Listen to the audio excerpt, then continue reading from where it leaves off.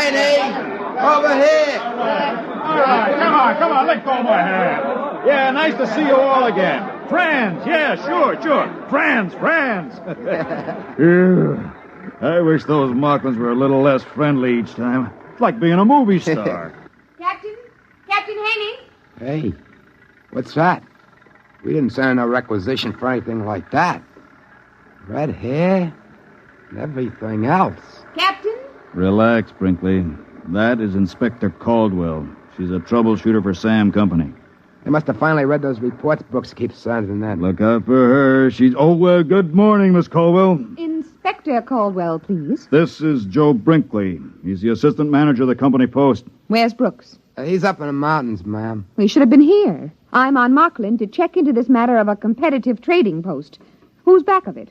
The company is supposed to have exclusive trading rights. Brooks is trying to find out.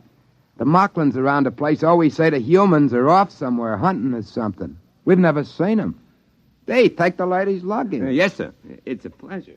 He looks a little familiar, your clerk. He's a Mocklin. But he looks a lot like a man used to be a wiper on the Palmyra, Casey. I think he's on the Aldebaran run now. Please conduct me to the trading post. That afternoon, Brooks come down out of the hills with a bunch of woods Mocklins that were guiding him. I took Inspector Caldwell over to meet him, and he gets one look at her red hair and other equipment, and he stops short. Hey, what's this? She Mocklin? I beg your pardon. This is Inspector Caldwell. She come in on the Palmyra today. This is Brooks, the head trader. Well, am I glad to see you. I guess they finally read my reports in sector headquarters.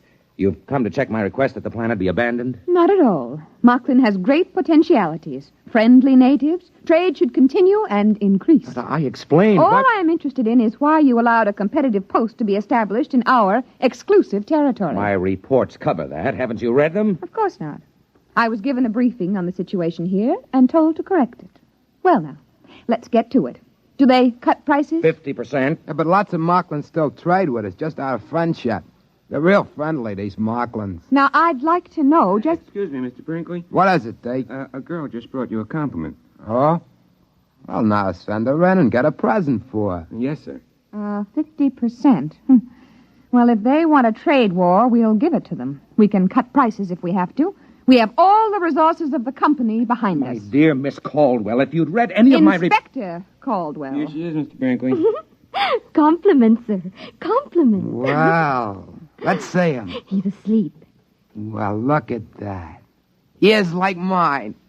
The same bashed-in nose and everything. What do you know? Gitchy. Hey, what's your name? Morano. I can't remember ever seeing you before. Well, that's the way it goes. Hey, take her in the post and give her a present. And this way. Thanks for the compliment. I'm greatly honored. Yeah, it's real cute, ain't it? Real human. Human? Brinkley, you are going to be transferred out of here the instant the Palmyra gets back. Why? You mean that girl? I'm giving her a present. What's the matter? That's all you think about it? The callousness. You're revolting. Miss Caldwell, I'm afraid maybe you don't exactly understand about parallel evolution here on Mocklin. I gather it's been parallel enough. That will be all on that subject, if you please. In the morning, I shall want to go and inspect that other trading post.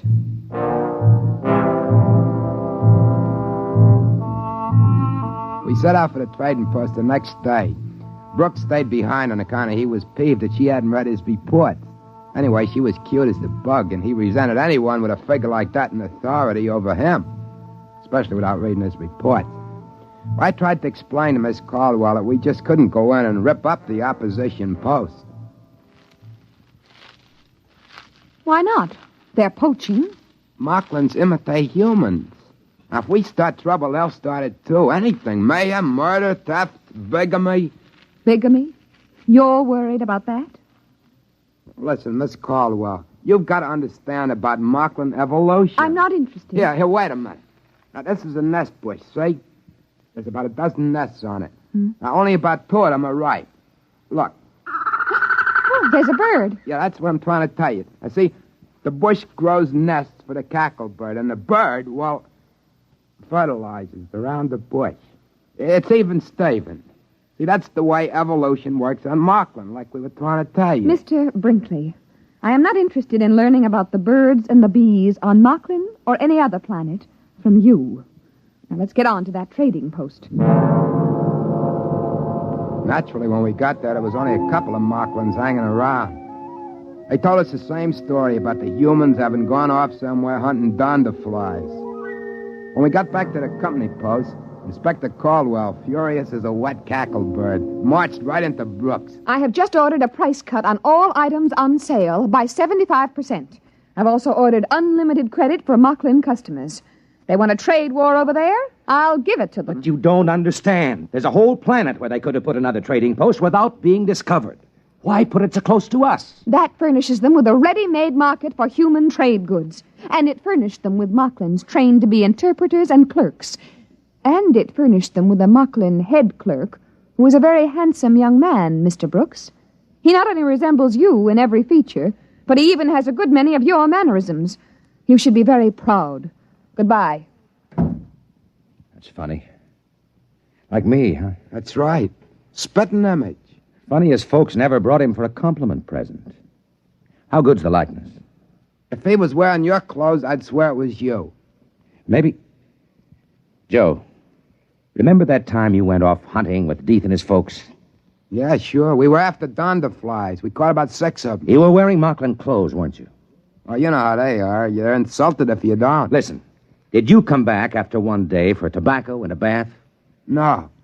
No, we were way over at Tunlib Hill. Some Markland got killed and we had to bury him. It took 2 days. Well, during that week, while you were off wearing Markland clothes, somebody came back here wearing your clothes. He got some tobacco and went out again. He looked just like you, Joe. Exactly. Nobody suspected it wasn't you. Why should he want to do that? He might have been checking to see if he could fool me. Oh, that's a situation, ain't it? I haven't mentioned it before, but I've been guessing it's something like this. Marklands like to be human, and they have kids that look human. Look at the difference between Deeth and a woods Markland. Well, maybe they can want to be smart like humans. And pretty soon they are, or their kids are. That rival trading post.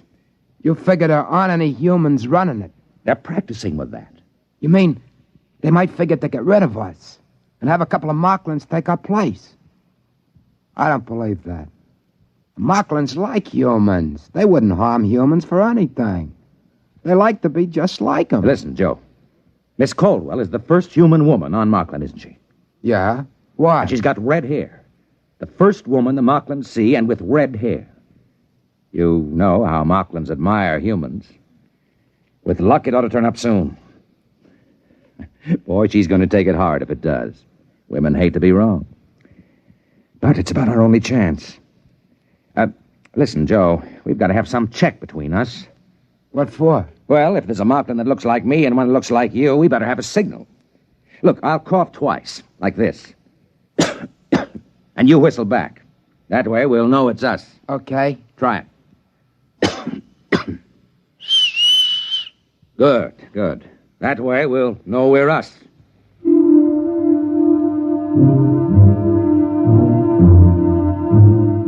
Brooks starts off the next morning to visit the other trading post and see the Markland that looks so much like him. Before he goes, we do our little routine. It's about 2 weeks till the Palmyra is due back. That's pretty close figuring, waiting for what we're waiting for.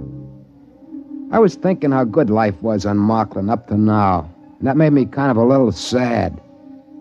But it's the end, there's no doubt about it. Markland sure admire humans. They produce kids that look like them. You can't help liking Marklands. But I can see what Brooks means. Markland's loose among humans, outsmarting them as their kids grow up, just about taking over in the galaxy. When they come back from the other trading post, we went through the secret business again. In the meantime, Inspector Caldwell was busy with her trade war. She cut prices once, twice, finally 6 times, until 3 days before the Palmyra is due back, our goods are marked at exactly 1% of what they cost a month before. Brooks was getting more and more nervous. Seemed like he was falling kind of in love with a snappy little inspector. He was getting jumpy waiting for her to get her big surprise. She was making out merchandise requisitions one morning when Deeth come in smiling friendly at her. Inspector Caldwell, Oh, what is it, Deeth? there's a compliment for you. What? 3 of them. What is he talking about? Joe, this is it. Deeth, show him in. Now, look, I haven't got time for public relations. These inventories have... Here we are. Inspector Caldwell, 3 compliments. Compliment, compliment, compliment. Now, let's see him. Very pretty, very human, no? Oh, no. No, that's impossible. No. Very pretty. Red hair, all 3 of them. Red hair. Very pretty red hair. Same as human lady. Very pretty. All right, Deeth, take her out and give her some presents. This way. Come on. But that's impossible. Those babies, 3 of them, they couldn't. They do. They look exactly like you. That's what we were trying to tell you. I've only been here a month. Mocklin babies get born real fast. They sure admire humans. It's kind of friendly when you think about it. You mean they can make their babies look like anybody they want? It was all in my reports. They've got a queer sort of evolution here on Mocklin. Babies here inherit desired characteristics, not acquired characteristics, desired ones. And what could be more desirable than you? Red hair and all. Oh, but I thought, you and Brinkley... Oh, You couldn't help it, dear, really. but I hated you. I thought that... Now, look, darling. Joe, Yeah? do me a favor, will you? Sure, what? Get out of here. Oh, okay. And stay away for a while. Sure, only one thing. What? That's... Okay. Then I'll leave you 2 together.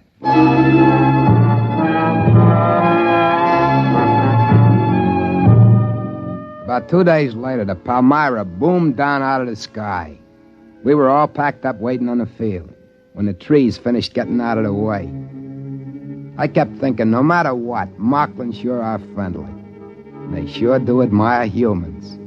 I could see them crew members with Liberty heading off from the field with a whole gang of laughing, singing Mocklins following each one of them. After a while, Cap Haney came over on a freight truck. It's a pleasure, I tell you, to see these Mocklins. I just came here from Welch's planet. The natives there are suspicious, unfriendly, and if you're not watching, they'll steal your gold teeth. But Mocklin... Captain Haney, don't give orders to unload your cargo. What do you mean? We are abandoning the post. What? We are leaving Mocklin completely. Sam Company pulling out when there's still a mill credit to be made? I don't believe it. I have authority to order the move, and Mr. Brooks has convinced me of the necessity for it. Now, Inspector, I know the company doesn't like to give in to competition. There isn't any competition. Well, I thought... Miss Caldwell's right. That other trading post is purely a Mocklin enterprise. They bought our goods from us and pretended to sell them at half price, and we cut our prices, so they bought more goods from us and went on. Some Mocklin must have thought it'd be nice to be a smart businessman, so his kids would be smart businessmen. Too smart. We'll close up this post before the Mocklins think of something else. What? What could they think of? If they got loose from this planet, if they can pass as humans, their kids could take over human civilization. How would you like that? Oh, I see, yeah. You'd better make ready to blast off, Captain. Yeah, but I got the B section off on shore Liberty. Men are scattered all over the place. With Mocklins? Sure, with Mocklins. You know how it is. Regular party. Fancy Mocklin clothes, food, liquor. Captain, you'd better sound the emergency recall. Yeah, I see what you mean right away.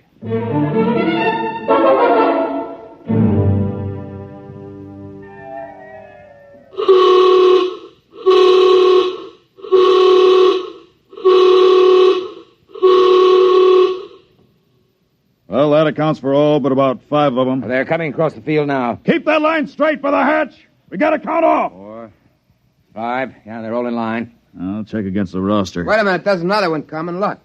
By that tree. There can't be. I've got 38 men lined up already. 38, that's a full count. That's a human. He's wearing Mocklin clothes.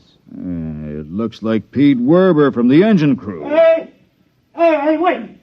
Wait for me. Wait. Yeah, but it can't be. Werber's already checked in. There he is, in line. Wait. Wait for me. Hey, whoa. Where'd you come from? I couldn't find my clothes. You see, I was in these Mocklin clothes when the signal went off. I was trying to find my clothes. Werber, look over there in the line. Where? Hey, that's my clothes. That guy. He looks just like me. Now, what's the idea? Hey, you! Come over here. Yes, sir. What's the idea? All right, you caught me. I'm a Mocklin. He stole my clothes. Why did you do it? Oh, we Mocklins like humans so much, I thought it would be nice to make a trip to Earth and see more humans. How come he looks like me? My parents planned it 5 years ago when you came here first. They made me look like this wonderful human and hid me till now. Now, you give me back my clothes. Well, of course.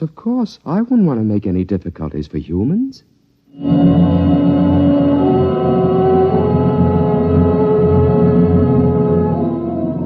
He took it as a joke on him. He talked English as good as anybody. It was hard to tell which was the Mocklin and which the human guy. So we let him keep the human uniform, and he was very grateful. We took off after that, and the Mocklin stood around and laughed and waved and threw flowers as we closed the hatches. Pretty soon the Palmyra was pushing up through the atmosphere. And just before the auxiliary circuits went on during the jump to overdrive, we all stood around in the astrogator's dome with a screen turned up to high mag and watched as Mocklin faded into a round cantaloupe behind us. It's a shame. Sure was a pretty planet. Real friendly. Too friendly. I still have the shivers, thinking we almost took a Mocklin off with us. The other crew had been on Mocklin long enough to have a double. 5 years is a safety margin. Takes them that long to grow up. We were lucky, huh, Joe? Huh? What? I said we were lucky. Yeah. We sure are.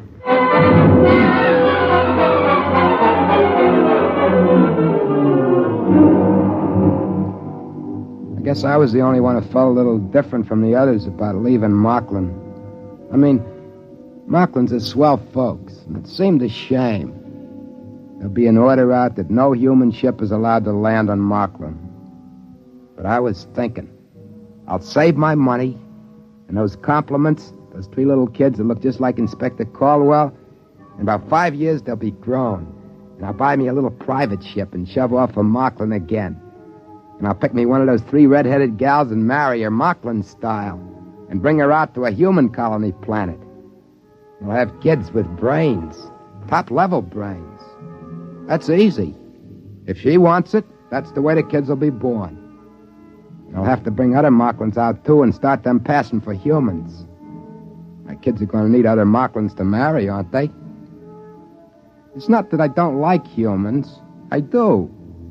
If the fellow I look like, Joe Brinkley, hadn't gotten killed accidental on that hunting trip, I never would have thought of taking his place and being Joe Brinkley. That's what I was thinking when Brooks suddenly got an idea. Wait a minute. Joe, you and I were on Mocklin more than 5 years. Yeah? So? One thing. And everything's all right.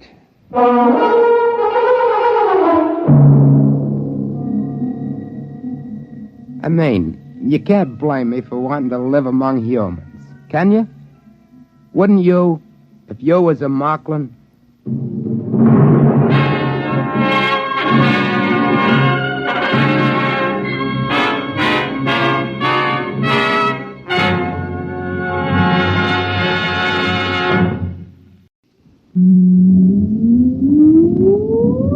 Countdown for blast off. X minus 5, 4, 3, 2, X minus 1, fire.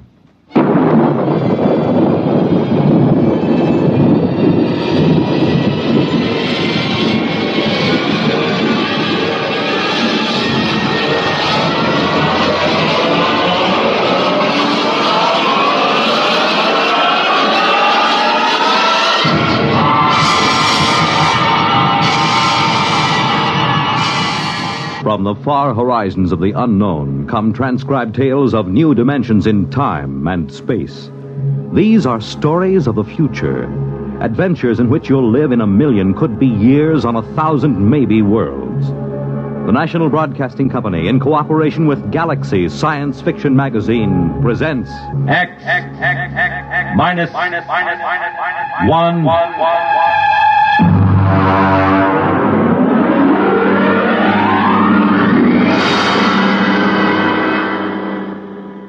Tonight, Project Trojan by Ernest Kenoy.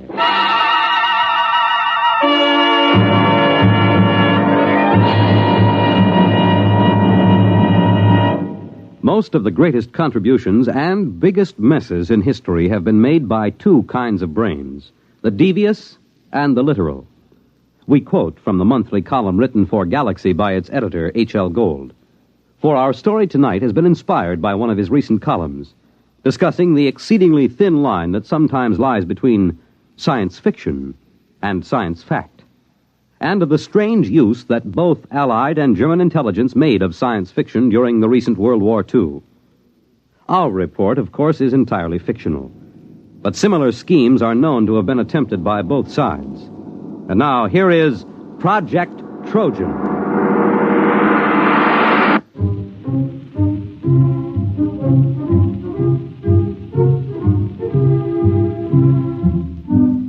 The idea of Project Trojan was originally conceived in February of 1943. The Intelligence Plans Commission, an adjunct to Joint Army and Naval Intelligence, was under the command of Colonel Sir Harold Bostwick. The first antecedent of Project Trojan occurred on an afternoon in February. Corporal Arthur Muggeridge was serving tea to Lieutenant Maurice Withering and Captain Amos Mackenzie. Here you are, sir. That's real butter on the bread. I won 5 pounds of it from one of those Yank mess sergeants over at the Crown and Lance. Oh, butter, eh? Aye, sir. Mackenzie. Well, confounded man, you might show some interest. Here Muggeridge tangles with the 8th Air Force to improve your tea, and you sit there reading. And what the devil is so engrossing? No, never mind. If it's me you're worrying about, you needn't, sir. I was cleared for most confidential and top secret before I set foot in the pantry. What is it, Mackenzie? Well, I was reading about a fascinating notion. It's a machine, you see, dreadfully ingenious. It's a method of setting up a reverse polarization field about a given metallic surface, say the plates on a submarine or a tank. Makes them 5 times as strong. A little more cream, Muggeridge. It's powdered milk, sir. Hush, leave me to my illusions. Well, Mackenzie, how can you be so calm? Don't you realize what this means? Tanks 5 times as strong? Is it in production? I mean, when do the first models go into combat? It's certainly been a well-kept secret. I wouldn't say that. There's about 50,000 people who know all about it here in England. And, of course, a great many more in America. Oh, that's impossible. But I doubt if it will ever be used in combat. But you're stark raving crackers. A secret like... Where did you find this? Now, let me see that. There you are. Incredible science fiction. It's an American magazine. You mean this is a story, one of those Jules Verne things? You've been pulling my leg. Aye? Well, I mean, after all... Well, Captain Mackenzie, I hardly think that... Well... Now, don't get stuffy, man. After all, to chaff me before the ranks. I don't mind, sir. But it did have you going, didn't it? Well, it sounded plausible. I don't know a confounded thing about electrical fields. Even if you did, it might take you in, huh? You see, the trick these science fiction lads do is to take something that's solid as a rock and then to push it just a wee bit forward till you simply can't tell where the science ends and the fiction begins. Still, I wish you'd exercise your ingenuity in deceiving Jerry rather than me. Good Lord.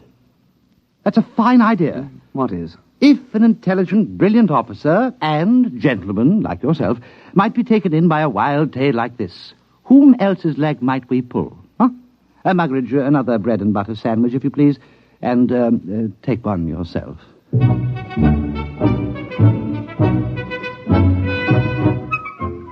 Lieutenant Withering and Captain Mackenzie worked out preliminary plans for Project Trojan and presented them at an appropriate time to Colonel Sir Harold Bostwick. Well, so sit down, Withering, Mackenzie. Oh, thank you, sir. Have you had breakfast? I understand Corporal Muggeridge has been playing darts with the Yanks again. There are fresh eggs for breakfast. We've had breakfast, sir. Oh, well, then. We have a plan, sir. Oh, capital. You remember, sir, our intelligence reports indicated a concentration of German research scientists working near Hanau. Certainly, I recall. They've got the whole lot of them inside a mountain. We tried bombing. I doubt if they even noticed. They're supplying the basic research for the German guided missile program. Yes, we know that. The reaction motor for the V1s came out of the Hanau lab. Oh, Muggeridge! You see, sir...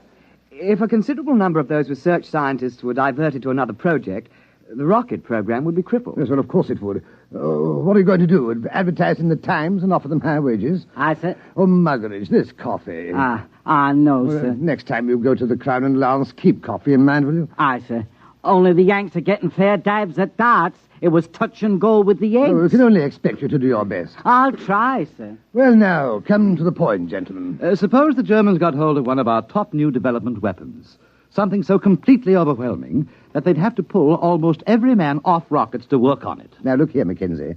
Those Jerry scientists are not exactly playing about with small boys' chemistry sets. They're a cut above our own chaps in several fields. What makes you think you could plant something on them? Science fiction, sir. I beg your pardon? Do you see this magazine? Yes, incredible science fiction. Oh, what's that chasing that girl there? That's a Martian, sir. You can tell by his tentacles. Mackenzie, are you stringing this along preliminary to applying for compassionate leave on the grounds that you're overworked? No, sir. It's a good plan. We invent a weapon that might exist but doesn't. And we leave it lying about where the Germans can snaffle it. And then they take most of the scientist fellows off the rocket program to work on our weapon. And that's the most preposterous nonsense I've ever heard. But, sir... I don't want to hear anything more about it. Yes, sir. I suppose she was right. Who was right? This Wren. I met her going up to London. Rather proper little type till you got to know her. But then she's rather a firebrand. Captain Mackenzie, please spare us the sordid details of your off-duty peculations. Sorry, sir. You see, she's the secretary to Admiral Sir Alan Grummins. They're talking of dropping this unit. They feel that other intelligence groups are quite competent to handle the routine, unimaginative work that we've been doing. Oh, I see. Of course, they'd reassign personnel. Would you say this science fiction scheme of yours was imaginative? Oh, it's practically visionary. Well, suppose you do some preliminary work. Thank you, sir. Routine, eh? Unimaginative, eh? Bah!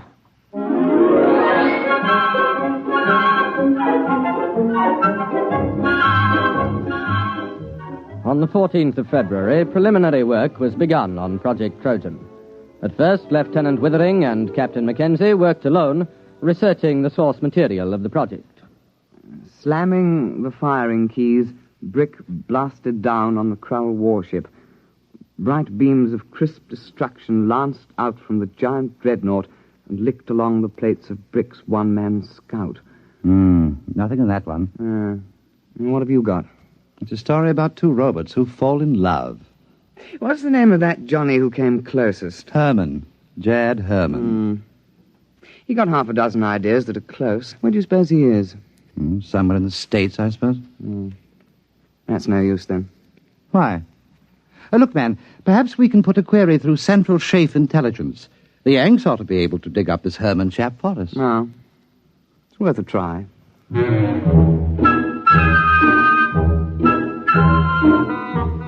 It took 7 days for a report to reach IPC that one Jacob David Herman, a private first class in the American Air Force, was based on a field north of Cheltenham in the Gloucestershire area. Lieutenant Withering and Captain Mackenzie requisitioned transport and visited Herman at his place of duty. You don't mind if I go ahead with my job, do you? I gotta have this place ready for inspection by 1300. Go right ahead. Hand me the cleaning powder, will you, please? Yes, very well. Say, what do they put in porcelain in England? You break your arm trying to get it clean. Private Herman. You are Jad Herman, writer? Yeah, that's a pen name, Jad. I use it for SF stuff. I used to write for the Confessions under the name of Cynthia Herman. I remember one article. I was saved by the YWCA from a life of shame. We're interested in your science fiction articles at the moment. Oh, yeah?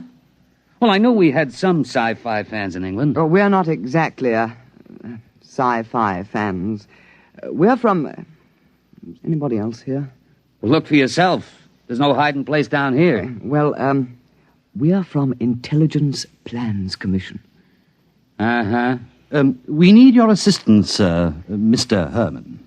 No kidding. Yes, we have a project that calls for your particular talents. You got a latrine needs cleaning? We're quite serious, Mr. Herman. Will you kindly pack your things and be ready to come with us within 1 hour? Oh, I'm sorry, gentlemen. I couldn't possibly leave until after inspection. I've got too much of myself invested in this latrine. But after that, I'm at your service.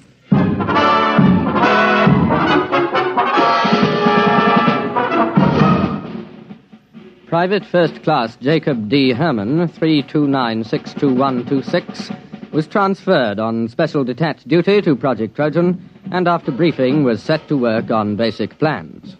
Now, look, Mac, here's the way I see it. If you want to con a scientist, you got to be pretty straight all the way. You can't get away with more than one phony step in the process. Precisely. Now, here's the way I see it. It's a focusing beam weapon. The electronics on that are square. I used it in a story about 2 years ago.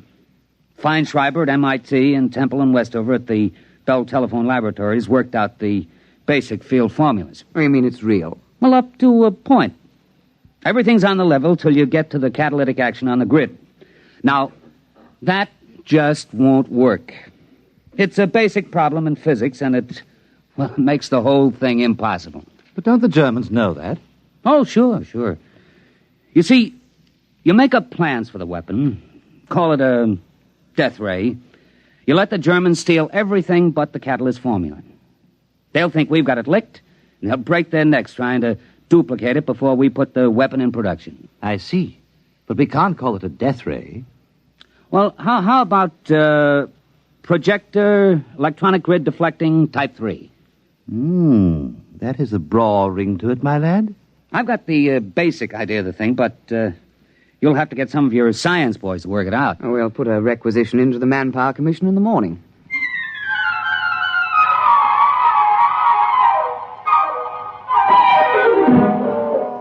Doctors Montague, Felder, Harrison, Seisenby, and Pilsudski were assigned to Project Trojan, and under the direction of Private First Class Jacobs, complete specifications and plans for projector electronic grid deflecting Type 3 were drawn up. Project Trojan was ready for Phase 2. Have we got everything? Blueprints? Check. Specifications? Check. Machine tool inventories? Check. Letter rejecting the plans from the War Office? Check. Endorsement from Supreme Headquarters rejecting plans? Check. Note from 10 Downing Street overriding rejections, handwritten postscript, build the confounded thing, WC. Check. Don't you think that's going a little too far, the rejections? Not at all. That's the master touch. A rejection of an idea by the War Office makes it appear most genuine. All right. Private Herman, if this thing were real, if it could be built, what would it do? Oh, don't ask. You could blow a hole in a mountain 10 miles away.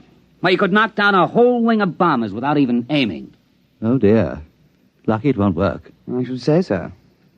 Oh, well, now to get this lovely thing into Jerry's hands.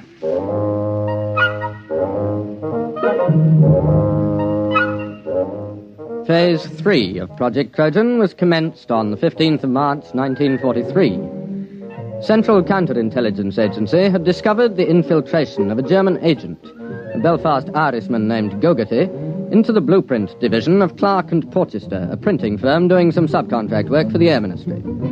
Gogarty, the German agent, presumably microfilmed the plans because shortly thereafter he received word that his sister, living in the Irish Free State, was to be married to a bus conductor. British agents attending the wedding disguised as farm labourers lost track of Gogarty for several hours due to circumstances beyond their control. Then we have no way of knowing whether Gogarty delivered her Project Trojan plans. Well, sir, there was a submarine sighted a day before off the coast. It's likely he made contact. Well, keep me informed. That's all we need now, another disaster. Did something else go wrong? You're jolly well right. Muggeridge has been playing darts with the Yanks again. Oh? What have we got this time? Butter or beefsteak? Nothing. The blight has lost my whole month's whiskey ration.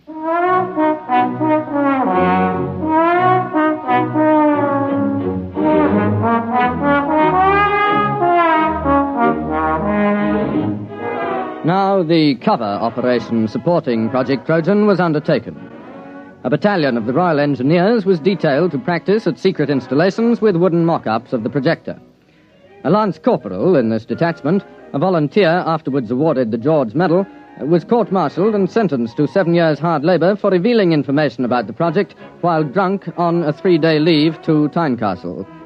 This particular aspect of Project Trojan has been in the news recently, inasmuch as several backbench Labour members of Parliament have asked questions in the House, as it came out that the corporal served the full 7 years and wasn't released until 1951. The Home Secretary explained that this was an unfortunate oversight, and there were jeers from the opposition, with Mr. Honorin Bevan taking the occasion to call for the resignation of the government. At the time, March and April 1943, the Intelligence Plans Commission awaited reports from British operatives. Sir, there's been a shift in assignment at the research laboratories at Hanau. Professor Schlickmann and Doctors Hirsch, Van Sulau, and Grishman have been transferred from rocket research to another project. Trojan? We must assume so. But that's only 4 men. But they're the top experts in electronics, chemistry, and metallurgy. If they're really working on Trojan, we've set the German rocket program back a year, while their scientists go yelping off after a red herring. Well, let's hope so. Bring me any further reports as soon as received.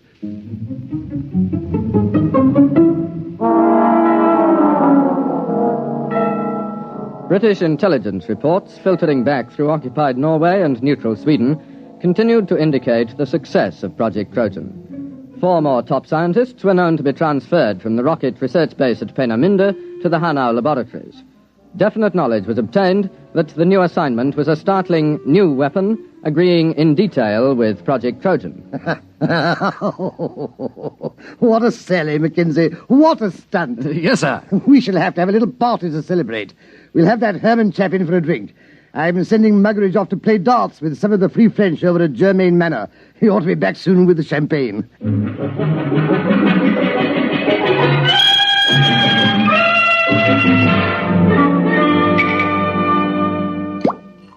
Pour all round. Private Herman? Thank you. All right now, to the projector, electronic grid deflecting Type 3. The biggest fraud since the South Sea bubble. Colonel Bostwick. Oh, Withering, take a glass. We're just drinking to Trojan. Well, I think I'd rather not, sir. Well, what do you mean? There's a dispatch from Germany. What about it? A section of the mountain overlooking Hanau has disappeared. What? It's true. It was on the reconnaissance maps yesterday, and it was gone this morning. A 10-mile slice of mountain. That's impossible. Oh, it isn't. It works. Trojan works. But it can't. There's no catalyst. It's impossible. All our scientists said so. Well, I guess they were wrong. It works. They must have found the catalyst. I suppose we should have foreseen that. All those scientists working on it. They must have built the model and tried it out. It won't take them more than 3 months to put it into production. Well, there goes the war. Muggeridge. Aye, sir. Fill the glasses up again.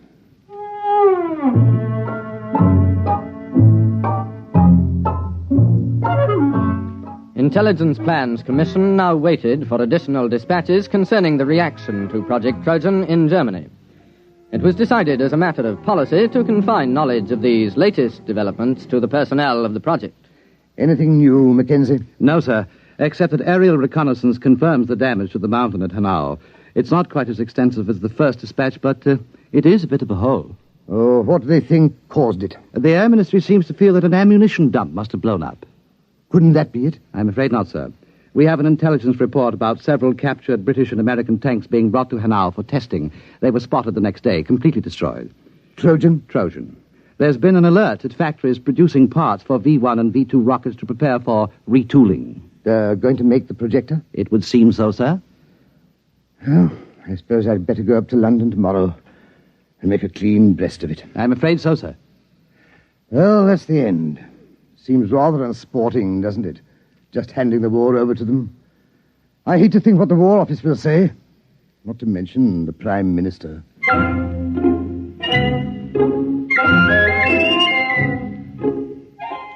Project Trojan was nearing its closing phase.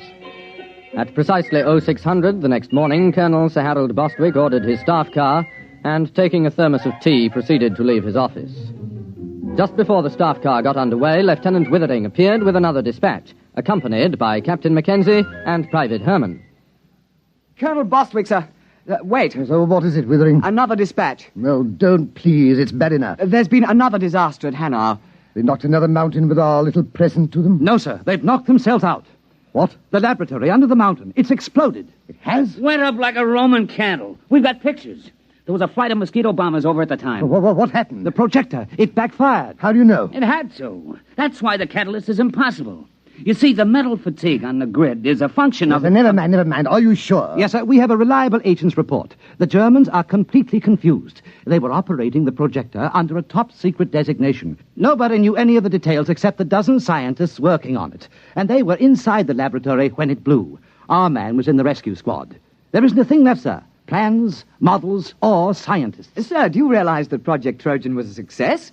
We've diverted a dozen top scientists from the rocket program permanently.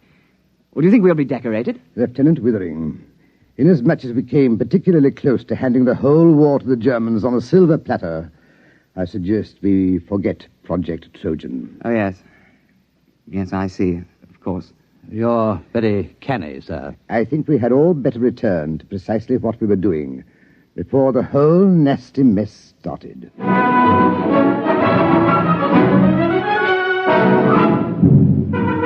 The final phase of Project Trojan was completed on the 22nd of March, 1943.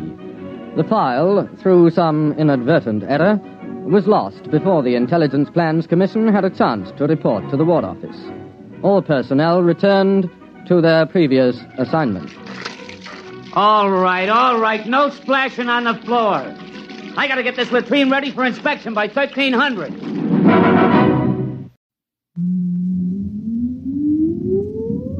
Countdown for blast-off. X minus 5, 4, 3, 2, X minus 1, fire.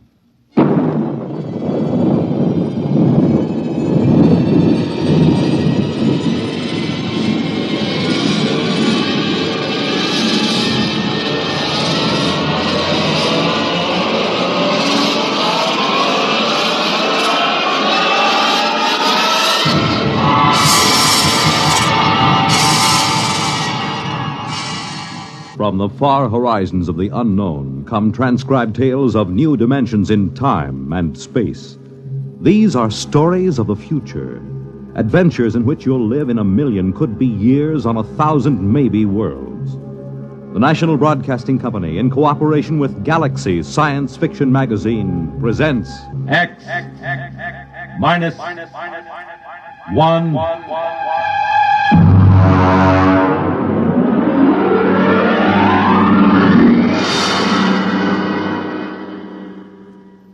Tonight, Wherever You May Be, by James E. Gunn.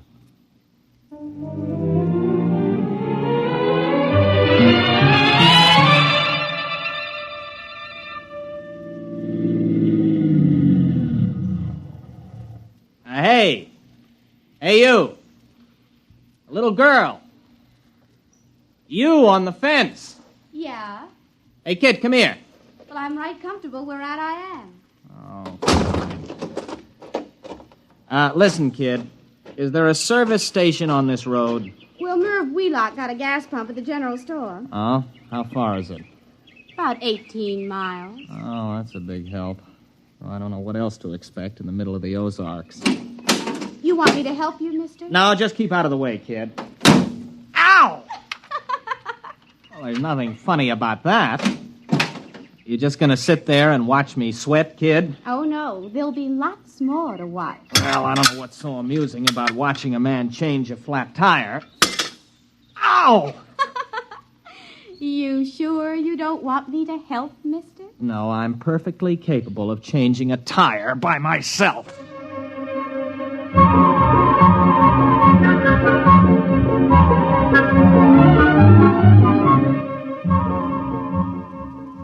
Look out, mister. It's rolling away. What? Your tire. It's rolling away. Hey! Come back here, you! Well, this is the most sadistic tire I ever... Now, stay put. Why don't you go home? Can't. Why not? I run away. Oh, well, that's tough. There. Now, listen, kid. You know a cabin about 15 miles up the road? I reckon. You know where the turnoff is? There ain't no turnoff. You just drive till the road peters out and you take the footpath. You gonna live in that place? Mm-hmm. Just for the summer. Oh. Well, so long, kid. Oh, mister. Hey, mister. Now what do you want? Well, nothing. Only you forgot your jack. Oh, that does it. Where are you going? No place. Thought you said you ran away. I surely did. Don't you have any relatives? No. Friends? No. All right, then, go on home. Oh, come on now. What are you crying for? All right, get in. I'll give you a lift. Listen, look out for those notes. There's over a year's work in those. Oh, a year's work in them pieces of paper? Uh-huh. Those are notes for the thesis I'm going to write. You write stories? No, research paper. I have to do it to get my degree at the university. Well, what's it called? I mean the story you'll write. It's not a... It's called The Psychodynamics of Witchcraft, with special reference to the Salem trials of 1692. Oh. Witches? Yeah. All right, where do you live, kid? Well, I can't go home. Pa'd beat me again. Oh, he'd pretty nigh skinned me alive, I guess. You mean he hit you? Little kid like you? Well, he don't use his fists. Not often. He uses his belt mostly. Look here. On my knee. See that black and blue mark? And this one? Never mind. Why does he hit you? He's just mean. Well, he must have some reason. Oh, he wants me to catch some strong young fellow who'd do the work around the place. A gal don't bring in no money, he says. Leastwise, not a good one. You're much too young to get married. I'm 16. You don't look more than... Well, I don't know. Most girls my age got a couple of young ones. One, anyways. The way Pa carries on, you'd think I didn't want to get married. Now, it ain't my fault no fellow wants me. What seems to be the trouble? Mostly, I guess I'm just unlucky. One fella I went with pretty nearly a year. He busted his leg. Another nigh well drowned when he fell in the lake. Now, it don't seem right they should blame me, even though we did have words. Blame you? Well, they say it's courting disaster instead of a gal. Fellas just stop coming round. You married, Mr. Matthew Wright. No, I'm not married. Wright. Abigail Wright. That's right, Purdy. Abigail Wright? Oh, did I say that? Now, ain't that funny? My name's Jenkins.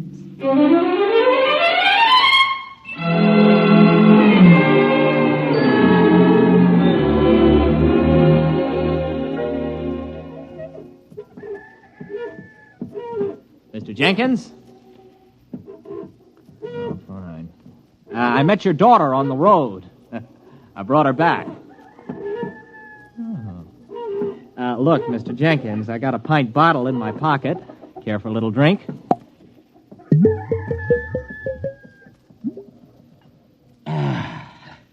Terrible week. Well, I'm sorry. I repeat, I brought your daughter back. Why? Well, she had no place to go. She ran away. Now, look, Mr. Jenkins, I realize that teenage daughters can be a nuisance, and after meeting your daughter, I can understand how you feel. Still in all, she is your daughter. Got my doubts.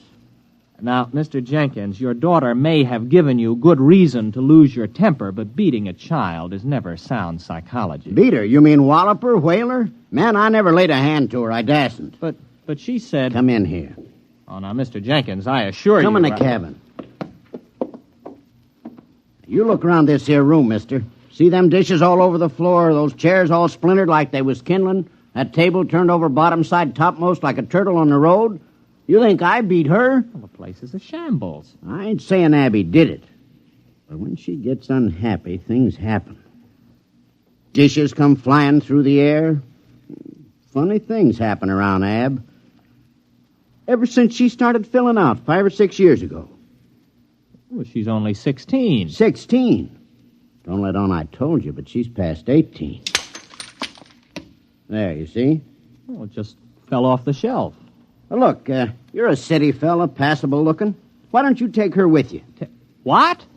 Oh, now, wait a minute, Mr. Jenkins. But she's right pretty when she fixes up, and she can cook right smart. Go on, take her. Well, you must be mad. You can't give a girl away like that. If you'll excuse me, I think I'd better be going. Nobody asked you to bring her back. The gal eats more than I do. Oh, now, look, here. Here's $10. Buy yourself a jug. Well, I'd like to, but I can't do it. It ain't worth it. You brought her back. You can take her away. Oh, here's 15. Well, I should know better. All right, mister. I'll get her. It ain't no use, though, I can tell you, mister. All right, Abigail. Get out of the car. You're home. But, Pa... Oh, he isn't mad at you. He's welcoming you back. Now, come on, get out. Dirty, nasty old man. Serving right if that bottle he's pulling busted right over his head. Goodbye, Abby. And remind me never to see you again.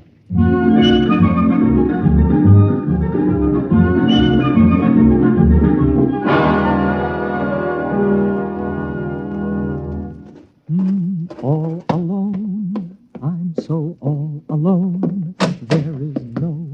Hello. What are you doing here? Waiting for you.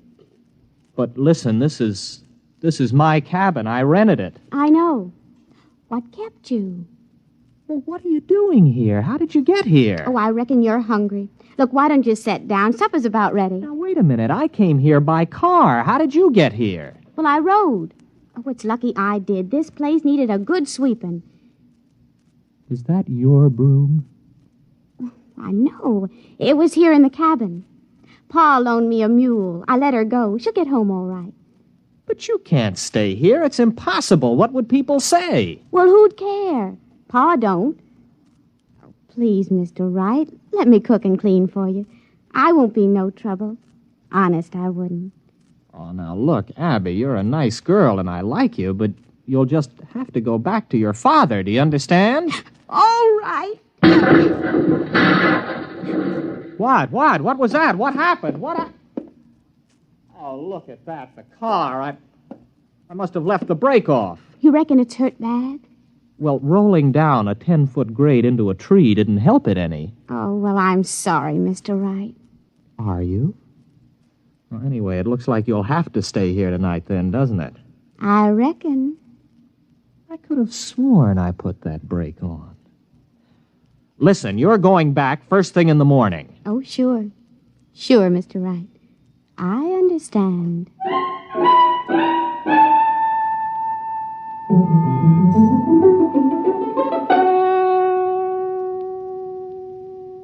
Abby, tell me something. Who wrecked your father's house? Libby. Libby, huh? Who's Libby? The other me. Mostly I keep her bottled up inside. But when I feel sad and unhappy, I just can't keep her in. Then she just lets loose and goes wild. Schizo. Abby, where did you get an idea like that? Well, when I was born, I had a twin sister. Only she died real quick. And when I was bad, my ma used to say Libby would never have been mean or cross or naughty.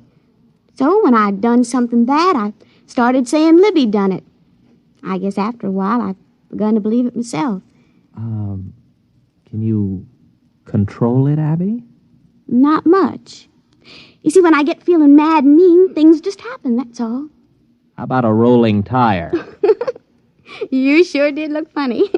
Oh, I was just feeling mean about Pa, I guess, and I took it out on you. I don't believe it. It's absolutely impossible. It's primitive. It's straight out of Fraser's Golden Bough. There's got to be some explanation. Illusion or hypnosis. There's got to be some physical explanation. Well, I don't see why.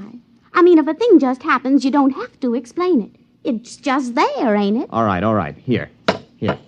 Now, make that cup move. Why? I want to see you do it. But I don't want to. I never wanted to do it. It just happened. Come on, try. Now, no, Mr. Wright. Look, it never brung me nothing but misery. It's bad enough when you can't help it, but it's worse when you do it on purpose.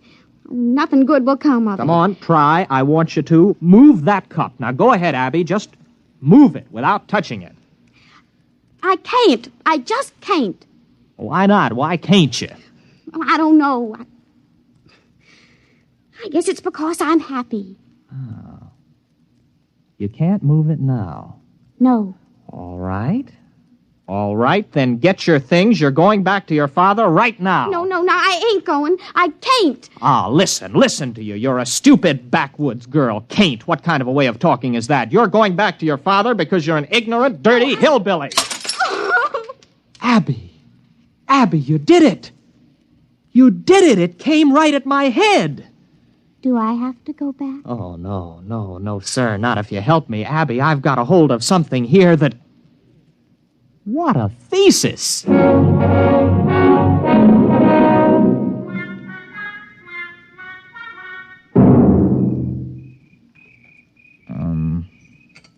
Abby? What's, courting like here in the hills? Oh, sometimes we walk and look at things together and talk a little. But if the night is warm, we just sit and hold hands and whatever.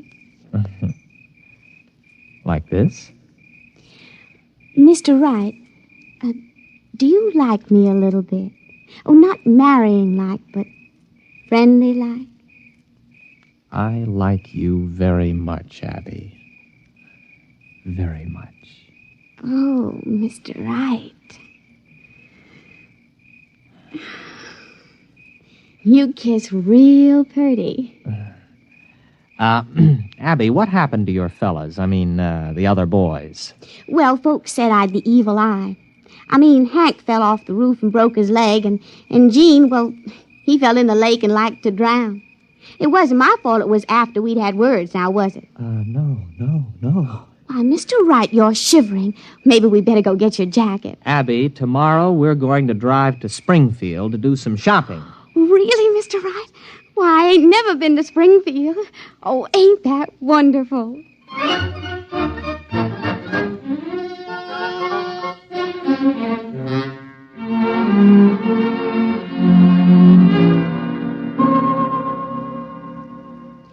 Mr. Wright. Huh. Are you happy, Abby?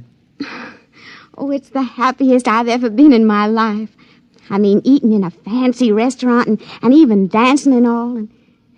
And now us just sitting here together in the moonlight. I never thought anything like this would happen to me. Abby, I'm afraid maybe you don't understand. Well, what do you mean, Mr. Wright? Oh, you know that dress I bought you? That's for another girl. What? Yeah, it's for another girl. I'm going to marry her. She's about your size, and I thought we could pick it out that way. Oh, no, Oh, Mr. Wright. Abby, wait a minute. Where are you going? Wait, I want to talk to you. No, I'm going to bed. Matthew Wright, you are a no-good, miserable cad.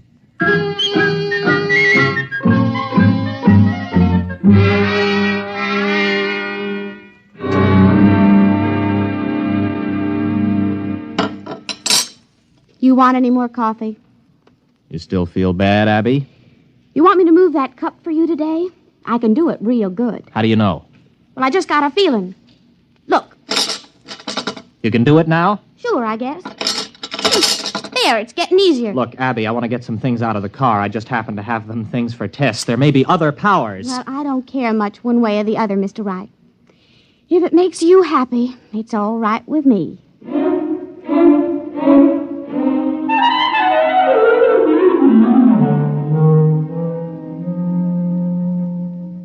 Abby?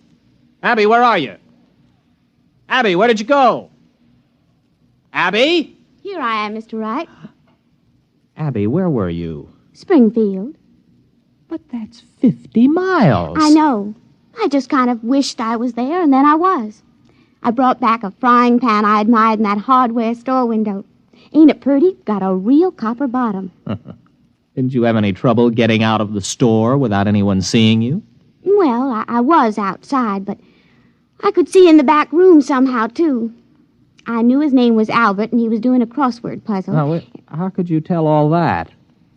Well, I just kind of looked inside of his thinking.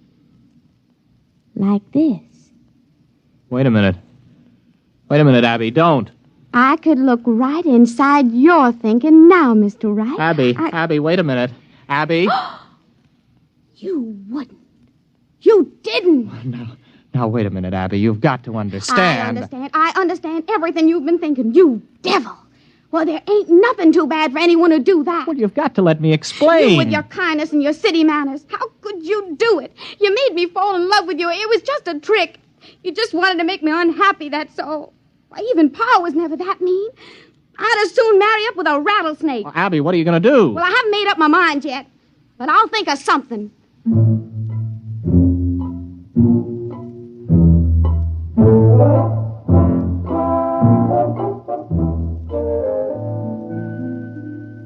Well, I've got to think of some way out of it. She's in that other room thinking what to do to me. I've got to think of some way. No, it's no use. As soon as I think of it, she knows. Oh, got to keep my mind busy. Mary had a little lamb. Its fleece was white as maybe if I could get her father. No. If there are 2 outs and bases loaded, or men on first and second, and a ball is hit, which, in the opinion of the umpire, can be handled by an infielder, the infield fly rule shall be invoked, and the batter is called out. The base runners may advance at their own peril. Their peril. I've got to think. No, I mustn't think.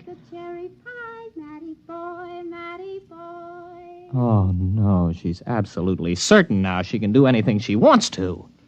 I've got to act on the spur of the moment, keep my mind crowded with something else. Oh, it's a lovely day. Breathes there a man with soul so dead. 'Twas brillig and the slithy toves did gyre and gimble in the wave.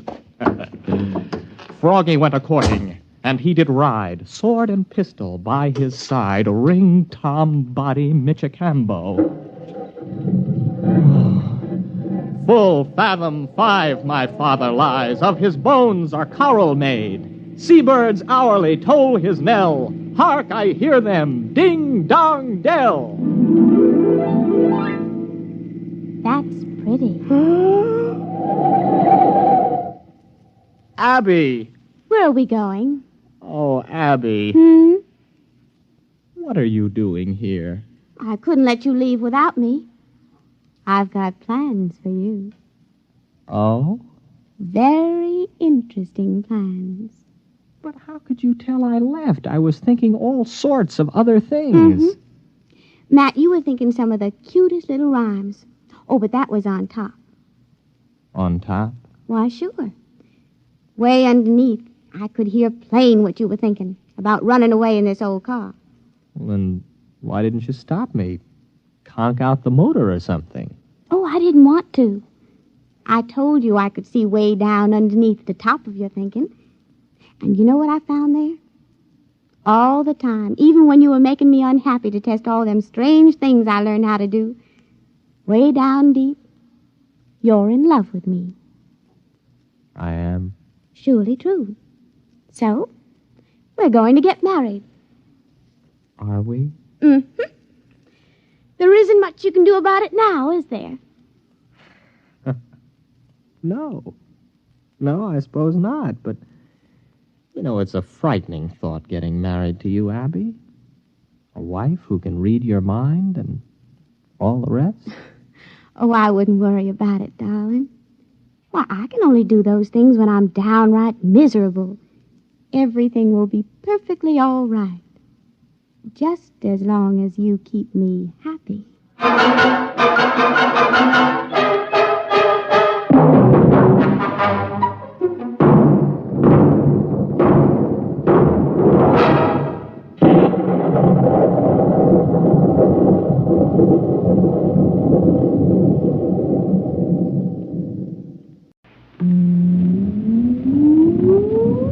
Countdown for blast off. X-5, 4, 3, 2, X-1, fire.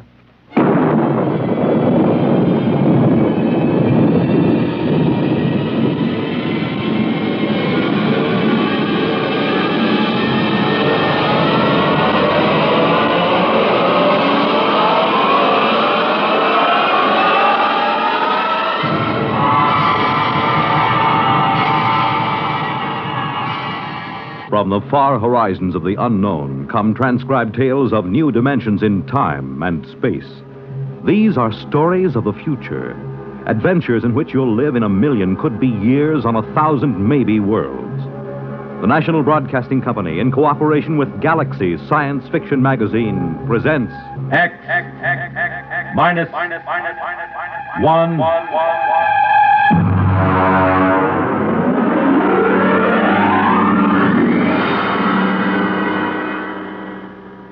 Tonight's story, Mr. Costello, Hero, by Theodore Sturgeon.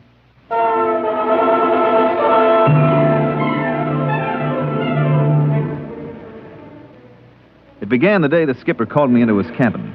I'd been a purser aboard the spaceship Star Climber for almost 12 years, and I'd never yet been asked to Iron Man's cabin. But then a lot of strange things had been happening on this trip to Borengwen. Come in. Oh. Sit down, Purser. I said sit down. Yes, sir. All right. Here's a deck of cards. Deal. Sir? I said deal. 5-card draw. Go on, man. Yes, sir. Well? 3 of a kind, sir. You didn't draw. I beg your pardon? When you play draw poker, you're supposed to draw. If you don't draw, you're supposed to give your opponent a chance to draw. Now, mister, did you ask me to draw? Well, we haven't been playing that way recently. Who changed the rules? I don't know. Uh-huh. Let me ask you something else. You stood a watch last night in the ship's galley. Why, yes, sir. Has anybody ordered a galley watch? Well, no, sir, but it isn't against the rules, is it? Against the rules? No, it isn't. Now, tell me, does the cook mind having a man watching him 24 hours a day? Well, no, sir. You see, that way he knows everybody can trust him. You mean that way you know he won't poison you? Well, yes, sir. Now, tell me, Purser, who aboard this ship suggested that the cook might try to poison you? Well, I really couldn't say, sir. It just came up. Well, Cookie doesn't mind, sir. Really, he doesn't. He says if he's watched all the time, then nobody can suspect him, so he doesn't mind. All right. Now, let's proceed to something else. How long has it been customary for the deck officer to bring a witness with him when he takes over the watch? That's out of my department, now, sir. Now, think hard, Purser. Did you ever hear of a deck officer bringing a witness with him before this trip? No, sir. Or stand a galley watch? No, sir. Or play draw poker without drawing? No, sir. Now, one more thing. Yes, sir? We never had Mr. Costello as a passenger on this ship before, did we? Mr. Costello? Mr. Costello. No, sir, we didn't. Okay. Ask him to come to my cabin. But... That's an order, mister! Yes, sir.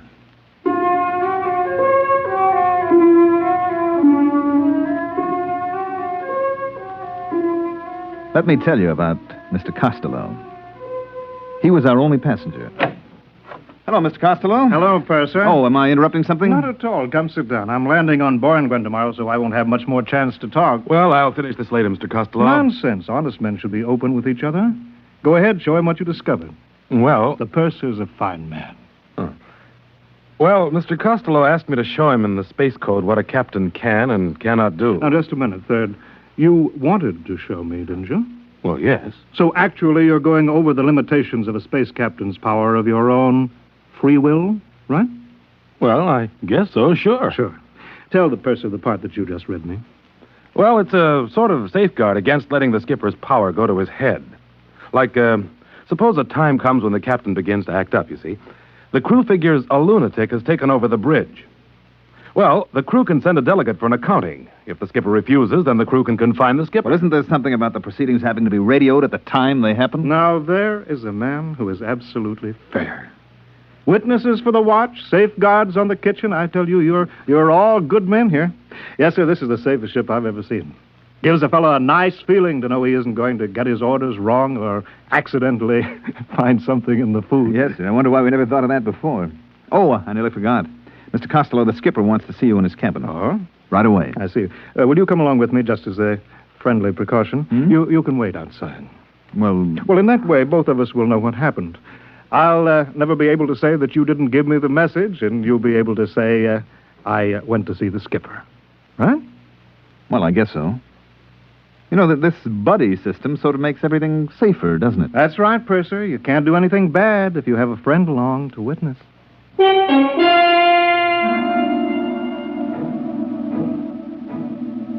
Mr. Costello and I went to the captain's cabin, and I waited outside. After a while, I could hear them shouting. That is, I could hear the captain shouting. Mr. Costello never raised his voice. And let me tell you, Mr. Costello, that if my crew questions my sanity, they have legal recourse. But you can be sure that meanwhile, if a single man aboard questions my authority, he will learn that I am master of the ship, even if he must learn it at the point of a gun. Now, sir, get out. Wow. You okay, Mr. Costello? Yes, I'm fine. Did you hear anything? Well, yes, I did. Would you remember what you heard? I think so. Let's see. You see this little gadget, no bigger than a pocket watch? Well, yes, sir. What is it? Listen, I'll open it. If a single man aboard questions my authority, he will learn that I am master of the ship, even if he must learn it at the point of a gun. Whose voice is that? Why, it's the captain. Good man. But how? That's simple. You see, this little pin that I wear on my lapel here? This is a microphone. This watch is a magnetic recorder. I just use it as a toy, of course. Well, I'll be darned. You see, Purser, I'm a collector. What do I collect? Voices. Voices anywhere, anybody, anytime. Listen.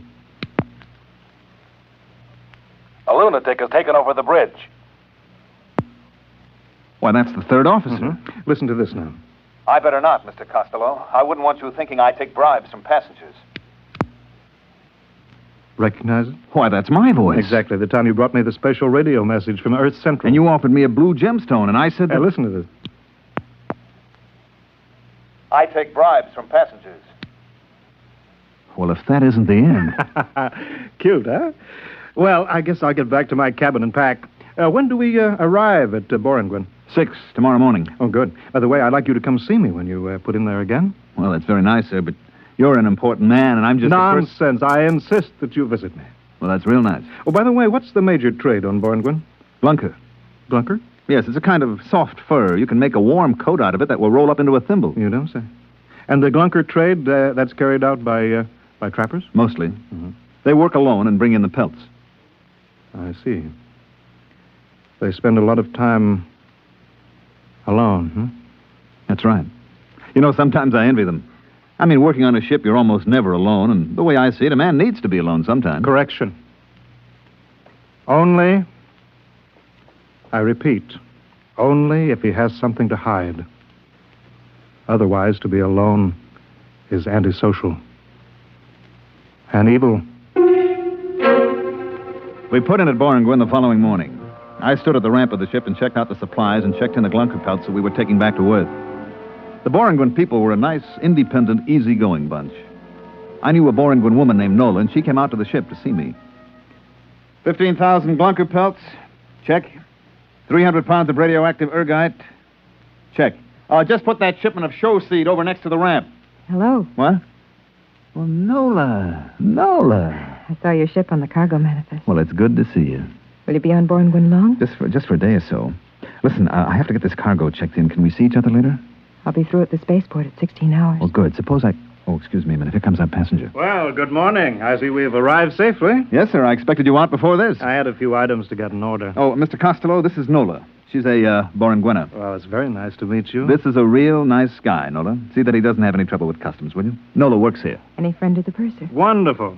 Well, I'll say goodbye now. Remember to look me up, Purser, next time you hit Borengwen. I will.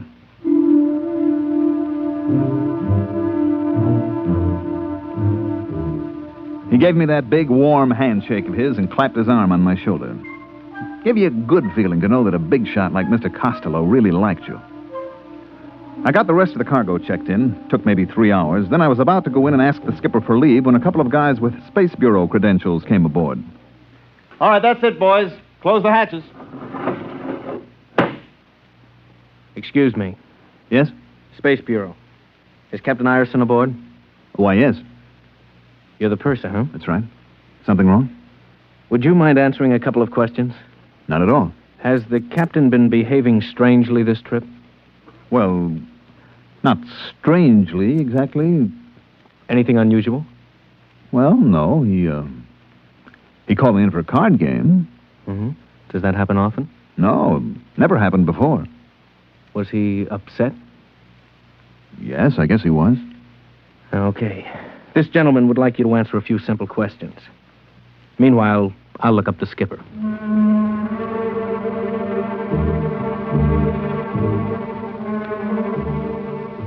They took the skipper off the ship and left Borengwen the next morning with a new skipper assigned by the port captain. There was a rumor later that old Iron Man had been court-martialed or something. Nobody knew for certain. We made the rounds after that. Sigma, Nightingale, Carano, all the planets in the fourth system. We even went back to Earth with a load of glizzard skins and black prints. It must have been about, 16 months later that we made it for Borengwen again. I was talking to the third officer. Purser. I'd like to talk to you. Go ahead. We land at Borengwen tomorrow. So? I don't like it. What's wrong with Borengwen? It's one of the best ports in the system. It was. What do you mean? We got a radiogram from the Borengwen Customs a little while ago. Okay, we got a radiogram. Some bureaucrat sent it. Nothing will happen. Another thing. The way it was signed. How was it signed? Loneliness is evil. Port Captain Borengwen. Loneliness is evil? That's what it said. On a government radiogram? Mm-hmm. Loneliness is evil. Where did I hear that before?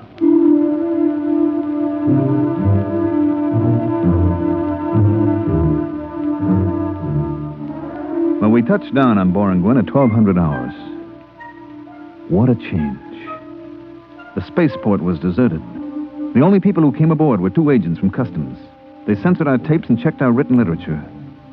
I finally started a conversation with them. Excuse me, sir? Yeah? There is a Borengwena named Nola that used to work in Customs. I wonder if she's still there.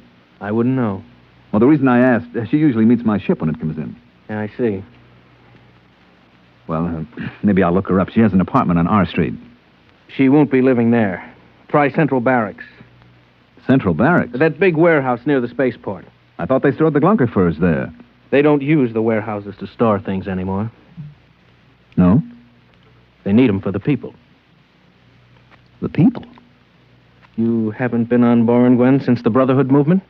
I haven't been here for 16 months. Well, you'll find that the people have moved into the warehouses now. Well, what about the apartments? What about the homes? They're used only for storage space. I don't get it. Look, we haven't got time to explain now. My partner and I have to get back to Central Control. Well, maybe I'll go to try and find Nola. Better take a companion. What for? They don't like soloists on Borengwen. Since when? Since Brotherhood. No ladder has a single rung, you know. So what? It takes 100 pair of hands to build a house. Okay. A single pair is useless. Not only useless, but evil. I don't get your drift. All humanity is made up of many parts. Any part that wants to go off by itself hurts the main thing. What good would your hand be if a single finger suddenly decided to go off by itself? Listen, is this a gag? It's deadly serious. Well, suppose I want to go off by myself. We'll help you. And suppose I don't want to be helped. Then you're a trapper, a glunker. You'll be sent into the bush country where the other soloists are sent. Holy smokes, this place has gone mad. Are you coming with us? Look, just suppose that I want to walk across the field to the warehouse by myself, all alone. You can try. But you won't get 2 steps before they pick you up. Take our advice. Get a companion.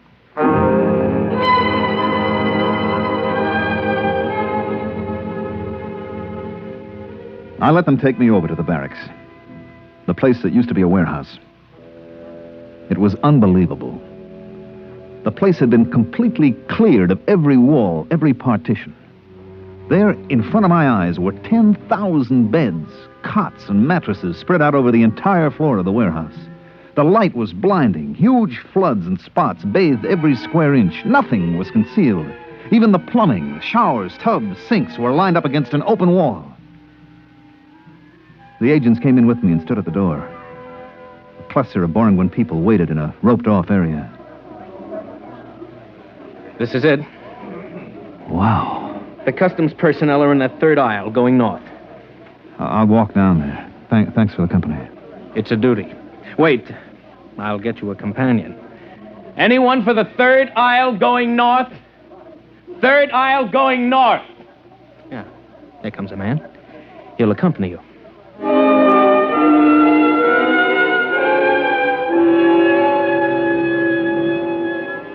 A small, frightened-looking man detached himself from the waiting group and went with me up the aisle of the warehouse. The sound, the smells were frightening. Thousands of people milling around. No privacy. Everyone terrified of being alone. I wondered how this had happened. Finally, after an hour of searching, I found my friend Nola. So that's the way it is on Boranguen now. Nobody seems to know just how it happened. Just seemed better to be with somebody all the time. Then nobody could accuse you of doing anything wrong. But somebody must have started these accusations. Somebody must have put the fear into people. I don't know. It started with the Glunkers. The fur trappers? That's right. We began to hear things about them. That they were thieves, that they planned to take over the city. Just rumors, of course. And pretty soon, if you didn't like somebody, you called him a Glunker. Then there were signs. No Glunkers allowed. You know? Oh, I saw some. We began to hear about it on the televisor, and pretty soon they appointed a committee to investigate and find out if there was any truth to the rumors about the Glunkers. It was headed by Mr. Costello. Costello? Mr. Costello? He's a big shot now. Owns half the city, I guess. Well, it can't be the same one. Yes, it is. I've seen him. When did everybody move to the central warehouse? When the police started picking up soloists, everybody began to move in together. Didn't take long. That's the strange thing. How little time it took.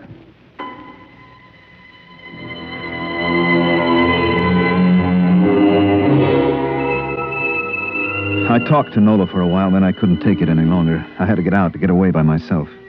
I found somebody who was going toward the exit, and after a while, we were standing outside the warehouse entrance. I'm going south. I'm going north to the spaceport. Oh. Tell me, does anybody travel alone? Sometimes we take a chance on it. I guess I'll have to take a chance right now. I'll be late for my job if somebody doesn't come along soon. Where do you work? That orange building right across the street. Would you like me to walk with you? Oh, you'll just get stranded there. I'll make a run for it. The street looks clear. Well, thanks for the company. Not at all. So long. Hey, mister, look out, that car. Look out! Why, you... Is he dead? Yes, sir. That was deliberate. I saw you. Hello, Purser. It's Mr. Costello. Yes, I'm sorry about the accident. My chauffeur was... He tried to run away. That's what happens to soloists. If he'd had a companion to warn him, to thrust him out of the way. You understand that, don't you, Purser? I don't know. Climb into the car. You can't go wandering about Boranguen alone. Well, Police will take care of the body. It's all right. Okay, if you say so, Mr. Costello. Drive to the spaceport. Yes, sir. Well, what do you think of our little planet? Well... I knew you'd like it. Just think of it, Purser. All humankind, a single unit. Yes, this is a people that has found the truth. It awes me. Makes me humble. Speak up, man. I'm your friend. Well, I was going to say, I'm not sure I like it. Well, take your time. Nobody has to make a man see the truth. Isn't it right? Well... That's right, isn't it? Yes, I guess it is. Fine. Yes, only the trappers refuse to see the truth. Are they really dangerous? Dangerous? They go out and spend weeks alone by themselves, don't they? Alone with their own evil thoughts. Evil thoughts? We all have them, you know. Even you. For example, you remember this? Well, Well, this should refresh your mind. Listen to this. I take bribes from passengers. Your voice, Purser, and a very evil thought, too. But that isn't what I said. That's what's on the tape, Purser. Now, then, I wouldn't use it against you, of course. Mr. Costello, what is it you want from me? Nothing. Absolutely nothing. Well, a minor favor, perhaps. Go on. Your ship is going back to Earth after it leaves Boranguen. Yes? You will have a passenger. I didn't know that. To be exact, a mentally deranged man. Who is he? His name is Hines. He's been the Earth consul here on Boranguen. He's been recalled to Earth to report. You said he was mentally ill? He is, but the Earth government doesn't know him. Well, what can I possibly do? I wouldn't want Mr. Hines to go back and tell them a lot of lies about what's happened on Boranguen. Well... Purser, I want you to put this capsule into Mr. Hines's food. What is it? Oh, sleeping potion. You think I'm a murderer, Mr. Costello? Purser, do you know what will happen if this tape recording of your voice is sent back to Earth? Do you know what they do to pursers who take bribes? You'll be court-martialed. You'd use it? Only in the interests of protecting our happy society. Now then, will you see that Mr. Hines is properly sedated? You can get 10 years of Uranus. Well, Purser? Give me the capsule. Good. Ride over to the ship, driver.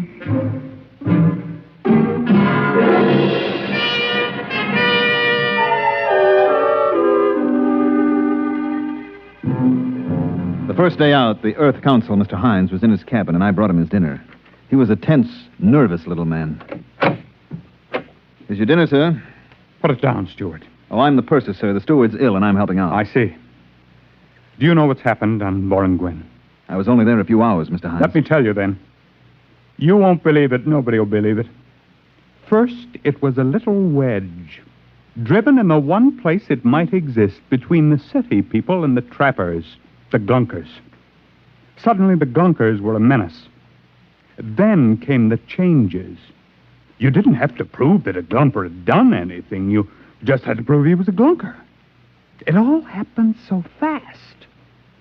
Pretty soon you were afraid to be alone for a second. There was a man named Costello. He came from Earth. I know him. You know him? He went to Boranguen on this ship. Then you must be the one. The one? Which one? Who testified against your captain for the court-martial. What? There was a tape recording, your voice and the voice of the third officer. Costello had them. He used them to send the skipper to Uranus? I didn't know. You must have known. What's happened to us? What's happened? What?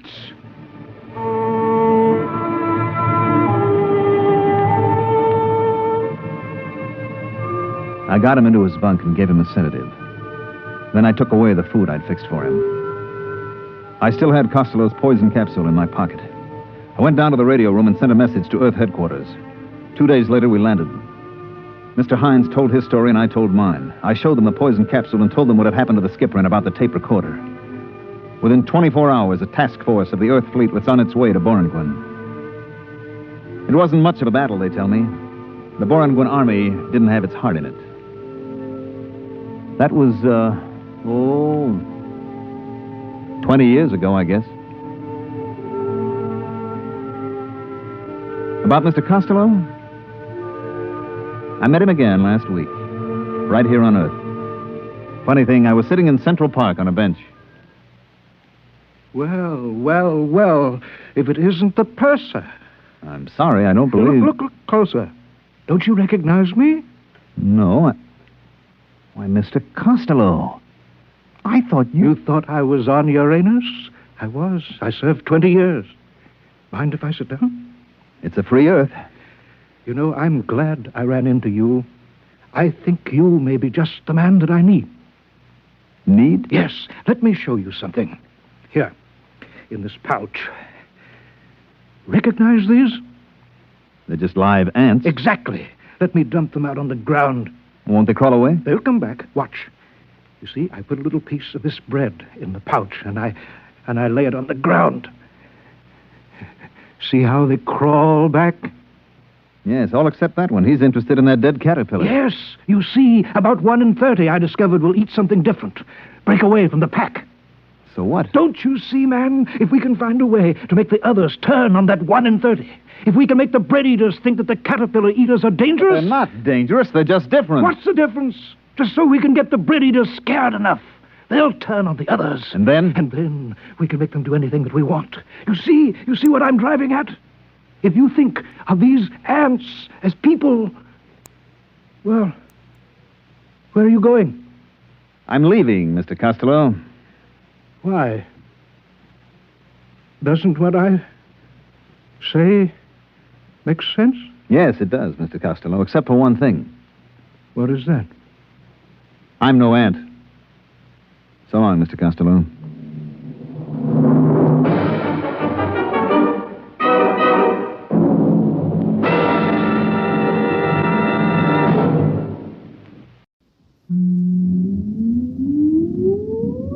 countdown for blast off.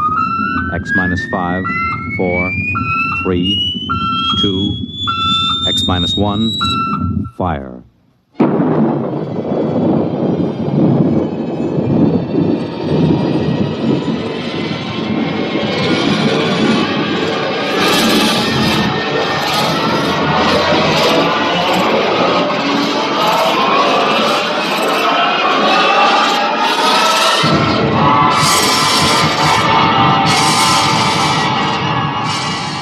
From the far horizons of the unknown come transcribed tales of new dimensions in time and space.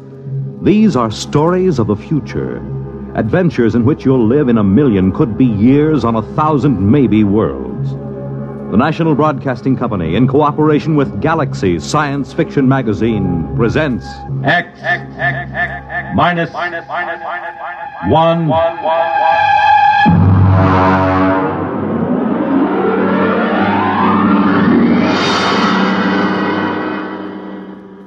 Tonight, Bad Medicine by Finn O'Donovan. But first, farmers know they can't stop storms, floods, or droughts from ruining a crop. But they can make sure things like that can't ruin them by investing in United States savings bonds. Not only farmers, but over 40 million Americans in all sorts of jobs own 40 billions of savings bonds. And why? Because savings bonds are the easy way to start saving and to keep saving. And the money you invest in savings bonds mean protection now and ready cash when you need it in the future. Improving the farm, sending the youngsters to college, or planning your own retirement. These are the big things you can be ready for with savings bonds. And besides offering you a safe investment, each Series E savings bond pays you back $4 at maturity for every $3 you invest. Yes, you earn extra dollars while you save, so start saving now. For the big things in your life, be ready with United States savings bonds. And now, on with our story.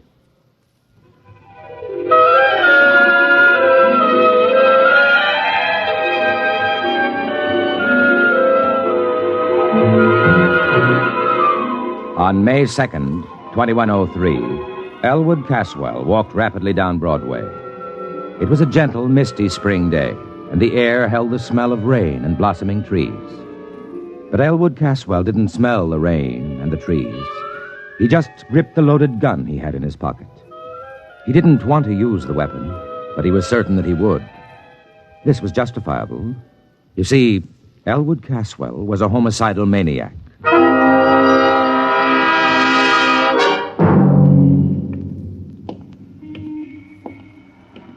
Why shouldn't I kill him? Hey, look out, will you? Oh, sorry, sir. Only the other day he said to me, Elwood, you're looking very well. What business is it of his how I look? Hey there, Elwood! Elwood! Huh? It's me, Marty Klein. I work on the jet buses with you, remember? Oh, yeah, of course. Hello, Marty. Forgive me, my mind was on other things. Yeah, I know how it is. A couple of weeks ago, I was walking around in a fog so thick you could cut it. Yeah, really? Sure. Preoccupied, you know. I had this idea in my mind. You too? Yeah. The same person? Huh? Were you troubled by the same person? My wife. Hey, you okay? Oh, yeah. Yes, of course. Well, I had this idea, see? I was going to get rid of my wife. Kill her? Kill her? I mean, send her to a country for a week. Oh. You sure you ain't sick? No, I never felt better. Well, anyway, I was going to take a week off. Quit the jet buses. Hey, can you imagine? I've been a jet bus operator for 10 years now, and all of a sudden, I feel like I can't take it for another minute. I know how you feel. And I was going to take a trip all by myself. A trip? To where? To the farthest place I could think, to Mars. I was just going to pick up and take a vacation on Mars. Silly, huh? I don't know. What happened? Well, I talked it over with Ethel. Your wife? Yeah. Ethel, she's a real sensible girl. You know what she did? No, am I supposed to? Well, Ethel went right down to that home therapy appliance store, and she says, you got a home therapy machine that'll cure my husband of this idea he can't stay on the jet buses? I've heard that those machines aren't perfected. They got him licked now. So, okay, she describes the trouble, and next day they deliver this thing, and boom, I plug it in, see? And? And a voice talks to me. It starts asking me questions. Yeah, what kind of questions? All kinds. Things I wouldn't even tell my own mother. You told the machine? Why not? It's only a machine. Yeah, I see your point. Well, then the machine starts to tell me a few things. And before I knew it, inside a week, I'm cured. Now, I can't wait to go back driving the jet buses. You don't say. So that's why I say I know how it is to have one thing on your mind all the time like that. This machine, what did it cost you? That's the beauty part of it. My Ethel. Boy, she's a smart girl. After a week, she sends it back, see? She says it don't work. So all we lose is the deposit. I see. Well, I gotta get back to work now. Hey, ain't you working the jet buses today? Huh? No, I'm off today. Well, I'll see you, Elwood. Yeah, see you, Marty. What was the name of that place? Where they sell the home therapy machines. Yeah. Home therapy appliances. It's right down Broadway, about 2 blocks from here. So long, Elwood. Perspiring freely, Elwood Caswell continued down Broadway toward 43rd Street. His friend Magnuson would be finishing work soon, returning to his apartment less than a block from Caswell's. Elwood gripped the gun tighter. How pleasant it would be to saunter in, exchange a word with him, and then... No, I won't do it. I don't really want to kill anybody. It isn't right. Think what'll happen. The authorities will lock me up. My friends won't understand, and... Mother would never approve. Still, if I see Magnuson, if I see his hateful, accusing face in front of me... Oh, this must be the store. Yeah. Home therapy appliances. Good afternoon, sir. Can I show you some of our home therapy appliances? I want therapy. Quick. Of course, sir. This way, please. Now then, this is our new alcoholic reliever built by International Combustion Motors and advertised in leading magazines. A handsome piece of furniture. I think you will agree, and not out of place in any home. It also opens into a television set. Look, what I need... Therapy, of course. I just want to point out this model need never cause embarrassment to you, your friends, or your loved ones. Notice, if you will, the recessed dial which controls the desired degree of alcoholism. You see, heavy, moderate, social, light, and teetotal. A new feature unique in mechanotherapy. I'm not alcoholic. The New York Jet Bus Authority does not hire alcoholics. Oh, sorry. You seem the type. No offense. Please. You seem rather nervous. Perhaps the portable anxiety reducer. No. Well, sir, perhaps if you told me just what you feel is bothering you. What have you got for homicidal mania?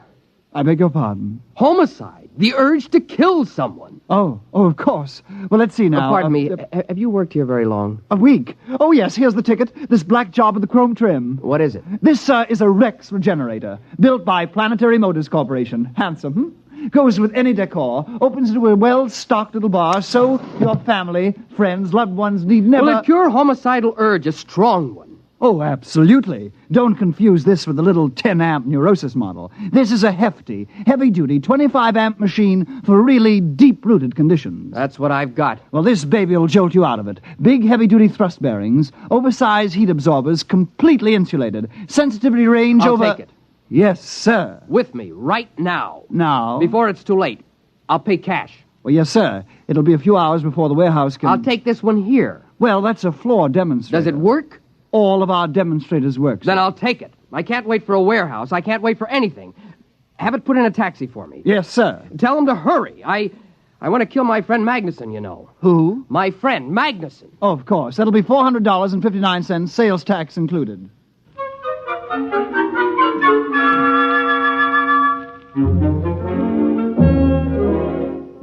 After Elwood Caswell left the store, the clerk, whose name was Haskins, smiled to himself and lighted a cigarette. He had made his first sale. He inhaled. Haskins? Yes, Miss Follinsby? Smoking. I asked you to rid yourself of that filthy habit. Immediately, Mr. Follinsby. I'll use one of the display model denicotinizers at once. By the way, I just made a rather good sale, sir. Oh, really? Yes, sir. One of our big Rex regenerators. Well, now, it isn't often we... Wait a minute. Where's the floor model? Well, sir, the customer was in an awful hurry. He was going to kill his friend... You gave him the floor model? Yes, sir. Was there any reason why... Oh, grief, Haskins. Didn't I inform you we never sell a floor model? But, sir... Good heavens! I've got to get to him. What was his address? Address? His name, then. Well, he didn't say. Then his check. But he paid cash. You mean you just let him pick up the machine and walk out? Well, sir, he paid cash. He was homicidal, you say? Yes, sir. His friend... I don't care about his friend. Get the police. No. Call the Planetary Motor Security Division. Quick. Yes, at once. Well. Excuse me, Mr. Follinsby. What will I tell them? Tell them, you fool.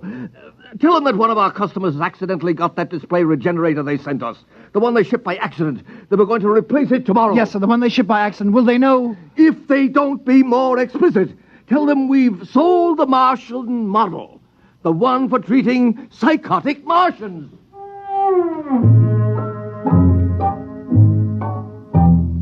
Meanwhile, Elwood Caswell had returned to his apartment and lugged the big black Rex regenerator into his living room. He put it down near the couch and studied it carefully. He was right. It does go with the room. Now then, let's see those instructions. Place regenerator near a comfortable couch. All right. Plug in machine. There. Affix contact band to your forehead. That's all there is to it. Just turn on the machine and it will do the rest. There will be no language problem since your regenerator communicates with you by direct sensory contact, patent pending. Well, that seems easy enough. Now, I'll just put the contact on my head. And blast it. Hello? Elwood? Yes? This is Henry. Henry Magnuson. How are you, old boy? I'm fine. I wondered if you were doing anything tonight. Thought you might like to drop over for a game of chess. Game of chess, huh? You stupid oaf. What? Nothing. I thought you called me a stupid oaf. Just talking to my cat. Oh, I didn't remember you had a cat. I thought you hated cats. Oh, I do. This isn't really mine. It's a neighbor's. It keeps coming in. Oh. What about tonight? Will you be alone? Well, yeah. You haven't mentioned to anyone that you're inviting me over? Not a soul. Why? Someone's looking for me, a process server. Oh. Now, I've been avoiding him for days. I don't even leave word where I'll be when I go out. You can trust me, Elwood. I'm your best friend. Yes, you are. But not for long. Huh? Just talking to the cat again. Oh. Well, will you be over? Yeah. In about an hour, okay? Yeah, an hour will be fine. There are a few things I have to do I just first. gotten some new laugh records from the boys at the office. I got something here that'll really kill you. So long, Elwood. So long. I've got something here that'll kill you, too.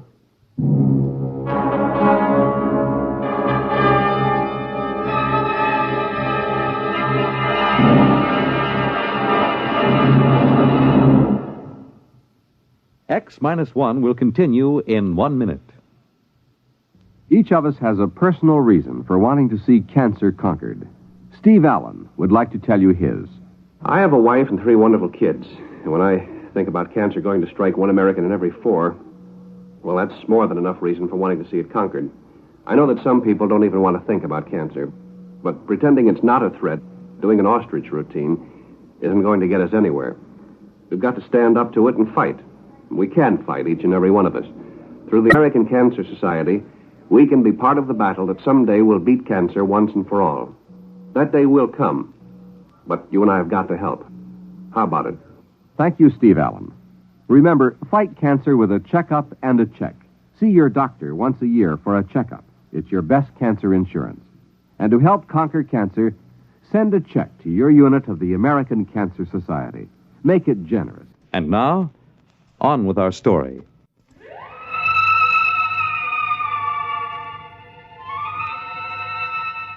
Taking the revolver from his pocket, Elwood laid it on the table in front of him.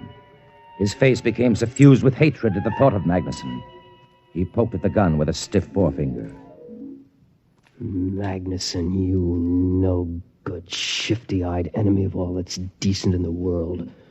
The man who ruined my sister Irene. The man who... Wait a minute, Elwood. You have no sister, remember? No sister. Now, before you go off and commit murder, why not just try that machine just once, huh? Turn it on. Okay, now reach over and...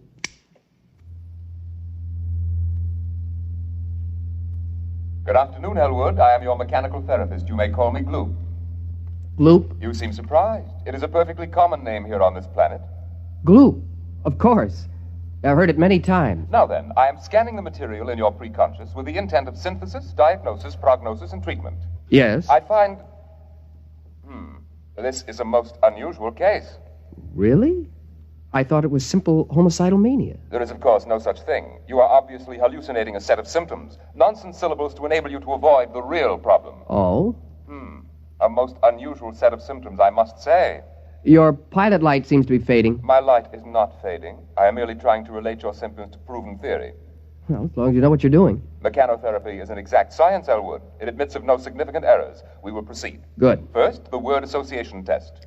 Fire away. I will proceed to give a word. You answer with the first thing that comes to your mind. Ready? Ready. House. Home. Planet. Earth. Just musing. Now, Fleeful. Fleeful. Fleeful. That sounds like a Martian word. Just give me a response. Fleeful, Okay. I can make them up, too. Marfouche. That's a pretty good one, huh? Made it up in the spur of the moment. Marfouche is very significant. It is a corruption of the Martian concept of fush klib. Very significant. I don't know any Martian words. Aha, noteworthy. We will proceed. Loud. Soft. Green. Mother. Thanagoyas. Pathamathanga. How's that one? Arides. Nexothesmodrustica. Top that. Katith a snowhell gnoptices. Okay. Rigamaroo, Kalamazoo, Iggity Bibbity Boo. Good. It fits the pattern. Pattern? Your neurosis. I can diagnose it now. Go on. You have a classic case of theme desire, complicated by strong dwarkish intentions. I could have sworn I was homicidal. The term has no referent. It must be rejected as nonsense. Now, if you'll just settle back on the couch, we'll proceed.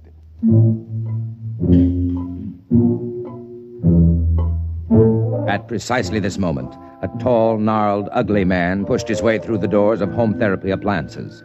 His clothing, unpressed and uncaring, hung on him like corrugated iron. When the clerk, Hoskins, approached him, he flipped back his lapel to show a small silver badge underneath. Sir? John Rath, Planetary Motor Security Division. Oh, yes, sir. Mr. Follinsby, Mr. Follinsby. Yes, sir.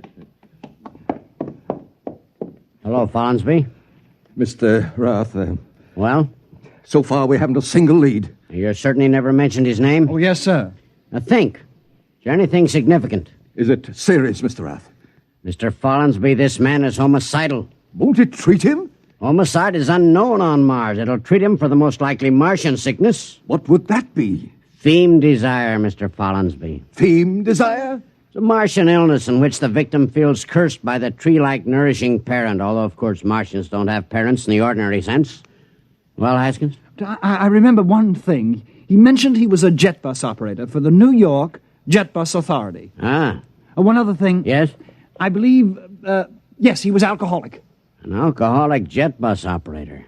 Excellent. It'll be on his records. Get the Jet Bus Authority at once.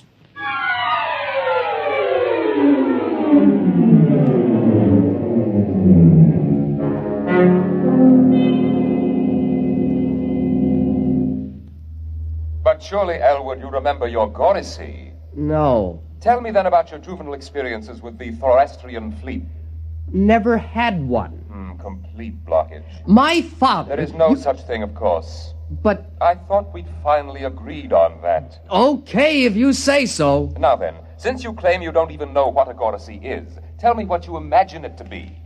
A forest fire. A salt tablet? A small screwdriver? Am I getting warm? A revolver?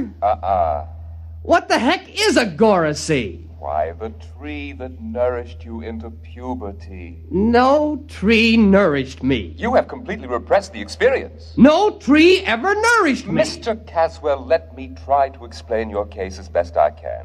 Somewhere in your childhood, your Gorisy, or parent tree, stifled your theme desire. Now, this gave rise to your present urge to dwark someone in a Vlendish manner. To what? To dwark someone in a Vlendish manner. Listen, you crummy piece of hardware. I have never had a Gorisy. I have no desire to dwark someone in a Vlendish manner or any other manner. All I want to do is put a bullet into Herbert Magnuson. Understand? All I want to do is kill Magnuson. Lie down, Mr. Caswell. We'll go over it again.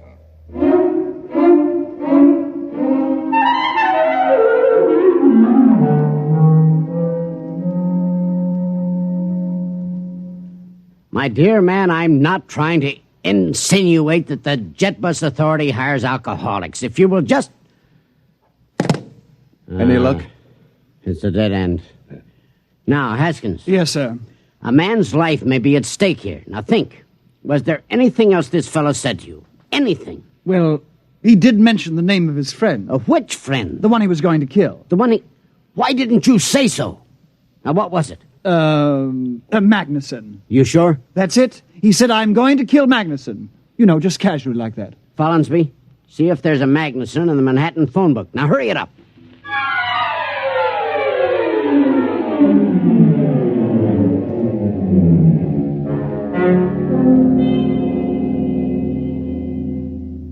Yes, Mr. Caswell, you were saying? Well... Something about your Goracy? Yes, I was saying I think perhaps you're right. Naturally. But right about what, Mr. Caswell? Well, I think perhaps... Yes, I think perhaps I do remember my Goracy. Ah! Now, Mr. Caswell, we're on the road to a cure.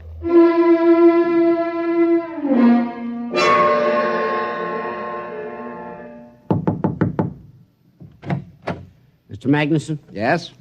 Do you know a short, angry-looking, red-haired man? I might. Thank heaven. Or I might not. Can you tell us where to locate him? You're a process server, huh? Certainly not. Don't kid me. Mr. Magnuson, this man is trying to kill you. Go on, you're full of happy pills. Elwood's my best friend. Elwood? He loves me like a brother. And if you think I'm going to stick some process server onto Mr. him... Magnuson, I'm not a process server. Your friend Elwood is a psychopathic killer. You're his intended victim. Can you get that through your thick skull? I'm trying to save your life.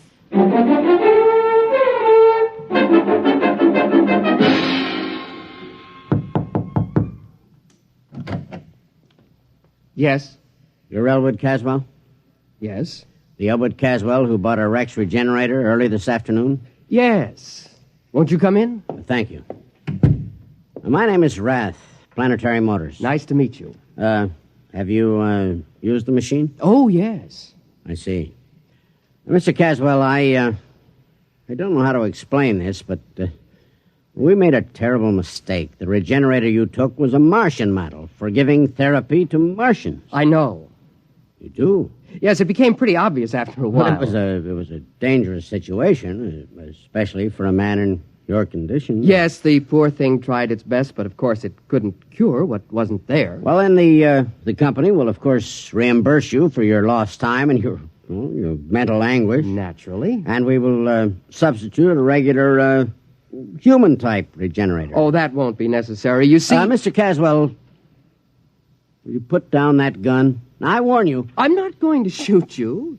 I merely want to turn this gun over to you. You do? Yes, I'm not going to shoot anybody. You mean that... The machine's attempt at therapy forced me to reappraise my whole self. There was an insight during which I was able to get rid of my obsession. You no longer want to kill your friend Magnuson? Kill Magnuson? Why, I haven't the faintest urge. Well, I must say, then, that it worked out for the best. I'll get back to the store and have him pick up this machine in an hour, and... Oh, well, sir... don't forget to take this gun. I won't need it. Of course. Well, nice to have met you, sir. Good evening. Good evening.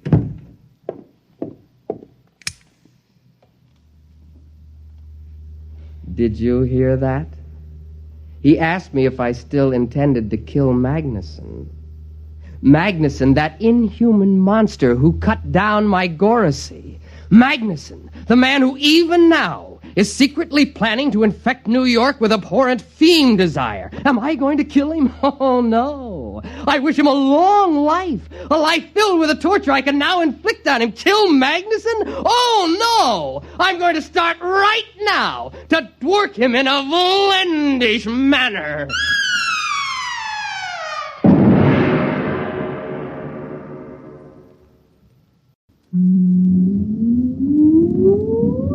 Countdown for blast off.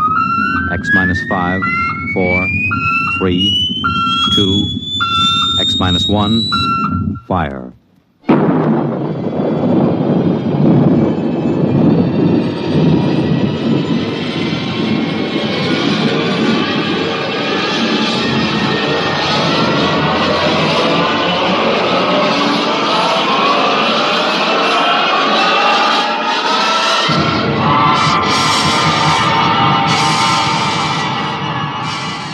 From the far horizons of the unknown come transcribed tales of new dimensions in time and space.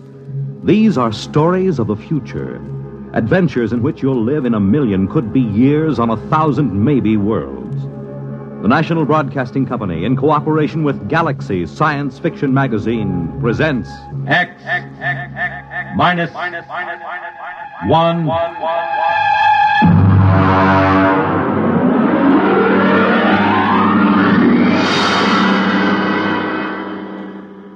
Tonight, The Old Die Rich by H.L. Gold. The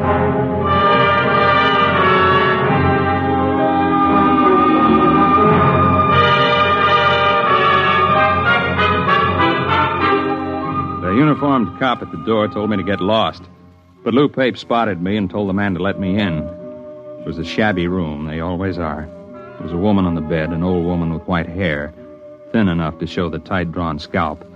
The medical examiner was going over her as if she were a side of beef that you had to put a federal-grade stamp on. When are you going to stop taking this ham friend of yours around to these cases, Sergeant, just to gratify his morbid curiosity? Forget about Weldon, Doc. What did she die of? Not eating, malnutrition. Oh, now look, Doc, in the top bureau drawer, she had bank books showing $32,000 from 5 different banks.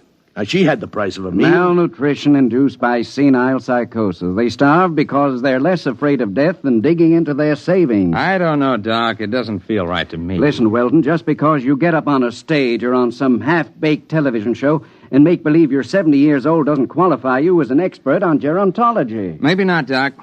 But I went bald at 25, and I've been playing old men ever since. There's a lot more to it than just shuffling around and talking in a high-cracked voice. Yeah, there hasn't been an actor since Otis Skinner. Maybe. But the way I work, I have to get inside the character. I have to decide when he was born, how he got along with his father, where he went to school, what he thinks of women, everything about a character. There isn't a one of them these days can make themselves heard past the 5th row. Look, I'm serious. Now, I've tried imagining myself growing weak from hunger. I've tried to think of not even spending a nickel to keep me from dying. I just don't believe it. It isn't right. I don't feel it. Well, lucky for me, I don't have to feel these things inside of me because I'm a doctor and not an actor. Sergeant, malnutrition induced by senile psychosis.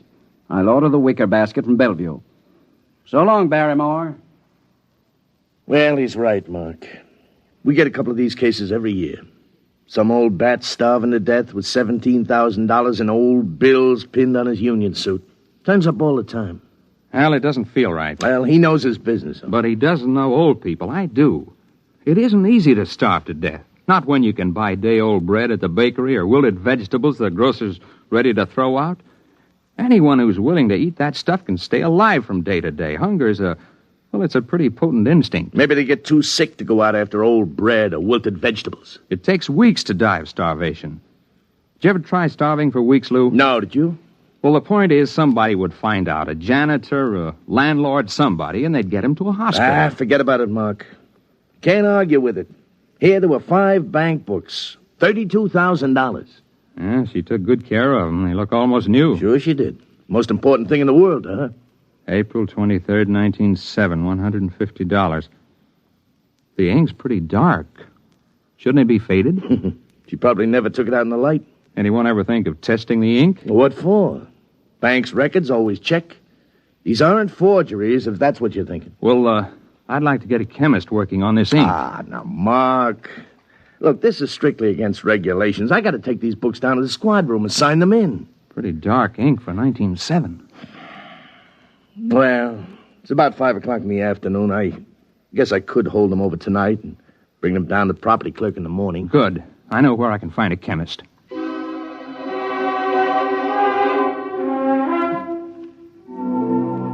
Mr. Weldon, there's no doubt of it. The ink sample is typical of inks used 50 years ago. 1907 would be about right. There, you see, Weldon? I was supposed to go to the Trotters tonight. But according to the amount of oxidation, it's fresh enough to be only a few months old. There, I was right. Well, couldn't that be the result of unusually careful handling, though? Oh, yes, I suppose it could. An airtight compartment, perhaps, sealed with one of the inert gases or a vacuum. That might account for the lack of normal aging. Lou, you can't keep inert gases in a top bureau drawer in a fourth-floor walk-up. Yeah. Well, it's probably some simple explanation. For fresh ink, half a century old.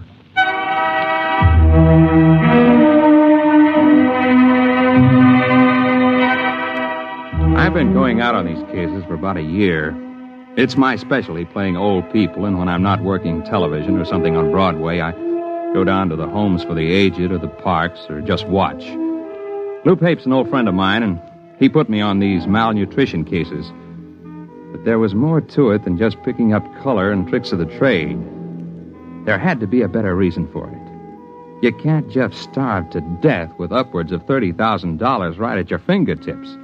Not without at least buying a bowl of soup. I had a run of television that kept me busy for about a month. Then Lou Pape called me up and asked me to come down to Bellevue. I'll autopsy if you want it, Sergeant, but I can give you the cause of death right now. Malnutrition due to senile psychosis.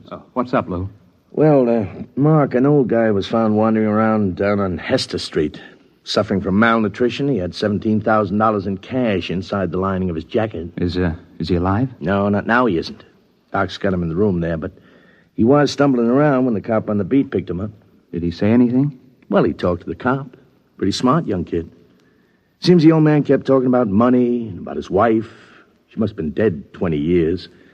And then, just before he went out completely, he did say something, maybe 3 or 4 times. Well, what was it? El Greco. You mean the artist? Well, that's what Stankiewicz said. He's the officer who picked him up. Said he remembered he'd heard the name on that television quiz program. You know, the jockey who's the art expert. El Greco. Probably some Greek restaurant where he was bumming his meals. Are you sure you want an autopsy, Sergeant? It's late. I won't get to it till tomorrow. All right, take your time, Doc. There's something else, isn't there, Lou? Well, maybe, Mark. We found the old guy's room, and there was an ad thumbtacked over the sink. Nothing too unusual. Yeah? Here it is.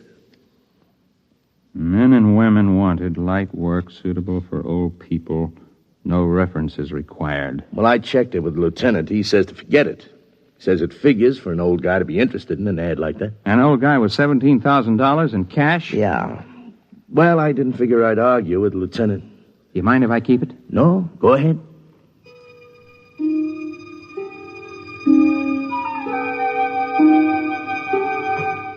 It was an old brownstone house in the East 80s. I got in line with the rest of the applicants. My face was lined with collodion wrinkles, and I wore an antique shiny suit and run-down shoes. It was a good makeup job.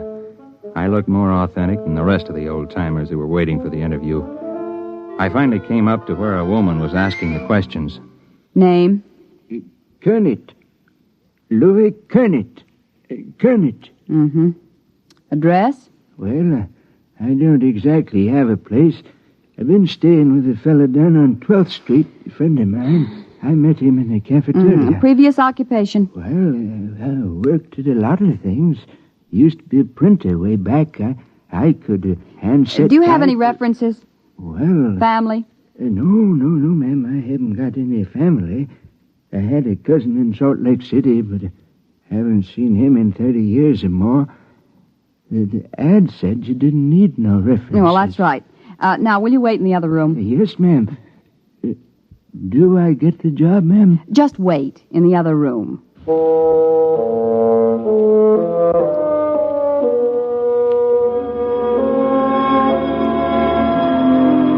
I shuffled into the other room and sat down to wait. I concentrated on building a character for Louis Kernet.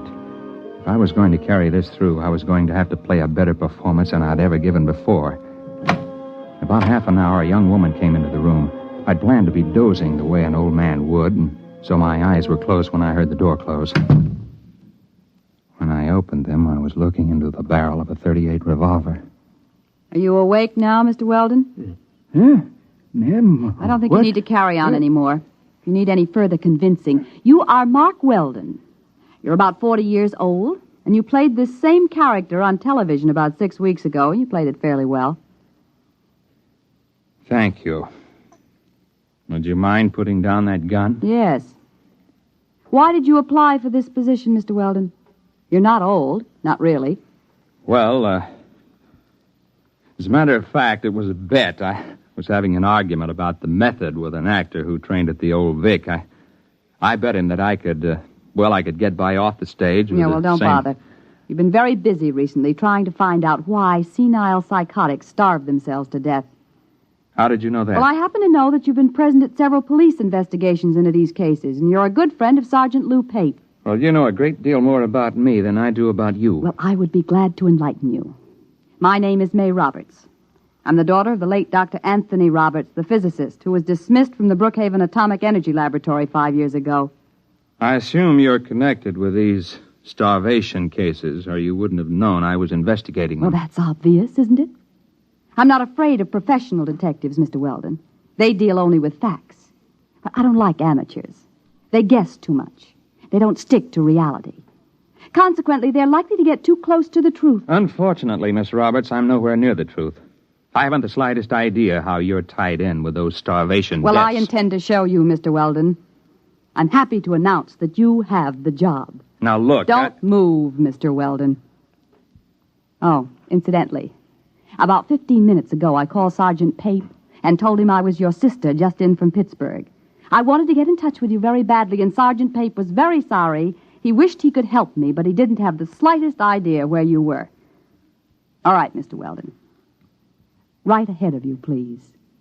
Through that door.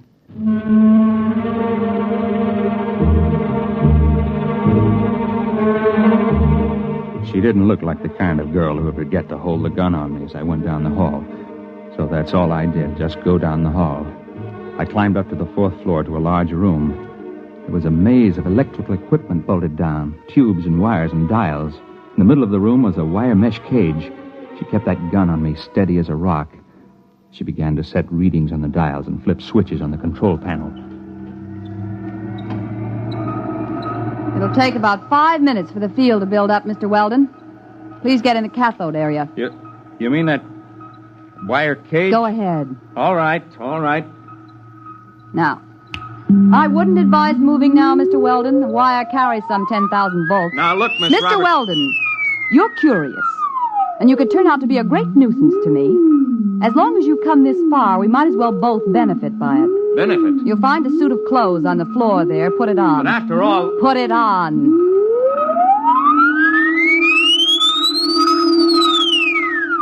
I didn't know whether she was bluffing about the electric charge, but the revolver looked real enough, so I stripped and changed into the other clothes. The shoes were a little too tight and pointed. The collar of the shirt was too stiffly starched and too high under my chin. The suit was too narrow at the shoulders and at the ankles. I remember my father had a suit like that. The same shiny blue serge. All right. In your pocket, you'll find a set of envelopes. And you'll find a set of instructions on each. Follow them carefully. I don't get it. You will.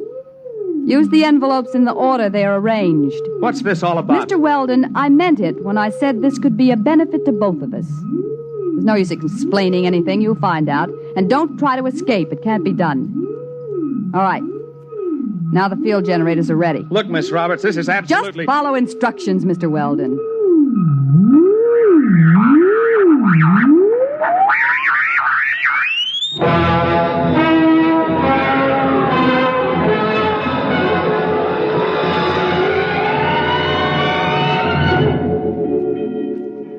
I blinked. I was standing outside a bank on a sunny day in spring. I stared at the people passing by. They were dressed like the characters in a 1930 movie. The women wore long dresses and flower pot hats. Men had hard straw hats, suits with narrow shoulders. Cars were square with flat radiators in the front. There was a trolley car passing by, and suddenly I realized that the last trolley car stopped running in Manhattan years ago. I tried to figure it out. It was New York, all right. I recognized some of the buildings. First, I figured it must have been hypnosis. And then I looked at the first of the envelopes in my pocket. I read it and walked into the bank. Yes, sir. Our Mr. Golden tells me that you wish to open an account. Yes, that's right. Uh-huh. Well, we're very happy to have a new depositor. Very happy indeed. Of course, you realize the institution is in sound condition, very sound. You needn't worry about all those rumors in this bank. No, sir. Solid. Well, that's good. All right, now then, name? Mark Weldon. You have no address in the city at present? No. And you're depositing $150? That's right. All righty. I'll just check the slip here. $150, right. And the date, May 15th, of course, 1931. 31? The Depression. Oh, now, Mr. Weldon, this is a very good year for business. This temporary recession is bound to abate. Sound banking policies will see us through. It's just around the corner, you know. What is? Prosperity. All right, Mr. Weldon, we're very happy to have your account.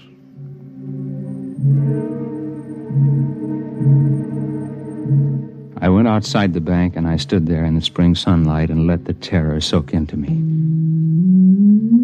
Possibility of the entire situation was gnawing at the edges of my mind. And then suddenly I wasn't there. It was as fast as blinking. I was outside another bank in the same city. The date on the next envelope was May 29th, and it was still 1931. I made a $75 deposit there, and then $100 at another place a few days later, spending a few minutes each time and going ahead anywhere from a couple of days to almost a month.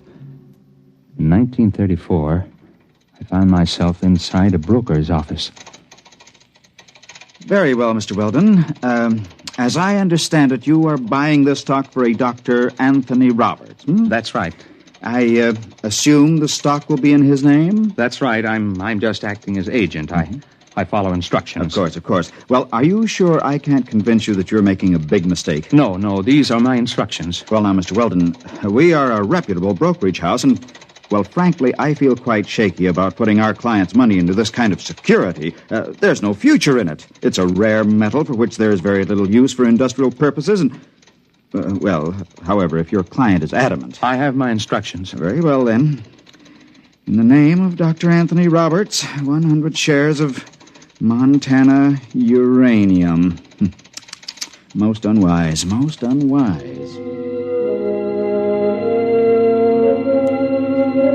It went that way about 50-50. I'd deposit money in my own name in various banks at other times.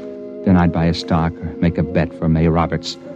On June 21st, 1932, I bet Jack Sharkey to take the heavyweight title away from Max Schmeling. There was Singing Wood in 1933 at Belmont Park and Max Bayer over Primo Carnera.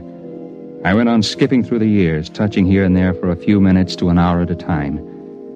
It was in early October 1938, about 5 hours after I'd left May Roberts' house, before I realized what she had me doing.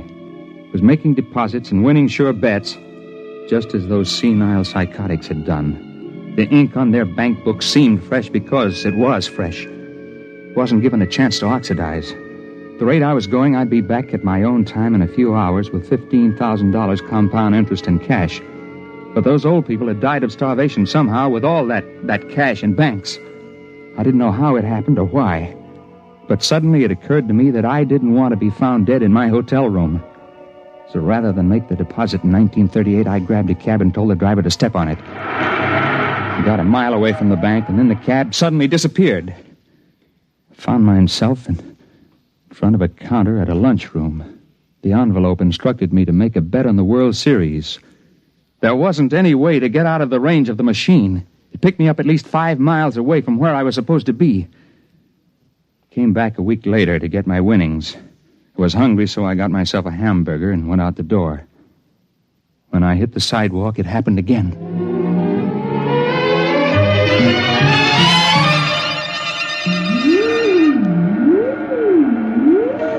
Don't touch the cage yet, Mr. Weldon. I'll have to clear the charge. Hey, what happened to my hamburger? What? The hamburger. I had it here. It's gone. I'm hungry. I'll get you something to eat, Mr. Weldon, before your next trip. Well, you've done pretty well for yourself, haven't you? Yes, I have. About 15,000.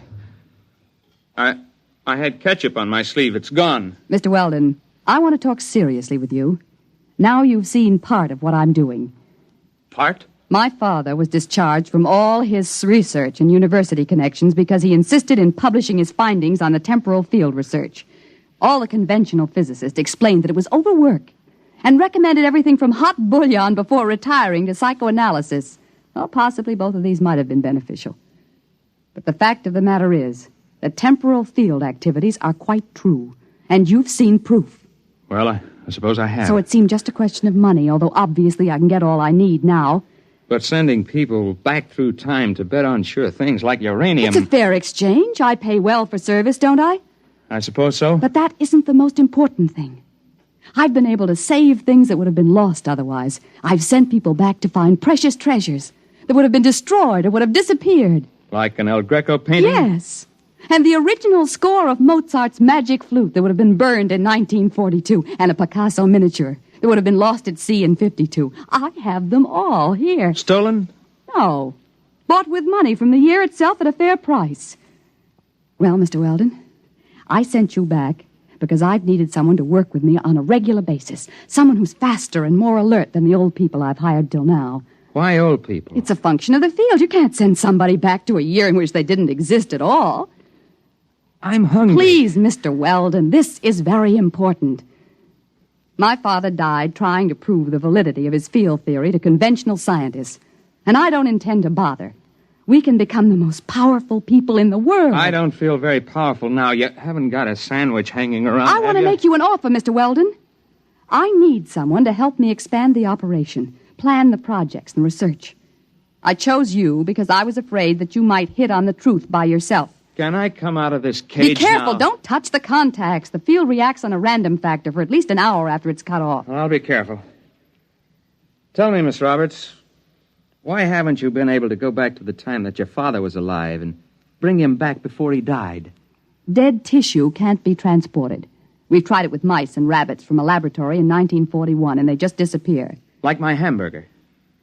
Mr. Weldon, I assume that you're interested and that we can make our plans without using this revolver. I hope so. $15,000 is a lot of money. Of course, you were able to send those old people back a lot further. Some of them as far back as 1880. How long would they be gone? I mean, in subjective time. Several weeks. Perhaps a month or more. There's only one problem, Miss Roberts. Well, I'm sure we can work out any details. Well, this one is a little hard to work out. You see, I'm hungry.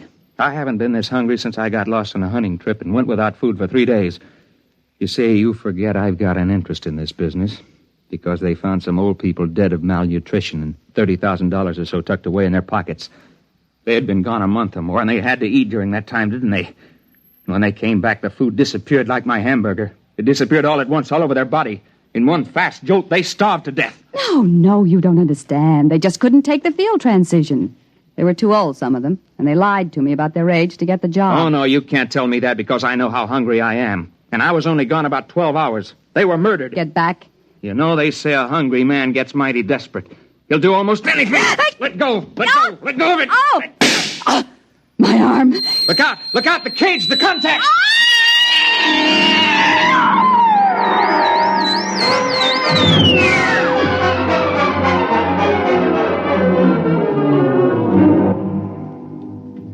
She fell into that cage and disappeared before she hit the ground. I didn't know what happened. I know she said the field worked in a random factor, whatever that meant. I called Lou Pate, and he came to the house just after the fire started. Something went in the control panel, and it turned out to be a 4-alarm fire before they got it under control. There was nothing left of the machine. There wasn't much left of the brownstone house. Lou didn't believe the story I told him. You mean there won't be any more of them? No more senile psychotics starving to death with a bankroll in their hip pocket? No, I told you, Lou. Come on now, Mark. We'll get plenty more. We always have. No, I'll bet you won't. I'll bet you $1 there won't be another case like that. I'll take that bet.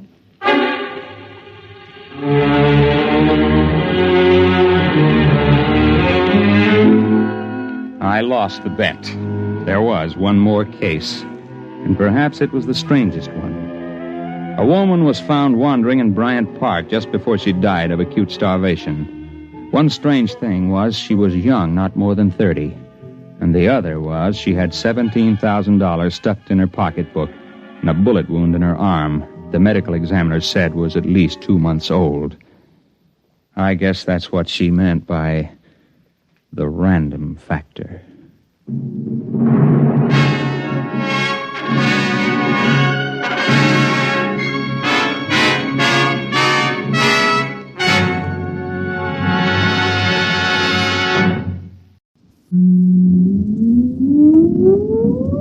Countdown for blast-off. X minus 5, 4, 3, 2, X minus 1, fire.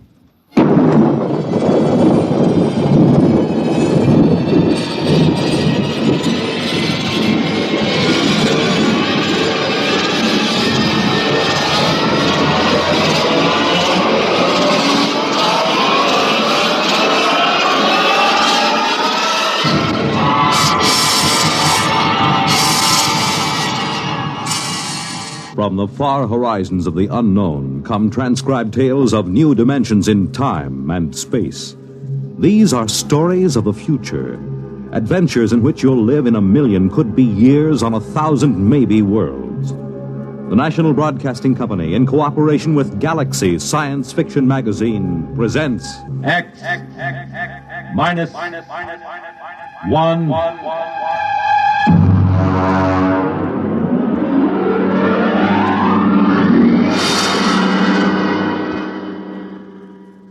Tonight, The Stars Are the Sticks by Theodore Sturgeon.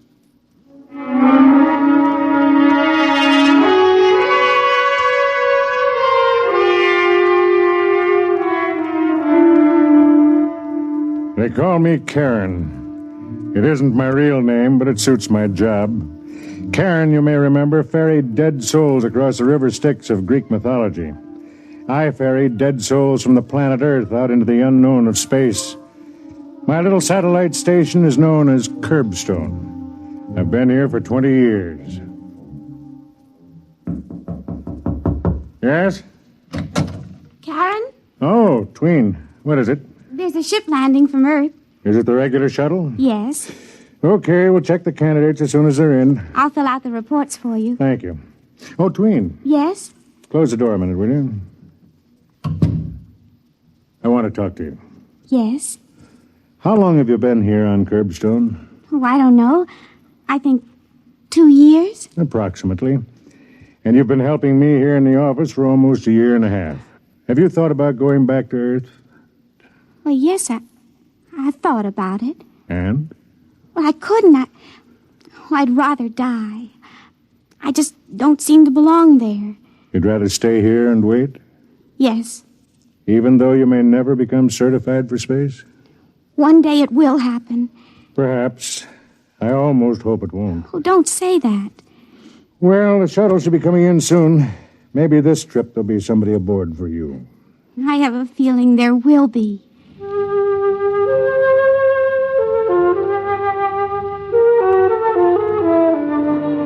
I suppose I ought to explain a little about Curbstone at this point. We're a stopping point. Well, a jumping-off place would be more accurate. We get people from Earth who, for many reasons, cannot remain there. Some are antisocial, criminals of a sort. Some are misfits, individualists who cannot adjust to the rigid standardization. Some are just different, people who are physically different and who have been ostracized as a result. And a few are poets, those who have souls too big for the confines of Earth. They come to Curbstone and wait to be certified for space. And it's my job to send them out. They're waiting. How many of this trip? 2 men and a woman. One of the men... Yes? Nothing. Oh, I've known you too well to be fooled. Why, you're practically glowing. Did you speak to him? No. But you think perhaps he'll be the one to choose you? Well, I think perhaps... the way he looked at me. How? He didn't think there was anything funny about me.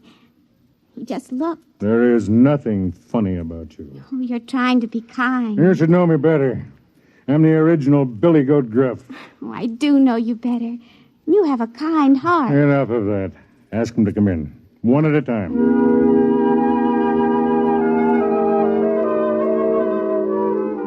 I watched her walk to the door, and I thought she was beautiful. She was, but not in a way acceptable to the eugenics department back on Earth. Tween was an albino. She had silver skin and hair, and ruby-colored eyes. If I hadn't been such an old, fat fool. This way, please. Thank you. This is the senior release officer. He'll check you in. Thank you, miss. Your name, please. Well, don't you know it? No, I'm afraid I... Judd! Good Lord. Hello, friend. Judson, after all these years. I understand they call you Karen. Yes. Well, good. I'll call you Karen. Well, what in the name of misery brings you to Curbstone? Oh, I'm a candidate. But you, of all people, you had a good position and enough money. You didn't get into trouble, did you? Oh, the sort. Of what sort? When I was your student at the university many years ago, you taught me to enjoy my individuality. I tried to teach my students the same thing. The authorities wouldn't stand for it. I see. So I decided to take my chances in space. Are you aware of the risk? Well, not fully, or I probably wouldn't be here. Well, then let me acquaint you with the procedure here on Curbstone. Look out that window. What do you see? It looks like a spaceship on a launching platform. Exactly. That ship is aimed at the outer galaxies. It has enough fuel to reach its destination and land, but not enough to come back. I see. The people who come here to Curbstone have to be certified before they can take off in one of those ships. Well, how does one go about being certified? There are 3 requirements. You must pass a physical examination and a mental examination. And the third? You must find an agreeable partner for the trip. A partner? A partner of the opposite sex who is willing to share her life, or death, with you from now until eternity. That could be rather difficult. When the Earth authorities agreed to Operation Curbstone, it was decided that it would be a method of colonizing the outer galaxies with Earth people. Therefore, these ships are built to carry 2 people. I see. Well, suppose I choose somebody and she doesn't want me. You wait. Just suppose I pass the physical and the mental tests, and I even find a partner. Suppose we get into the ship and are launched into space. What are our chances? Come here. This board shows a light for each ship that is en route in space. There, you see that one? That's a couple named Fort and Mary Ellen. They went out together last week, headed for the Deneb systems. As long as the light shows, they're all right. They haven't been destroyed by radiation or piled up on some asteroid or gotten into a time warp. We know from our years of launching couples here on Curbstone that 46% of them never make it. And of those that make it? We don't know. They have the equipment for survival, of course, but who knows what they'll meet on some strange planet. And still they go out, huh? Still they go out.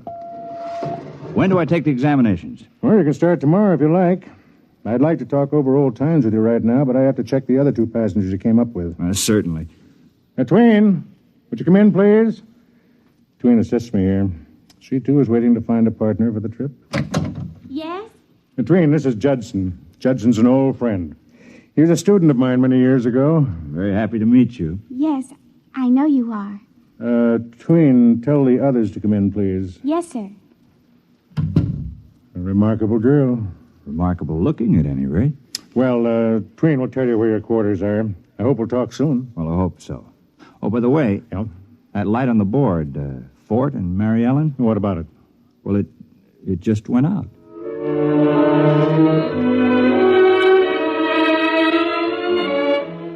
I was happy to see Judson. My memories of our association were pleasant ones. As he left, the other 2 passengers came in. The man was young, dark-haired, and slick-looking. His name was Wald. The woman, well, she takes some describing. Her name was Flower. Her voice was like a cello, and her figure was a walking demand for the revival of the now extinct profession of Peeping Tom. Let me be honest, I didn't like either of them. That takes care of your documents. How long will it take us to be certified? Well, that depends. If you pass your test, it can happen in a week. And suppose we don't pass our tests? You might be here a year, 2 years. There's no limit. You can keep taking the test, or you can return to Earth. Earth? Oh. Well, is there anything to do up here? I mean, excitement. That depends on what you consider excitement. Anything we haven't already tried. Isn't that right, Walt? We decided to come up here, Mr. Call me Karen. Karen. How quaint. Anyway, we decided to come up here because we were bored with the routine on Earth. You're aware of the risk involved? You mean we might not make it? Well, that's life, isn't it? Well, for some. For others, it's death. I don't like that kind of talk. You'll attend an orientation session tomorrow. I'll have my assistant show you to your quarters. Twin. Yes? Come in, Twin. I want you to meet Flower. How do you do? And Wald. Well, Curbstone is exciting already. Something different, darling? Oh, shut up. This is Tween. She'll show you where you live. Oh, a pleasure. A distinct pleasure.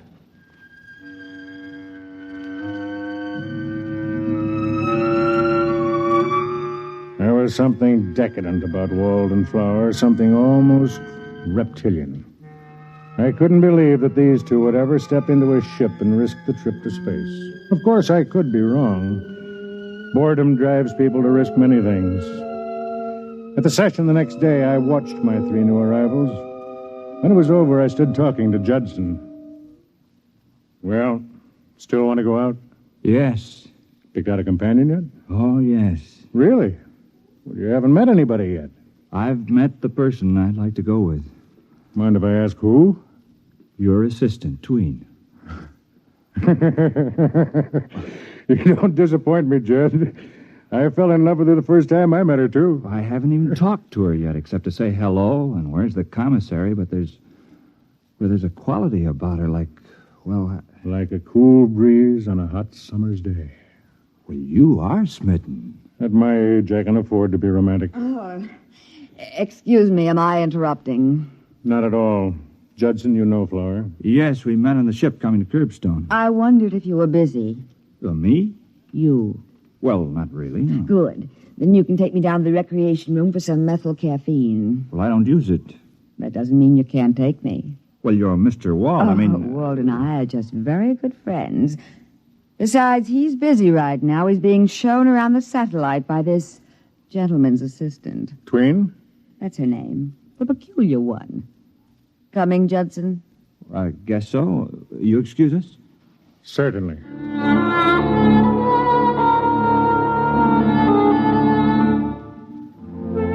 When I saw Tween the next day, there were stars in her eyes.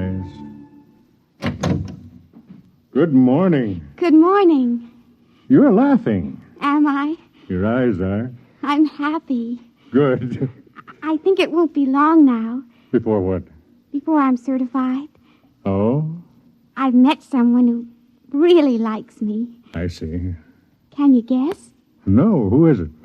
Well, you know the dark-haired young man who came in yesterday with your friend Judson? Wald? Mm-hmm. We went down to the ship together, and he asked a lot of questions about it, and then we started to talk about us. He says he's wasted his whole life flitting from one diversion to another. Really?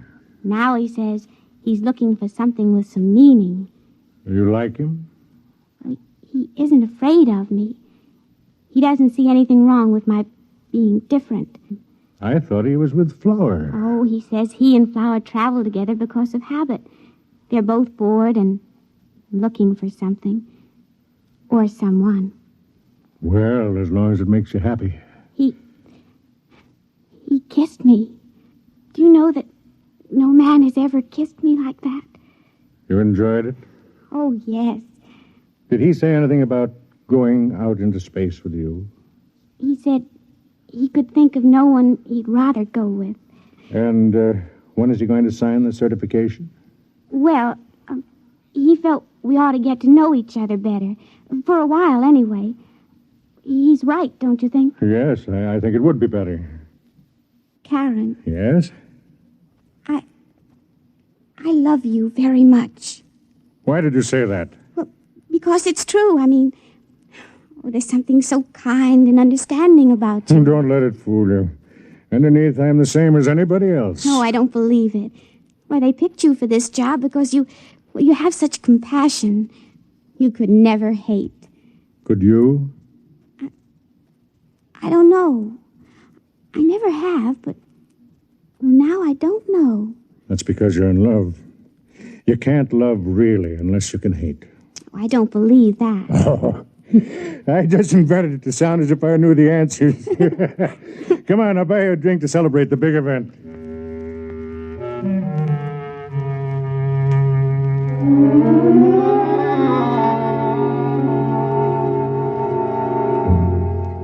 I watched her sip the drink, the tones of her skin coming and going with the pulse of her blood. I thought to myself, you're going to be hurt, Twin. You're going to be terribly, terribly hurt. And I wondered if perhaps she didn't know it. Well, Tween, another couple out into space. Maria and Clint. Will you record it and have another ship brought up to the launcher? Tween. What? Oh, sorry, I was thinking of something else. Wald? Sort of. How long has it been now? 3 months. Long time, huh? Well, he wants to be sure. And you? Are you sure? Oh, yes. Nothing to do but wait, then. I have to go over to the hull division. Will you take over? Yes.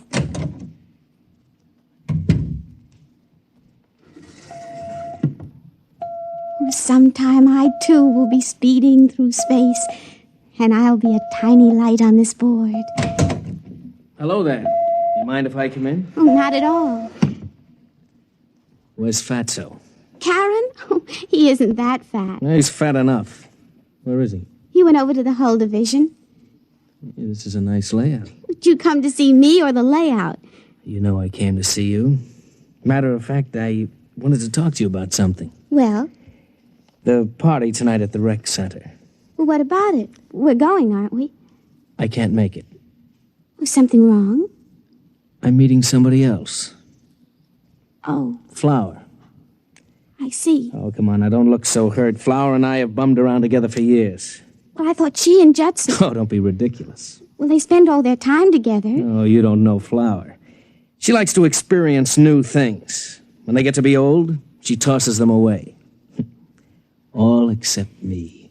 And you? Do you like to experience new things and toss them away? Look, I'm sorry, Tween, but it's just the way I am. Like Flower. Like Flower. We're two of a kind. Would you do me a favor? Why not? Make it a clean break. Don't try to see me again or tell me any more lies, even though I want to hear them. Okay. And thanks. Thanks. For these 3 months, even though they've been make-believe. At least I've had them. Well, I'll see you around. Yeah. I'll see you around.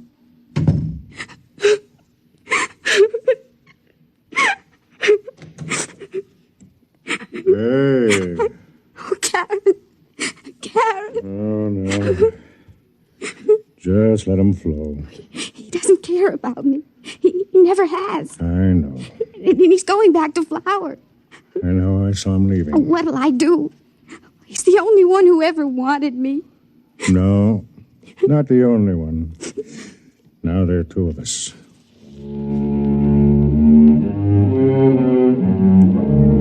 The question that kept going through my mind was, what next? How long was Walt going to hang around Curbstone before he decided to go back to Earth? I couldn't believe he'd have the guts to go out into space. But I had underestimated Flower. Well, the prodigal returns. Don't make funny remarks. Tell me, darling, what brings you to my room at this late hour? Could it be that you miss me? Or has little Miss Tween given you the heave? Shut up and give me a drink. And don't act so self-righteous. You've been having your fling with this Judson character. My. Jealous, too. Oh. I thought you and I agreed a long time ago we'd never make any claims on each other. That was a long time ago. Frankly, I'm getting bored with this satellite. Let's go back to Earth. I'm bored with Earth. Well, we'll go someplace else then. I am going someplace else. Where? Out. Space. Oh, come on now, don't be ridiculous. Oh, I am not being ridiculous. Do you know that only 46% arrive? And if you get there, heaven only knows what kind of monsters or poison atmospheres get you. I know, but there's a certain thrill in the risking. Oh, and when did you start feeling poetic? Since I started talking to Judson. Listen, Flower, don't try to trick me. I know you too well. You're 100% too selfish to risk your pretty skin for some poetic feeling. Well, listen to me. You and I have been together for years. We're very much alike. Now I'm telling you that I intend to go out. I want you to sign my certification and come with me. You're mad. No. I think maybe if we get away from everything out there, we'll find each other. Oh. We'll have a chance to love and be decent like ordinary human beings. Oh, well, don't you see? We've been destroying ourselves for years. We're getting older now. Please. Please try to see it. A clean start, a new life, huh? Well? This fella Judson has really been filling your ear, hasn't he? He's a kind person. He doesn't think I'm worthless. You kill me, girl. Walt, will you come with me? No. If you want to wreck yourself, go ahead. And who, pray tell, thinks enough of a cheap character like you to sign her certification? Judson. What? He said he would go out with me. And I intend to go.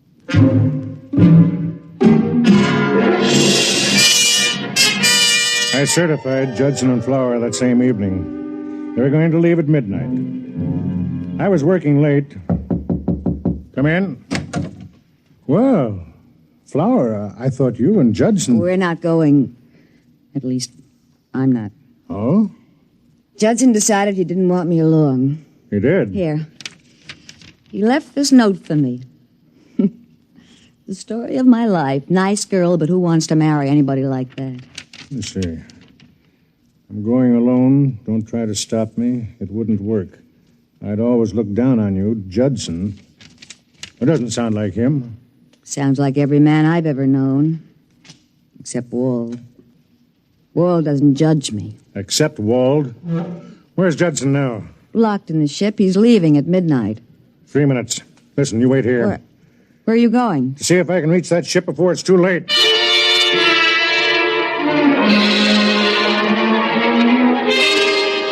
A man of my size and age shouldn't run, especially when he has a bad valve in his heart.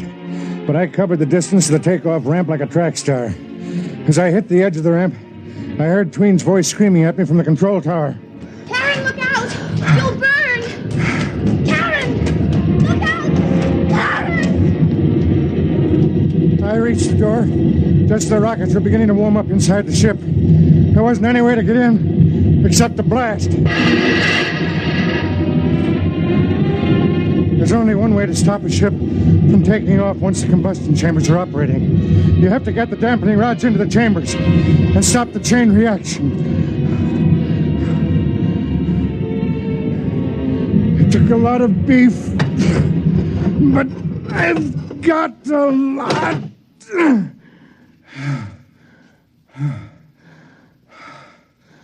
I looked around the control room of the ship. Judson was strapped into the pilot's chair. The controls were preset for automatic takeoff. I went over to him. He was dead. His head cracked like an eggshell.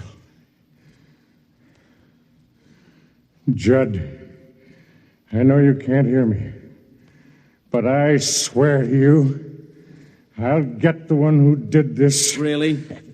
Don't move. I have a gun on you. Wald, you're a pig. You're a living human pig. Thanks for the compliment. To take the life of a man whose only act against you was that he wanted to help Flower? I can't afford to lose Flower. Don't you think you've lost her already? Not at all. She thinks Judson is going out into space without her. Oh, I knew he wasn't capable of writing a note like that. It doesn't matter. Just how do you expect to get away with this? Quite easily. Judson isn't going out alone after all. Meaning? He's going to have a companion. You. It won't work, Wald. Once the ship is headed for the stars, there won't be a shred of evidence. Okay. You've got it all figured out. That's right. Now turn around. You have the gun. All I've got is this! Stop it! Drop it! Fat men can move amazingly fast, Walt. What are you going to do? Do? Nothing much. I'm just going to certify you, Walt. What? For a flight into space.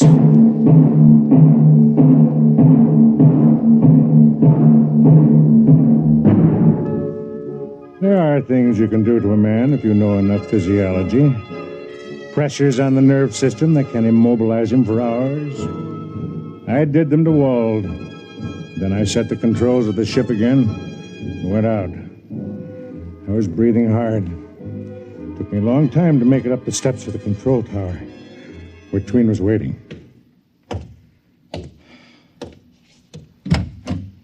Karen.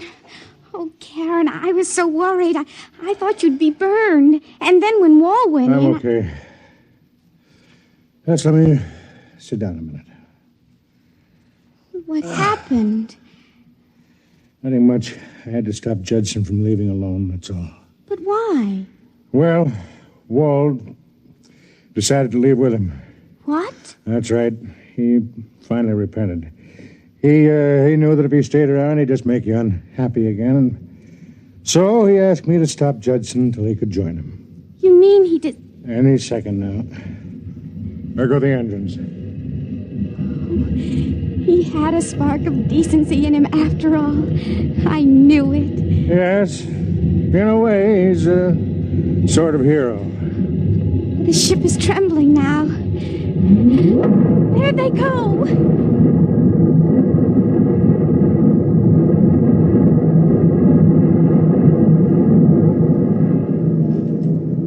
Maybe she knew, maybe not.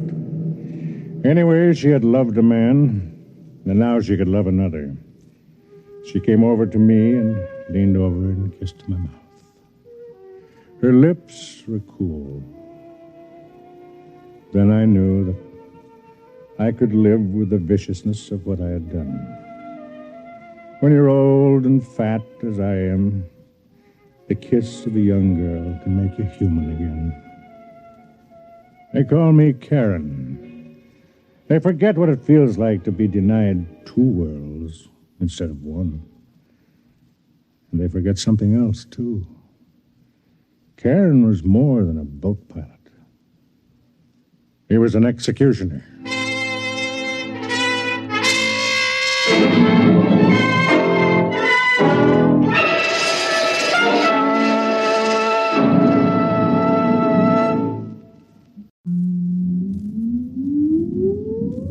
Countdown for blast off. X minus 5, 4, 3, 2, X minus 1, fire.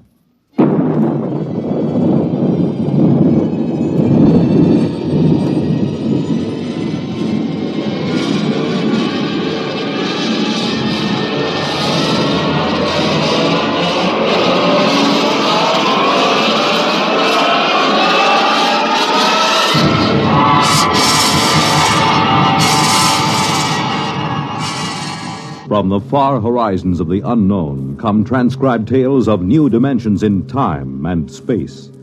These are stories of the future, adventures in which you'll live in a million, could be years, on 1,000 maybe worlds. The National Broadcasting Company, in cooperation with Galaxy Science Fiction Magazine, presents X minus 1.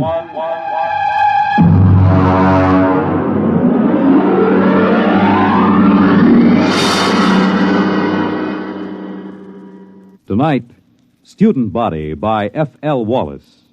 Our story in 1 minute. Girl, Boy, moon, June, ring, wedding, home, money, baby, money, education, money, retirement, money, solution. United States savings bonds. There's a smart couple. They're looking to the future. They know how important it is to plan for the future now with savings bonds. Yes, the plans you make today will determine what kind of tomorrow you have. Are you a student? Are you a young married couple? Are you approaching the golden years? Whatever your age, whatever your situation, savings bonds can be a big help in making your tomorrow secure and happy. Plan wisely. Buy savings bonds regularly where you work or where you bank. They're a good investment. You're saving your money and you're earning more. Series E bonds pay 3% interest compounded twice a year when the bonds are held to maturity. And savings bonds are as safe and sound as America itself. What's more, they're protected against loss or theft. For the big things in your life, be ready with United States savings bonds. And now, Student Body by F.L. Wallace.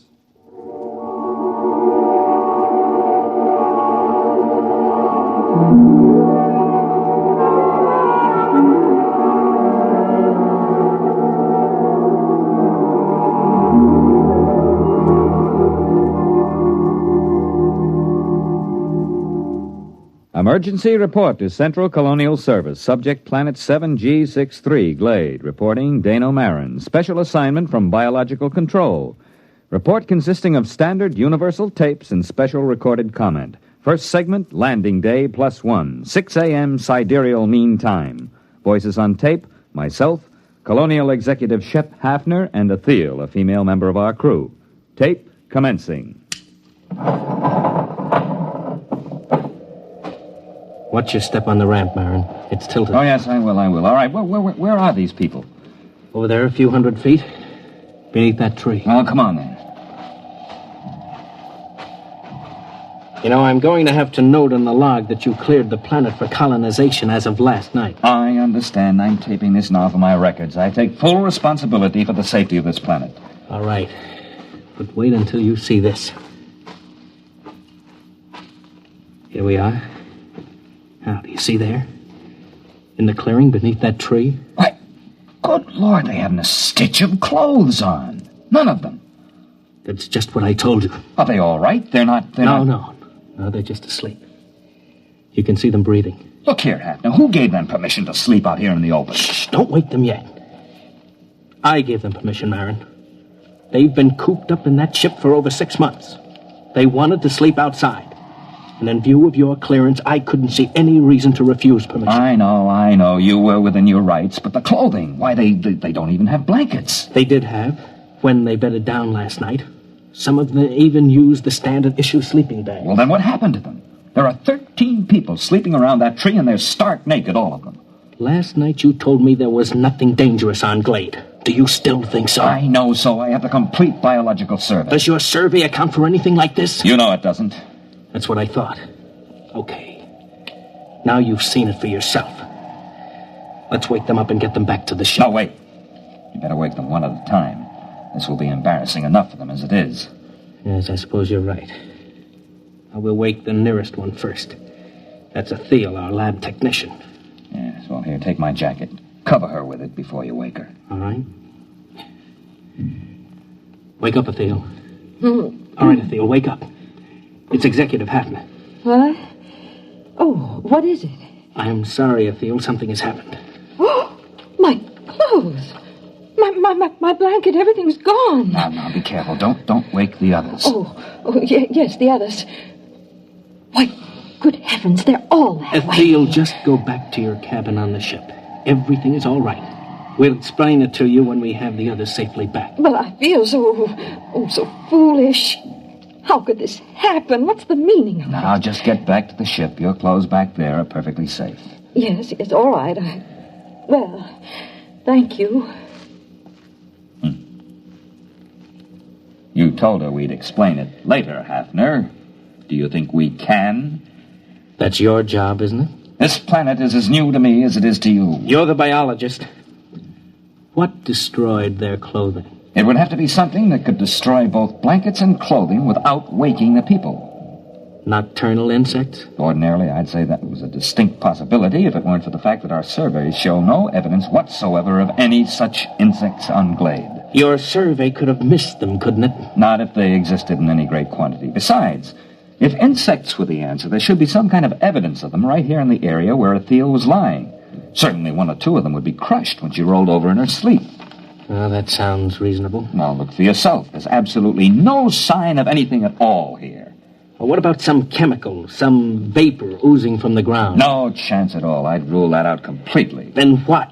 Well, there's the tree itself. I suppose it could exude some sort of a chemical that might dissolve cloth, but I can check that in the lab. Well, we'd better arouse the rest of these people and get them back to the ship. Hey, wait. What? What is it? Why, Some kind of an animal. Just caught a glimpse through there. Ah, there he is. Yeah, you see behind that bush? Yeah, it looks almost like a chipmunk. Yes, and he's feeding on something. Why, it looks like a piece of cloth. Marin, do you think that... Shh, he doesn't hear us. I'll just ease up to him now. Closer. Closer. Now. You got him. Oh, well, heck, you little devil. Watch out, Marin. He's got sharp teeth. You're telling me. Yeah, easy there, boy. Easy. Like to have your head stroked? Ah, sure you do. That's the boy. He's calming down. Yes, look at that. Oh, he's nestling in the crook of my arm, almost like a kitten. Almost. Marin, I hope you don't mind short sleeves. Now, what do you mean? He's already eaten half the sleeve off your shirt. I think we found the answer to our problem. The animal was a small furry mammal resembling an Earth-type rodent. Its overall length is 14 centimeters, weight 512 grams. Fur stringy and sparse, color a light beige, indicating no particular protective coloring. The animal was placed in a special cage in a biological laboratory aboard ship for further study. Next tape, landing date +2. Can we exterminate it? Oh, that's quite a job. How about locally? Hardly. It's ecologically basic. Look, Marin, you're from biological control. I've just got an executive's rating. Well, look, you know how control works. They send a survey ship over and record the neural currents of the animals. They get everything that has a brain, including insects, and they take a few specimens to check the patterns. Now, here's the report on Glade. The survey shows that this animal is one of only 4 species of mammals on the planet. It is also the most numerous.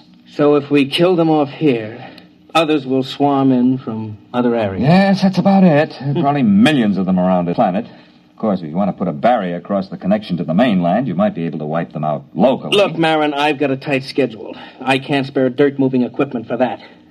By the way, what do they eat? Well, as far as I can see, anything. Insects, fruit, berries. You could call it an omnivore. Now that our clothing is handy, it eats that, too. I thought our clothing was supposed to be vermin-proof. It is on 27 planets. On the 28th, we met up with a little fella that has better digestive fluids, that's all. He's eating a leather belt right now. Yeah. Are they likely to bother the crops we plant? They shouldn't, but then I would have said the same thing about our clothing. All right, Marin, you worry about the crops. Find some way to keep them out of the fields. Meanwhile, everyone sleeps inside the ship until we can build dormitories. Biological examination of omnivore posed this question. Why only 4 species of mammals on Glade? No reptiles and only a few birds. On all comparable planets, a large variety of species.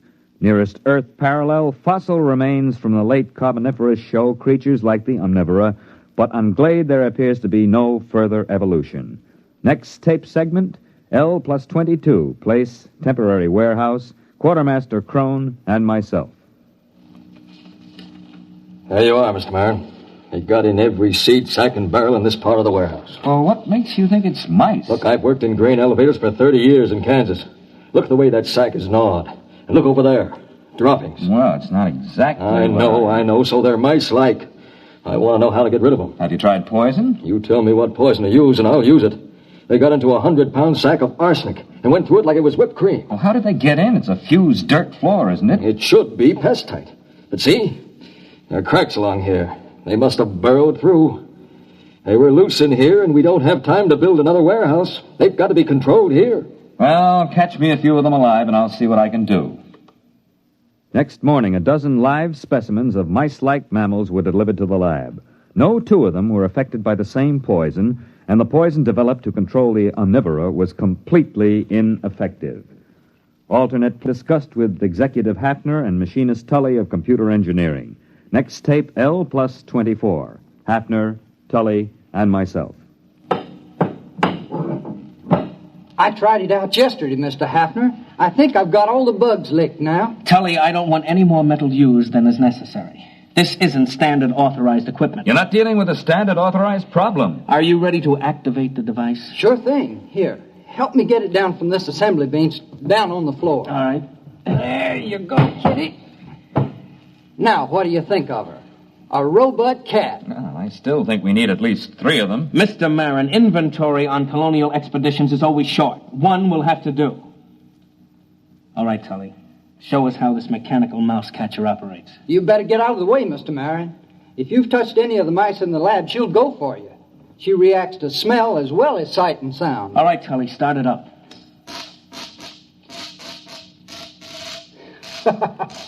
All right, Kitty, go ahead and have a good time.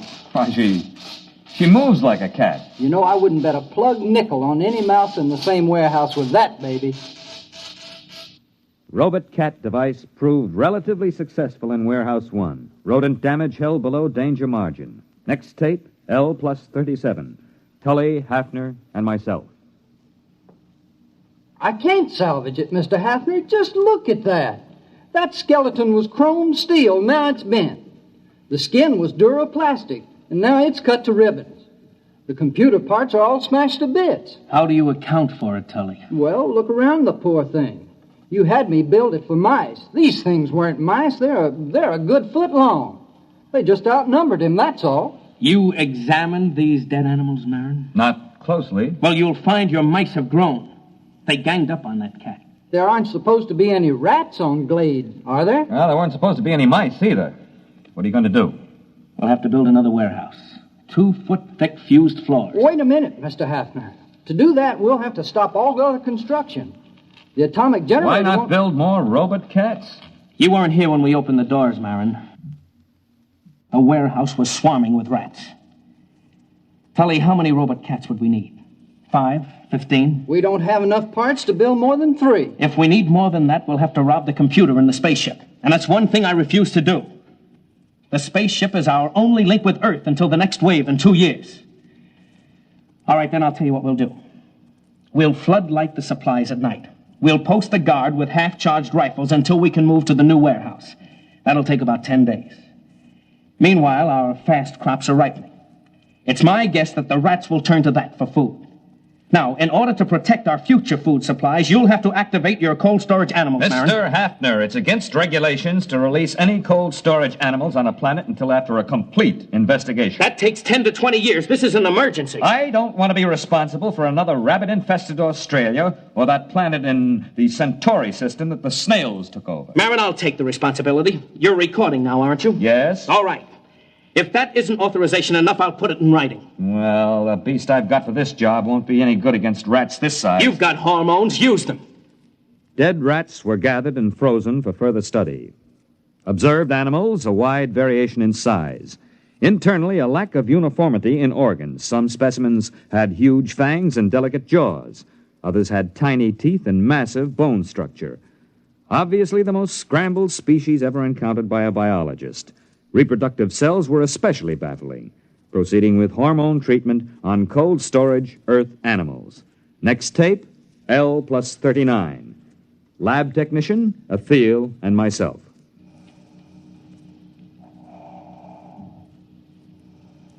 First one is coming out of it, Mr. Marin. Yes, that makes 85% viability. That's not bad.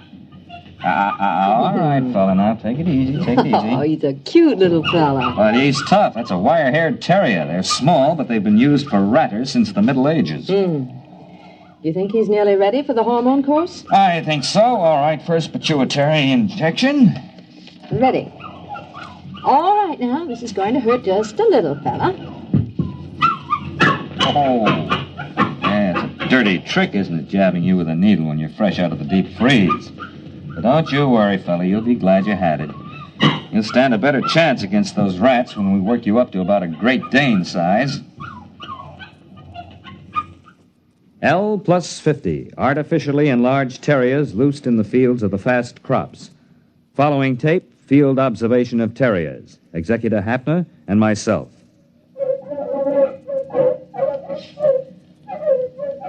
How long have they been at it, Marin? Since daybreak. I have to bring the dogs in at night and shoot them full of antibiotics. Will the dogs last? Well, this crop will be harvested in about a week. We'll make that. And there'll be 2 weeks to rest up before the next fast crop shows above ground. I think we've got the rats licked for a while.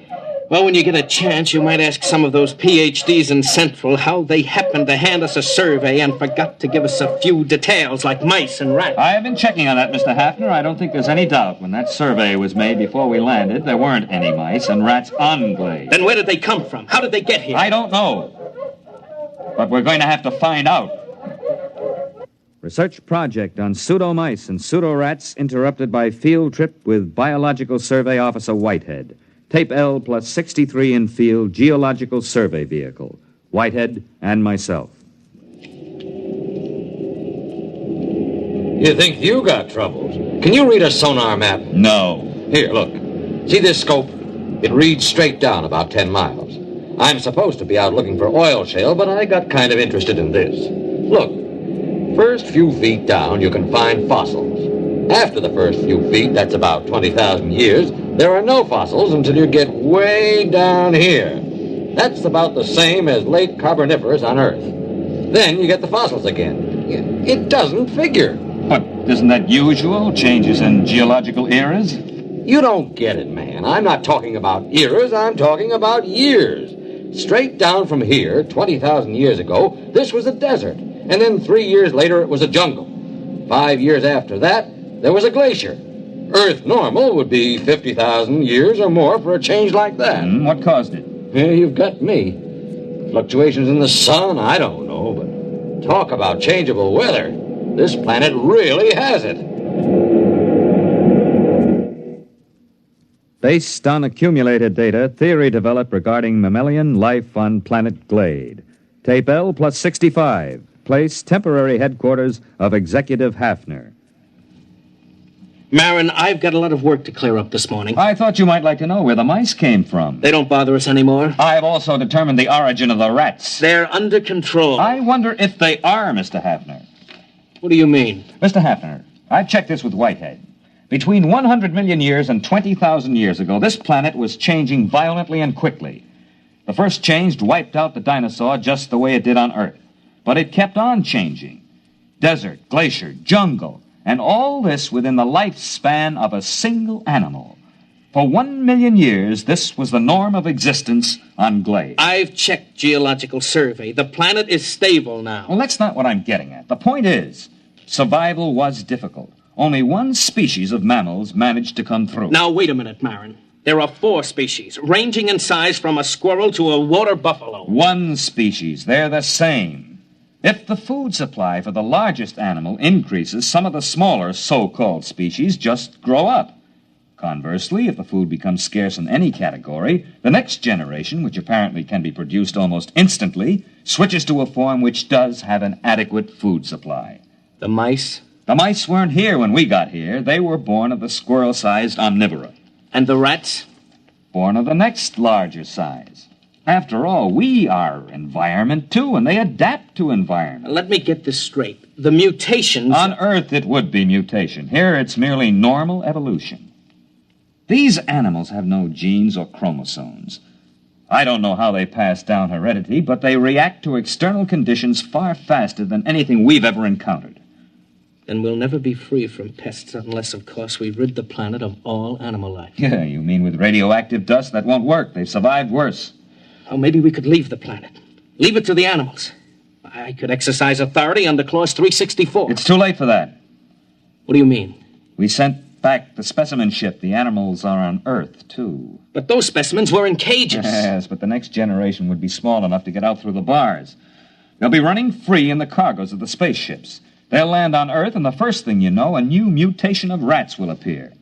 They won't have any reason to connect it with the specimens from Glade.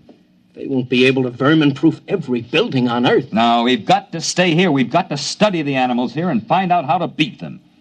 If we can.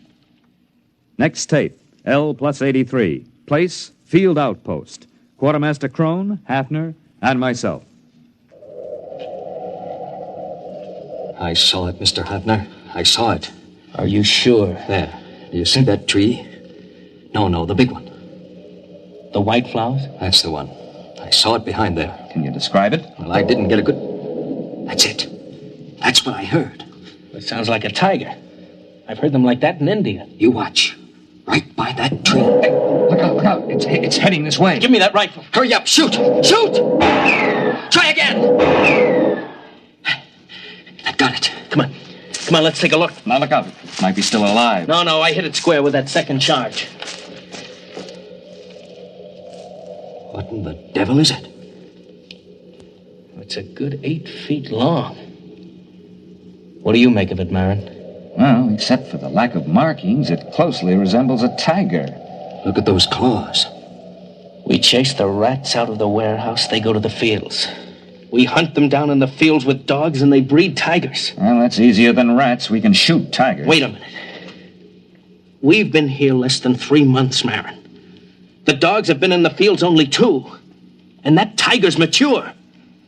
How do you account for that? I am not sure, Mr. Hafner, but I imagine if the survival factor is high, the young don't ever have to be young. What? They can be born as fully functioning adults.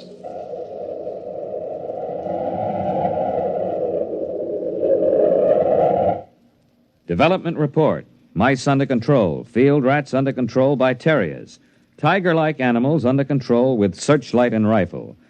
Additional complication. The original animal developed an appetite for electrical insulation. There is no protection except to keep the power on at all times. The last tiger-like animal was seen at L plus 130. After that, the attack ceased. By L plus 2 years, the animal seemed to have been controlled in all its forms. However, 3 months before the next colonists were due, a new animal was detected. Food was missing from the fields. Dogs were useless. The animal seemed to roam the fields, and the dogs did not attack. Patrols were unable to find the animal. Tape L plus 2 years. Hafner, Engineer Tully, and myself. Now, here's the way I'm rigging it up, Mr. Hafner. Whatever it is, it spotted the photoelectric cell rig. So I've worked up an alarm that reacts to body radiation. You're sure the animal won't spot that? Well, I'm burying it in the field. Then we'll move the visible alarms to another field. All right, Tully. As soon as the alarm goes off, notify Mr. Marin and me. Do you understand? Yes, sir. Just as soon as the alarm goes off. L2 plus 15. Radiation alarm sounded. Place, field station, Hafner, and myself.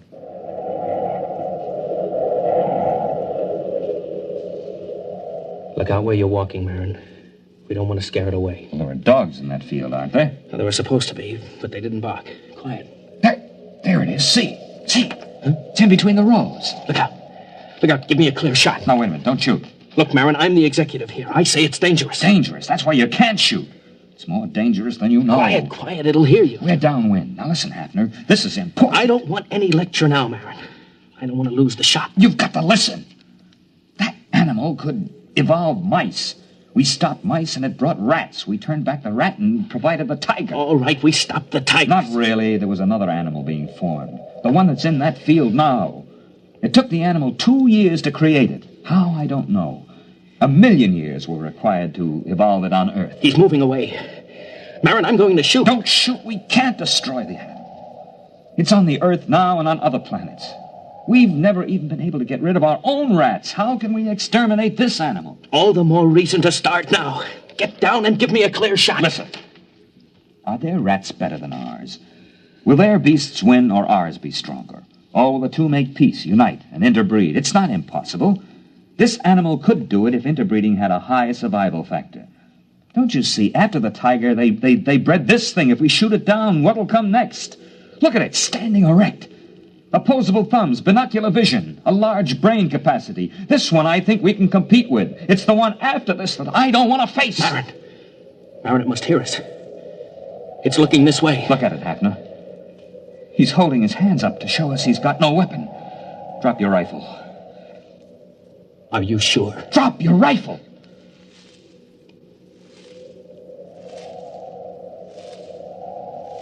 He's coming this way. He's got one of those white blossoms in his hand. Yes. Must be a sign of peace. Wait. It looks almost like a man. I wonder what's inside that body. I wonder what's inside that head.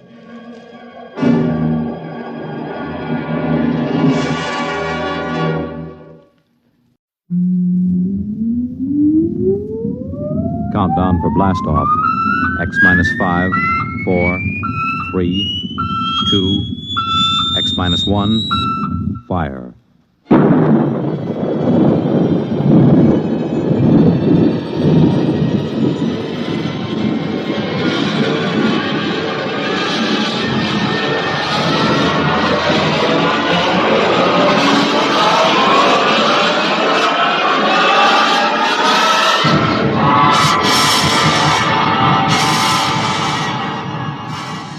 From the far horizons of the unknown come transcribed tales of new dimensions in time and space.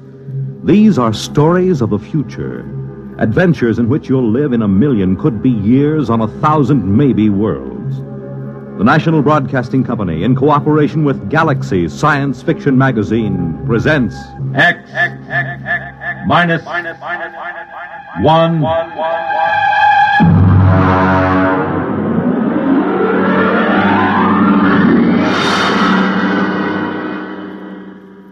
Tonight, The Last Martian by Frederick Brown.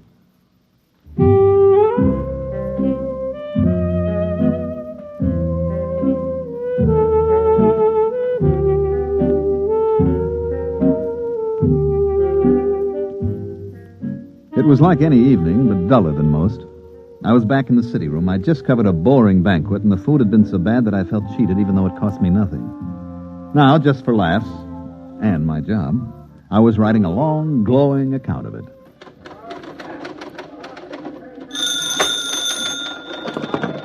City desk, Corrigan. Yeah?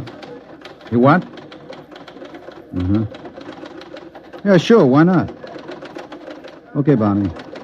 Yeah. Bill. Yeah? You finished typing that banquet story yet? Finish it, huh? 30. Okay. You know Barney Welch, don't you? Barney's bar? Of course I know him. I know you know him. It's just a rhetorical question. What about him? He just phoned. So? He's got a guy down there. Who? Claims to be from Mars. What, is he drunk or raving or both? Barney doesn't know, but he said there might be a gag story if you want to come over and talk to the guy. Drinks on the expense account? Yeah. You got a deal.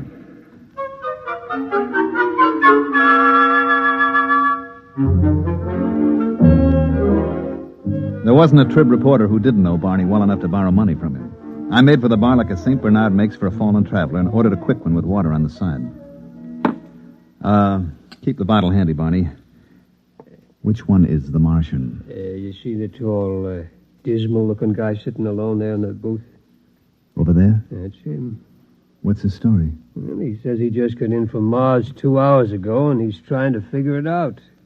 He claims he's the last living Martian. Mm-hmm. Does he know I'm a reporter? But he'd talk to anybody who'll listen to him. What's his name? He says it's Yangan Dao. I'll talk to him. Now, listen, Bill. Yeah. Don't get him violent or anything, huh? I don't want no trouble in my place. Oh, now don't worry, Barney. Look, dish up 2 beers for us, and I'll take him over with me.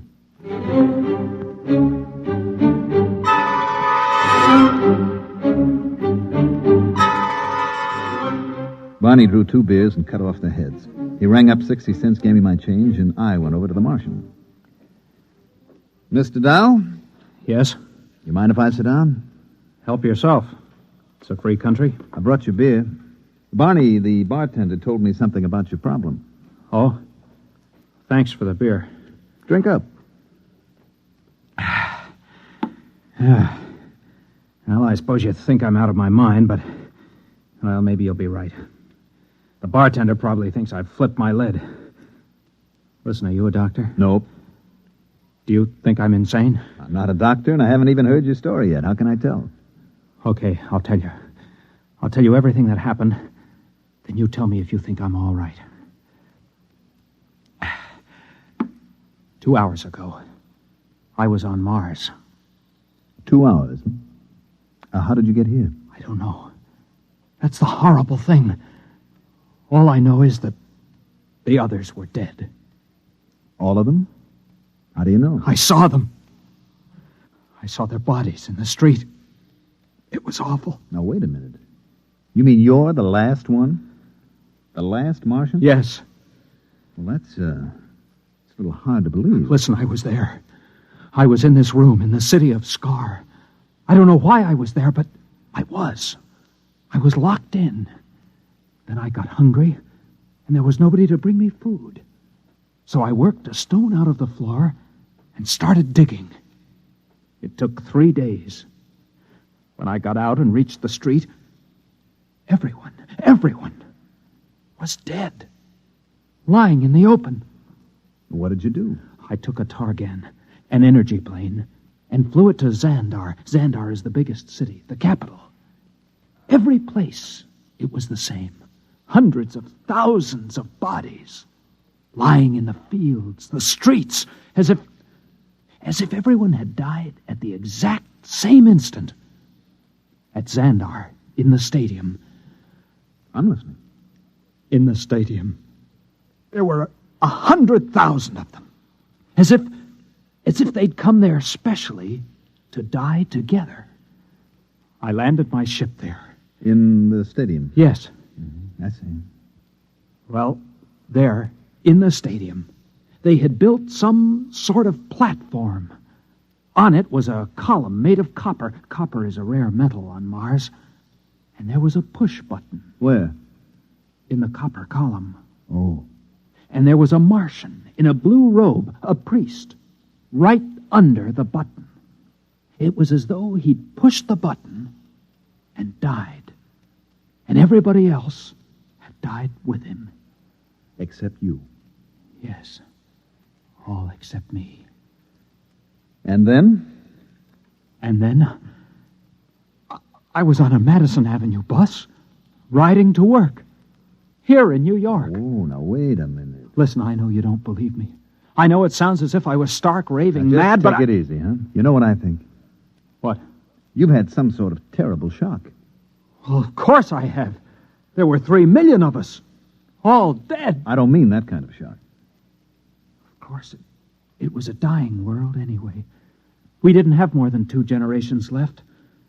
It was the krill. What was the krill? The disease. It reduced us to 1/30th of our population in 2 centuries. These 3 million, and they died of the krill? No.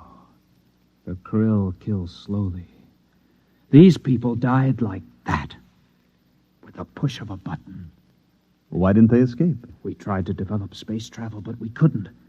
We couldn't even reach Deimos or Phobos. Where are they? Our moons. Oh, I don't know too much about this stuff. It was horrible. Mm-hmm.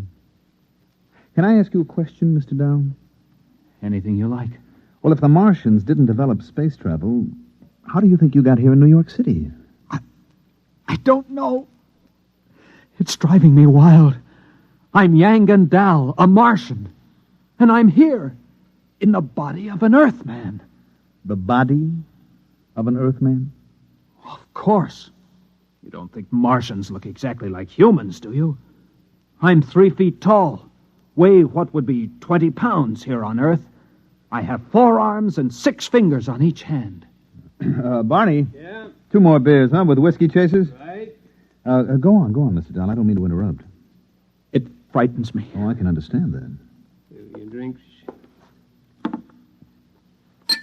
You want some help? Thanks, Barney. Drink up, Mr. Dow. Thank you. By the way, who is this Earthman whose body you've got? Its name is Howard Wilcox. Howard Wilcox, huh? I'll just write that down. Address? It's in the wallet. 45 Amber Court. Mm-hmm. This Howard Wilcox whose body you're in, does he have a family? It is married to a female of this species, yes. Well, have you been home? No. Then how do you know? I have all of its memories. I can do everything it could do. I know everything it knows. Oh, I see. I even have its tastes. Beer, for instance? Yes. Mm-hmm. You have a job? At the Humber Lamp Company, 34th Street. Well, maybe you ought to call your wife. No, It frightens me. Why? This body, it loves its wife. Let me buy us around. There's money in these pockets. Okay. It's very good of you to listen to my story. Barkeep, another round, please. Tell me, Mr. Dow, did you ever suspect before that you were a Martian? Suspect? I am a Martian. Don't you understand? Well, how did you get in here? I told you this body was on its way to work on a Madison Avenue bus, and then I was inside it. It was thirsty, so it stopped for a drink. And I thought maybe the bartender could give me some advice. So I started talking. Don't you believe me?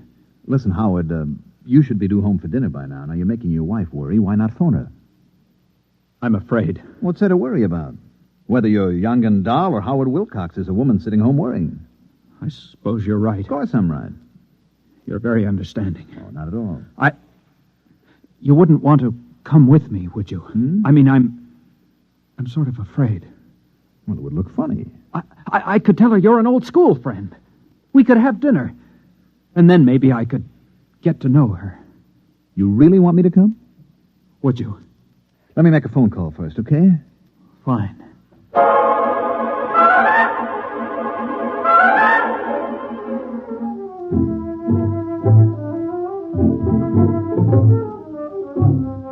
I rang up the Tribune and got Cargan at the C desk.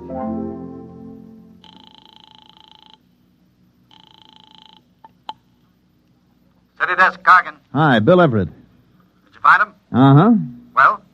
There's something strange about this guy. You think he's insane? I don't know. What do you mean you don't know? Is he or isn't he? Well, he's got the whole story so perfectly organized, he might even convince somebody it's true. He remembers every detail. What do you figure you're going to do? Well, I'm going home with him. I'm going to meet his wife and observe them. How many drinks have you had? Oh, I'm sober. Don't worry. Me worry?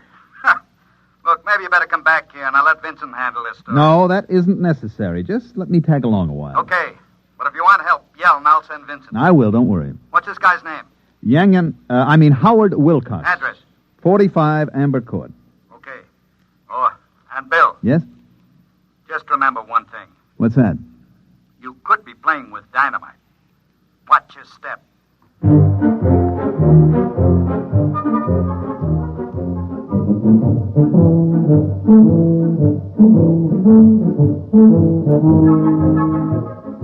Number 45 Amber Court was an apartment down in the village. We were met at the door by a pretty woman in dungarees with her black hair and a ponytail with a red ribbon. Let me handle it, okay? I wish you would. Howard, I was so worried. This is Bill Everett. I'm an old boyhood chum of your husband, Mrs. Wilcox. We met, and I asked Howard to have a few drinks, and I'm afraid it's all my fault. Bill is having dinner with us. If it isn't too much trouble. Well, no, of course not. Well, that's very generous of you. Well, if you'll excuse me, I'd better start dinner.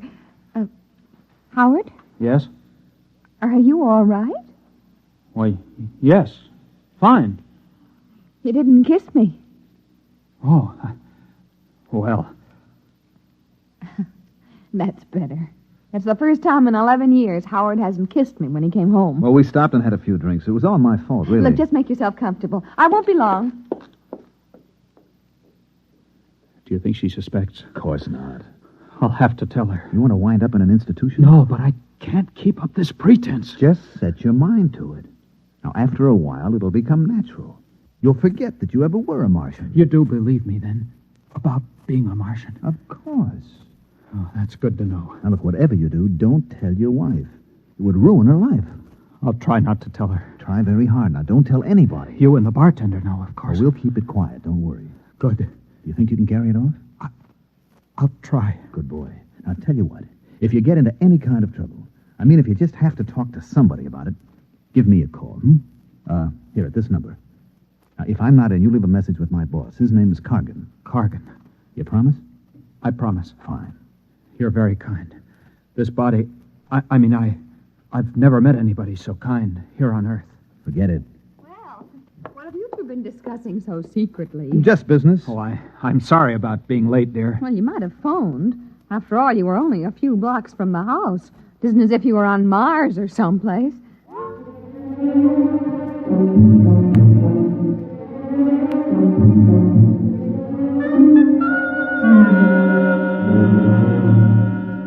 Dinner went pretty well. And Elaine Wilcox turned out to be an expert at shish kebab, which is one of my favorites. After dinner, I still had a couple of hours to put in at the paper, so I went back. Cargan came over to me right away. Well? Well? Is he or isn't he? He's a Martian, all right. No question about that. You're very funny. I have my moments. Would you mind telling me exactly where you've been for 3 hours? And what you've been doing? I talked to Yangan Dao. That's his Martian name. Then we had dinner at his home. Very nice. Shish kebab. What about the story? Oh, yeah, the story. Well, it seems that he was locked in a room in the city of Scar. And he got out and saw all the dead bodies of the entire Martian population. Then he flew to the Capitol and saw a button that a priest had pressed, and the next thing he knew, he was inside an Earthman named Howard Wilcox riding a Madison Avenue bus. Want me to write it up? Is that all you've got to tell me? That's all.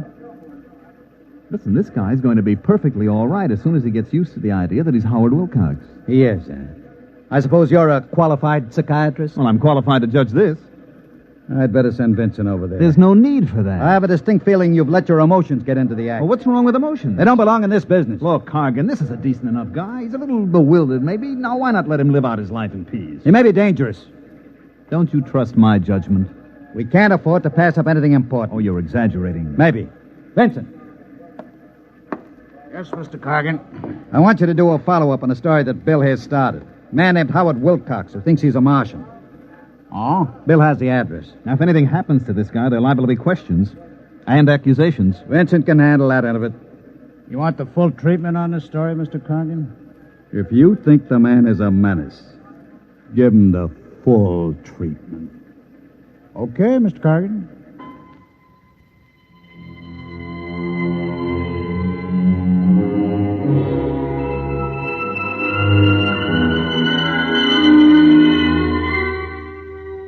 I gave Vincent the address, feeling like a murderer, and then I beat it to the nearest phone booth and called Howard Wilcox's home. His wife, Elaine, answered.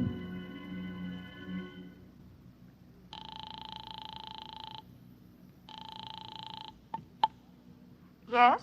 Well, Mrs. Wilcox, this is Bill Everett again. Oh, did you forget something? No, I have something to tell you, and it may sound a little weird, but bear with me. Oh, what is it? A man from my newspaper is coming over. His name is Vincent. Now, he's a big, ugly man with a scar on his lip. He's coming over here? He's on his way now. Well, what for? Well, that's the part you aren't going to believe, Mrs. Wilcox. Well, try me and see. He's going to murder your husband. I'm afraid I didn't hear you. I said he's coming over to murder your husband. You and Howard did do quite a bit of drinking. I'm trying to do you a favor. Now, listen to me. I'm listening. Send him away.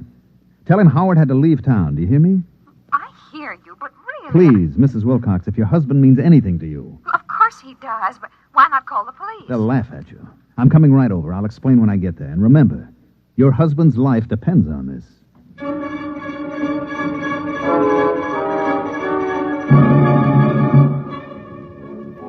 I didn't know whether I'd convinced her or not. It all sounded so terribly melodramatic. Anyway, I hopped into a cab and told him to use a heavy foot on the gas pedal, and about 15 minutes later, I arrived at 45 Amber Court.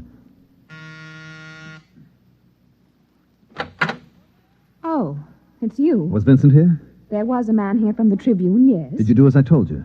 Well, I got Howard out of the house. I sent him out for some mozzarella cheese and gave him a couple of places that don't carry it. What'd Vincent say? I told him Howard wouldn't be back in town till tomorrow. He said he'd be back. Did he say what he wanted? Just that he had some good news for my husband. Some good news. May I come in? I wish you would. I want to know what this is all about. Sit down. Now, would you mind explaining? You won't believe me. You keep saying that. Okay, Mrs. Wilcox. Your husband, Howard, is a Martian. A Martian? That's right. I see. And when did you discover this about my husband? This morning. Would you mind telling me just when he arrived? From Mars, that is. This morning. You don't say.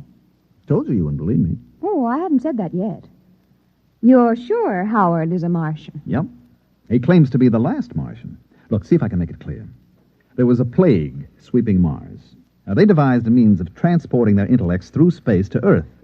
Their dead bodies remained behind. Now, Howard your husband, was confined in an institution, so he didn't get to go with the other Martian souls. He dug his way out and went to the capital city where the energy machine was located. Mm-hmm. I guess there was enough left to send his intelligence down here, where it landed in the body of one Howard Wilcox. How did you find this out? He told me. Mr. Everett, if you don't mind, I'm rather tired. First you tell me someone's going to murder Howard, then you tell me he's the man from Mars. I'd like to get some rest, if you don't mind. I'm trying to convince you your husband is in danger.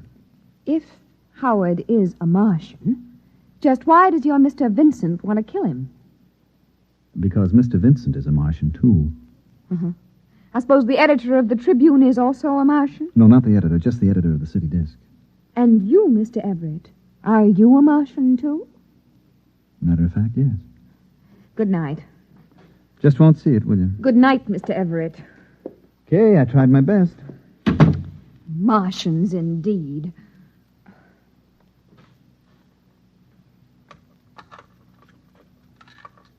Oh, Howard, thank heavens. I couldn't get the mozzarella. It doesn't matter. Tell me, Howard, are you a Martian? What? Why, yes. How did you know? Oh, woman's intuition. It's terribly late, dear. Let's turn in. No, not yet. I want to know how you knew I was a Martian. Howard, please, I've had just about enough of this nonsense today. It isn't nonsense to me. Only this morning I was Yang Gandal, a Martian. Now I'm in the body of your husband. Is this a joke you and your friend Mr. Everett invented to torture me? Because if it is... It isn't a joke. It's the truth. Howard, I just can't stand much more of this. I'm beginning to wonder if it's me.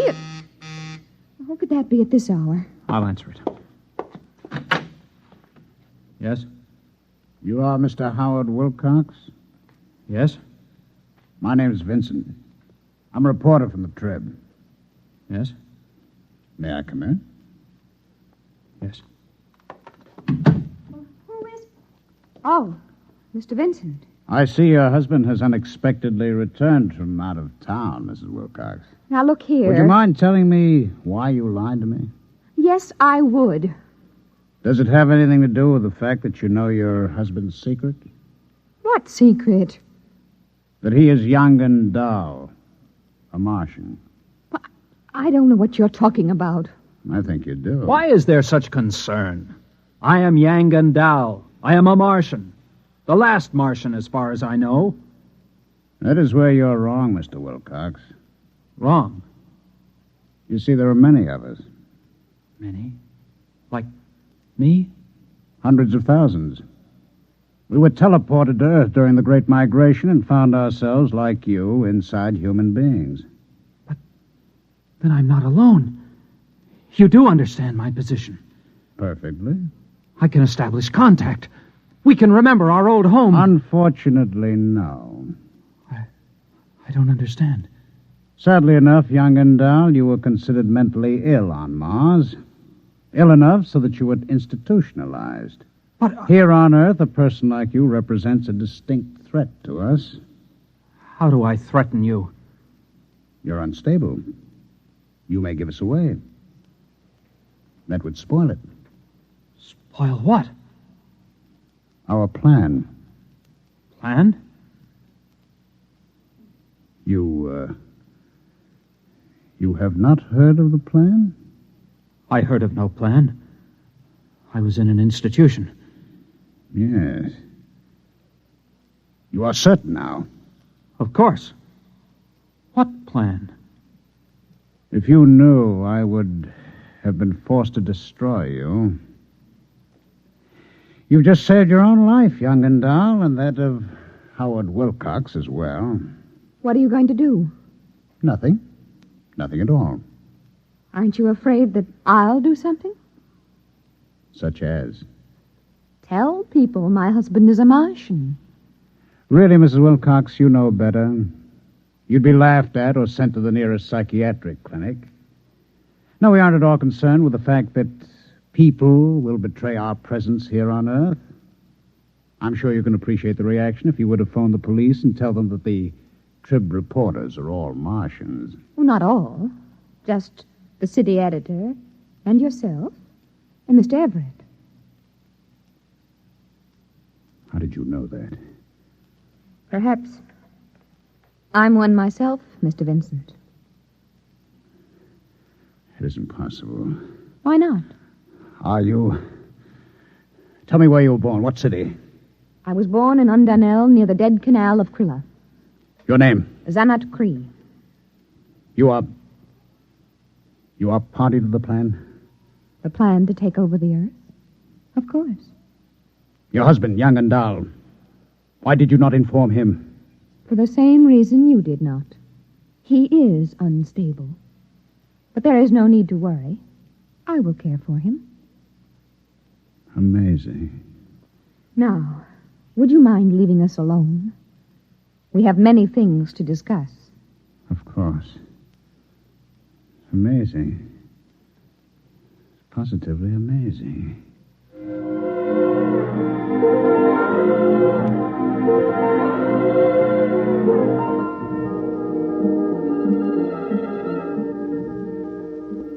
I was standing in Barney's bar having a double scotch on the rocks when Vincent came in looking like a man who spent the last 3 hours in a KitchenAid mixer with the dial on Fluffy. He came over and ordered without so much as look at me. Here it is, Mr. Vincent. Thanks. You okay? Sure. By the way, did you fellas take care of that crackpot who was in here this afternoon, the one who thought he was a Martian? Sure. Just a drunk, huh? Yeah, that's right. Wouldn't you say so, Bill? Oh, definitely. Well, here's to you, Barney. Sometimes you can't tell the Martians from the Earthmen. You know? It's getting to be that way, Mr. Vincent. Right, Bill? That's right, Barney. Integration. That's what it is.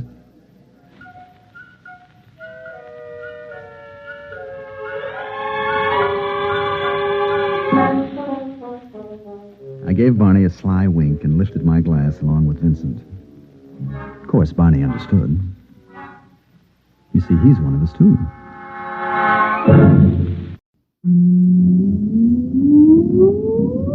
Countdown for blast off. X minus 5, 4, 3, 2, X minus 1, fire.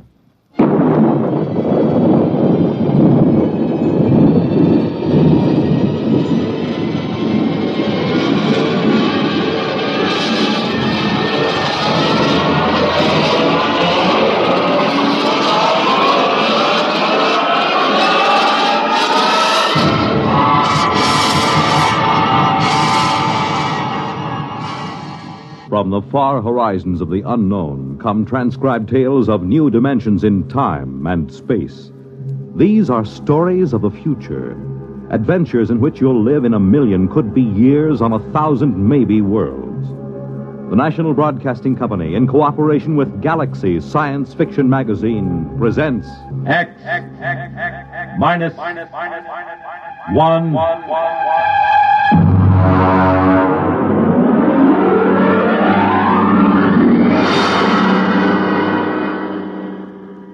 Tonight's story, The Snowball Effect, by Catherine McLean.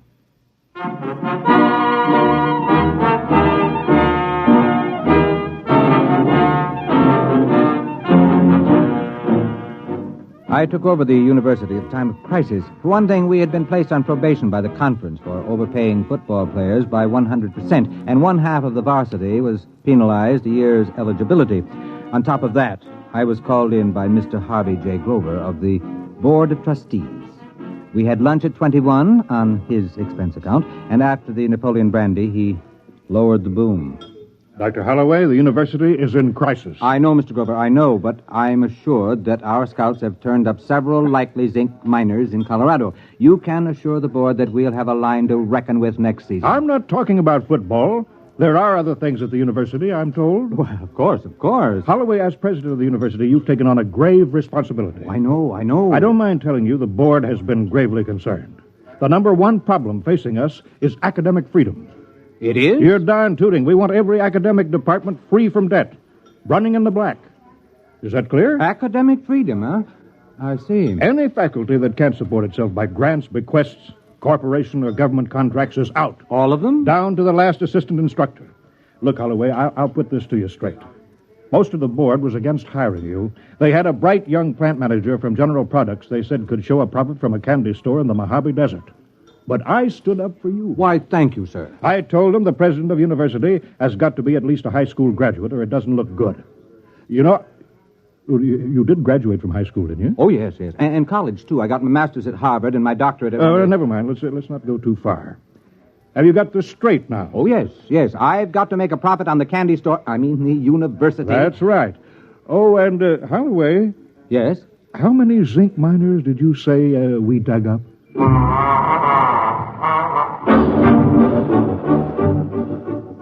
I started in with anthropology, astronomy, astrophysics, agriculture. Almost all the departments could show a nice, healthy contract from the Department of Defense for research, or from some corporation. Even the classical wing came out okay. They were being subsidized by a pride of Texas millionaires who thought it was cute to have original Greek and Latin tombstones set in concrete on their patios. One fellow from Galveston gave a classical barbecue featuring a swimming pool with pornographic marbles from Pompeii set around the scum gutter. I ran into my first problem when I got to sociology. Now, look, Dr. Caswell, I'll be frank with you. I'm paid to make sure this institution doesn't come out on the short end of the stick. Well, that's a quaint expression. I got it from Mr. Grover of the Board of Trustees, so you can see this is no time for kidding ourselves. Can sociology pull its own weight? What is it? Sociology is the study of social institutions. Now, look, Caswell, to the Board of Trustees, sociology sounds like socialism, and nothing can sound worse than that. Come on now. What are you doing that's worth anything? My dear sir. And don't wrinkle your nostrils at me, Caswell. If you've allergies, take an antihistamine. If not, just answer my question. This department's analysis of institutional accretion by the use of open system mathematics has been recognized as an outstanding and valuable contribution to... Valuable in what way? Well, since the Depression, Washington has been using sociological studies of employment, labor, and standards of living as a basis for its general policies Please, Professor, stick to brass tacks and leave Washington out of this. What specifically has the work of this specific department done that would make it as worthy to receive money as, say, a heart research fund? Fundamental research doesn't show immediate effects, Dr. Holloway, but the value is recognized. As well. All the other departments have managed to squeak by. You're the last one. Unless you can toe the mark, there'll be 14 sociologists testing the institutional efficiency of unemployment insurance as an instrument of economic policy.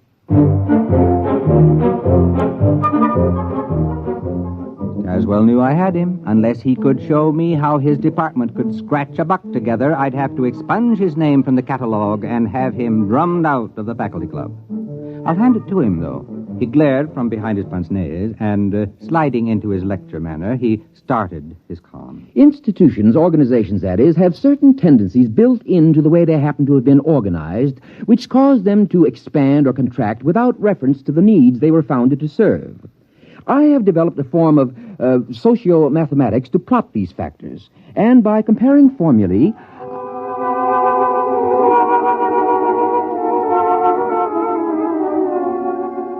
Is it all perfectly clear to you?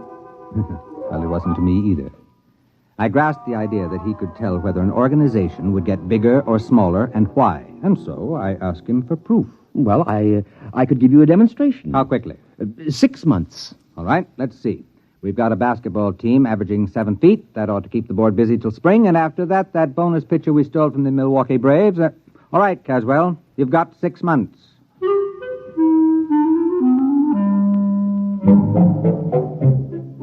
I forgot about Caswell and sociology department for a couple of days while I went back to convincing semi-literate millionaires that they might as well leave a couple of millions to the university rather than have the federal snap it up in inheritance taxes. I was on to a real beaut. A button manufacturer with a bad heart who could go any minute, who wanted to endow a scholarship for needy and intellectually gifted lacrosse players. When Caswell came back to see me, we had lunch at the student cafeteria on my expense account. And he explained. Ever hear of feedback effects? Is it something to do with reducing overweight co-eds? No, it's a mathematical term. You might call it the snowball effect. You mean like rolling a snowball downhill? That's right. It grows. Now, here's the mathematical symbol. That spiral? That's the formula for the general growth process. Do you understand the equation? Why, no. It accounts for all sorts of institutional growth. The Roman Empire, Alexander, the Masons, the spread of tobacco, anything. You see, when the snowball becomes too heavy for the cohesion strength of snow, it breaks apart. Now, we've decided to run the test on an organization and make it grow according to the formula. I see. You're going to use some club or lodge or something as a guinea pig. If you could follow the equation, you'd see I've built a pattern of a cogent reason for the ins to drag in new members from the outs, and an urgent factor to prevent anyone from resigning. That's this Greek symbol here. Kappa for compulsion.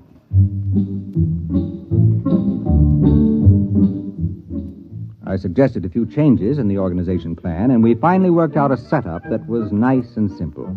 We put our heads closer together and tried to pick the best place for a demonstration. It should be small enough to observe, and yet large enough to be statistically significant. How about Passaic, New Jersey? My sister lives there. Oh, let's make it Watershaw. I have some student sociological surveys of it already. We can pick a suitable group from that. We've got to make this an ironclad demonstration. We'll have to pick some little 2-foot nothing club that nobody would ever expect to grow. Some miserable, pathetic little organization.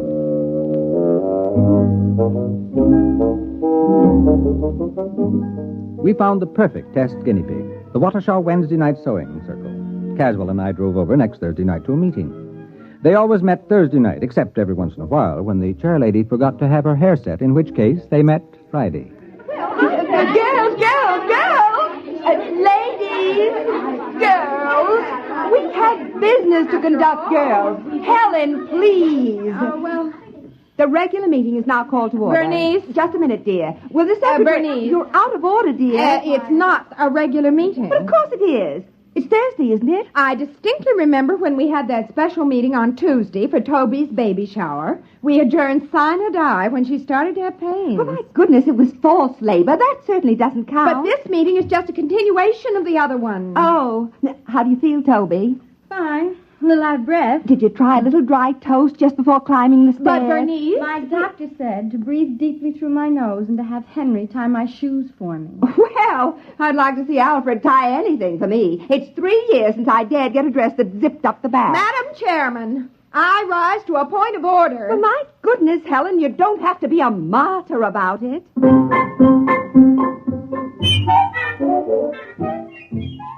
That's the way the meeting of the Watershaw Sewing Circle went on. After a prolonged parliamentary battle, the point was finally carried that this was the tail end of a previously adjourned special meeting. At this point, the secretary, who had shorthand training, read the minutes. It was moved by Harriet that a vote of confidence be registered in the administration of the club's business by Bernice. The motion was seconded by Elsie, who said she thought it was only fair because Bernice didn't even have an unlimited phone. And look at all the calls she had to make on club business. The motion was amended by Joan to include Bernice Calloway as well as Bernice Hackett, because with 2 Bernices, the whole thing would be confusing, and it didn't seem fair to discriminate between Bernices, because Bernice Calloway didn't have an unlimited phone either, and besides, her phone was way upstairs in the bedroom without even a kitchen extension. The motion was defeated because of the lack of a quorum.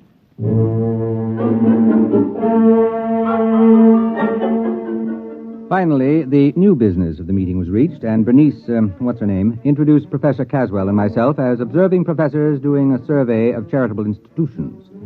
After the business meeting, brownies, sponge cake, and apricot peekaboo cookies were served with coffee. Caswell and I drew the unlimited Bernice aside.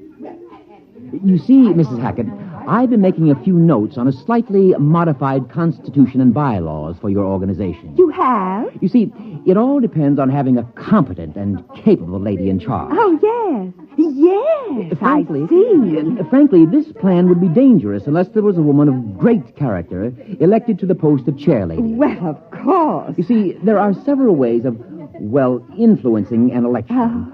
That's why it's important that only the right people fully understand this. Oh, you're right. Absolutely. Why, the organization was just floundering before the last election. Now, can I see those plans, Professor? They sound like they're just what we need.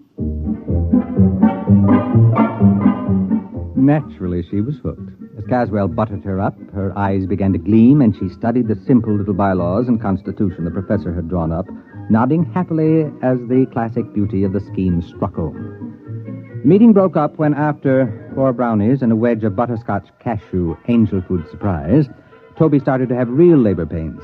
We found out later it was a 9.5-pound boy. Caswell and I left the meeting and stopped for a pizza and beer to get the taste of the apricot peekaboo cookies out of our mouths. Well, there you are, Dr. Holloway.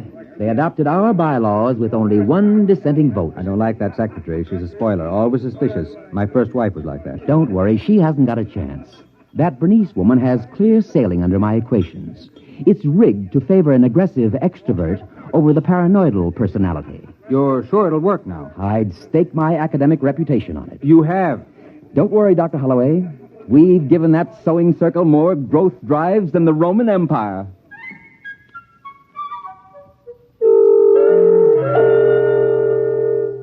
We let the whole thing gel for a while. About 4 months later, I shook loose from my schedule and dropped over to see Caswell. He looked up from a student paper on the correlation of Bermuda shorts seen at Madison Avenue and 46th Street to the swing towards Democratic candidates in the Corn Belt.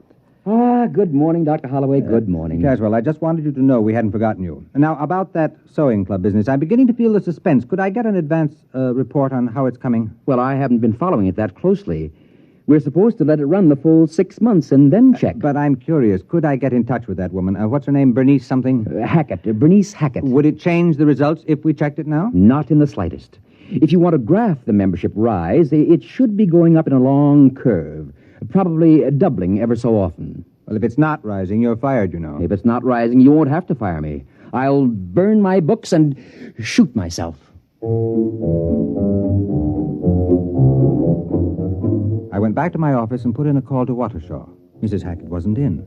The maid informed me she was at the meeting. That sounded better. If the sewing circle was meeting on a Saturday, then maybe Caswell had a chance. But she wasn't going to a sewing circle meeting. There was another organization, the Civic Welfare League. I hung up the phone and thought about poor Caswell.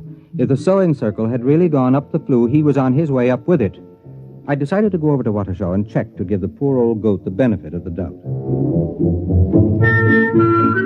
The meeting of the Welfare League was in the Knights of Columbus building, a tremendous pile used for dozens of club meetings at a time. There was some kind of political rally going on in the main hall. Streets were jammed, and I figured I was going to have a tough time finding the little back room where the Civic Welfare League was meeting.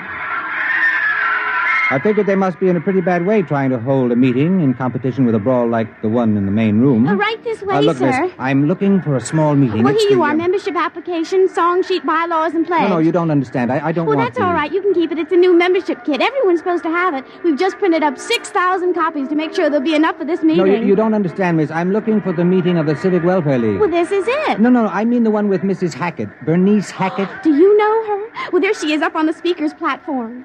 And now, after the ushers have passed among you with membership blanks, it is time to rededicate ourselves to the principles we stand for. With a bright and glowing future, the best people in the best planned town in the country, the jewel of the United States.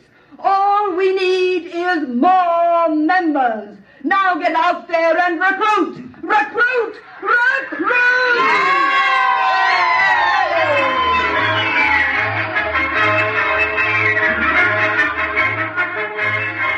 I cornered Bernice Hackett at the speaker's table. She had a clear, sparkling look to her eye, and she was dressed in a trim gray suit with a towering feather on a small hat. A clutch of pretty junior ushers, all with goose pimples showing above strapless formals, clustered about her. I managed to get to see her in the back room while the mayor was addressing the meeting. Hello there. It's a pleasure to see you. What happened to the sewing circle? Oh, it's just a little change, that's all. Helen, dear. Yes, BH. Send those wires out to the senator in Washington. You can tell him we want his support on the slum clearance or else. Check. Now, let's see, where were we? Oh, yes. We started growing by amalgamating with other small charity groups. Worked much more efficiently that way. Bernice, we're running out of membership blanks. Call the printer. He's got instructions to keep the type standing. Check. Naturally, we had to change our name each time, but we've still got the same constitution and bylaws, the ones you professors worked out for us. Then you've been growing. Oh, dear, yes. Bernice, what do we do about the town board of aldermen? I explained to them they can't get in at a group rate. Each one will have to join separately. Check. Oh, yes, Professor. We're growing and growing and growing.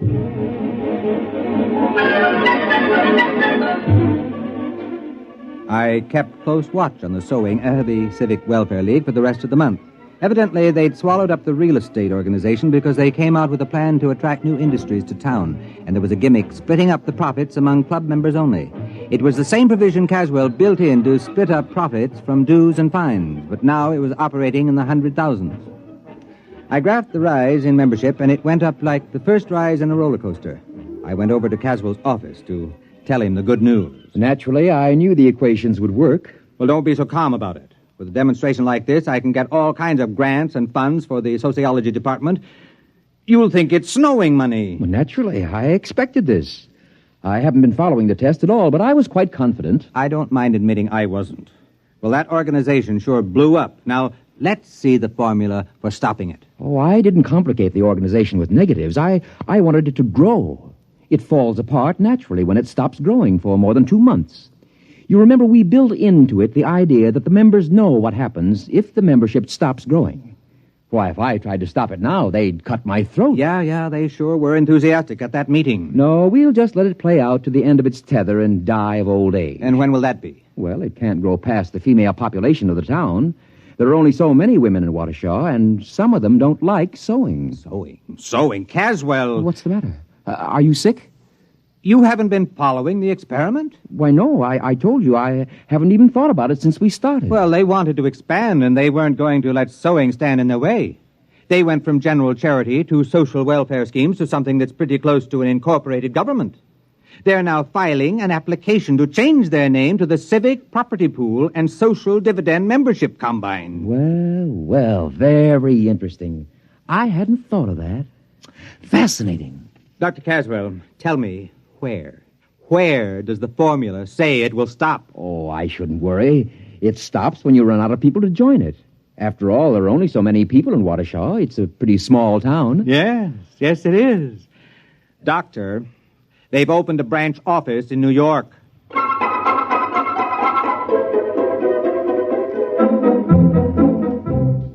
Caswell got out his slide rule then, and we went over the charts I had been keeping. He ran the results through the physics department's new analog computer to check the results. Yes, it checks. Well, now, allowing a certain lag of contagion from one nation to another, language and cultural barriers, it will reach total world population in 12 years. About 1 week after that, various isolated pockets, Australian Bushmen, Tibetans, African Pygmies, will all be members. You mean only 12 years? Give or take a week, 12 years. The whole world? Well, there is something to be said for a worldwide government. Many people are definitely in favor of it. But under Bernice Hackett, the whole world? Oh, you asked me for a demonstration. The equation works. But what happens when the whole world is organized and there are no new members? Well, 2 months after the organization stops growing, it collapses. It's built in the formula. Yes, but what happens then? Oh. Well, I haven't the faintest idea. I haven't carried the equations that far. Look, Caswell, whatever happens, I don't want anyone to ever pin this on me. From now on, if anyone asks me, I never heard of Waukesha. Well, that was 12 years ago. I think Caswell and I are about the only men on Earth who don't hold membership cards in the United Terrestrial Civic Welfare and International Property Pool. Bernice Hackett, Global Administrator. It's a race against time now. There hasn't been a new member in a week and a half, and Bernice is anxiously awaiting news from the first Mars Expeditionary Fleet. And as she says, if only they find life there. We need new members, desperately.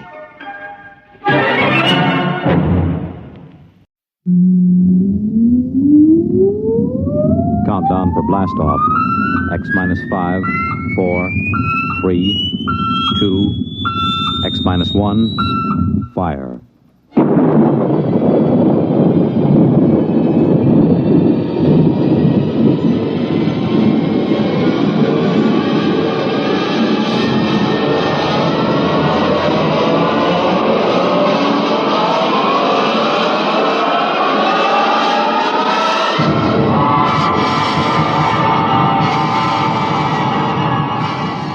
From the far horizons of the unknown come transcribed tales of new dimensions in time and space.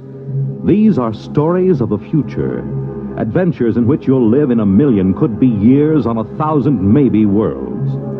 The National Broadcasting Company, in cooperation with Galaxy Science Fiction Magazine, presents X minus 1.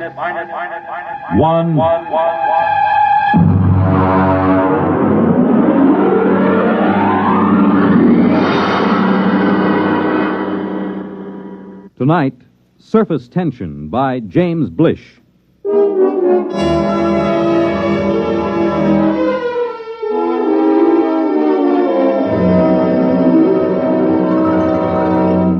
Come in, Professor. Come in. Mr. President, do sit down. I'm terribly sorry to have kept you waiting. Time has very little significance, sir. Well, now, what is the urgent nature of your visit? Mr. President, for some time now at the Nuclear Institute, a group of us have been making a study of a new star which has entered our constellation. Yes, the military advised me there was some disturbance. We've completed our calculations, sir. And? Before I give you our results, let me tell you that we've been in touch with the Scientific Council of the Asian Confederation. They've verified the results. I'm waiting, Professor. Mr. President, the effect of this new star in our galaxy will be extremely catastrophic. At the rate it's expanding, it will cause the sun to explode. What? The sun is going to explode. But, well, that means... Exactly. The world will end in precisely 2 weeks and 7 hours. This is incredible. Are you absolutely certain of these calculations? Absolutely. Does anyone know of this? Well, as soon as we guessed where our study was leading us, we classified all information. The actual final results are known only to a small group of scientists here and in the Asian Confederation. 2 weeks. And 7 hours.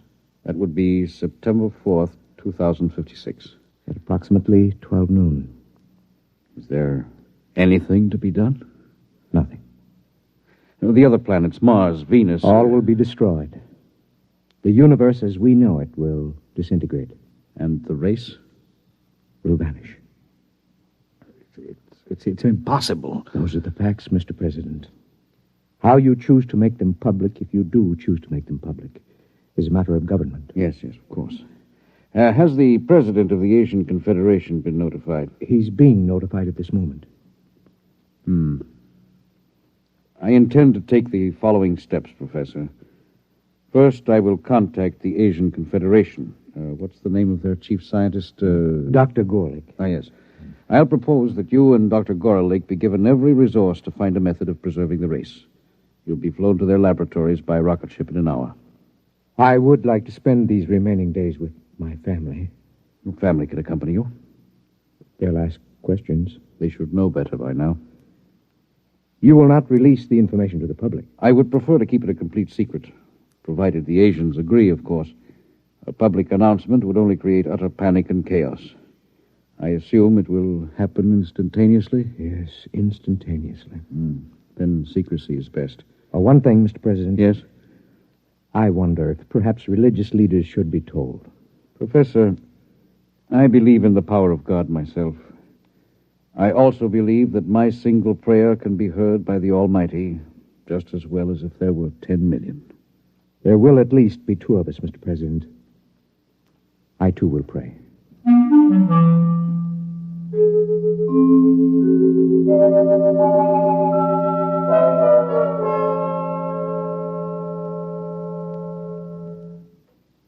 Dr. Gorlick? Professor, how nice to meet you again. Do sit down, sit down. Thank you. Quite a problem, eh? It's quite a problem. If the rest of the world knew what we too know. I feel they should be informed, nevertheless. Well, that part of it is for the administrators. We have our own work. Do you seriously believe that we have the remotest chance of solving this problem in the 2 weeks that remain for the universe to exist? That depends on what you consider a solution, Professor. Anything that will preserve the race. In that case, we have a solution. You're joking. About so serious a matter? Hardly. But would you step over to the table, please? Now, if you will be so good, look into that eyepiece in front of you while I focus it. Will you tell me, please, what you see there?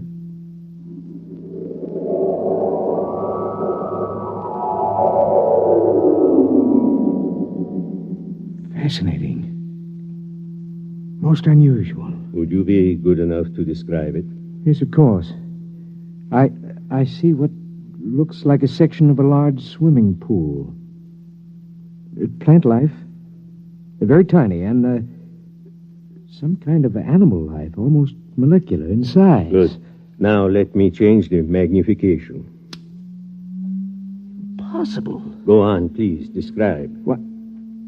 I see what looks like dogs, cats, a cow. All evidently swimming underwater in this medium. Wait. Yes, they seem to be dogs and cows and cats, except that they appear to have gill-like breathing apparatus. Good, good. It looks as if somehow these species have been mutated to live underwater. Exactly. Well, I don't understand how this is possible. It would take hundreds of generations, thousands of years, possibly, to effect such a change, even with modern genetic control. It is the key, Professor. Let me ask you another question. Yes? Would you estimate the size of these creatures? I would say they're normal size. And the size of the pool, as you call it? A tank of quite enormous size. I cannot see the walls, but I assume they are there. Good. Now, Professor, prepare yourself for a shock. I've been a scientist too long to shock easily, Dr. Grolick. Nonetheless, you will be shocked to learn that what you have just been looking into is a single microscopic drop of water, less than a milligram. A single drop of water? Yes. Those dogs and cats are microscopic? Submicroscopic, smaller than a filterable virus. This is incredible, Doctor. Incredible, perhaps, but we have done it. Ah. We found a way to reduce the size of the original fertilized eggs through bombardment of the molecules. In this way, we can produce a full-size dog that is infinitesimal. And you believe this will help us solve our problem? I am convinced of it. What do you propose? This is our plan. We will create submicroscopic humans. At the submicroscopic level, 1,000 generations can reproduce in the equivalent of a few seconds of time. In less than an hour, we can have a species of human that is capable of living underwater. Gill breathers? Precisely. And then what? Don't you see, my friend? In a single drop of water, we can reproduce as many human beings as now live in the city of New Chicago or Trans-Europa. But when the sun explodes in 2 weeks' time, all life, even that in a single drop of water, must perish. That is true, Professor. But remember this. To a submicroscopic species of human, 2 weeks would be the equivalent of some 20 million years on Earth. In other words, to these human beings, starting tomorrow, the species will have hundreds of thousands of generations, each living a full life, before the final explosion of the universe. Almost like playing God. I am not a subscriber to the concept of God, Professor. I must say I'm slightly shocked to discover that you, a man of science... Believes in a creator? I do, Doctor. In any event, will you help us go ahead with our experiment? I have no choice. Good. We'll begin tonight to produce the first species.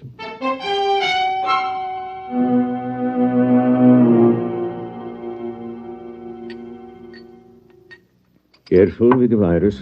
Here's the tube. Now then, we'll place this in a drop of water underneath the lens of the microscope.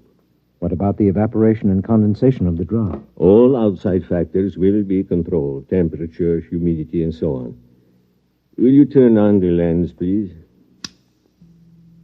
Now, using the highest magnification, we'll be able actually to manipulate a single being with electron magnets. A sensation we would interpret, possibly, as we interpret centrifugal force. Ready? Ready. Good. We begin the experiment.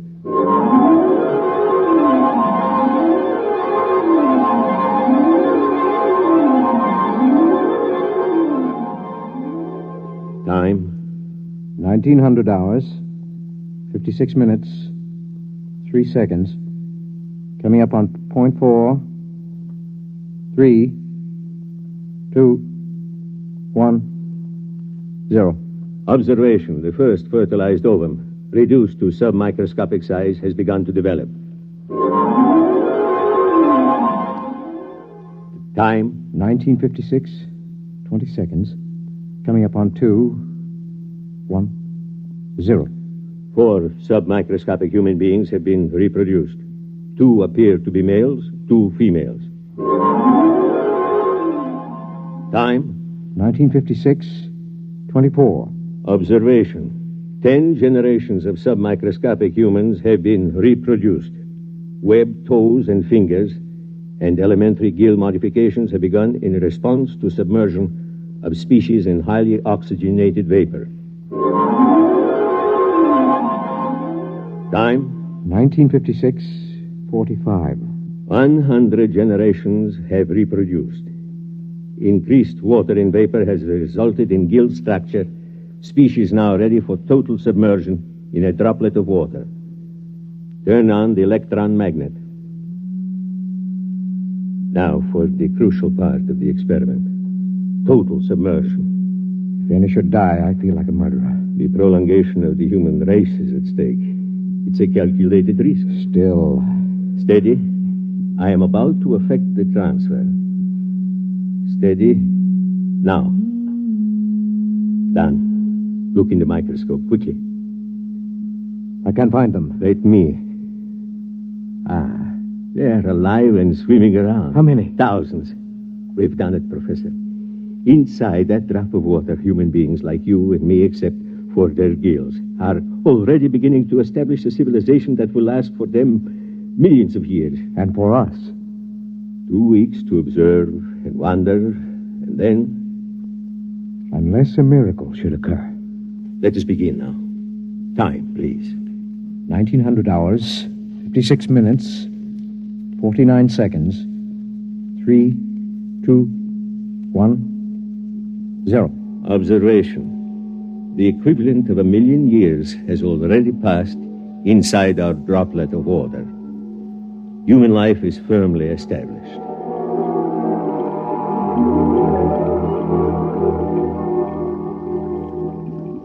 Sir! Sir! Come in, Lavin! Come in! I swam down from the museum. I'm exhausted. Rest yourself. Would you like some proto steak? No, thank you. Breath of oxygen, perhaps? 100 proof, distilled from pure upper-level water. A breath, perhaps. Now then, I assume that you've come about the plates. Yes. Naturally, the directors of the museum are most anxious. I haven't completed the translation yet. It's been 6 months. Yes, I know that, but they're incomplete. One of them was evidently lost during the final battle with the Eaters. Sure. Can you tell me off the record what you've already deciphered? Well, first, let me warn you. These plates were prepared thousands of generations ago. They're highly romantic. What they tell us may be fantasy. Still, I'm fascinated. After all, the greatest archaeological discovery of all time, buried 1 million years in the ooze of the bottom. Very well. The first line of the oldest plate reads as follows. It goes, "In the beginning, we were created..." Created? What an extraordinary concept. By whom? What about evolution? Yeah, let me finish. It goes, "We were created by men who are not as we are, but who are our ancestors all the same. They were caught in some disaster, and they made us and put us here in our universe so that the race of men might live on." Ridiculous. Perhaps. Well, let's suppose there's a universe other than ours. The theory has been advanced before. By fools. Fools? Look at us, Lavin. Are we really suited to this universe? Our gills, our webbed feet, these are the product of evolution and adaptation. But the shape of our bodies, the way we swim... Well, I'll admit there's some basis for the theory, but every experiment, every attempt to prove that anything exists outside, that the surface can be pierced... According to the plates, the surface can be pierced. Listen to this passage. "There are 3 surfaces of the universe. The first is the bottom, where the water ends. The second is the thermocline, the dividing water between the bottom and the sky. The third is the surface film beyond which none can pass. And beyond the surface film, beyond the surface is the universe of the creators." Well, the whole thing sounds like a parable or a song. Whatever it is, remember this. Thousands of generations pondered the miracle of our existence before these plates were written. Primitive. Men. You sound like a mystic, Shar. To think that a scientist like yourself could believe in the existence of creators. Nonetheless, creators who were formed in our own image. Or we in theirs. I'm shocked, truly. I intend to complete the translation of the plates. I will pursue this project for the rest of my life, if necessary.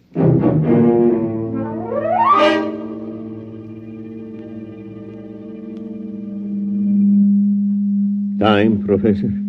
Second day, 14 hours, 6 minutes, 10 seconds. Observation. The plates which were inscribed with microscopic data by an earlier generation have evidently been removed by a subsequent generation. Our study shows that a highly developed civilization is now living in the drop of water. Certain water organisms have been domesticated and underwater ships have been developed.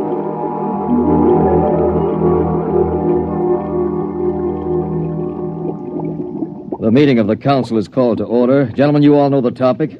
Our speaker will be Shar. Gentlemen, some 28 time units ago, when I was a much younger man, I was given the privilege of translating some metal plates found buried in the bottom.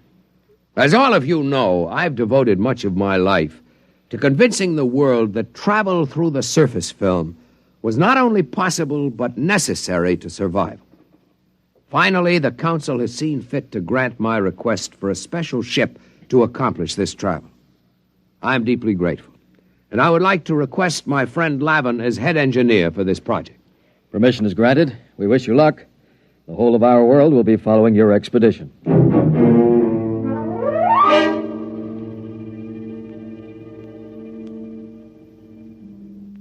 What's happening, Dr. Gorlick?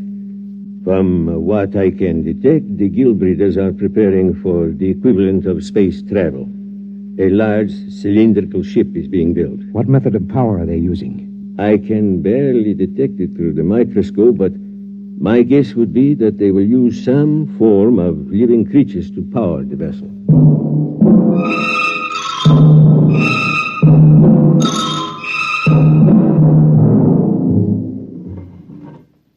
Shar to leader. Shar to leader. Leader, go ahead, Shar. The ship is ready to take off for the upper levels, leader. Water sealed in. All tight. Diatom's ready to move. Diatom's ready. We'll give you an escort of paramecium ships as far as the upper level. After that, you'll be on your own. Very good. Whenever you give the signal, Captain, Lavin can order the diatoms to proceed. The sandbar is clear for the initial climb. Your course is straight up the stem of water plant 6.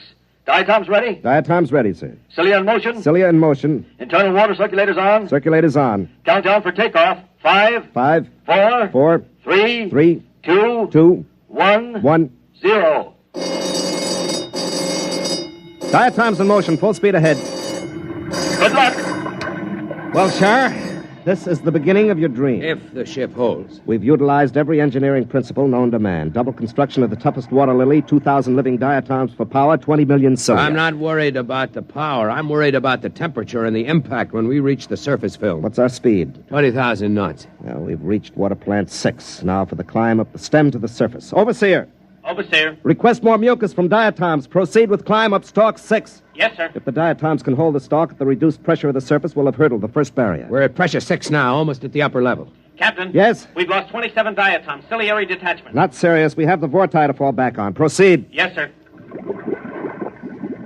What's our pressure? 3 coming into 2 now. We're already closer to the surface film than man has ever gone. Our unmanned test ships went through. Unmanned test ships are a different story, Lavin. Besides, if we do get through to the other side, our problems may just be starting. Oh, we're entering pressure 1 zone. Yeah. We're getting too much oxygen in the water. Engineer, switch to internal water supply for breathing. Lavin. What is it? The scopes, look. I can't look now. What is it? I think... Yes, I can see it. I can see the surface film. Describe it. A great black whirling mass. Huge boulders and asteroids being whirled and ground back and forth like some tremendous boiling mass of mud and stone. It isn't too late to turn back. No, the ship was built to go through the film. If we fail, at least we can die knowing we tried. Very well, sir. Overseer, order all diatoms. Full speed ahead. Full speed ahead. Full speed ahead.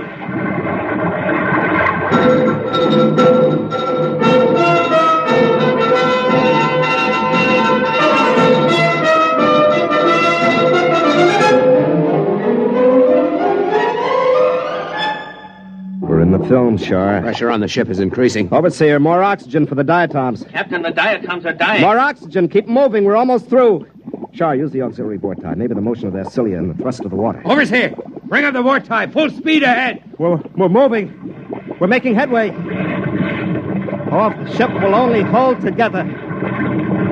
Shar, we're through. We're on the surface. Open the viewing port.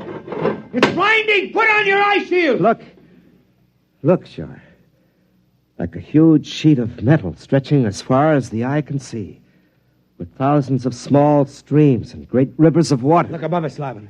Space. Space as far as one can see. And a single huge sun like a great eye looking down at us. Must be billions of miles above us. See those enormous boulders and that molten rock on the surface? The ancients did not lie when they made the plates, Lavin. The universe does exist beyond the surface. Yes, but where are your creators, Shar? Certainly, they were a romantic notion. I believe they exist, Lavin. Shar! Captain, the diatoms are dying. There's not enough oxygen in the water cases. What's the atmosphere like? Almost 30% oxygen, completely unbreathable. We'll have to try to get back into the surface film to restore life to the diatoms. Overseer, get the diatoms out of their shells. Full reverse speed down the stalk. We're going under again. Yes, sir. I'll try. We know one thing, Lavin. The surface can sustain life. Can't sustain ours much longer. Full reverse. It's no use, Captain. The diatoms are near death. Use the vorti. We haven't enough water, sir. They're starting to suffocate. We've got to get back beneath the surface. Lavin, we must think of what it means to mankind to know that the universe goes on, that it can sustain life. I don't know what to do, Shar. We're finished. There must be a way. A way? Why don't you pray to your creators now? Perhaps they'll help you. And as for me, I'm resigned to death. I cannot share your bitterness, Lavin. We have enough water for perhaps 2 minutes breathing, Shar. There are no miracles and no creators. You'd better prepare to die. I am as ready as you, Lavin. Captain, we're strangling. Well, Shar, why don't you pray to the creators? Better still, let me. I have a louder voice. Hey, creators! You all-powerful ones who made us, can you hear me? This is Captain Lavin of the first ship to breach the surface. We need your help. Can you hear me? We need your help. If there be creators, and I believe there are, then I ask that our presence be noted, and that we be delivered from this trial not for ourselves, but for the good of the race.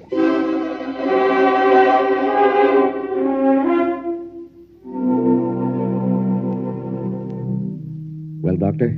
The ship has emerged from the film and is lying on the surface. There is no movement now. Probably strangling from lack of water. Very likely. What are you going to do? It's a pity they can't get back again. Eventually, they may have to learn to live on the surface when the temperature changes. Why not help them? You've played God before. Why not, indeed? Switch on the electron magnet. Ready. Now then, if I can just breach the surface tension near them, they'll be sucked under again, as in a whirlpool. If they survive... You'd better hurry. Here goes. Can't live much longer, Shar. No, it's getting... What's that? I don't know. We're moving. Downward. Lavin, it's a vortex. A vortex is opening through the surface. One way or another, we'll die. The ship can't take the stress. We're dropping. Shar!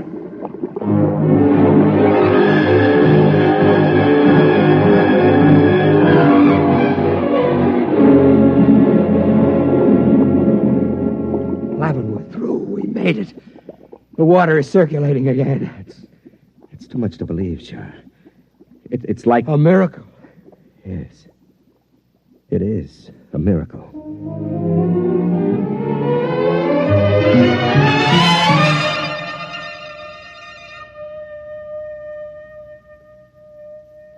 Well, Doctor? They've gotten through.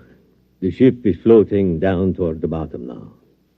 I wonder what they thought at the moment they were saved. Must have seemed to them as if the hand of God reached out to help them. Very likely. Do you suppose they prayed? To whom would they pray?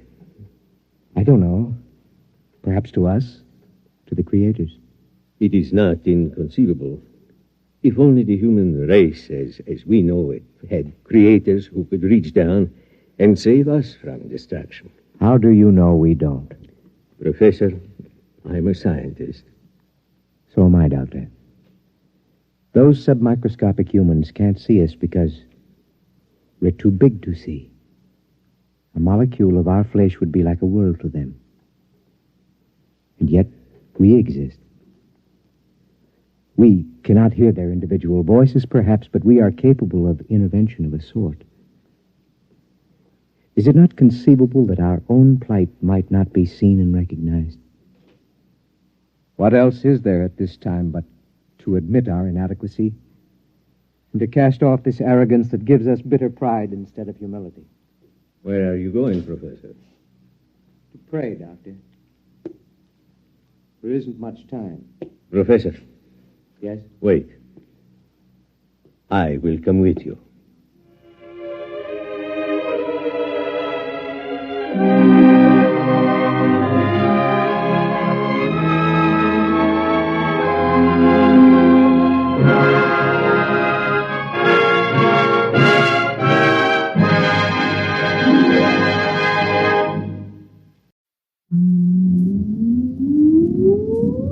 Countdown for blast off. X minus 5, 4, 3, 2, X minus 1, fire.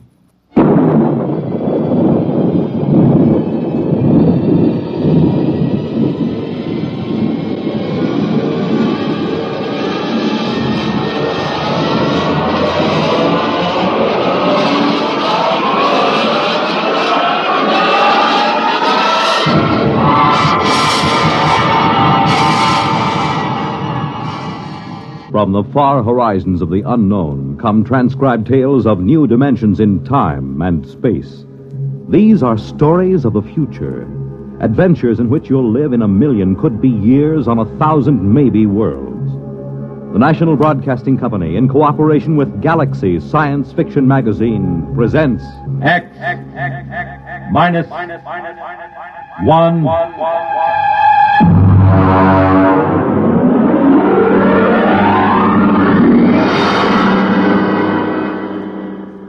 Tonight, a story by Frederick Pohl, Tunnel Under the World.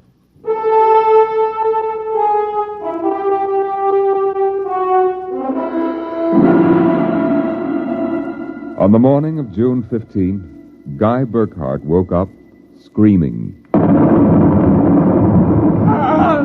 It was more real than any dream he'd ever had in his life. He could still hear and feel that sharp, metal-ripping explosion, that searing wave of heat. He sat up. Mary! Mary! Mary! Mary, where are you? Guy, what's wrong? You're trembling. Where were you? In the kitchen cooking breakfast. What is it? Oh, a dream, I guess. An explosion. Did you say an explosion? Yes. But that's the dream I had. What? I dreamed there was a big explosion and then something sort of hit me on the head. Holy smokes. Maybe there really was some sort of explosion and it started us dreaming. Well, there'll be an explosion down at your office if you don't hurry and get to work.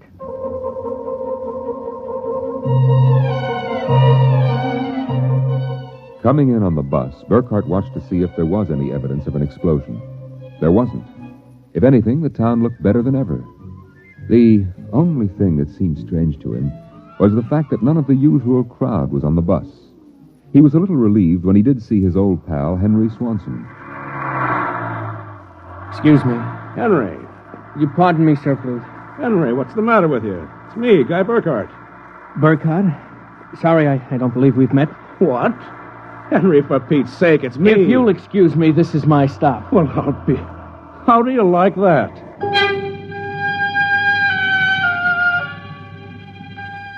Guy Burkhart got off in front of the gigantic Controchemical building and took the elevator to the 98th floor, where he had worked in the accounting department for 12 years. It wasn't until he was almost at his floor that he realized the speaker wasn't playing the usual commercials. Are you happy with your present home freezer? Of course not. Well, the answer to your problem is a Feckle freezer. Feckle freezers are better freezers. Most wives would do anything for a Feckle freezer. Are you happy with your present home freezer? Of course not.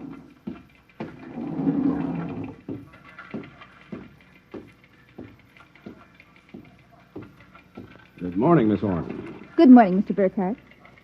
A new hairdo, I see. Well, yes. Do you like it? Makes a lot of difference in your appearance. Is Mr. Barth in? Why, no, sir. He had an appointment with Mr. Dorchin at the advertising agency. Today? But today's the 15th of June. He has to sign the quarterly statement. He said he wouldn't be in. That's mighty peculiar. Yes, sir.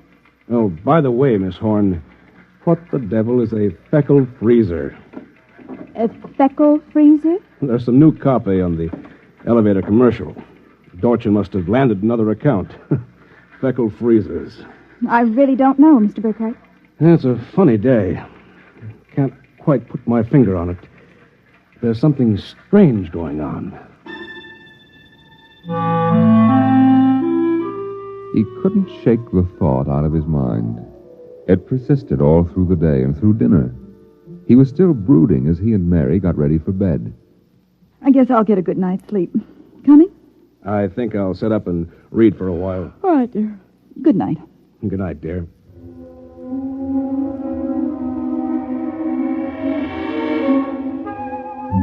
At exactly midnight, Guy Burkhardt lapsed into a sudden, deep sleep. And the following morning, he woke up screaming. Darling, what is it? What's wrong? Oh, nothing. A bad dream, I guess. You gave me such a shock. I seem to be having a lot of nightmares lately. Really? Yes. The one I had yesterday. This was the same. A big explosion and then nothing. You had a dream yesterday? Of course I did. You had the same sort of dream. I? Oh, Guy, you're mistaken. I don't remember dreaming. Mary, you told me. Guy, you're mistaken. But, Mary... Maybe you dreamed I had a dream. Maybe... Yes. I might have done that, I suppose. Everything did seem sort of strange yesterday. That's probably it. You'd better get dressed, dear. Today's the 15th, and that's when the quarterly statement... 15th? Yes. Well, then, there must have been a dream. Because yesterday was the 15th. Guy Burkhardt got up, dressed, ate breakfast, and took the usual bus to work. Once again, everything seemed even brighter and newer than usual. Once again, he was puzzled when he noticed none of the old crowd on the bus. Pardon me, please. Look, don't shove so. Oh, Henry, good morning. Morning. Don't you recognize your neighbors? I don't believe we've met. Henry, it's me, Guy Burkhardt. What's going on? I'm sure I don't know, sir. For God's sake, don't talk to me. What is it? Are you being followed or something? Don't you know? I was sure you remembered. Remembered what? I can't talk. This is my stop, sir. Will you please excuse me? Henry! Henry, for Pete's sake! As in yesterday's dream, Guy Burkhardt got off at his stop and took the elevator to the 98th floor. The speaker in the elevator purred a new commercial this time. Marlin cigarettes. They're sanitized. Does your present cigarette make your throat feel raspy and unpleasant? Marlin cigarettes contain a miraculous new drug which actually gives you the sensation of smooth, creamy smoke. Marlin cigarettes. Marlin cigarettes. Marlin cigarettes. He walked down the marble corridor to his office. Good morning, Mr. Burkhardt. Good morning, Miss Horn. Do you like my new hairdo? Why, yes. Is Mr. Barth in? No, sir. He had an appointment with Mr. Dorchin at the agency. I know. You know? I guessed it anyway. And today's the 15th of June, and he won't be here to sign the quarterly statement. And I'm going nuts. Let me have a cigarette, will you? Yes, sir. Try one of these. They're Marlin. I never heard of Marlins before today. What are we? A bunch of guinea pigs for Dorchin's new advertising accounts? Is something wrong, Mr. Burkhardt? Wrong? Perish the thought, Miss Horn. Perish the thought. Hello? This is Swanson. Henry Swanson. What is it? Do you remember? Remember what? Just remember. Listen, Henry, let's stop playing games. Yesterday, either I was dreaming or you snubbed me on the bus. Today, the same thing happens. You do remember, thank heavens. I thought so when I saw you, but I couldn't be sure. What is it you want? Listen, tomorrow morning, when I get off the bus, you get off with me. But be casual. They may be watching. Who may be watching? Swanson. Hello? You bought it, Miss Burkhart? Yes, I'm still out of cigarettes. Would you buy me a pack of Kelvins? Wouldn't you rather have Marlins? I smoke Kelvins. But, Mr. Burkhart, Marlins have that soft, creamy smoke that's so soothing to your throat. You really believe that stuff? It's true. I wouldn't say this, Mr. Burkhart, except that, well, I've gotten to know you pretty well, and I've grown to admire you so much. I see. Would you mind, Mr. Burkhart, if I told you that for months now I've wanted to, well, just comfort you.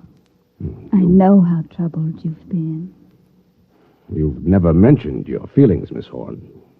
April. My first name is April. That's a pretty name. You see, I do have your welfare at heart. That's why when I see you smoking Kelvins, and I know Marlins are so much better, won't you let me buy some of them for you? I suppose so. Why not? Here, you bring me a carton. Thank you, Mr. Burkhart. Guy. I'll be back.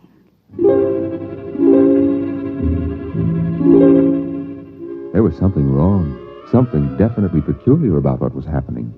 The call from Henry Swanson, the strange behavior of this secretary, Miss Horn, these new products, the dream. Guy Burkhart went home that night feeling like a man in a nightmare. That you, dear? Yes, me. Have a good day. Fair. Oh, before you sit down, would you go down the cellar and put in a new fuse? The switch in the hall closet blew out, and I shut it off. Okay. Supper will be ready in a minute, so don't start fooling around with that old boat hull you've been building. I won't.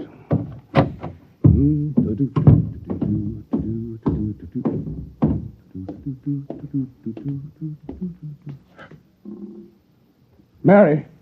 Mary! What is it? Come down here. Hurry up. What is it? I'm not sure. I was looking for a fuse, and I thought maybe I'd dropped one under the boat hull, so I scratched around. Look. Let me put the flashlight on it. Well? Look at the floor. What about the floor? It's supposed to be cement. Well? It's copper. There's a thin layer of cement, but underneath it's metal. Look here. Underneath the concrete, more metal. And here, on the wall, metal. Metal under the floor, behind the walls, every place. Well, I don't really understand. Mary, I know this sounds crazy, but somebody, for reasons I can't begin to guess, has taken this house and replaced it with a clever imitation. Guy. I know it sounds insane, but take a look. That bracing on the beams. That isn't the bracing that was always there. Oh, you're imagining. I am not imagining. Mary, I'm going to look around for a little more. Well, your dinner will be ready. Save it for me. There are a couple of things I have to figure out.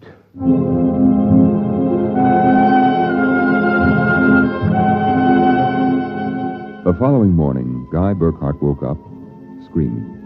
He dragged himself into the kitchen where his wife Mary was preparing breakfast and discovered it was still June 15th. Mary, listen. Guy, what is it? You're trembling. Mary, the dream. Dream? About the explosion. The same one we've been having. We? I didn't dream about any explosion. You did. Why are you covering up? Covering up, Guy? What's happened to you? It happened. It happened. What? Where's the morning paper? Where is it? Outside the door, I guess. June 15th. Well, you'd better hurry. Today's the day Mr. Barth fills out the quarterly tax return. No, it isn't. What? He won't be there. He'll be at a meeting with the head of the advertising agency. Mr. Dorchin? He'll be there, and Miss Horn will have a new hairdo. The elevator will be selling some new product. And Swanson... What about Swanson?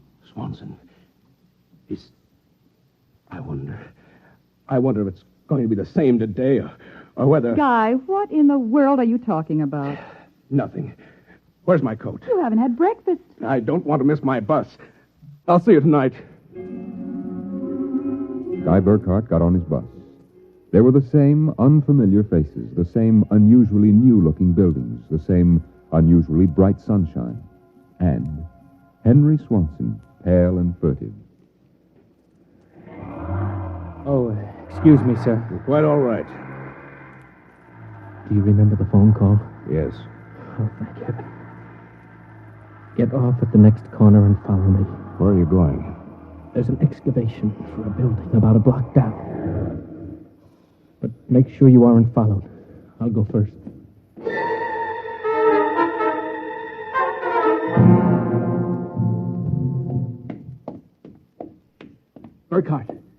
Burkhart, here behind the fence. Now, Henry, what's this all about? Just a minute. I want to make sure you aren't followed. Followed by whom? By them, of course. And just who are they? I'm not sure. At first I thought perhaps they were Russians. Now I'm beginning to think they're Martians. No humans could have accomplished what they've accomplished. Look, start from the beginning, Henry. What's going on? Burkhart, peculiar things have been happening to you, right? Yes. A lot of your friends are missing. Your house seems changed. Yeah, there's something stranger than that. The date. Today is June 15th. Yet I could swear that yesterday was June 15th and the day before that. Yes, you've got it. It's always June 15th. And you and I are the only ones who know it. But why? How? I'm not sure. I think it's some sort of mass hypnosis or something. Why didn't it work for us? My wife Mary doesn't remember things. Somehow when it happened, they missed us. We were protected from the full force of the rays or whatever they use. Burkhart, where were you on the night of the 14th, about midnight? That was Sunday night. Yes. I was down in the cellar, under that boat I'm building. And I was in my darkroom developing some pictures. It just doesn't make any sense to me. Russians, Martians. What makes you think so? I've seen them. Where? At the end of the tunnel. What tunnel?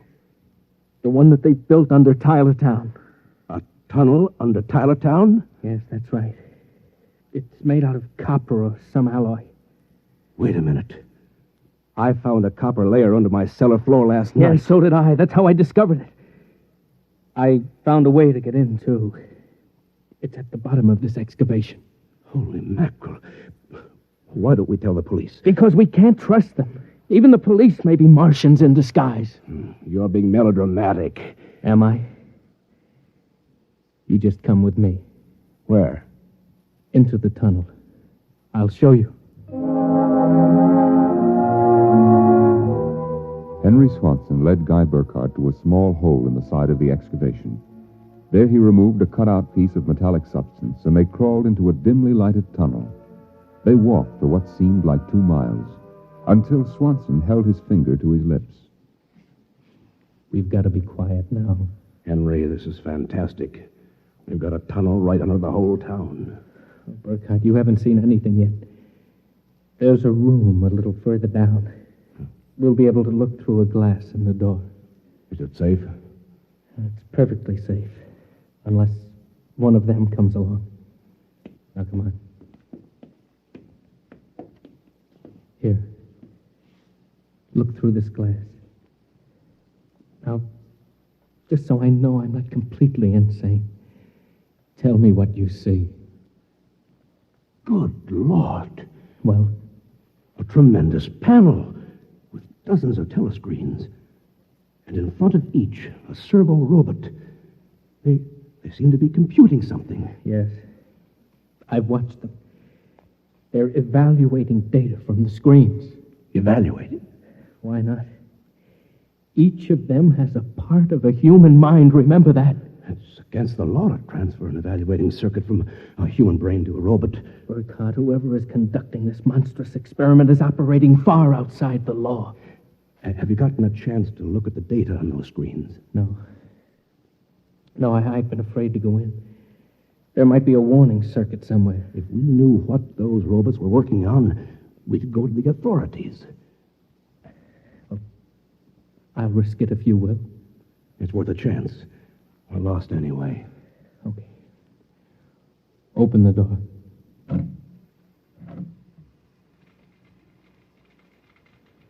So far, so good. Come on. Let's take a look at that data. Yes, but don't interfere with the robots. Don't worry. Let's look at the screen. Listen to this.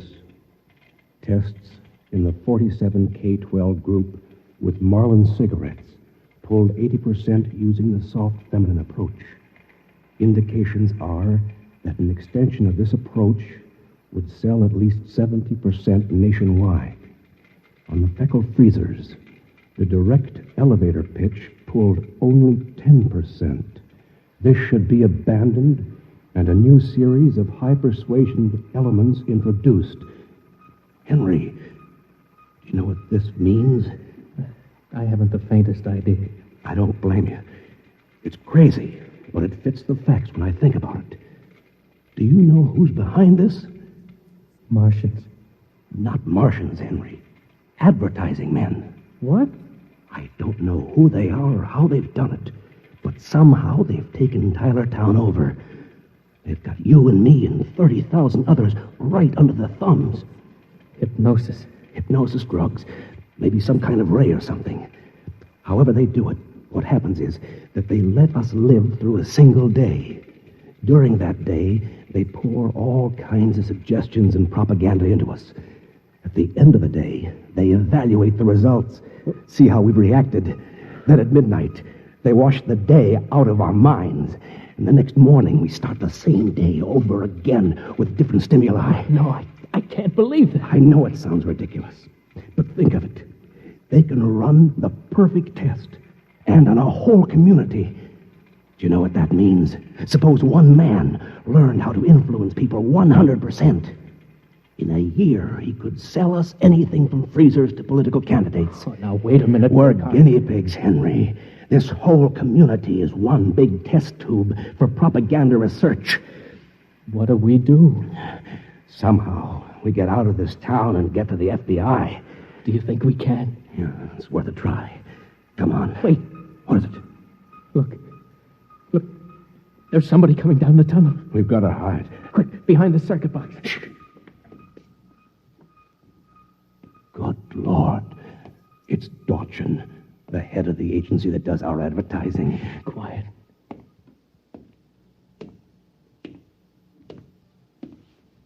All right, Burkhardt, come out.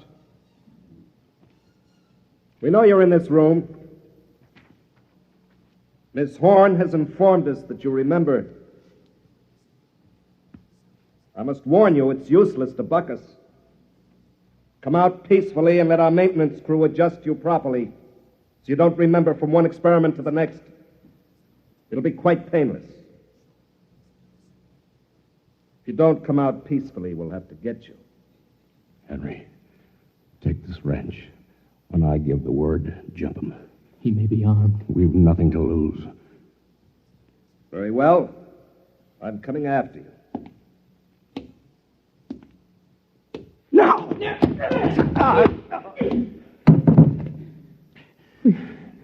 Burkhardt, I've killed him. Wait, I'll get his coat unbuttoned. Maybe his heart is still beating. Henry. What is it? What's wrong? Look, underneath his coat. Oh, heaven help us. It's a robot. A humanoid robot. Designed to look like Dorchin. Come on, let's get out of here. Wait. What's that? A loudspeaker. I told you it was useless, gentlemen. Who are you? Mr. Dorchin, naturally. The real Mr. Dorchin.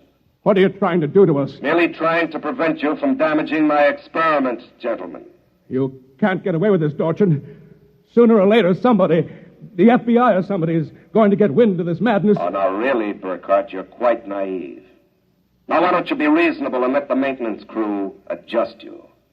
If I refuse, I suppose you'll kill me. That would be quite impossible. Oh? You see, Burkhardt, you're already dead. Dead? You're shocked. It's quite true. You and everyone else in this town were killed by premature atomic blast at the Control Chemical Plant. The blast occurred at 7 a.m. on June 15th. That's the last thing imprinted on your minds. That's why you wake up screaming each morning. It isn't true. Oh, but it is. What I and my associates did was take the brain circuits from your dead bodies. We stored them in electrochemical batteries until we had a chance to rebuild the cities and begin our tests. Do you think I believe a fantastic tale like that? I imagine you find it incredible. Of course, we didn't rebuild everything exactly. After all, it only has to last for a single day. June 15th. At midnight, we turn off the power and wash out the memory of the day. You and your friend Swanson, unfortunately, have defective circuits. You'll remember. Burkhardt, it's no use. We're trapped. Please give up. Not me. But what can we do? We can make a run for it down the tunnel. Come on. It's useless, Burkhardt. Keep going. It's useless.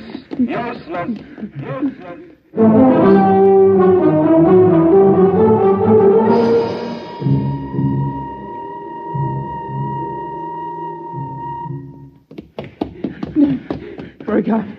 Burkhardt, it's no use. You go ahead. I'm finished. Look, we're almost at the end of the tunnel. I can see a door. Here, I'll help you. I can't. Just a little further. No. Now, here. This door is open. It opens. Oh, no. I don't believe it. I can't run anymore. Come on. Sorry. You go ahead. Look. I'm finished. Look, we're almost at the end of the tunnel. They were I can see a standing door. on a ledge, Here, smooth, I'll help you. finished I metal. can't. Just At a their little feet, the ledge further. dropped away into a chasm so deep Now they could here. not see the bottom. This door is open. Beyond was only a glare so bright that their eyes could not stand to look into it. And yet, just beyond the limit of their vision, something towered. Something so huge it was almost inconceivable. Something... Burkhardt, Yeah. Yes? this is Dorchin. Now, do you understand why it's useless? The great looming figure moved closer. It seemed to take shape now, and yet it was so gigantic as to be unbelievable. It came closer. The glare was partially blocked, and then Guy Burkhardt knew that the towering shape was none other than Dorchin himself. You see how I did it, Burkhardt? I took your brain circuits and had them reduced so they could be transferred to tiny humanoid mannequins. That's what you are, Burkhardt. A tiny miniature of yourself. And this city, this whole experiment I'm conducting, is built on a tabletop. It was the morning of June 15th, and Guy Burkhardt woke up screaming.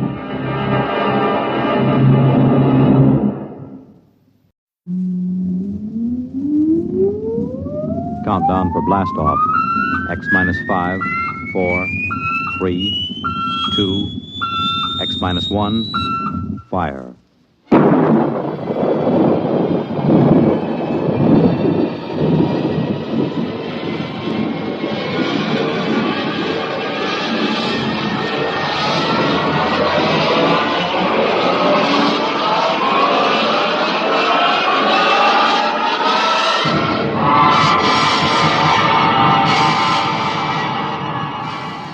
From the far horizons of the unknown come transcribed tales of new dimensions in time and space.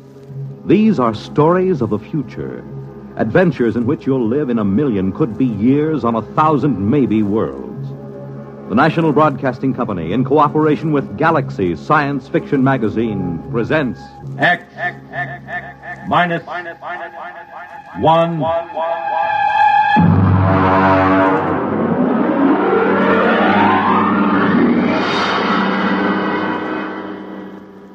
This week, the police chiefs of the country are meeting in Chicago for the 63rd Annual Conference of the International Association of Chiefs of Police. Tonight, X-1 is proud to salute them as we present The Lifeboat Mutiny by Robert Sheckley.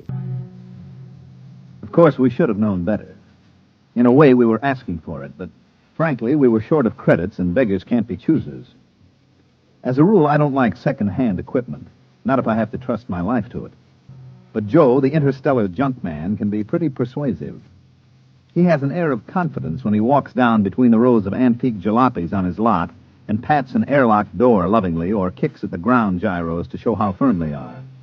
Joe exudes faith the way trees drip sap in the spring. And if you get too close, a little rubs off on you. Yeah, you see, solid as a rock. Look at that plating.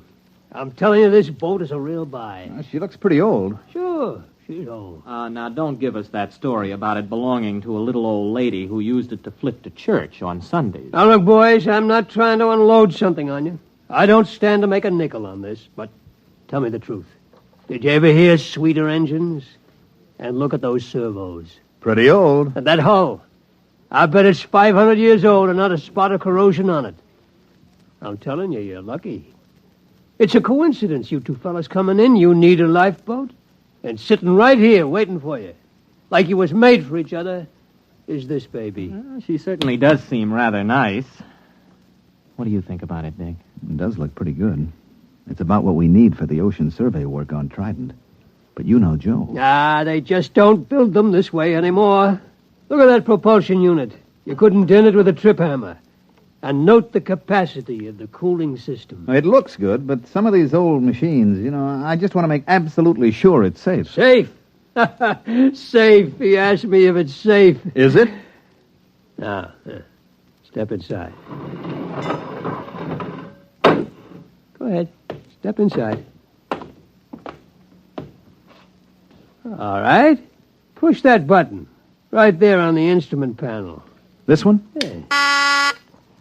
I am Lifeboat 324A. Hey, the darn thing talks. Yeah, and in English, too. It's equipped with a universal translator. It's completely automatic. I told you they just don't build them this way anymore. Go ahead. Push the button again. I am Lifeboat 324A. My primary purpose is to preserve those within me from peril and to maintain them in good health. At present, I am only partially activated. Could anything be safer? This is no senseless hunk of metal. This boat will look after you. This boat cares. I don't know. The idea of an emotional machine always gets me. I can't even stand those robot maitre d's. They keep slobbering over you every time you go into a restaurant with their tubes just pouring kindness and consideration. You're a reactionary. We'll take it. You won't be sorry. Boys, you just bought yourselves a lifeboat.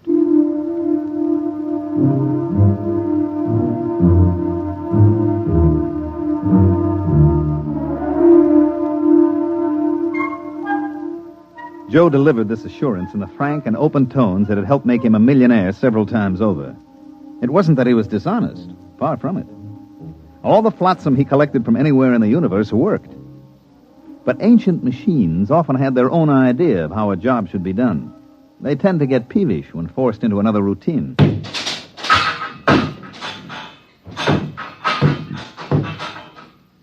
Well, there she goes, Lifeboat 324A. I got her down in the afterhold. I think she's in perfect condition.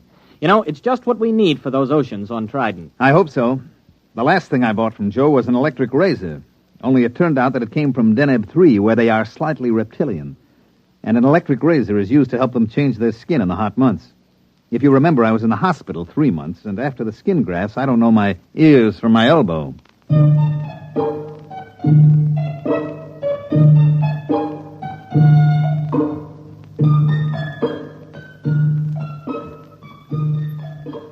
This job we were on was to survey the planet Trident for a real estate speculator who bought it for subdivision. Trident was about the size of Mars, but with a far better climate. There was no native indigenous population, no poisonous plants, and no germ-borne diseases. As a matter of fact, apart from one small island and one small polar ice cap, the entire planet was covered with water. There was no real shortage of land. You could wade across some of Trident's several seas. Our firm had been hired to survey and plan a little mountain raising because the sector council frowned on selling building lots under 4 feet of water. We landed on Trident and launched the lifeboat. Okay, I got the sandwiches in the water. Ready to cast off? Aye, aye, sir. All mooring lines are on board. All right, let's crank this swan boat up and get going. Well, push that button. Aye, aye. I am Lifeboat 324A. My primary purpose is to preserve those within me from peril and to maintain them in good health. At present, I am only partially activated. For full activity, press button 2. Oh, there it is, right next to the first one.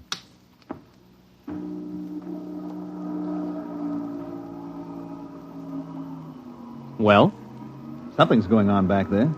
Sounds like motors warming up. Hey, that sounds like a short circuit somewhere. You know there's no wheel on this thing? Oh, wait a minute. There's got to be some kind of tiller or control. Well, you look. That's all there are, 2 buttons. Well, then maybe she controls telepathically. I'll try it. Hey, 324A, go ahead slowly.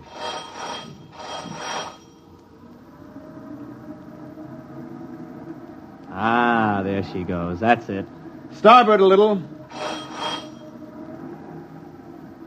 Wait a minute. I still don't like the sound of that. I bet there's a short somewhere. I'm going down to look for it with a circuit tester. Don't louse anything up. I like a boat that works this way. Gives me a sense of power. Hey, 324A, full speed ahead.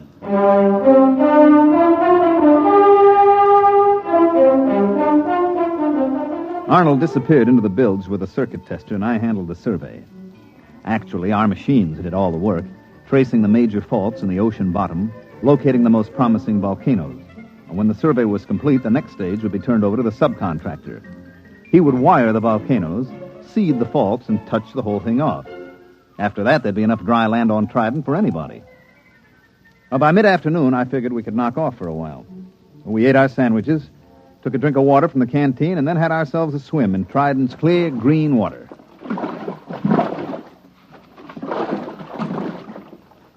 Hey, give me a hand up. That was very refreshing. Oh, yeah. I'll have to get this grease off with sandpaper, but I think I found the trouble.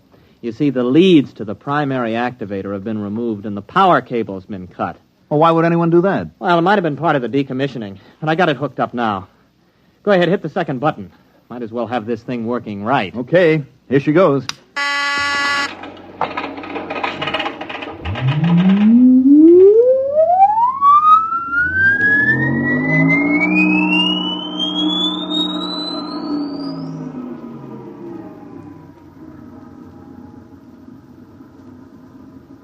I am Lifeboat 324A. I am now fully activated and able to protect my occupants from danger. Have faith in me. My action-response tapes, both psychological and physical, have been prepared by the best scientific minds in all Drome. Ah, that's more like it, huh? Gives you a feeling of confidence, doesn't it? I suppose so. But where is Drome?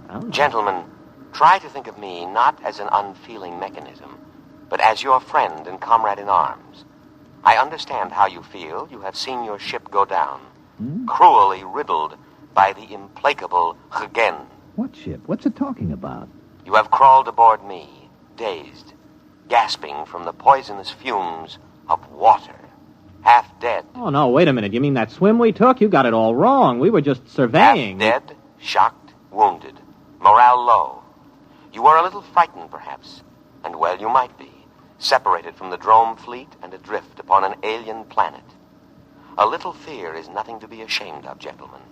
But this is war, and war is a cruel business, and we have no alternative but to drive the barbaric Hgen across space. There must be a reasonable explanation for all this. Probably an old television script got mixed up in its response bank. We better give it a complete overhaul. We can't listen to that stuff all day. Well, we're about a quarter of a mile from the island. I'll tell you what. I'll take it down and clean the goo out of the contacts when we get there. Hey, what's going on? We're stopping. Hey, lifeboat. Quiet, calm, trust in me. I am scanning the island. What's he talking about, scanning the... Better humor it. Lifeboat, that island's okay. We checked it personally. Perhaps you did, but in modern lightning-quick warfare, Drome senses cannot be trusted. They are too limited, too prone to interpret what they wish. Electronic senses, on the other hand, are emotionless, eternally vigilant, and infallible within their limits. But there isn't anything there. I perceive a foreign spaceship on the island. Oh, that's our ship. It has no drome markings. Well, it hasn't any enemy markings either. I painted it myself. In war, we must assume that what is not ours is the enemy's. Oh.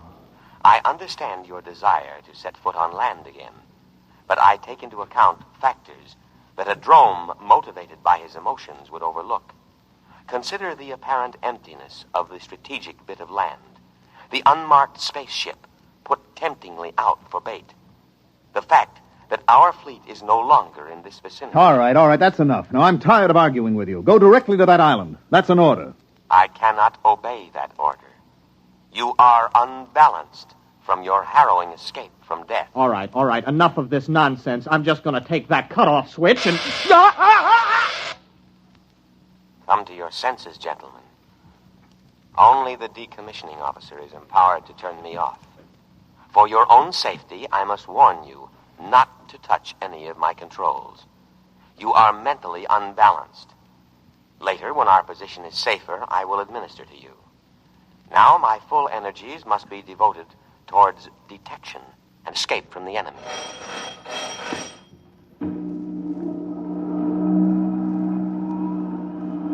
Where are we going? To rejoin the drome fleet as soon as I can find it.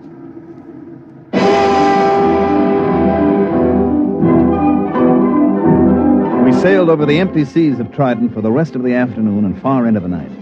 At about midnight, we sat in the cabin sharing our last sandwich. The lifeboat was still rushing madly over the waves, its every electronic sense alert, searching for a fleet that had existed 500 years ago upon an entirely different planet.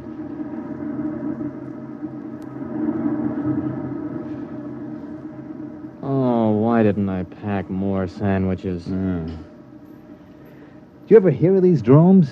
Yeah, vaguely. They were non-human, lizard-evolved creatures. Yeah, they lived on the 6th planet of some little system near, Capella. The race died out over a century ago. Mm-hmm. And the Hagen? What about them? Also lizards, same story. It wasn't a very important war, you know. All the combatants are gone except this lifeboat, apparently. And us. We've been drafted as drone soldiery. Do you think we can reason with this tub? Oh, no, I don't see how. As far as this boat is concerned, the war is still on. It can only interpret data in terms of that premise. It's probably listening in on us now. No, I don't think so. See, it's not really a mind reader. Its perception senses are geared only to thoughts aimed specifically at it. Yes, sirree. They just don't build them this way anymore. Ooh, I wish I could get my hands on Joe. Well, you know, it's actually a very interesting situation. The machine is acting very logically upon no longer existent conditions. Therefore, you could say that the machine is the victim of a systematized delusion. And the lifeboat is just plain insane? Well, I believe paranoia would be the proper designation. But it'll end pretty soon. Why? It's obvious. The boat's prime objective is to keep us alive. Our sandwiches are gone, and the only other food is on the island. I figure it'll have to take a chance and go back. Gentlemen, at present I am unable to locate the drome fleet. Therefore, I am turning back to scan the island again. Fortunately, there are no enemies in this immediate area, so I can devote myself to your care. Oh, you see, it's about time you got around to us. We're hungry. Feed us. Of course. Immediately.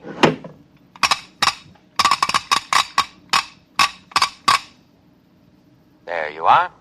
On the tray. What's that? That looks like clay. Oh, it smells like machine oil. Hey, what's it supposed to be? That is giesel. It's the staple diet of the drome people. I can prepare it in 16 different ways. Oh, try it. All right. It tastes like clay coated with machine oil. We can't eat that. Of course you can. An adult drome consumes 5.3 pounds of giesel a day and cries for more. Now listen, we are not dromes. We are humans, an entirely different species. The war you think you're fighting ended 500 years ago. We can't eat giesel. Our food is on the island. Ah, yes. Your delusion is a common one among fighting men. It is an escape fantasy, a retreat from an intolerable situation. Gentlemen, I beg you, face reality. You face reality, or I'll have you dismantled bolt by bolt. Threats do not disturb me. I know what you've been through. Possibly you've suffered some brain damage from your exposure to poisonous water. Poisonous? To drones. If absolutely necessary, I am also equipped to perform physical brain therapy. It is a drastic measure, but there can be no coddling in time of war. You see, you need not worry. All my scalpels are razor sharp and ready for immediate action. Oh, scalpels, huh?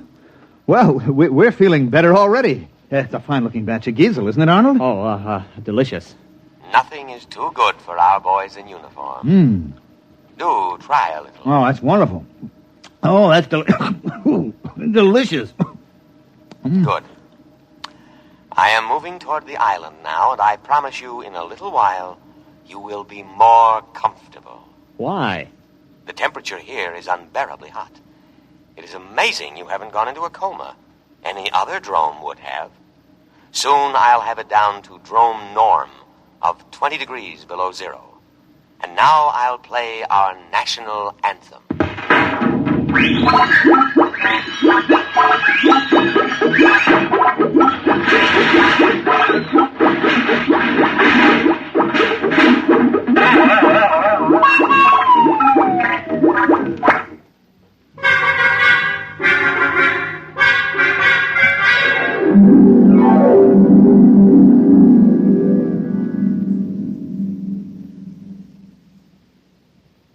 Arnold?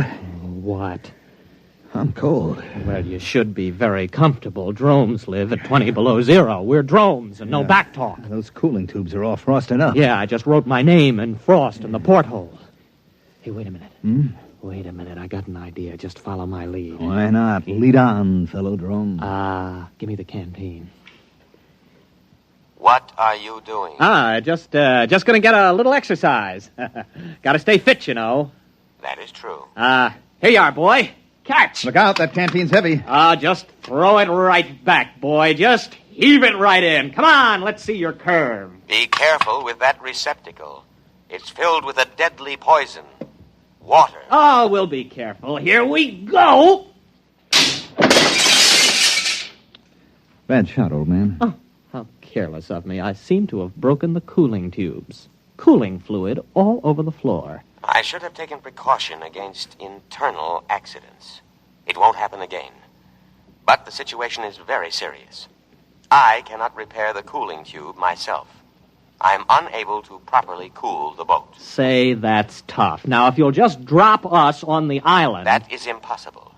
My first duty is to preserve your lives, and you couldn't live long in the climate of this planet.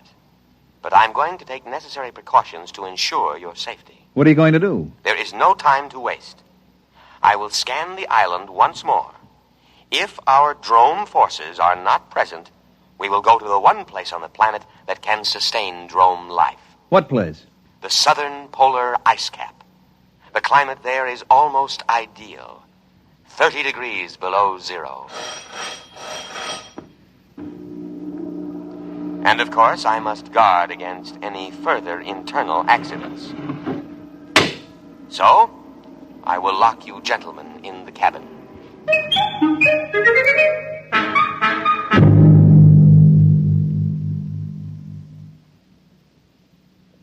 Think. I am thinking. Nothing's coming out. Well, we've got to get off when he reaches the island. It'll be our last chance. Now, look. We know his internal scanning isn't very good. When we reach the island, maybe we could cut his power cable. Oh, you couldn't get within 5 feet of it. He's got an electric charge on all the controls. I am now scanning the island. Place looks fine today. Oh, sure does. I'll bet our forces are dug in underground. They are not. I scanned to a depth of 100 feet.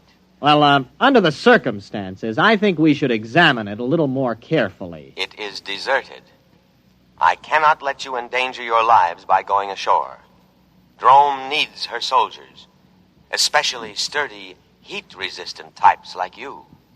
We like this climate. Spoken like a patriot.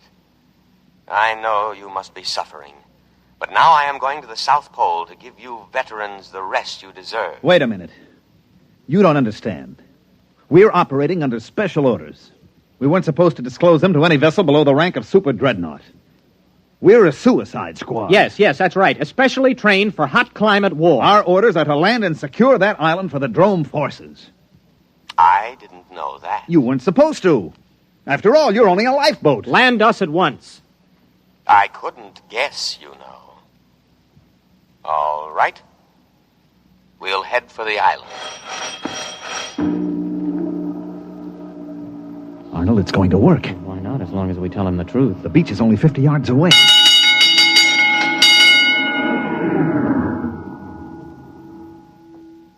No. No, what?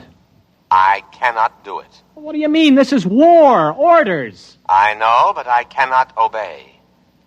A different type of vessel should have been chosen for this mission, but not a lifeboat. You must think of our country. Think of the barbaric Hagen. It is electronically impossible for me to carry out your orders. My prime directive is to protect my occupants from harm. That order is stamped on my every tape, giving priority above all others. I cannot let you go to your certain death. You'll be court-martialed for this. I'll have you broken down to a dinghy. I regret to say I must operate within my limitations. I must take you to the safety of the South Pole. Listen, you crazy tin can. Let me at those controls. Please, do not attempt any more destruction. I know how you feel. Wait a minute, Arnold, old friend. Since we cannot accomplish our mission, we cannot ever again face our comrades. Death before dishonor. Hand me the canteen. No, don't. That's water. It is a deadly poison. Don't. Too late. Arnold, it's your turn. We, who are about to die, salute you. We die for glorious Drome. That goes for me, too. Speak to me. Speak to me. Lie still, you idiot. There is no known antidote. If only I could contact the hospital ship. Speak to me. Are you still alive? Answer me. Here.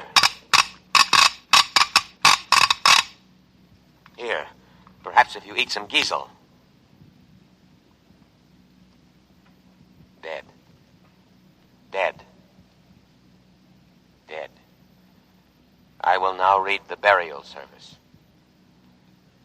Great Spirit of the universe, take into your custody the souls of these your servants. Although they died by their own hand, still it was in the service of their country, fighting for home and hearth. Judge them not harshly for their impious deed. Rather, blame the spirit of war that inflames and destroys the spirit of all Drome. And now, by the authority vested in me, by the Drome fleet, and with all reverence, I commend their bodies to the deep. Ow! Shut up. Accept them, O ocean, for many brave hearts are at slumber in the deep. Float quietly. What's the lifeboat doing? It's still hanging around. Just pray the Dromes didn't believe in cremation. Sleep quietly, brave spirits. I will now play the Drome National Anthem.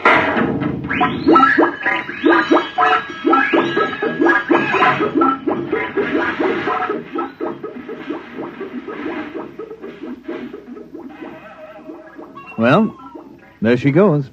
Where? To the South Pole. To wait for the Drome fleet.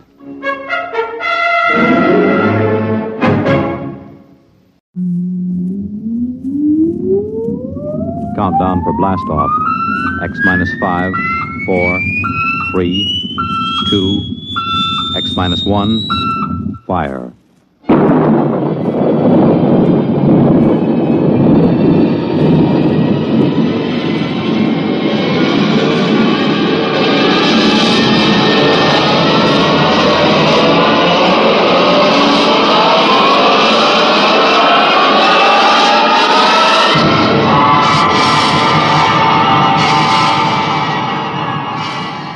From the far horizons of the unknown come transcribed tales of new dimensions in time and space.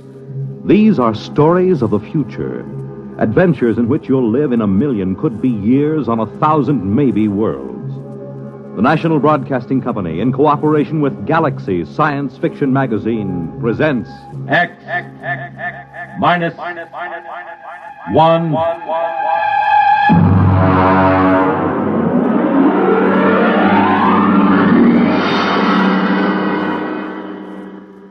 Tonight's story, The Map Makers, by Frederick Pohl.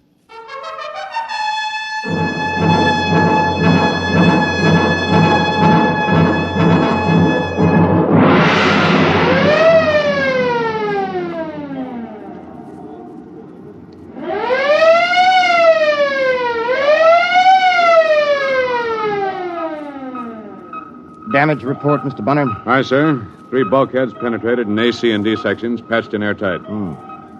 How is Lieutenant Groden? He isn't good.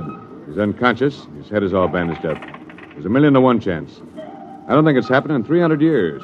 Meteoric matter hitting a ship in hyperspace. Mr. Bonner, would you please have the air vents operated to clear the control room of kerosene fumes? Mr. Lorch. Aye, sir. Ciccarelli, man the vents. I'll have a half-G spin, if you please. We can use a little gravity while we figure this out. Aye, sir.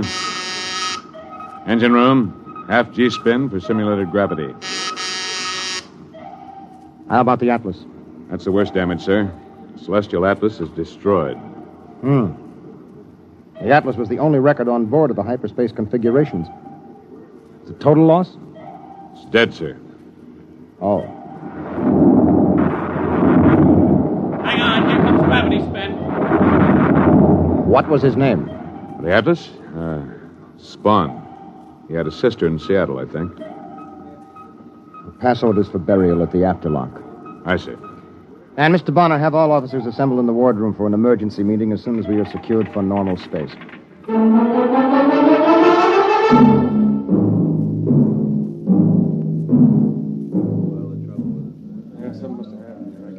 At ease, gentlemen. Gentlemen, we are in trouble. We are in the soup, and we're a long way from home. Bonner, would you get me a bulb of coffee, please?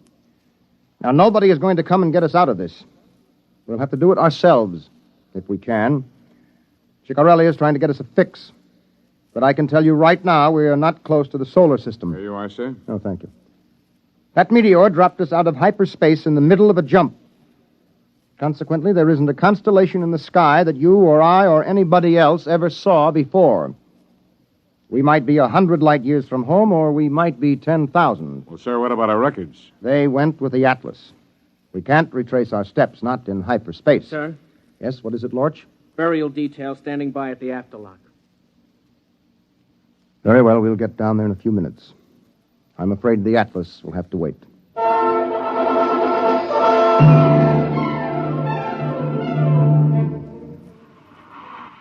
He's a mess, isn't he? Cover him up. Haven't you got any respect? That's a laugh. Spawn, I mean. Look at his head. They spent 4 years stuffing it with all those equations under that hypno machine. Did you ever see him working a jump? Oh, my jump station's engine pit 3. There's enough to curl your hair. You know what it's like during jump. No lights, no fluorescence even, just those kerosene lamps smoking. Everything looking bent and twisted. You can't tell what you're seeing. Well, Spawn stands right up there next to the captain in a trance. And he's spouting numbers and times and equations. And all the time, his eyes are shut. He's out like a light. He's sure out for good now. It's funny. He never knew how to count up his pay when he was conscious. When he's out, he's as good as a 5-story computer. I never could figure it. It's kind of creepy. Why don't they take a regular machine to do hyperspace navigating? Well, you ought to know. You just lifted him. Spawn weighed 130, wringing wet. A computer would weigh maybe 3 or 4 tons. Ship couldn't lift it. We got computers on board. Yeah, electronic computers. What's the first order before jump? Douse all electric gear. Sure. The Terra 1 blew higher than the kite before they found that out. You don't use juice in hyperspace. Not if you want to get out of it. So you can't use a computer during a jump. That's where Spawn came in. I can't use him in a jump anymore either. Yeah, that's for sure. Hey, listen. There's a brass coming to dump him. I gotta get back to my patient. Put out that cigarette and try to look solemn.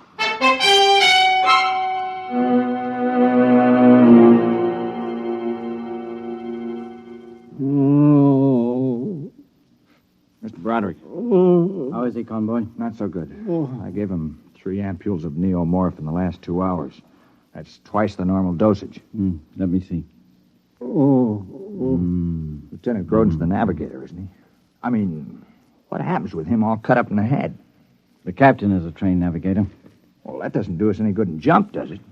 Not without the atlas to do the calculating. Look, our job down here is to keep Lieutenant Grodin out of pain. We'll leave the rest to the bridge, all right?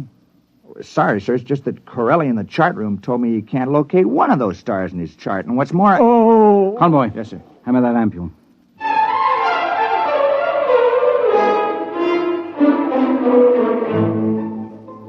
Now hear this. Now hear this. Recorders made second class Eklund, report to the wardroom. Recorders made Eklund, report to wardroom.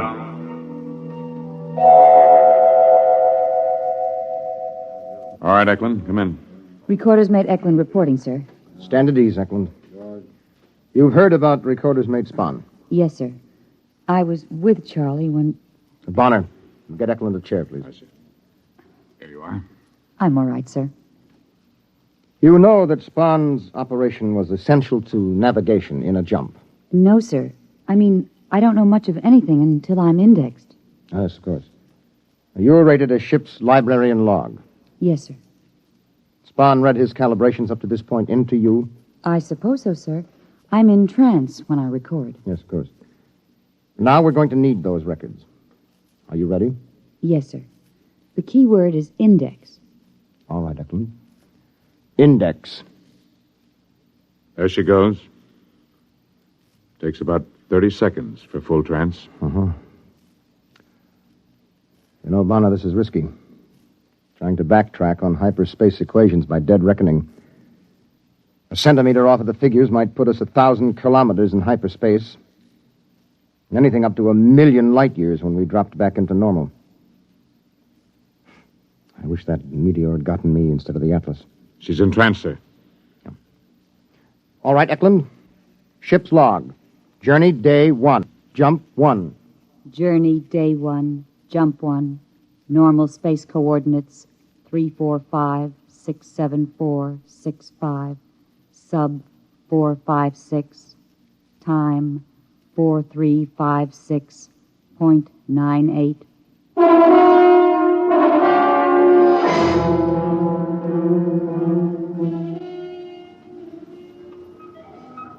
Ensign Lorch reporting on watch, sir. No maneuvering during watch, no change in operating status. I haven't made an entry for course and position, Mr. Bonner. Just put down unknown in big letters. Yes, sir. You didn't get anything out of Eklund? Oh, sure. We got the absolute magnitudes and the stellar distances of half the stars in the galaxy, and short course in the geodesics of the n-dimensional space. We didn't get a road map. What does that thermometer read? It's all right, sir. I adjusted heat level. What? The welding torches had the temperature up 5 degrees, so I ordered air valved into the expansion line. Mr. Lorch, you were bleeding air? Well, yes, sir, to cool ship. Lorch, you're a fool. What? You valve off air as though we had a whole world of it. Did it ever occur to you we might be in space a long time and we might run out of air? But, sir, that doesn't happen. I mean... No, not when you can jump. Not when Earth is an hour or a day away, but we can't jump. You just leave those air valves alone. We'll need every molecule.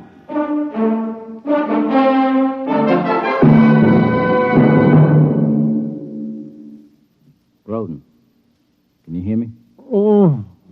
It's Doc Broderick. Can you hear me? Yes, All right, don't talk. You've been hurt. A meteorite got the Atlas and something got you right across the eyes. Drops of molten metal. You're blind, at least for now. Oh. We can fix you up from the eye bank when we get back on Earth. The Atlas. Atlas. Dad. We got enough problems. I've got to take the bandages off now. Can you see anything? We're going to pass the light in front of your eyes. You tell me if you can see anything. No. Nothing, but it hurts. All right, convoy. Hand me that ampule.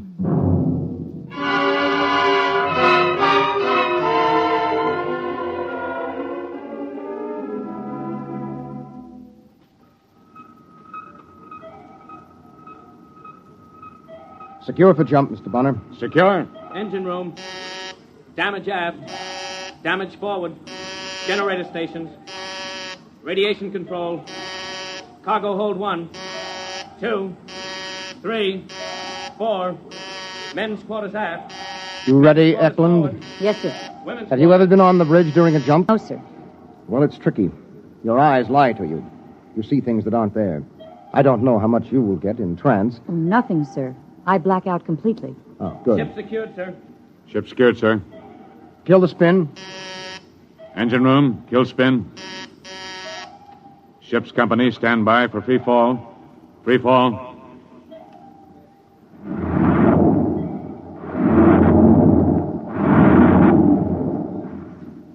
Check off. Chronometers wound and synchronized. Kerosene lamps lit.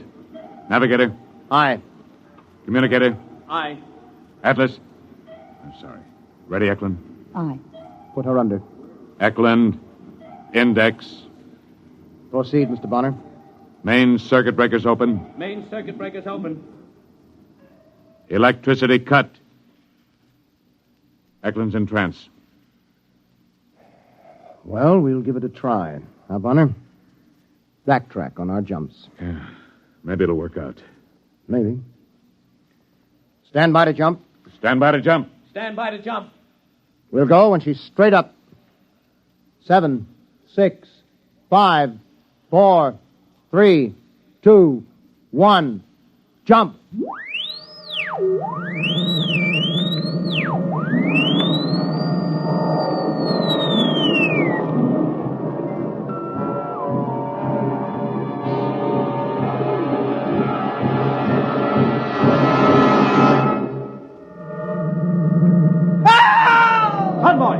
Convoy, where are you? Over here, I can't see you. Feel your way over to Groton. Everything's green. Get me the hypo. Come on, man, you've been in the jump before. Here's the ampule, sir. Not the pressure hypo. We can't use current in jump that's for range. Groden, it's all right. We're in jump, that's all. My eyes! My eyes! My eyes!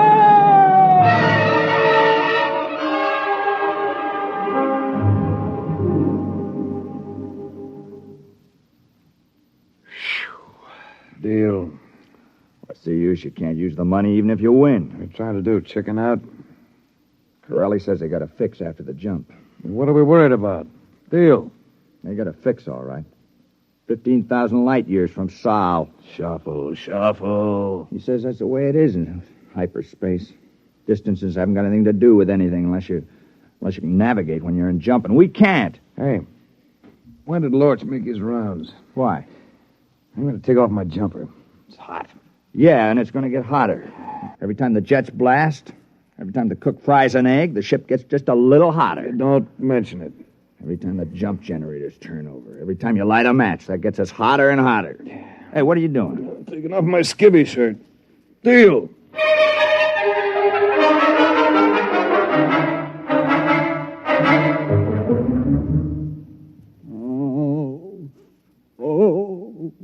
How is he, Mr. Broderick? You can tell the captain that Lieutenant Groden remains unimproved. How is he really? He's working up to some real damage. The kind I can't handle. It's in his head. I had to tell him his sight was gone, unless we can get back to an eye bank within 10 days. You can patch in an eye, but once the nerve has deteriorated, you can't replace it. Did he take it hard? Worse? Worse. He didn't say a word. I know that man is in pain. The convoy found his pills hidden under his pillow. He wouldn't take them. He just lay there without a sound until we went into the jump. Then he screamed his head off. What's wrong with him? Who knows? If I had an electroencephaloscope on board, but I'm lucky they let me have a mini X-ray. Yeah, what did doctors do before they had those gadgets? Shoot the patients? No. With luck, I could run an old-fashioned verbal psychoanalysis on him. I might pick something significant out of the sludge. Maybe 5 or 6 months. That's what they did before they had the EES. What time is it? 07:56. I've got sick call in 20 minutes. Heat exhaustion, dizzy spells, skin rashes. I'm running out of aspirin and salt tablets. Yeah. Bonner had me with a 10-man detail defluffing the filter traps on the air circulators. It's a lucky thing spaceships aren't painted. They'd have us chipping paint. Now hear this. Mr. Broderick, report to the bridge. Mr. Broderick, report to the bridge. How am I supposed to do that? I got 2 corpsmen down with heat prostration. I'll look after Groden, Mr. Broderick. Maybe I could give him an alcohol rub? Thanks, Lodge. Oh, by the way, that alcohol. Yes? It's denatured.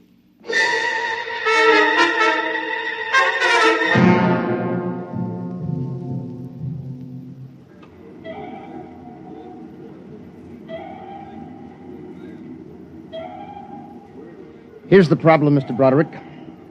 We have fuel for just under 40 minutes of rocket blast at standard thrust. That will bring our overall temperature up to 60 degrees centigrade. That's the maximum the human body can stand, right? Mm-hmm. That's about 140 Fahrenheit. Well, it hits that on Earth in a couple of places around the Dead Sea, but it isn't sustained heat. It drops considerably after dark. We'll hope we find ourselves out of this before we hit 60 degrees. If we don't, at least we won't starve or suffocate. All right, gentlemen. Mr. Broderick, you can prepare for increasing heat casualties as we proceed. Yes, sir. All right, Mr. Bonner. Secure for jump.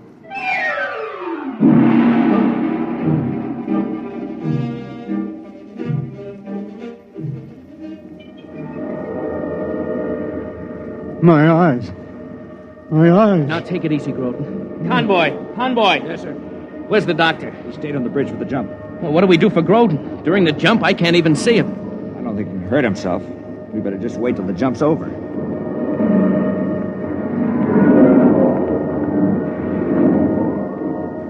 My eyes. They lied.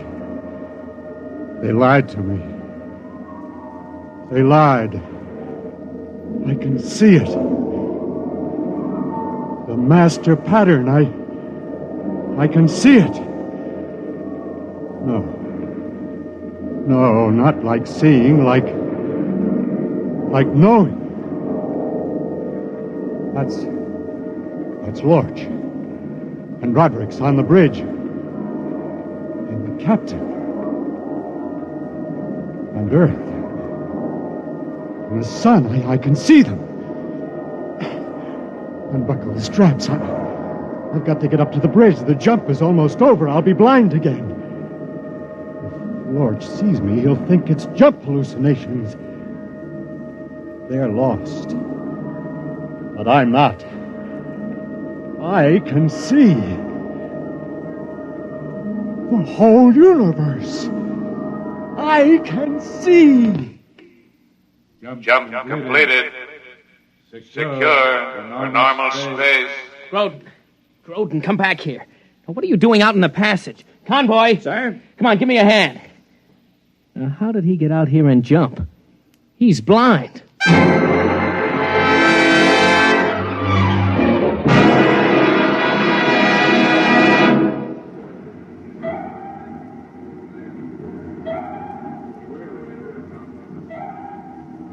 Navigation report negative, sir. Is there a fix? No, sir. Corelli thinks he can get a triangulation on an extragalactic nebula. That'll take time. And what's the temperature? 45. We don't have time. We'll have to keep on. If we don't end up within a light year of Sol, we're cooked. Literally. So at your convenience, we'll take another jump. So we've got to take a break. The only way to handle the temperature is frequent rests and liquids.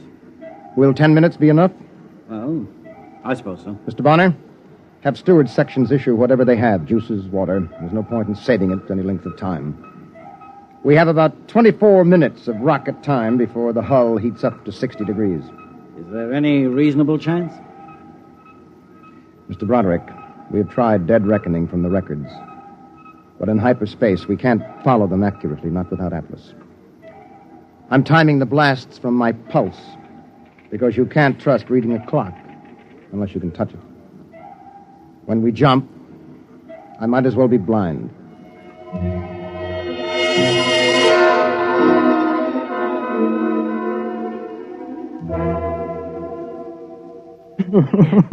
Easy.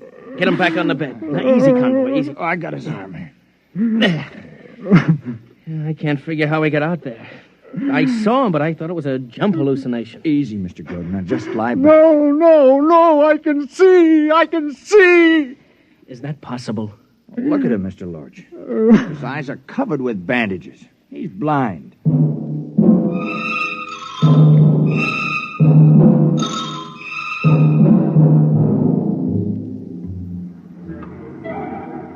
Ten minutes is up, Captain.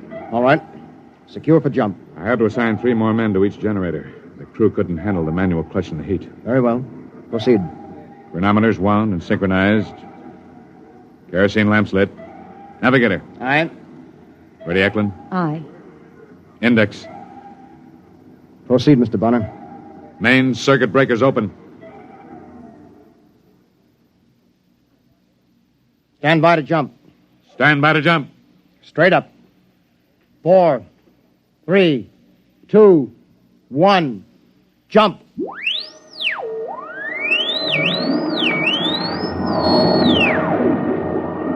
"30 seconds to full velocity, sir. You never can get used to it. You can hear, you can touch, but your eyes lie. The photons and electrons that carry vision have some crazy mathematics of their own. I know, sir. I remember once I saw a row of monkeys sitting on the control console. I wondered what they were before hyperspace twisted them into monkeys. 10 seconds. Yeah, that's what I mean. Now it seems as if I'm seeing Grodin up here on the bridge, and I know very well he's down in sick bay asleep. Captain. Who's that? Lorch? Yes, sir. You're not on bridge watch. Captain, he's really here. It's not a hallucination. What are you talking about? Grodin. He's really here, sir. Lorch, what's the idea of bringing him up here during jump? I only brought him to the forward lock, sir. Then he brought me. Broderick, is this some kind of heat exhaustion? I'm telling you, sir. We went into jump, and I couldn't see anything that made sense. Just twisting shadows and lights, you know. But Grodin took my hand and led me right up here along the passage. He's blind. Not in hyperspace. Not in jump. Then he can see. Captain, I gotta get him to sick bay. He must be in intense pain. Yes, it's painful, all right. But I can see the whole plan, the whole pattern. It makes sense to me now. I can see the stars and the ship and the Earth at the same time. The equations on hyperspace. I can see them the way you can see a triangle or a circle. I can see the Earth, and I can tell you how far it is. Grodin, you mean you can pilot us home? Yes, I can. All right, Mr. Grodin. Take over this ship.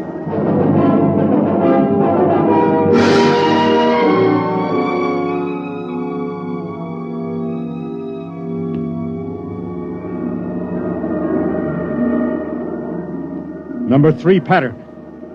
Fire. Cut. Velocity. 563,748. Relative thrust. 7,867. Counterblast for 2 seconds.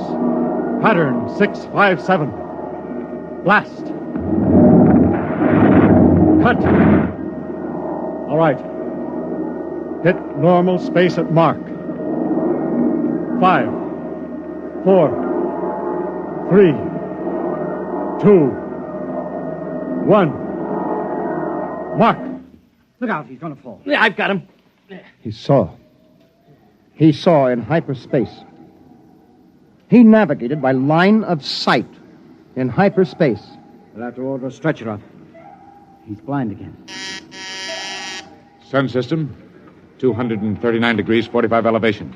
Magnified by 50 on forward screen. That's not Saul. No, but it's a place to land. There's a planet there. It's Earth normal.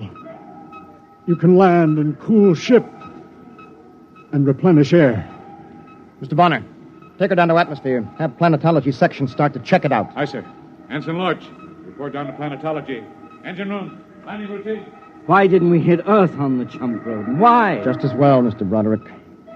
If the planet checks out, it's a whole world for colonization. Sure, but it'll be 2 weeks before you can replenish ship and catalyze fuel. There won't be any new eyes for Lieutenant Grodin then. The optic nerves will be gone too far. You'll never have eyes again. I knew that before I brought you up here. Ready, blast, for skip deceleration in pit 3. You mean, Grodin, you could have brought us back to Earth? In 2 jumps. Then why didn't you? I can't allow a man to go blind because of phony heroics. Do you want to know how many Sol-type systems there are within 5,000 light years? I can tell you. Want to know what the universe looks like in hyperspace? I can tell you that, too. Only I can't describe it. The whole thing is as orderly and chartable as our own space. And I could see it, all of it. And you offer me eyes. Captain, we have a quadrant of hyperspace to chart. I can see during the jumps. Captain, I... Look out. He's still in pain. I can see to the end of the galaxy. And beyond. I know. But in the meantime, Mr. Broderick. Aye, sir. When we take off again, Lieutenant Grodin will be in command during jump. He will handle this ship, and at his direction we will chart hyperspace. But in the meantime, will you kindly lead him to his quarters?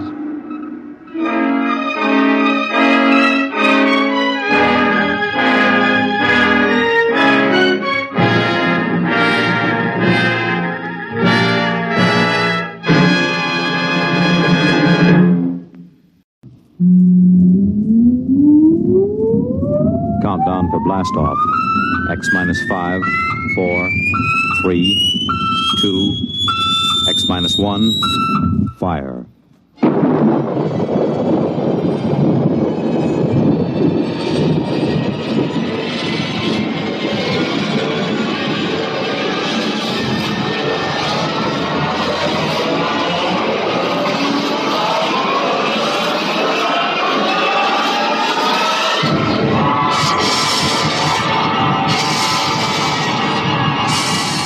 From the far horizons of the unknown come transcribed tales of new dimensions in time and space. These are stories of the future, adventures in which you'll live in a million, could be years, on 1,000 maybe worlds. The National Broadcasting Company presents X minus 1.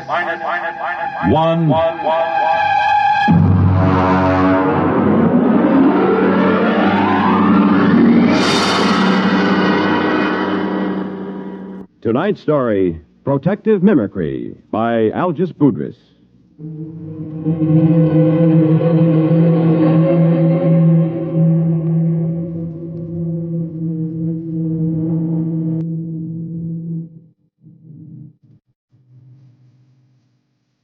Frankly, I think I'll probably have to take my expense account clear up to the Central Gallic Civil Service Board. My friends tell me to forget it. But take it from me, a rap in the credit book like this isn't easy to laugh off. Not on a grade 4 civil service pay scale. So I've made my beef out in quadruplicate and filed it. Usually a special agent in United Galactic Federation's Department of the Treasury, Investigations Division, Currency Section, doesn't have much trouble with his swindle sheet. But this one's a corker. To understand, you gotta know how they make the stuff. The Young Gallic Mint is in New Geneva on Canopus 3. I remember I went around with the 40 Deci credit tour when I first joined the staff. The guide was a cute little brunette from one of the Rim stars who was later fired following an annual Pan Solstice office party. I didn't pay much attention to her spiel. She was dressed in the new Neo-Minoan style, but I got the general idea. This is a demonstration machine, of course, but you will notice the indestructible fiber coming off that spool at the right. It goes into the slot in the machine there. Now, if you'll pass along, you see it goes between those 2 rollers through 6 or 7 chemical baths. No, I'm not sure what chemicals. That's restricted information. It's stamped, analyzed for flaws, dyed, and then run through this unit here. This is the most carefully guarded part of the process. The unit is removed from the plant each night and locked in the deep space vault on the satellite station directly overhead. After the strip emerges here, it is chopped into convenient lengths and carefully removed into armored cars. It is called money. What does that secret unit do? Well, that's a very good question. You see, the currency is non-defacable, fireproof, immune to wear, weather, and water. But the most important thing is an electronic pattern impressed into the fiber by that secret pattern. You all know when you cash a bill, it is passed over an electronic plate that reads the pattern. If the serial number and the pattern match, well, but if they don't, well, first I'll put an ordinary credit note over the beeper. There. Perfectly good. Now, a simulated counterfeit bill without the electronic pattern. Well, now, that wouldn't fool anybody long, would it? Could anybody duplicate that electronic pattern? Well, that's a very good question. Only the government has the equipment to put that in. Your currency is safe and sound. Don't you worry about that. Are there any more questions? Yeah. How about a drink after the tour? Well, that... Oh, that's a very good question.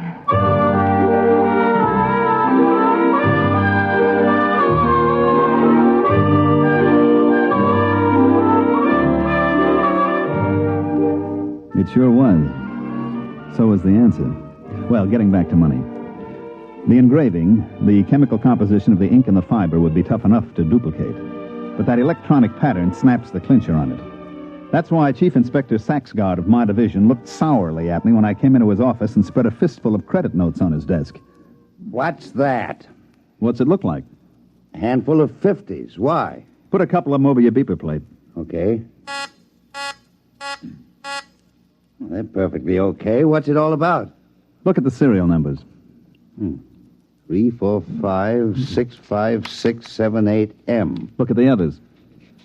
3, 4, 5, 6, 5... What? Let me see them. Save your eyes. They're all the same. 14 50-credit notes with identical serial numbers. That's impossible. And every one of them goes over a beeper plate quiet as a sophomore climbing into a dormitory window after hours. Baumholzer, where did you get these? They came into the New York clearinghouse from a branch on Deneb 11. The manager blew his top. He called us the minute he spotted them and sent them out to us. How about the manager? Is he blabbing all over the Bankers Club about it? I read the Un-Gallic Riot Act to him. He'll keep it under his hat. Good. At least we won't have any financial panics for a while. Have you checked these through the lab? Well, the ink and paper is government stock, and they match government beepers. The lab plates didn't squawk any more than yours did. Now, you could spend these anywhere as long as you only pass them one at a time. Baumholzer, you know, since the beeper plate came in, we've been sitting on our tails in this department, building up our pensions. Oh, I wouldn't say that. Neither would I outside this office. But you know darn well nobody can expect to counterfeit a bill and get away with it. It's only because throughout the universe there's a certain percentage of people who will try anything once, and a corresponding percentage of purblind idiots who will accept anything with engraving on it as money that we're here at all. Now, I've seen cigar coupons and crayon sketches come into this office. I've seen premium offers from household magazines, jet bus transfers. Why, some people would try to pick a Yale lock with a quarter pound of butter. Now, the only reason any queer can pass is because some goggle-eyed nudnik neglects to use his beeper plate. But I worry. For 15 years, I've sat in this stinking office and waited for somebody to invent a matter duplicator. Well, looks like you can stop worrying. Look at those bills, identical down to the whiskey stain in the corner. All right, Baumholzer, you call transportation and get out to Deneb 11 and find out if anybody in that neighborhood has a matter duplicator, or if he hasn't, what he has got.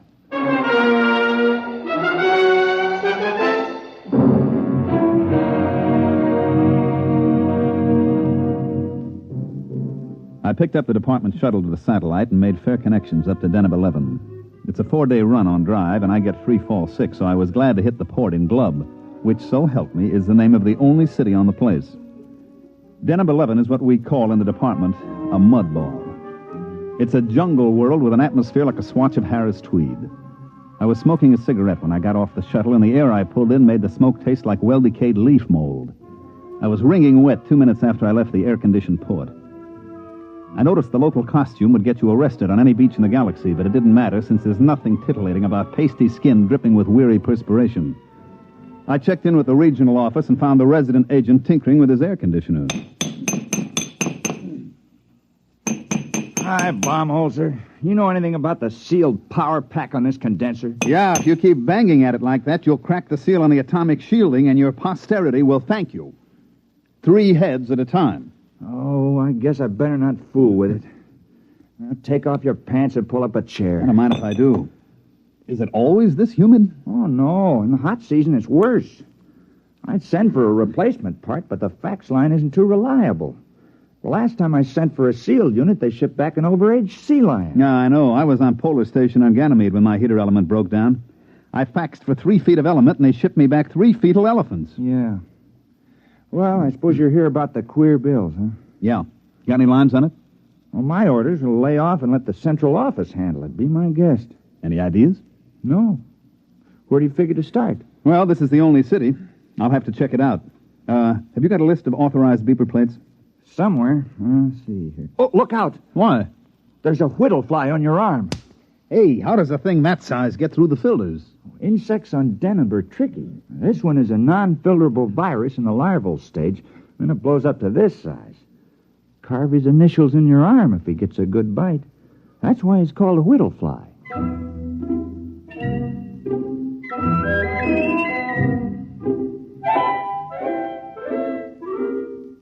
The whittle fly was only one of the darlings that made the fair city of Glub a garden spot.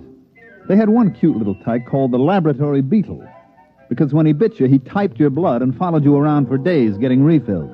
I had one take a sample of me as I went out the door of the residency with a list of beeper plates, and he followed me from store to store while I checked every installation in the city. The little devil would step up to the bar every once and again to take another shot of my hemoglobin. I even tried ducking into men's rooms fast, but he'd be waiting for me when I came out. Well, I slogged through Glub for 3 days and then poured myself back into the residence office. Did he come in? Who? The laboratory beetle. No, they usually hang around in the hall and wait. Sometimes when I've got a poker game going, you can see 3 or 4 of the little angels buzzing around outside waiting like chauffeurs outside the opera. Wow. You draw a blank? Well, I found 7 defective beeper plates, but nobody remembers any queer bills being passed. You know, who checks serial numbers? They must have come in one at a time. And the clerks at the bank always were out to lunch and referred me to the next guy. You got any lotion for insect bites? Desk drawer. In a way, the beeper plates make it tougher. Nobody even looks at the bills anymore. Just throw them over the plate, and if no bells ring, it's okay. Well, how about the other angle? Matter duplicator? I checked invoices and purchase records. Nobody's been buying electronic parts that can't account for every tube. I thought I had something. One fellow bought 12 of those giant lithium cathode tubes, but it turned out his wife was having them wired as lamp bases. Well, I better be going. I hate to keep my little insect friend out there in suspense as to cocktail time. You got another lead? Yeah, I found a bar that makes a Tom Collins with real lemon juice instead of battery acid.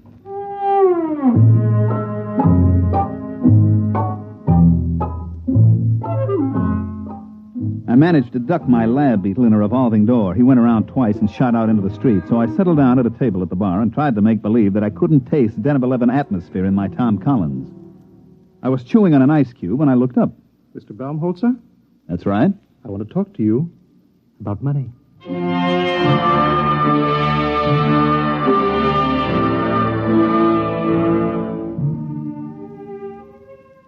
He was a terrestrial, but he'd been on Deneb a long time because he was wearing the native garment about the size of a 5-pound sugar sack. His hair, which was potato field gray, was arranged in the old-fashioned Presley style. You know, the ancient long sideburns, duck's tail in the rear that vice presidents wear in family-style banks. His ears had little bits of bone stuck in them, and his eyebrows wandered all over his face, and he stood about 6'8". And I waited him out, and presently he spoke up again. You are the same Mr. Baumholzer who's been going around asking all those questions about duplicate ungallic notes? That's right. Can I help you, Mr. Munger, Duodecimus Munger. Now, this bid's fair to be fascinating. I was under the impression that my mission here was just a wee bit on the secret side. There are no secrets in Glub. Now, won't you pull up a chair, Mr. Munger? I'm afraid I haven't time. Well, join me in a drink. Are you really the Mr. Baumholzer that's working on this case for the Treasury Department? Yeah, sure. Hey, you're not the fellow that's turning out these duplicates, are you? Well, as a matter of fact, I am. What? And don't move. This is a Power 30 Mistral coagulator I have. Look out with that thing. You've got it pointed at my head. Yes, I've got it set on high charge. It will fuse your brain solid. What else is new? Now, Mr. Baumholzer, stay right behind that table. Now, let's not make any rash decisions now. Well, I can't very well see how I could let you live. Oh, come on. Try. All right, now drop the gun. I'm afraid we'll be collecting a crowd. Give me that. Don't try to pick it up. I won't. I had something completely different in mind.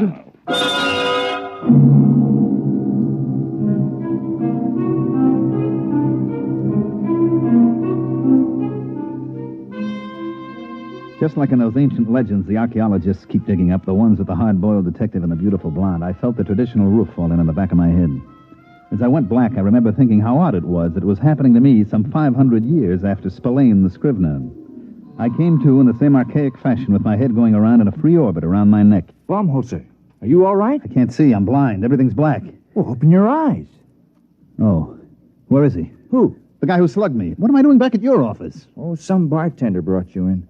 I thought you passed out from too much lemon juice. It was a guy named Munger. Which way did he go? Beach meat Munger? Tall feller in native dress? Yeah. Oh, well, you might as well forget about it. Why? Well, I can order a pickup on him next time he's in town. They'll sock him away in a psycho ward for a while. Forget it. Look, I am not an old lady calling up complaining that the nasty delinquents are teasing my cats. That Munger's tied in with the queer. Him? He said he was the passer. Well, that can't be. Munger. You got a file on him? Yeah. I get a number of complaints on him, so do the local cops.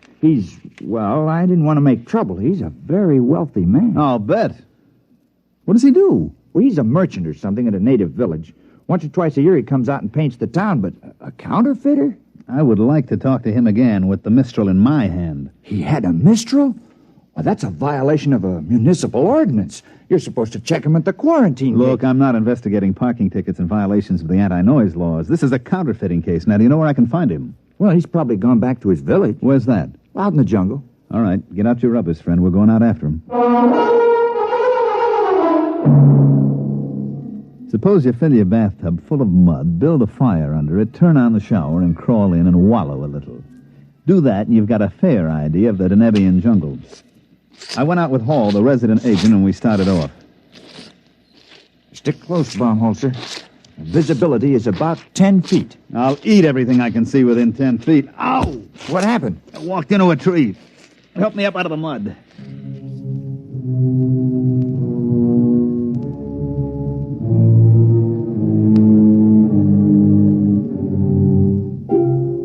We puddled on for a couple of hours. The rain was so thick I didn't see the trees until I bounced off of them and sat down in the warm mud.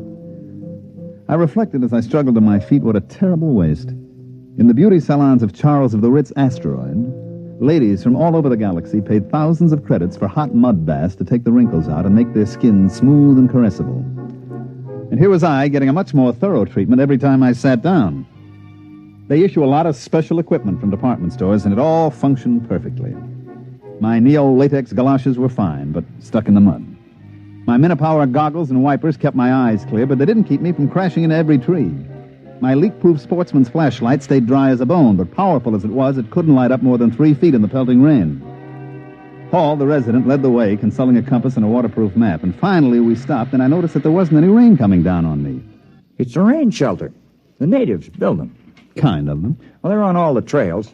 If you go more than a day in the rain, you go punchy from water drumming on your hat. I believe it. Well, now, don't sit down. You'll sink in. I don't know. Theoretically, a broader base should keep you from sinking, like snowshoes. Well, also increases the suction. I'll stand. How far's Munger's village? Well, either 2 miles or 22. I can't read the map very well. Hey, wait a minute. Listen. Well, that's the rain. No. You hear that squelching? Somebody's coming. Oh, yeah. From over there. Natives? Maybe. There he comes. Well, we've got first pick on the shelter. It's a native tradition. First come, first dry. Yeah, there's somebody out there, all right. Who's there? Who is it? A friend of mine, Mr. Baumholzer. All right, Munger. Where did you come from? Don't move. I have several friends pointing long spears at your kidney.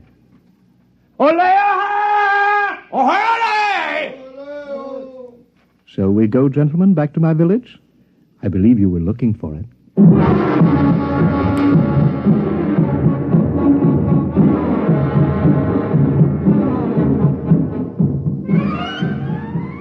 Munger was so intent on me that he didn't seem to notice as Hall sidled off into the darkness, and when he did, he set up a desperate cackle. He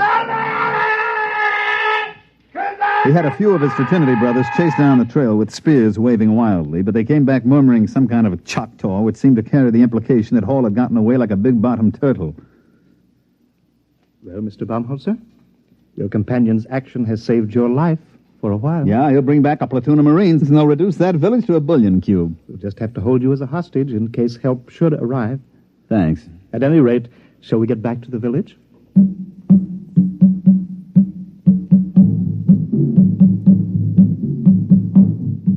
He had about 10 natives with him, each one about 7 foot tall, with those big, flat feet that evolved on Deneb for walking in primordial ooze.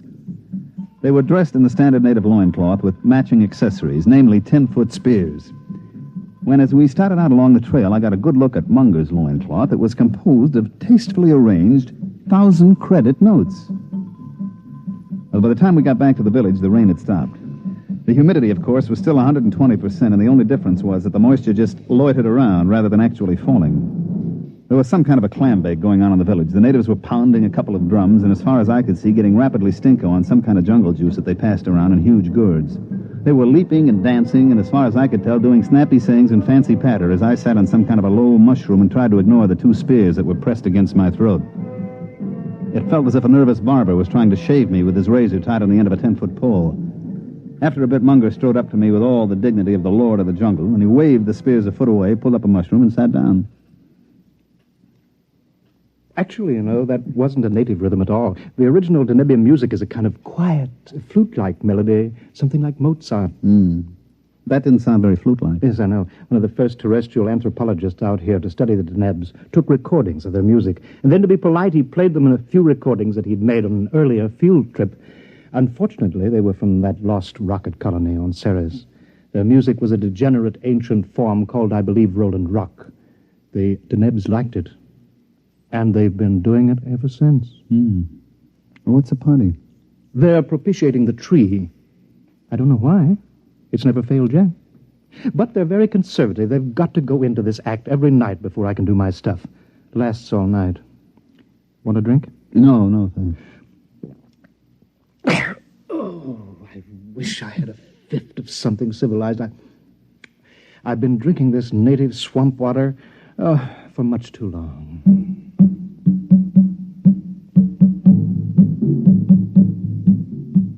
He was right. They kept it up all night, and I sat trying to figure out in which hut Munger kept his machinery to make those duplicate bills.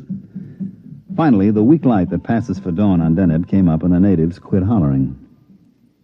Let's go, Baumholzer. I hate to keep a man in suspense. You're curious about those duplicate bills. Well, now you're going to find out how it's done. Well, it's good of you to show me. I suppose your theory is that I'll never live to tell about it. That's very sensible of you. I like a man who can face facts.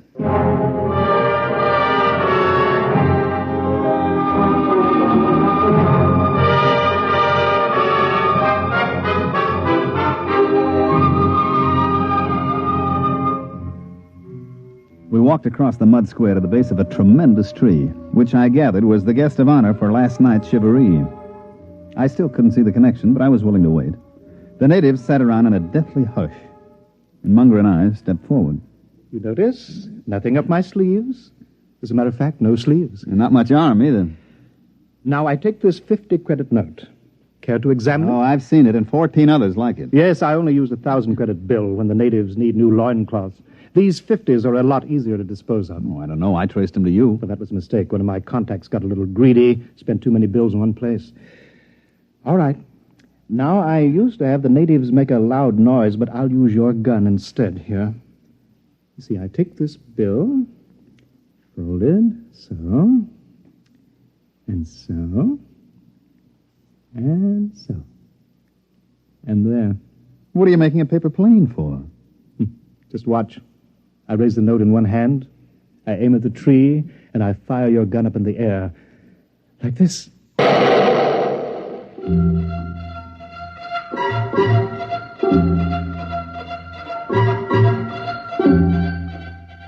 As he let fly with my gun, Munger sailed the paper airplane straight at the tree, and it sailed right into the foliage. Now watch.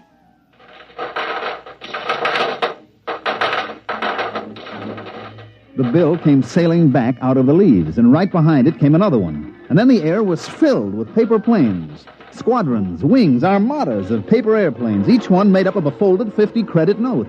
They sailed out over the whole village, and Munger set the natives to collecting them and bringing them back. There you are. There'll be several thousands of them. Look. Genuine. Absolutely genuine. And I suppose they'd go over a beeper plate without a tinkle. Startling, isn't it? Protective mimicry.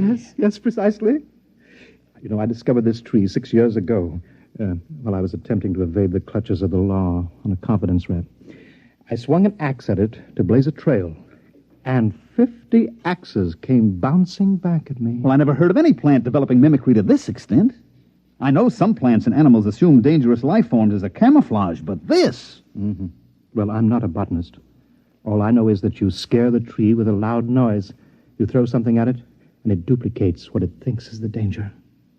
Well, speaking of danger, it doesn't look as if your colleague is bringing any help. Oh, I'll miss your company. Interesting. You'll be shot with your own gun. Now, look, Munger. Don't wriggle. I hate a moving target.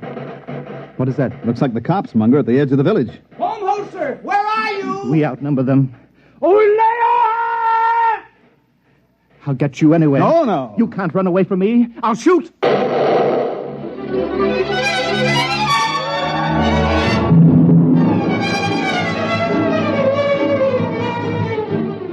I broke for the other side of the square, and just as he shot at me, I tripped over a pot and went flying smack into the tree. Well, that's about it. Here we sit in the spaceport on Deneb 11, and I'm darned if I'll pay our transportation back until I hear that the office is going to okay my expense account. Munger? Oh, he's in jail at New Alcatraz. Once he missed a shot at me, it was all over. After I fell into the tree, he didn't stand a chance against us. That's right. Us. All 168 of me. Right, Ed? Right.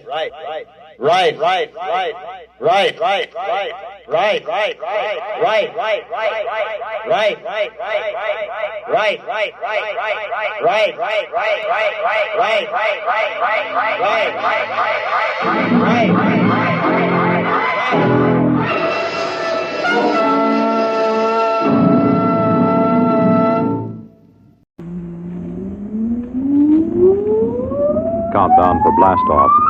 X minus 5, 4, 3, 2, X minus 1, fire.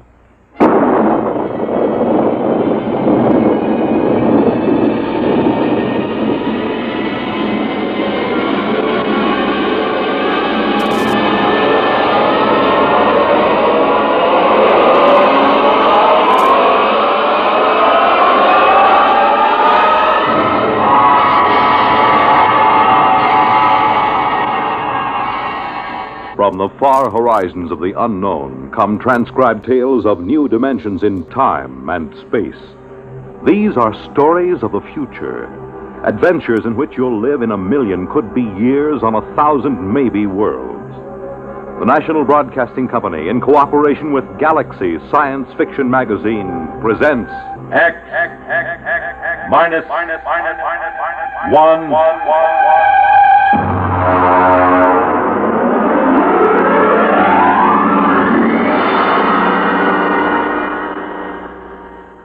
Tonight's story, Colony, by Philip K. Dick.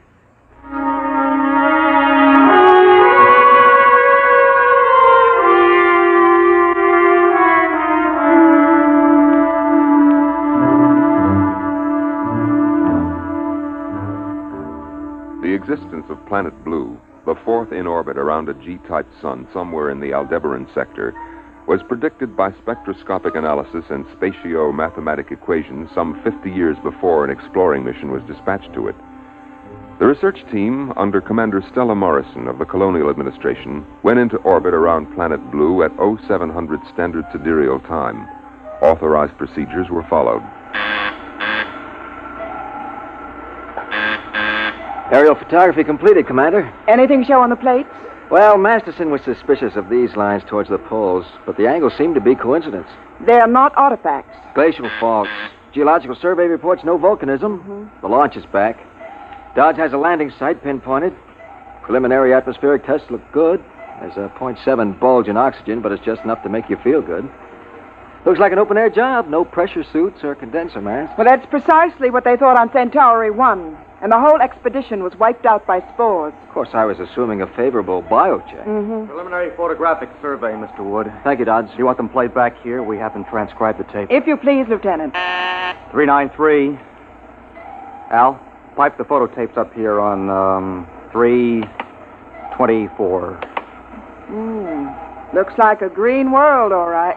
Punch up the tape, if you please, Lieutenant.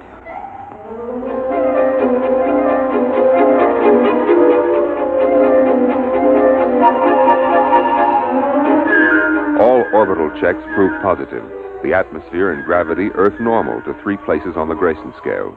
And the exploratory research ship lowered itself by the Meyerson-Lay atmospheric skip method, came into a stall tail landing just before sunset on a day marked in the logs as planetfall 0. The hatches remained sealed as a 2-mile perimeter was scanned by direct instrumentation. Major Lawrence Hall of Biosurvey reported EEG sweeps to the bridge. Of course, it isn't conclusive. We've run into life forms that didn't broadcast a brainwave at all. The Grylodon lizard on Ganymede. Skull acted as an effective shielding due to a heavy lead constituent in the body chemistry. Major Hall, I am not interested in a lecture on extraterrestrial zoology. Is there or is there not life within the range of your instruments?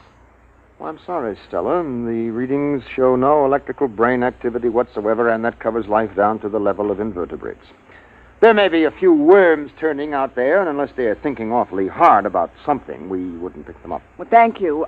I want preliminary drones out for sampling. How long do you think that will take? Well, a thorough job, take about 2 weeks. I have a schedule, Major. How long till you can give me a protective Schedule C clearance? 2 days.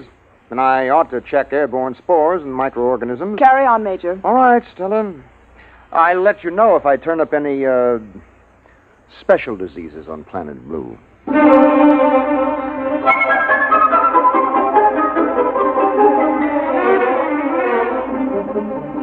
Drone sample missiles were dispatched at sunrise.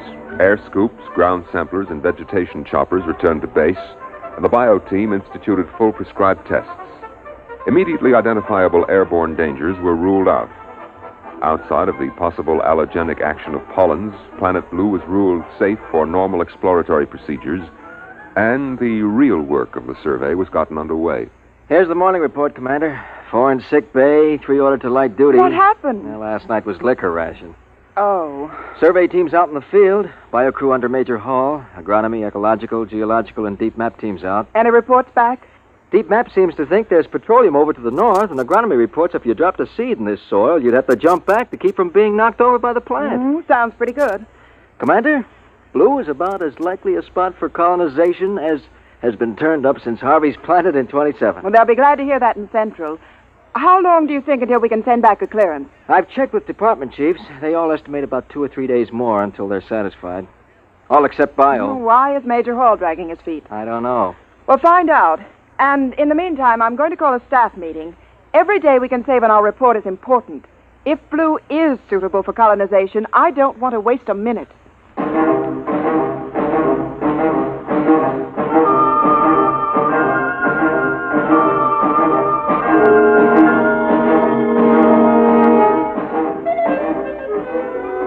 By planetfall plus 3 weeks, all departments had reported favorably except biology. Ecological survey pointed out the difficulty involved in the necessity of importing animal life. But this problem had already been met in the colonization of Gamma 2 and 3, when an entire ecology had been transported in frozen gene banks and fertilized and incubated on the site. Biology, however, still withheld a favorable report. Look, Larry. What is the secret, Stella? Cold formality on the bridge and Larry when you're in my lab? Well, I'm serious. Well, I've just gotten an official query from Central. They want to fish or cut bait on Blue. Your department is the only one holding it up. We're 2 weeks behind schedule. And the first colony on Vishnu was right on schedule, and 7,000 died of green spot. That was before the full bio-check technique was worked out. My dear, do you know how many different microorganisms there are in a cup full of dirt? I'm not a freshman student of biology. Oh, dear. And I was hoping I could tempt you into some field work. Someday, Larry, you're going to make some remark in front of some junior officers or even enlisted personnel, and I'm going to have to call you on it. Afraid for your dignity, my dear? Look, I'm in charge of this expedition. My dignity happens to be a function of command, and as such, it's a survival factor. Ah, well, then you had better take it easy at Officer's Mess. You know, I saw two biomates watching you, climbing the ladder to the bridge. Do you know what their affectionate name for you is? Major Hall. I'm serious. I want a bio clearance as soon as possible. And you will get it. As soon as possible. And when will that be? When I'm satisfied. Are the bugs here so dangerous that you're afraid of them? No, on the contrary. We have yet to find a harmful life form. Well, you didn't report that. If there are no harmful life forms... No lice. No disease germs. No malignant virus. Well, then what are you waiting for? There should be. There should be at least one little fellow who could give you a common cold. Look, Sociology section found no native narcotic plant life. And inasmuch as there is no humanoid life, there is no bootlegging, gambling, immorality, and pornography either. By analogy, that would be a good reason not to colonize. Is that the idiotic logic you're following? Microbiology is a little different, Stella. And anyway, what is the rush? Blue is something different. There's something peaceful in the air. Why rush to bring picnickers who drop candy wrappers and fill the pools up with empty beer cans? Larry, I have a planned board conference in 10 minutes. If you don't bring in some kind of a report by then, I'll have to supersede you under a Section 23. Ah, yes, that's what happened on Vishnu, isn't it? Followed by Green Spot and the wagons to drag the corpses out of the colony streets. Never mind that, Major. I want a report. In the biology section lab, Major Lawrence Hall continued to examine tissue samples from lower fauna and flora samples brought in from Planet Blue. He settled a container of prepared slides and flipped the switch on the electron microscope.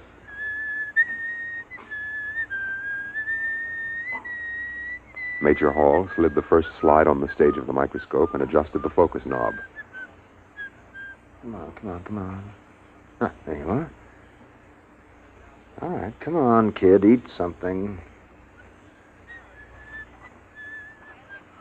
The microorganisms, a form of rotifer, displayed none of the characteristics of ferocity and aggression which were normal on several dozen other planets.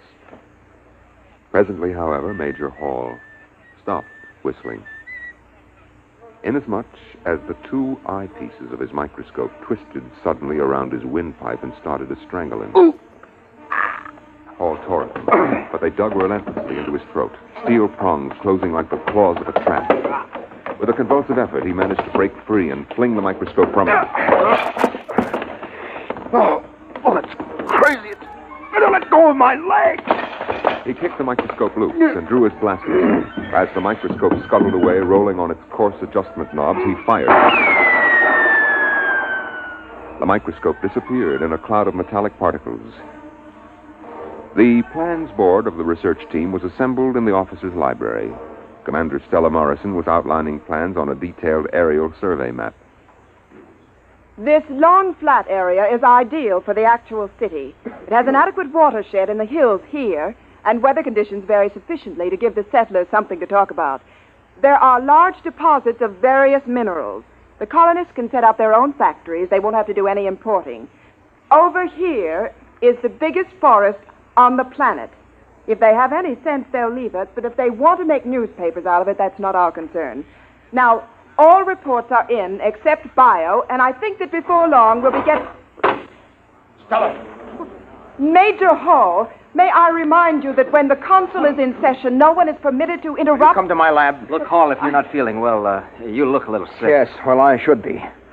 My microscope just tried to strangle me. Oh?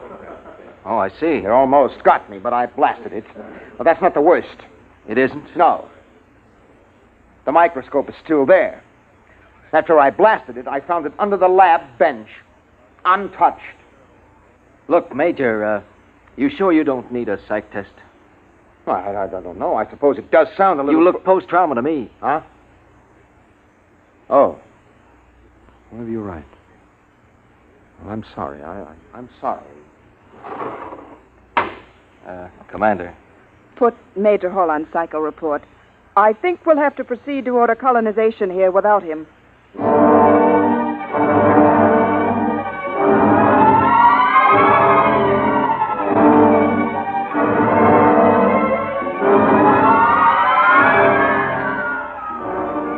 Major Hall proceeded to Psych Center, and inserting his ID card in the robot Neo Rorschach machine, he placed his hands on the contacts and activated the search and gestalt circuits. Presently, the green light flashed, indicating tentative diagnosis. Major Hall hit the response key. Severe disturbance. Instability ratio above 10. And that's over danger, isn't it? Yes. 8 is danger. 10 is unusual, especially for a person of your index. Your norm is 4. Yeah, I know. I require more data to determine whether this unusual instability ratio is an aberrant reaction or is normal survival oriented. Well, I can't tell you anymore. It is illegal to hold back information during a robo-psych test.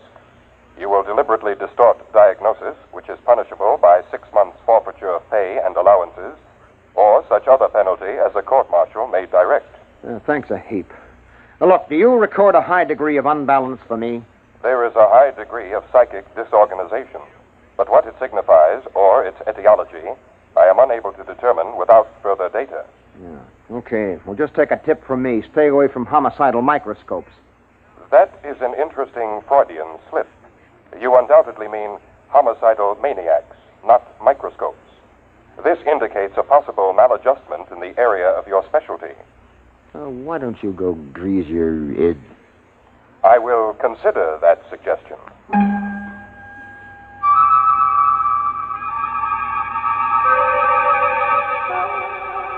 Major Hall returned to the biosection lab and tested the atmosphere near the place where he had fired his blast gun at the microscope. The analysis showed a high density of metallic particles colloidally suspended in the air. In a state of confusion, with an emotional distress quotient of at least 0.742, he stripped off his uniform and entered the shower. Oh.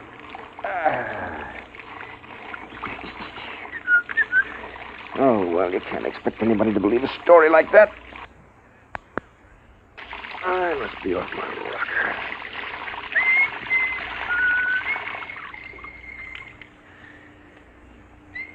Major Hall stepped out of the shower, reached for one of the towels on the rack. The towel wrapped around his head and yanked him against the wall. Rough cloth pressed over his mouth and nose. He fought wildly, pulling away. All at once, the towel let go. Major Hall crawled out of the shower and proceeded to dress. His belt, heavy canvas with reinforced metal links, tried to get him around the waist and crush him. The belt, being a heavy-duty issue, was strong, and they rolled on the floor until Hall was able to reach his blaster. He threw himself down on a chair to regain his breath. The arms of the chair started to close around him, but this time he was ready.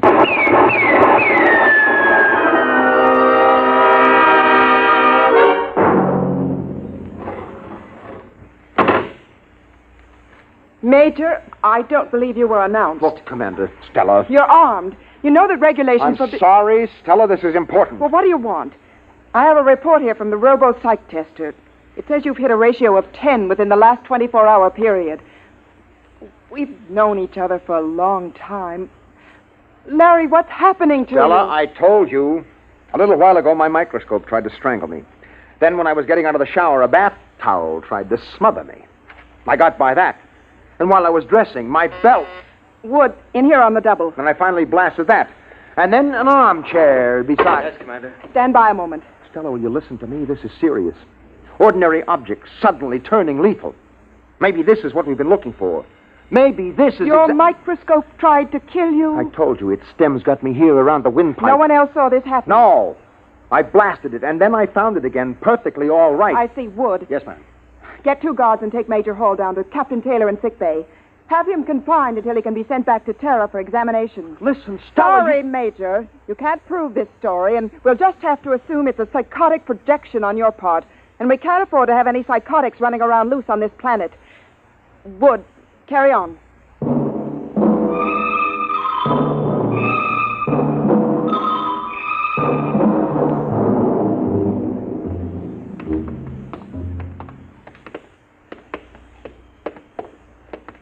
You'll be all right, Hall. Back on Earth, they can clear a thing like this up in a few weeks. Yeah, maybe you're right, Wood. Maybe I'm just out of my mind. Here we are. Captain Taylor? Captain Taylor? He should be in. Captain! The hatch isn't locked. Taylor, what's the matter? That scatter rug is choking him. Take an end and pull. But quick before he's crushed. Grab that rug.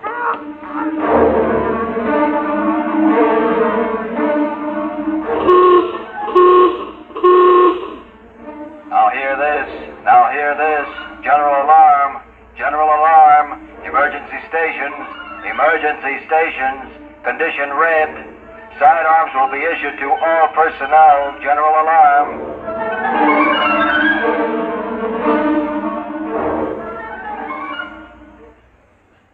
Captain Taylor tells me the rug came from Tara. His grandmother braided it. That's what I was trying to tell you. It was not the rug that attacked them. Then what was it? Something that looked like this rug. And it was something that looked like a microscope that went for me. And the towel and the belt. You mean there's some life form that can imitate anything? Yes, it seems so. And it's deadly.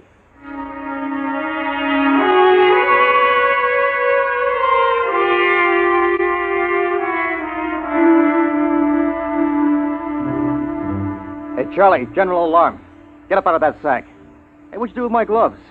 Oh. Hey, where'd I get 2 pair? Well, eeny, meeny, miny, mo. 1 pair of gloves is the same as the other. Hey, these gloves are moving. How do you like that? These fool gloves are going for my blast pistol. Charlie, is this one of your crazy electronic gags? Did you rig my gloves? Hey, look out for that pistol! Look out!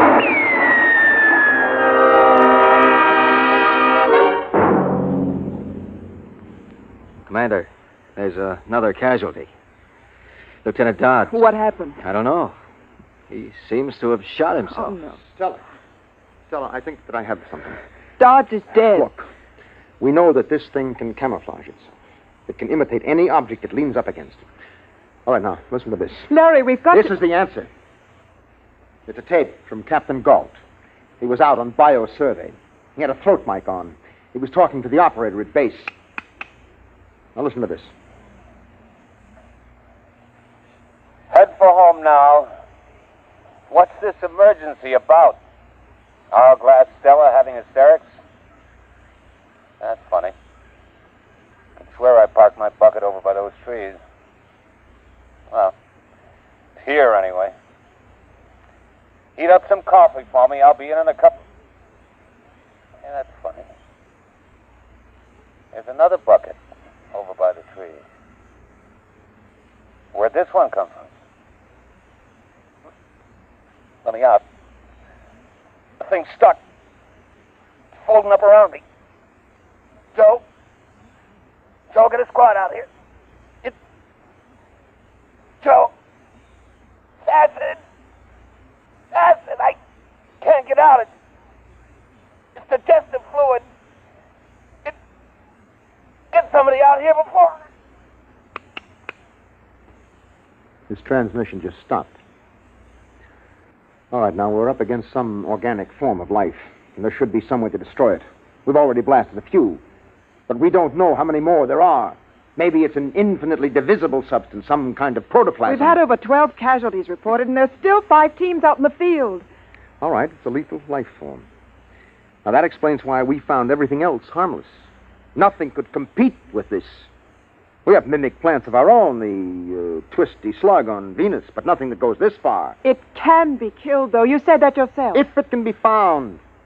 You can't tell. Clothes, rugs, drapes, chairs. We can't tell which is which. We've got to try to find some poison, some spray that will destroy them wholesale. Oh, no. What's the matter? In the corner. I never noticed 2 briefcases over there before. There was only one, I think. How are we going to know? Shortly after the final casualty report of 30 dead and 12 wounded, Major Hall sealed off the bio quarters and moved in with a team from Chem Section, all dressed in corrosive-resistant suits. And I'll make sure that you've got a tight seal on the neck joint. What are you going to do, Major? I've got a combination of hydrogen and arsenic under pressure, arsine gas. That'll give us an idea of how much they've infiltrated. Arsine is deadly to humans, so check your helmets. Now, Sergeant, I don't want any panic blasting. Arsine is inflammable. All right. Release the valve.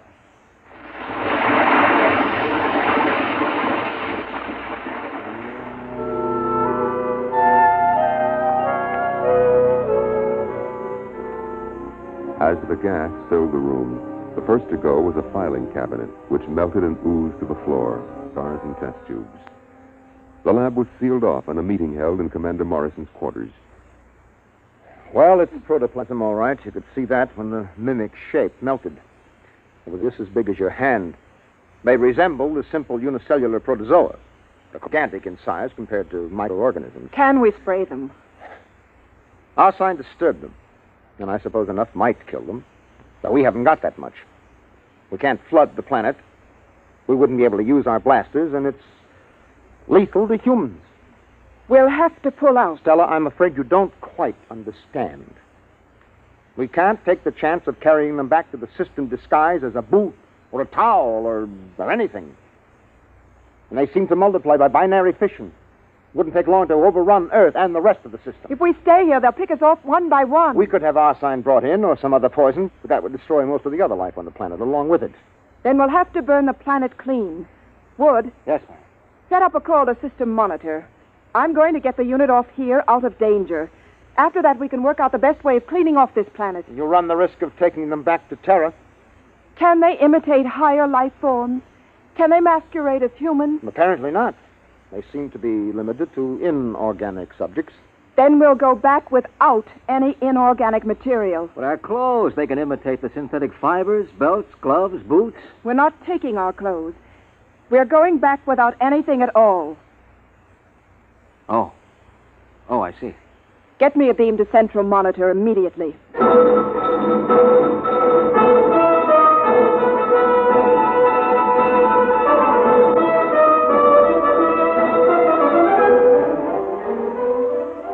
The nearest cruiser was 2 light hours away, Captain Daniel Davis commanding. Tight beam communication was established after coordinates were flashed from central monitor. This is Captain Davis. Can you read me? I read you. Commander Morrison here. Captain, you are to make a planetfall as soon as possible at coordinates to be supplied you. We are going to board your ship naked. Naked? That's right. That's, well, When will you land? at about 1,500 hours, I'd say.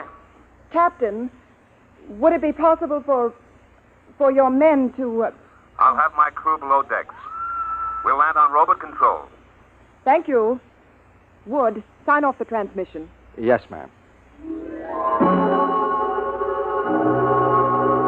There was some objection among the enlisted personnel, particularly in the women's quarters. The ship landed at 1,200 hours, 3 hours sooner than expected. All hands disrobe immediately. All personnel report to field, ready to embark. So soon? I didn't hear the ship land. It's there, all right. We'd better go. Larry. Mm-hmm. Larry, you go ahead. I'd rather get ready alone.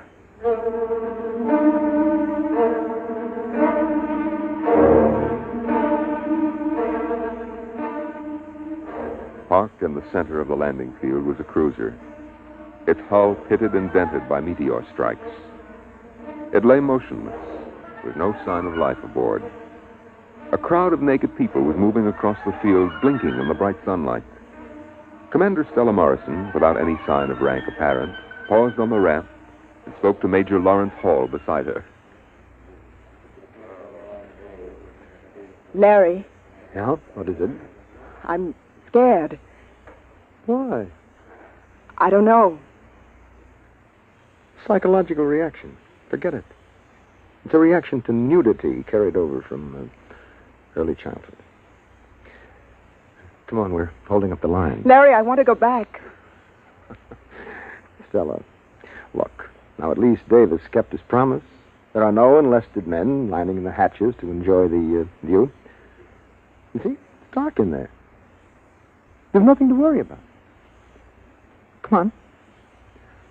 Up you go.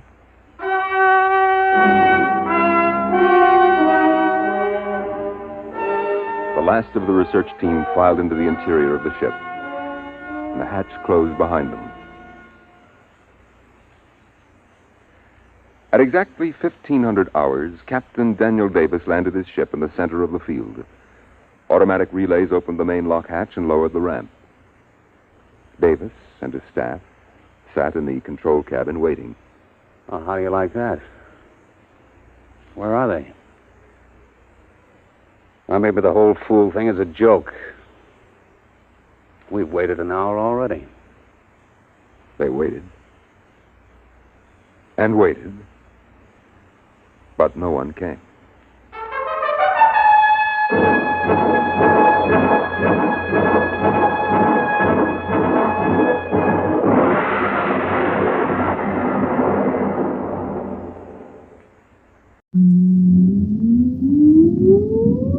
Countdown for blast off. X minus 5, 4, 3, 2, X minus 1, fire.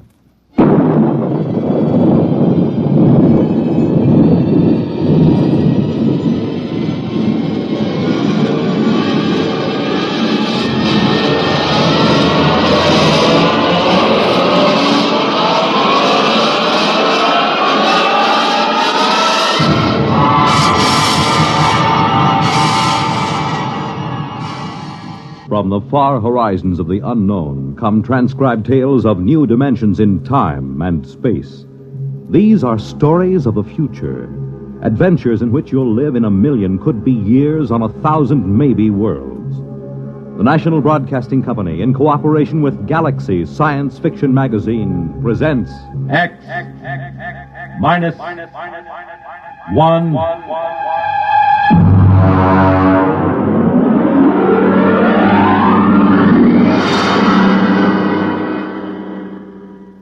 Tonight's story, Soldier Boy, by Michael Shera.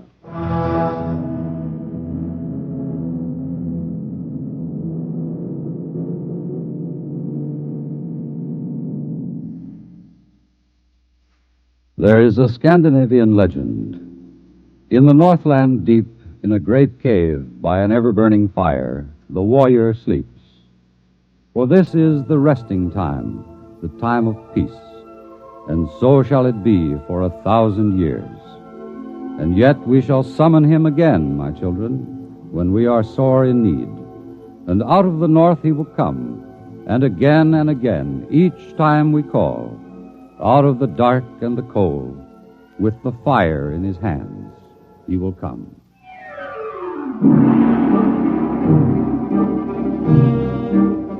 I was off duty when the call came to report. I was off duty and out of uniform. As a matter of fact, I was in a bar, drunk. Bossio had just spilled a beer over me. I cussed him out, and when I looked up, there was a shore patrol standing over me. Captain Dillon? Well, where did they find you, Buster? Did you flunk out of high school or get into a fight with your father and run away from home? Captain Dillon, I have a message for you. Well. Look, Bossio, this is humanity's finest. He has joined the service to protect home and hearth against the savage aliens. Touching, Dillon, touching. Are you Lieutenant Bossio? I have a message for you, too. Have a drink, kid. No, thank you, sir. Well, listen to that, sir, Bossio. This kid has got morale. It's a fact, Dillon. He's crawling with it. Sure, I haven't heard morale like that since the Second Martian Revolt in 23. Boy, don't you know that the armed service is a scrap heap? Do not use the best iron to make nails or the best men to make soldiers. Old Chinese proverb. I didn't raise my boy to be a soldier. Ancient folk song. Please, Captain, Lieutenant, I'm just doing what they told me to. I'm supposed to tell you to report to division headquarters. Uh-huh. And they told you to try every bar on the strip and you'd be sure to run into us, huh? Yes, sir. Those were Colonel Swift's orders. A good commander. He knows the whereabouts of his troops. All right, Bossio, drink up. Let's go. Duty calls.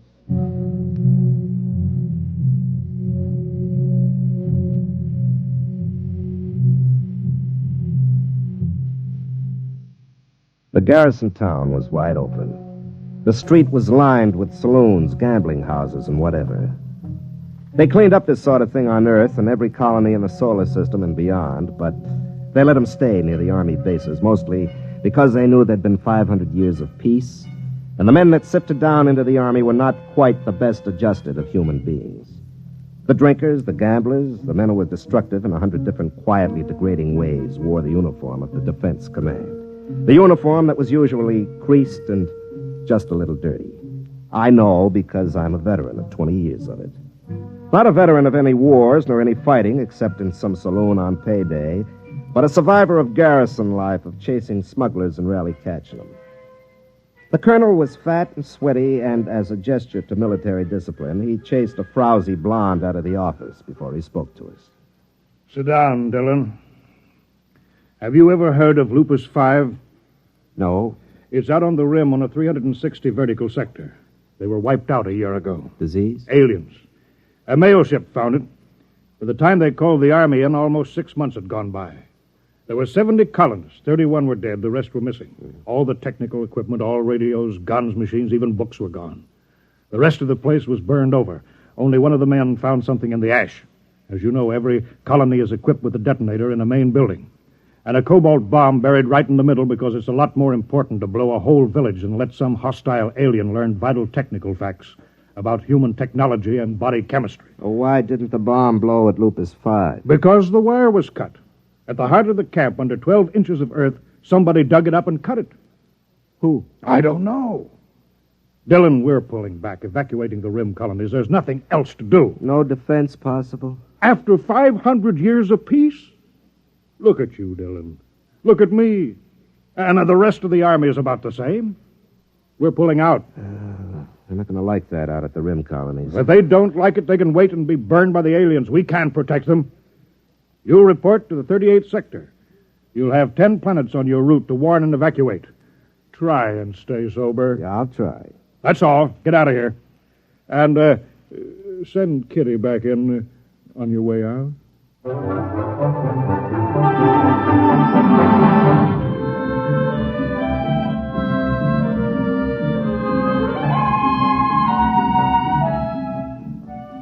We cleaned up 3 planets, delivered the dispatches from headquarters, and tried to find out if they had anything worth drinking in the colonies. Usually they didn't.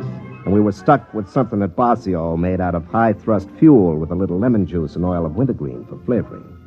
We headed out for number 4.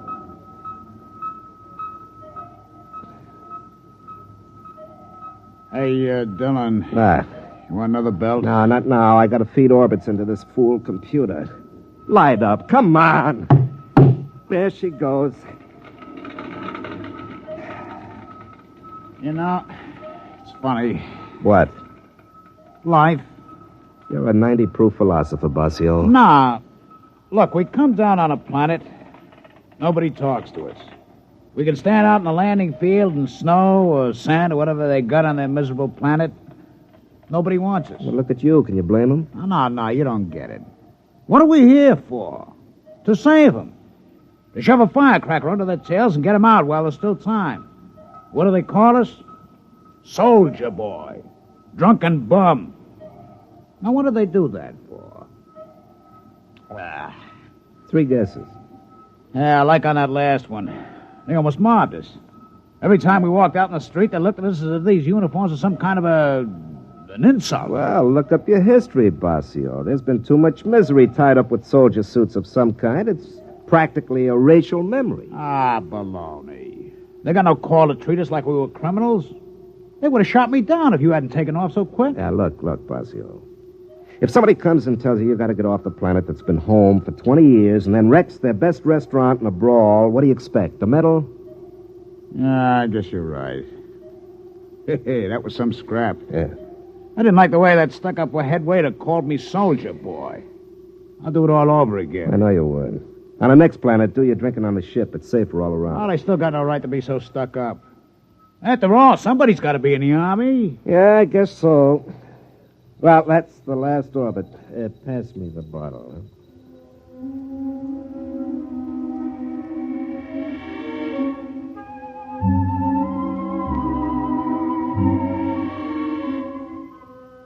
The 4th planet was Norge 1, a big green world about 20% cooler than Earth temperate. They'd heard about the evacuation, and when we sent the scout down on the landing field, there was a crowd gathered.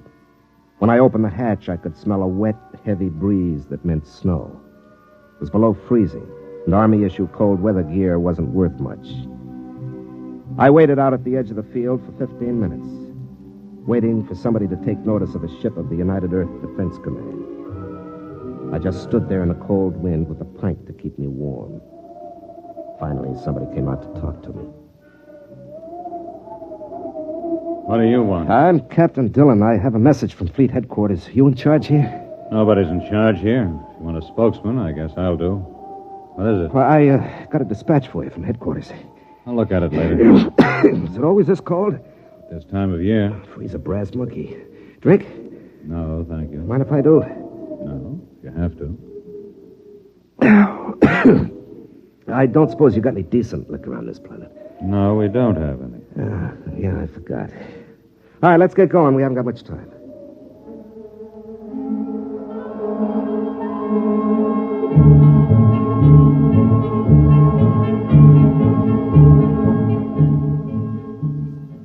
They had a meeting at the main warehouse.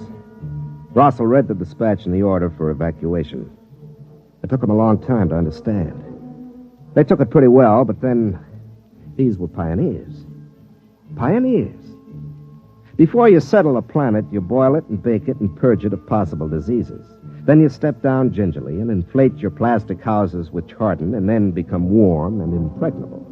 You send your machines out to plant and harvest and set up automatic factories to transmute dirt into coffee, and without having lifted a finger, you braved the wilderness, hewed a home out of living rock, and you're a pioneer.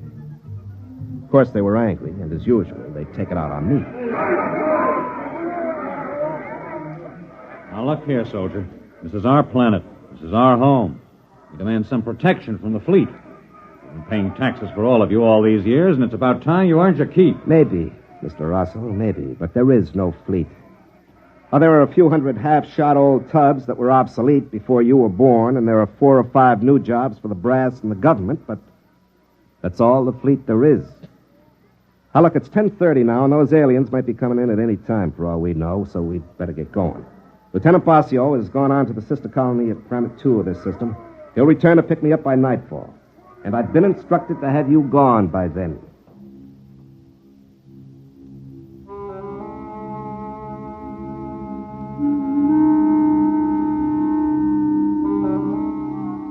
I wanted to remind them that nobody wanted the Army, that the fleet had grown smaller and smaller, but there wasn't any point to it now. I realized long ago that they were right in a way. I was a big, fat anachronism, a fossil, a hangover from the Dark Ages. Only, unfortunately, we'd run right into a new Dark Ages that came from somewhere out in the stars and picked off colonies and burned them to a cinder. Well, when they finally left the meeting, I went out to check the bomb. The detonator was in the radio shack. It was a long metal bar with a lock on it. I followed the conduit down the wall till it entered the ground. Then I started to chop at the frozen earth to follow the wire.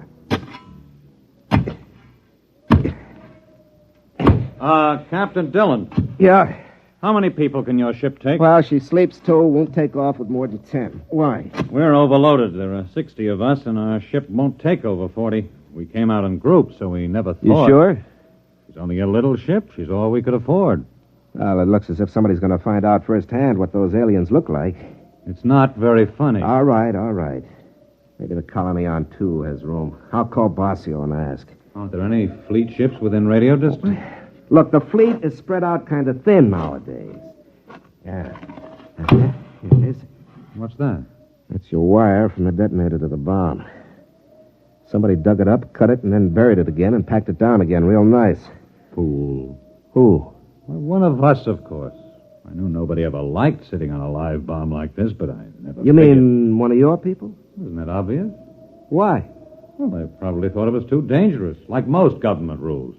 Maybe one of the kids. No. There was a bomb wire cut on Lupus 5 just before the alien attack. Maybe an animal? No, no animal did that. Some coincidence, huh?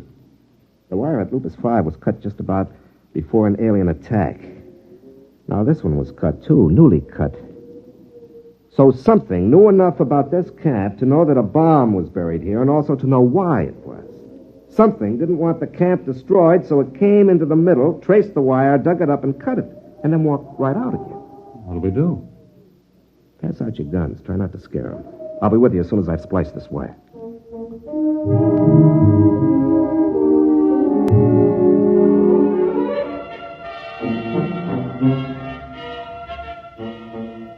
I spliced the wire and went back into the radio shack and pulled out my pistol. I checked it and primed it and tried to remember the last time I'd fired it. The snow began falling near noon. By 1 o'clock, the visibility was down to 0. I tried to contact Bossio to tell him to hurry. He didn't answer. I figured he was probably drunk or sleeping it off. I suppose I should have been out organizing some kind of defense, inspiring everybody with grim, lantern-jawed courage. But as a matter of fact, my jaw is somewhat slack, and I'm not strong on courage. So I took a belt from the bottle and considered things. The tension was beginning to get me. After 20 years of hanging around and playing like the town drunk, a man can't be expected to rush out and plug the breach just like that. You have to work up to these things gradually. I suppose there was something to me originally, but I lost it. I lost it in 20 years of idiotic garrison spit and polish in saloons and the icy looks and choice words that civilians save for peacetime soldiers. I had half the bottle killed when Russell came back to see me. Captain, I just can't make any sense of this. Who cut that wire? Well, as far as I can figure, an alien cut it. No, there haven't been any aliens or any peculiar animals near this camp. We've got planet-wide radar, and there have been no unidentified ships since the first landing a year ago. One of us must have done it. It's the only possible explanation. You mean a traitor? Or a dupe. Maybe the aliens can exert some kind of telepathic control. I can't see it. If they're able to control one, why not all and save half the bother? Now, look, is there any animal that ever comes near here that's as large as a dog? Well, there's a vigil. It's like a monkey with 4 legs. We shoot them now and then when they get into the crops. We're going to post sentries. Do you want to place them? Well, you know this site better than I do. Post them in a ring within calling distance, huh? Dylan, what are they like, the aliens? Do you know? No, I don't think anybody does. We don't know what they look like, or what they think like, or where they come from. Do you think they've landed yet? Don't know. With this snow coming down, they could be out there in the woods right now, and we'd never know.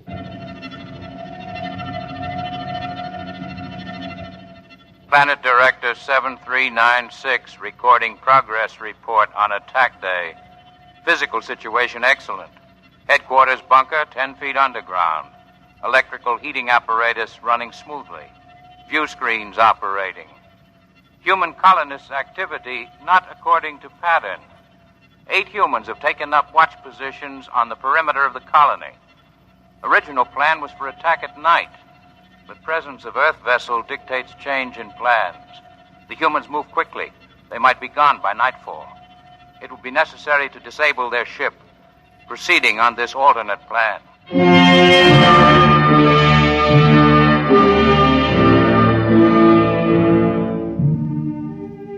At noon, Russell reported that Planet 2 didn't answer his call. Bossio might be drunk, but the colony on 2 wouldn't be. If there was no answer, it was because they were dead. The people were quiet and frightened. Some of the women were beginning to cry. They brought me coffee now. It had begun to dawn on the women that they might be leaving without their husbands or sons. They had their ships stripped down and they were loading. The ones that were going stood outside and stripped off their clothes. Cold weather gear of 40 people weighed enough to get a few more on board. In the end, the ship took 46 people. When they were all loaded and they cleared the landing field and the hatches closed. You could hear the generators surge for a lift. But then there was a sharp burning smell and she never got off the ground. Dylan? Over here under the tree. What happened? The lining's burned out. She's being repaired. How long will it take to fix? 4 or 5 hours. It'll be dark by then. It seems like they want to wait till the dark. Probably aren't many of them. Might mean that, or maybe they see better at night, or maybe they move slow. You got any idea how they got to the ship? No. You know, I've been in the Army 20 years. This is the first time I was ever in a fight. I never shot at anybody. I always figured I'd be afraid. But there doesn't seem to be any sense in being afraid. There's nothing to do but wait until night comes.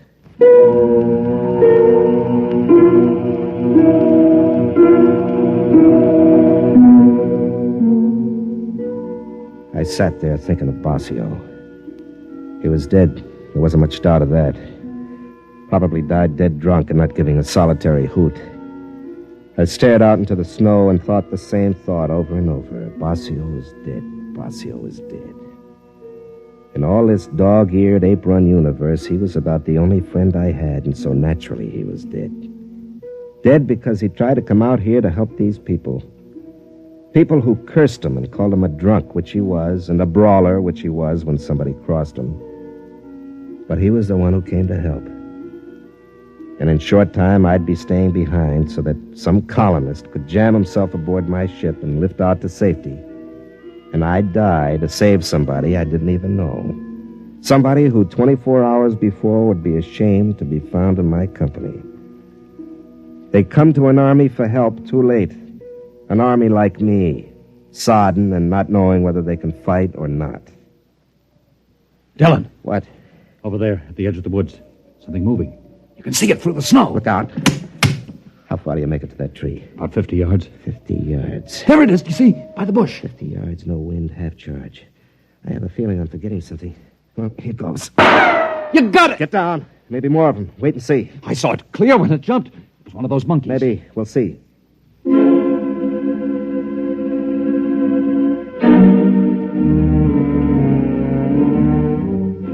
I waited 10 minutes and then I ran over. Whatever it was gone, almost all of it. My bolt had taken a paw and taken it clean off. I picked it up, but there was no blood. The skin was real and furry, all right, but the bone was steel and the muscles were springs. It wasn't any four-legged monkey. It was a robot.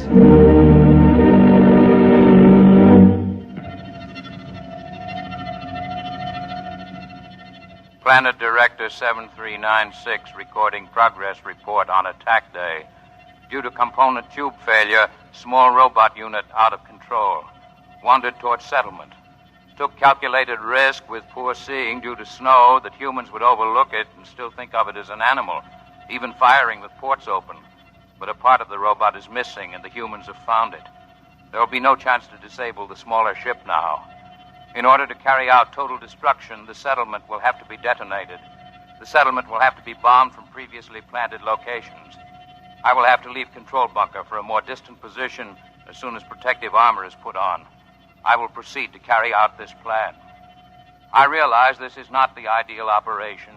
It is more disciplined to capture humans and their equipment undamaged, but total destruction is necessary. For further operations, recommend duplication of essential controls on robots. The procedure of planting them on worlds before colonization by humans in the shape of local animals demands perfect operation when attack day arrives, or the resident director planted at the same time on each world will be unable to carry through attack plans. Now leaving bunker.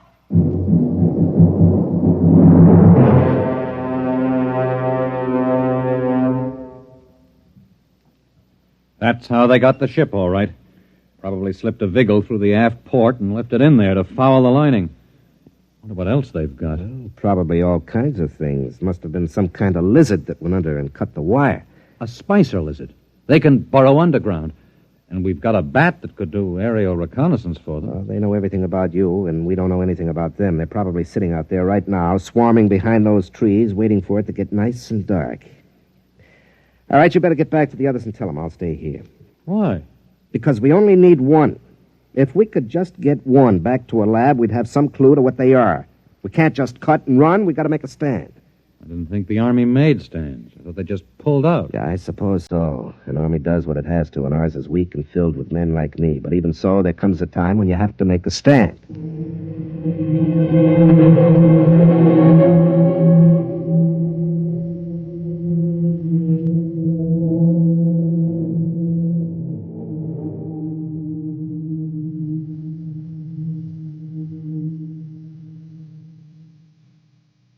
I stayed out there in the snow.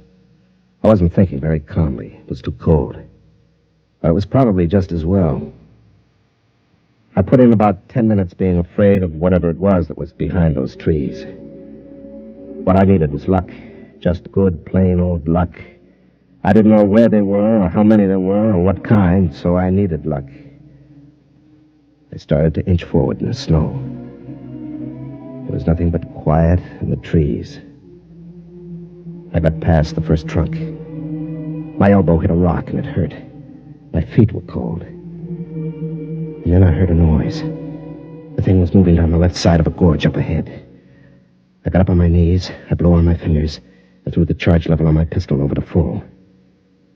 It was a great black lump on a platform. The platform had legs and was plodding up a path that came right past me. It hadn't seen me yet, but it would. There were 5 of those little monkeys skipping on before it, acting as eyes. Then one of them spotted me and started running. My first shot took the monkey in the head, and then I aimed for the lump on the platform.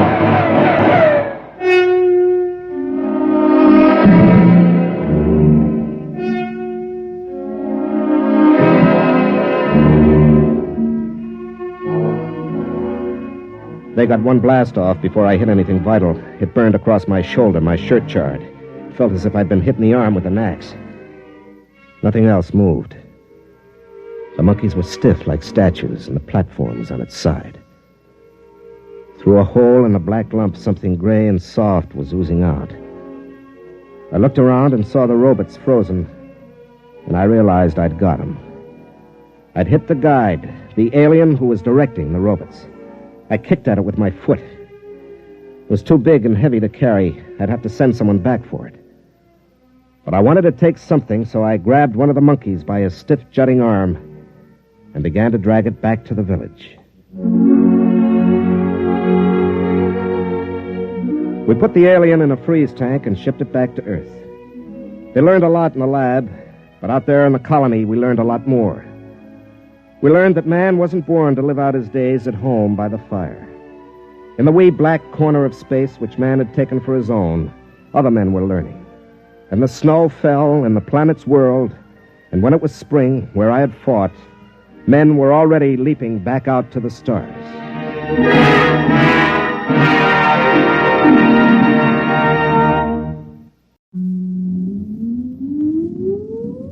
Countdown for blast off. X minus 5, 4, 3, 2, X minus 1, fire.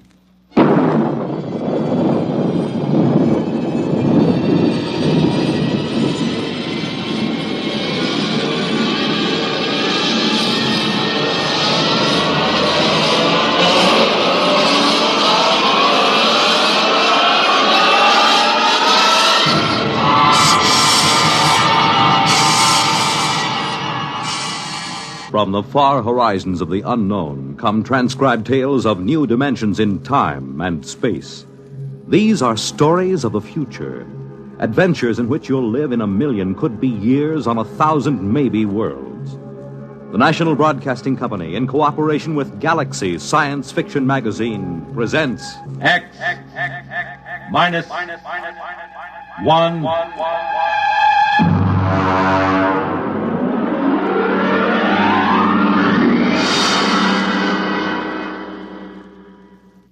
Tonight's story, Pictures Don't Lie, by Catherine McLean.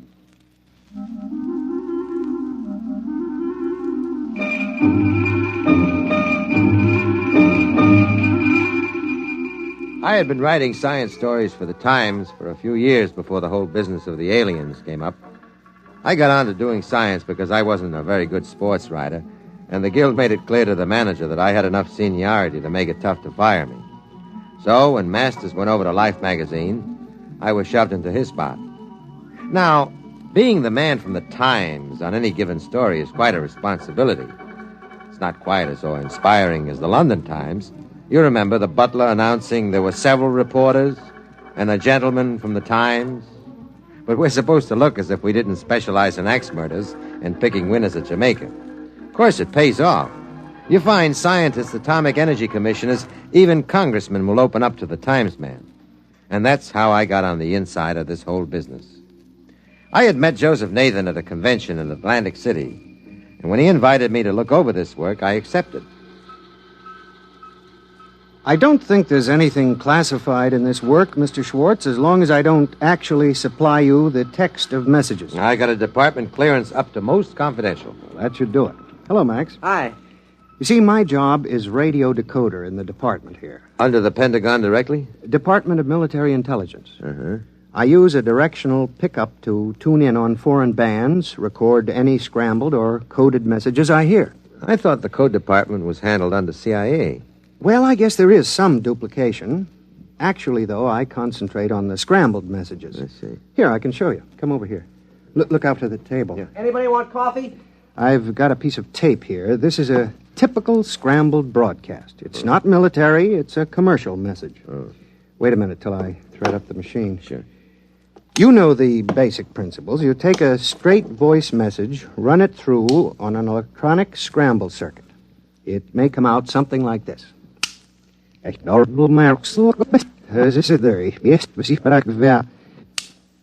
My job is to pick a thing like that out of the air, analyze the patterns, and wire an unscrambler. I've got this particular pattern set up on the machine, you see. Tanker number 734, capacity code 7, estimated time of arrival at Galveston 30. You see? Mm-hmm. Now, that was just a commercial message. I do the same thing with military intelligence. Is it something like old-fashioned cryptology? Well, yes, except there's a small complication. You need a degree in advanced electronics, waveform math with a touch of quantum physics. I suppose it's quite challenging, then, every time you pick up a new signal. In a way. Actually, they do the same work in every country these days. Everybody knows it's just a matter of time before any scrambled pattern is broken. It's pretty routine. Ever pick up anything exciting? Well, actually, most of the messages, when I unscramble them, are still in prearranged code, and I have to turn them over to cryptology.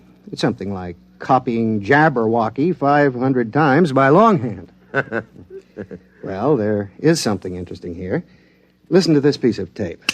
I don't hear anything. Well, that was it. Oh? Now listen, there's another one coming up. That's it. Well, I get that on my car radio, static. Yes, but that's from the stars. You mean radio interference? That's right. I think you wrote about the work at Bell Telephone and RCA Labs about radio telescopy mapping the star positions by static. You're interested in that? Not exactly. They've never been able to figure out why the static on these particular bands comes in such jagged bursts. Just doesn't seem natural. You have any ideas? Oh, I don't know. I've been kicking around the notion that it's not a natural phenomenon. I've been trying to discard it, sort of like playing chess against yourself on the train in the morning. Well, that's about all there is.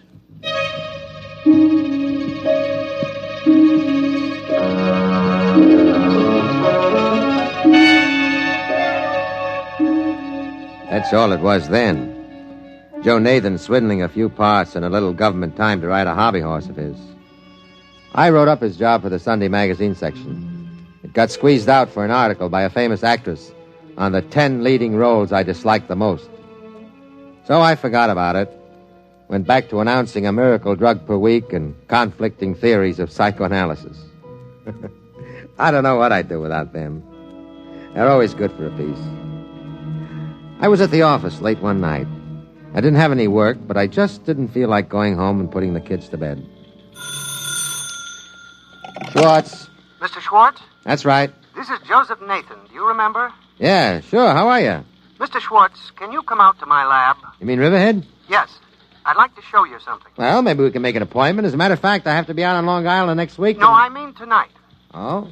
What is it? I think I've found something that you might be interested in. Yes? You know those static bursts I recorded? The ones that came from the stars? That's right. I've decoded them.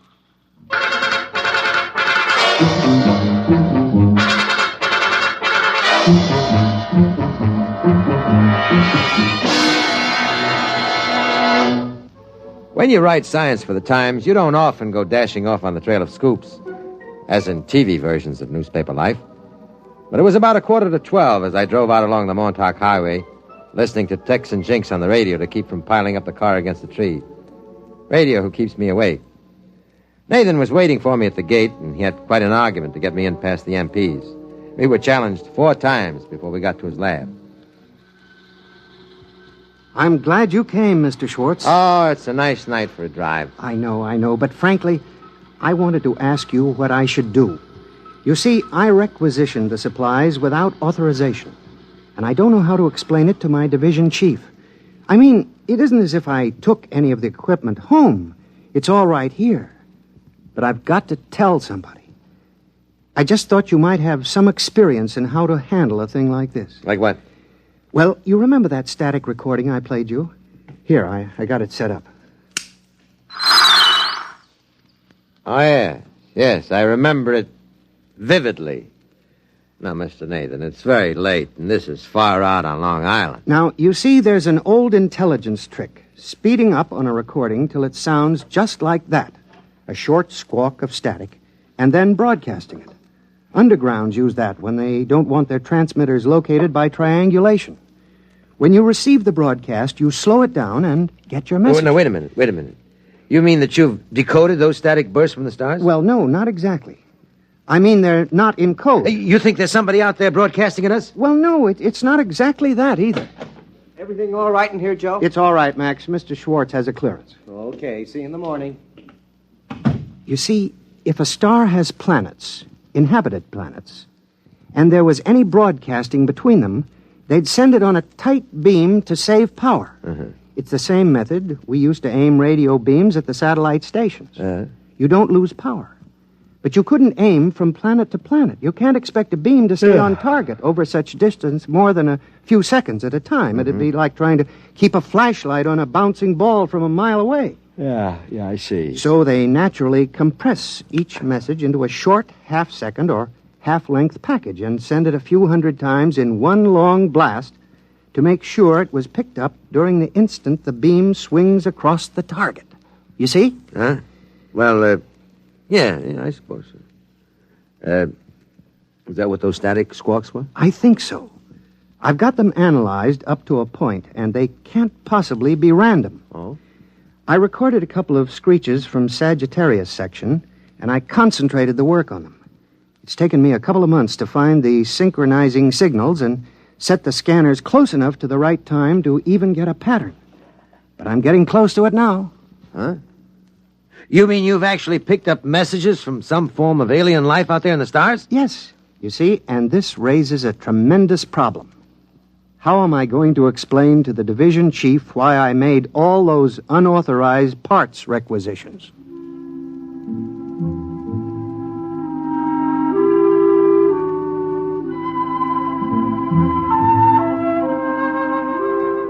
I convinced Mr. Nathan that his supervisor was likely to overlook about $300 worth of electronic gear when presented with the fact that Nathan had discovered life in other star systems and was close to deciphering some of their messages. The department put him on full time and gave him an assistant. They made me swear to sit on the story by promising to give me the first break on it when it was finally released. So I kept checking with Nathan as he worked. I don't think it's a voice message. Well, what is it, a racing wire? Are we catching late scratches from some track at the edge of the galaxy? I don't think so. It's a TV signal. Oh? There's a definite scanning pattern. I can separate out the locking poles for a picture. Yeah? The only problem is I've no way of assigning colors to the various bands. Color? Well, what makes you think it's color? Oh, it seems as if it's got to be. You and RCA. This is the year color's here. No, look at these waveform analyses. Huh? With a band spread that wide, it rather indicates a color transmission, don't you think? Well, sure, why not? Let me know when you get the Steve Allen show.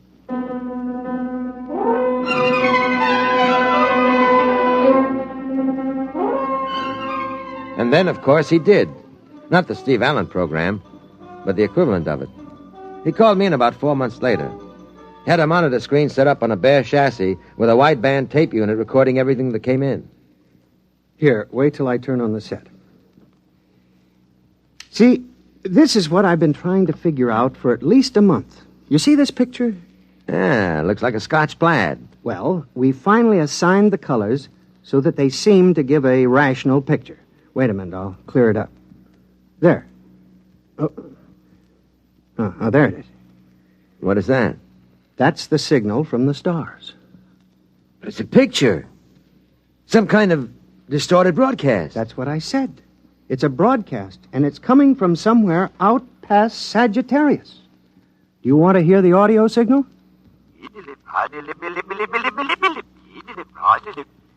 That's their language? That's right. We're sure about that. The colors were assigned arbitrarily, of course. You see that figure there, the tall one? With the green skin? Yes. That skin may be blue or pink or gray or anything. We don't know what their color response is. The only thing we're sure about is the various shadings of intensity and the audio channel. What is it? What's it all about? Well, we haven't decoded the language yet. There's a team from Harvard working on that. We record everything that comes in, but I think it's a lending library. A what? It's all fiction. It's plays. And there are dozens of them, all at the same time. I think they broadcast them continuously, and anybody who wants a particular play can tune it in. With the short burst method of transmission, they've got plenty of room in the spectrum.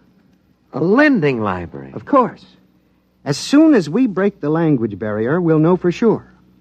Oh, by the way, I thought you might be interested. I've sent them back a message. Look, Nathan, when are they going to release this? When can I use it? I don't know. In the civil service, you don't ask questions Now, like look, that. I'm a newspaper man. This is the hottest story. I thought you were from the Times. I know, but it's still a newspaper. What is the message you sent them? How do you do it? Well, I took a print of a film. Yeah? As a matter of fact, it was Punky Ellie's Dance of the Hours from the Disney film. You know, with the dancing hippopotamus and crocodile? I think I remember it. Well, I scanned it with the same combinations and sent it back along the same line we were receiving from. Just testing. Huh. What do you think they'll make of dancing hippopotamuses and crocodiles out past Sagittarius? Oh, I recorded a prologue and I explained what it was. I thought it would please their library to get a new record in. Look, Mr. Nathan, please, will you find out when they'll release this? Well, as a matter of fact, I do have an idea. The project supervisor said there'd be big news when we get an answer back. When? When? Oh, at the rate of transmission, only about 3 or 4 years.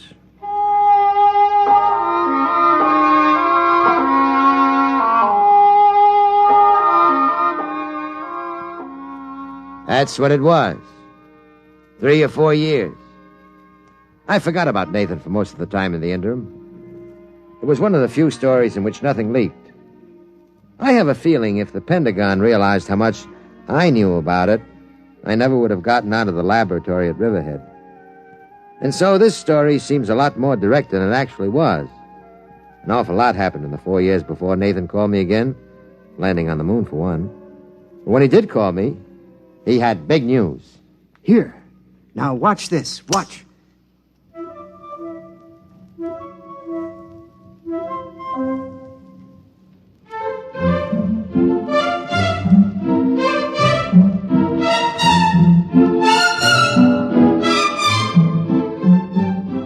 Is that the recording of the message you sent out?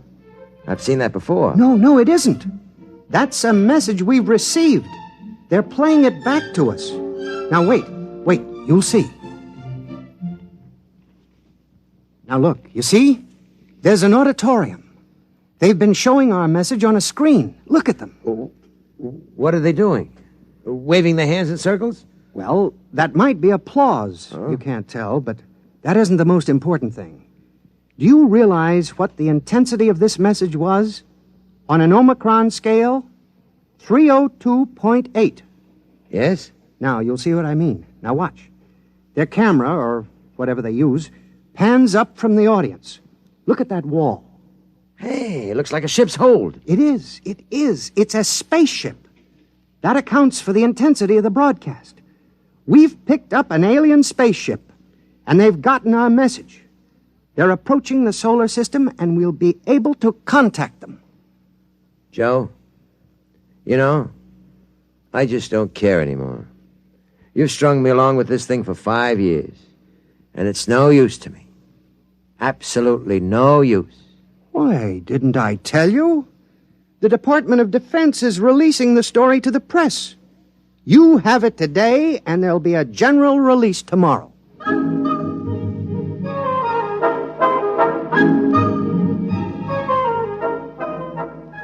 And of course, you remember the story. We had it first.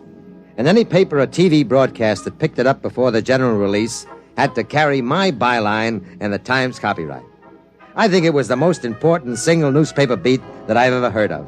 And of course, I did very well because of it. It was page 1 in the upper right-hand corner in the Times for 8 days running. And then the arrangements were made to cover the landing of the alien ship. The White House press secretary handled the whole thing. There'd be one pool man on the inside in direct contact with Nathan, the linguist teams, and the brass. Naturally, I got the pool assignment. There wasn't any question of it, really. But the rest of the boys were in on the releases, briefings, and press conferences. On arrival day, we were all schlepped out to the apron at White Sands Rocket Base. The concrete is graded to stand the thrust of those three-stage giants that make the satellite and moon runs. But they'd added a layer of molybdenum mesh sprayed with some kind of plastistel on the theory that the stresses of an interstellar ship might crack White Sands rocket port like a pane of glass. The communications equipment was set up in the old red control blockhouse that hadn't been used since a whack Corporal missile misfired in 58. First, they threw Nathan to the wolves in a press conference. The TV boys with ultra-portables were down on their knees in the first row, and the rest of us in the base movie theater. Nathan was up on the stage. Al Sullivan from the news led it off. Mr. Nathan, what do you think of the aliens? Are they friendly? Do they look human? Very human. Exactly where will the alien ship land? Well, that isn't exactly my field, but when you get out to the port, you'll see the strip. It's like a tic-tac-toe diagram. The release describes the precautions that have been taken, except for the grass strip along the runways. The light area has been remodeled. Do you know anything about their home planet? No, nothing directly. You think they're dangerous, then? No, I don't think so. You realize, Mr. Nathan, that the 8th Atomic Artillery Battalion has been drawn up 5 miles north of the port, prepared for action. Well, no, that's not my department. I don't know what precautions the military has taken. But you think they're friendly? Those I know are. I've been in contact with the radio operator of the ship. Bud says, I call him Bud, that he's worked up quite a thirst on this trip. Of course, we don't know what he drinks. We've no common chemical terminology. We haven't been able to exchange spectroscopic standards because we can't change the wavelengths accurately enough on the broadcast. We've arranged for you to see some of the recorded broadcasts we have made. When you watch them, I'd like you to realize that these are plays, all fictional. We haven't dubbed in a translation of the soundtracks, although since these were recorded, we've developed an automatic translator. You'll see that later. All right, I think we're ready for the showing. If somebody will please dim the house lights.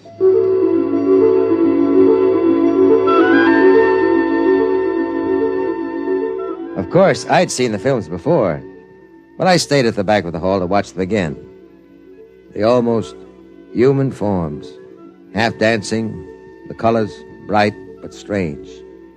The sound was a flowing language with many shifts of pitch, and there was that strange, odd motion, not slow, but somehow drifting. It had been bothering me for some time, the films. There was something in the way they walked. They were good actors. Even without knowing what was happening, you were interested. You could tell the hero from the villain sometimes, and you rooted for him. Finally, I went out to the lobby, and I found Nathan pacing up and down. What's on now? That recording that they returned with the Ponchielli. It's funny, you know. They're crazy about Ponchielli and Mozart. Can't stand Gershwin. Strange. Joe, there's something wrong with the films. What do you mean? Well, something wrong with the whole thing. It's a hunch. I felt that way with the vaccine for the common cold. Turned out to be a bust, huh? Now, there's something about the way they move. Well, that bothers me, too. When I turn the tape faster, they're all rushing, and you begin to wonder why their clothes don't stream behind them, why the doors don't close quickly behind them, why things fall so fast. Well, we don't have to worry about it. We'll see them in about 2 hours when they land.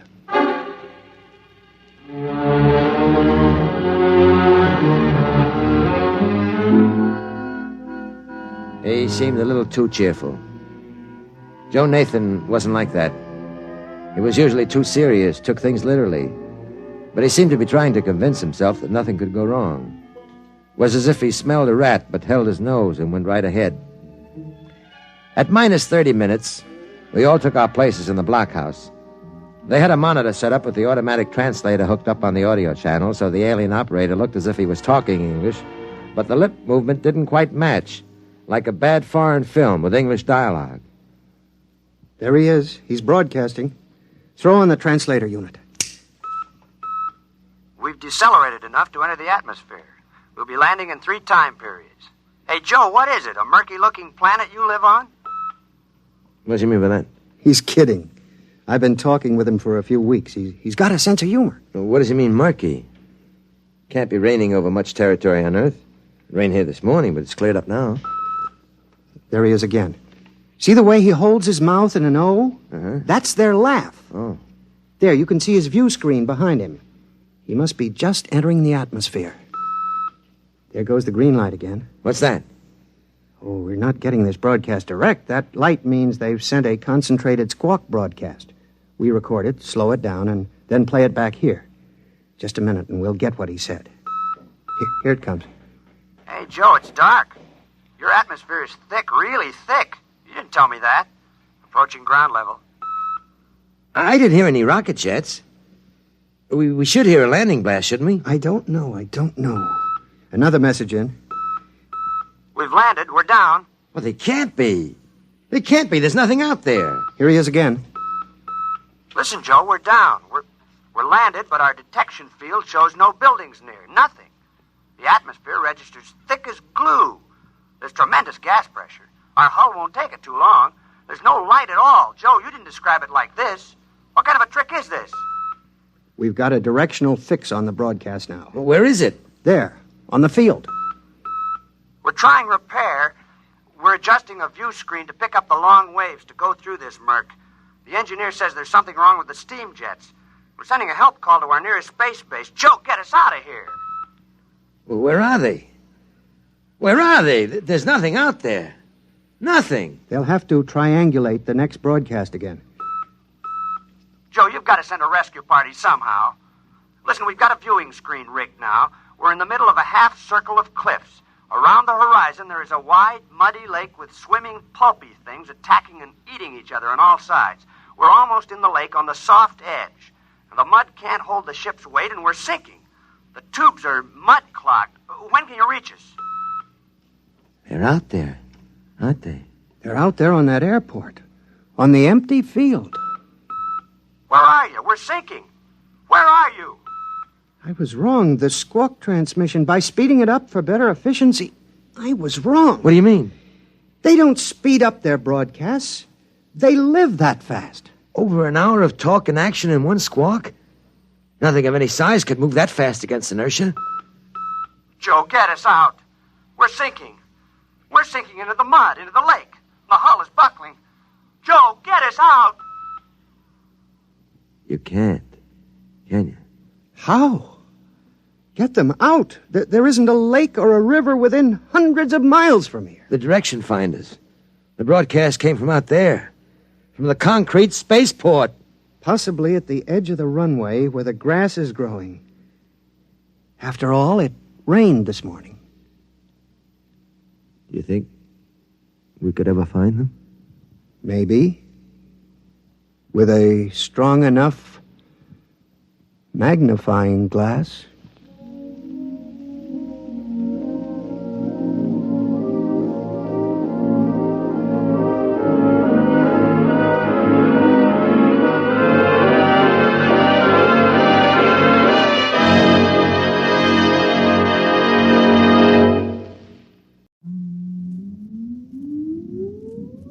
Countdown for blast off. X minus 5, 4, 3, 2, X minus 1, fire.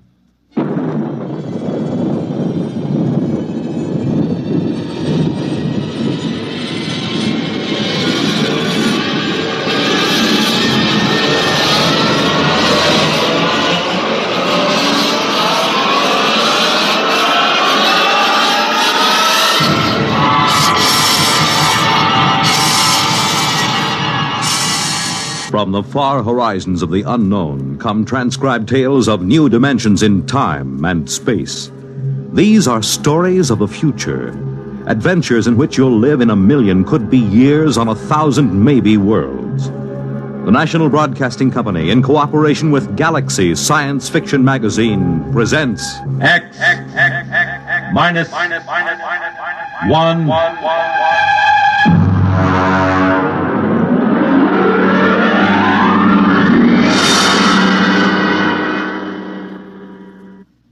tonight's story, Sam, This Is You by Murray Leinster.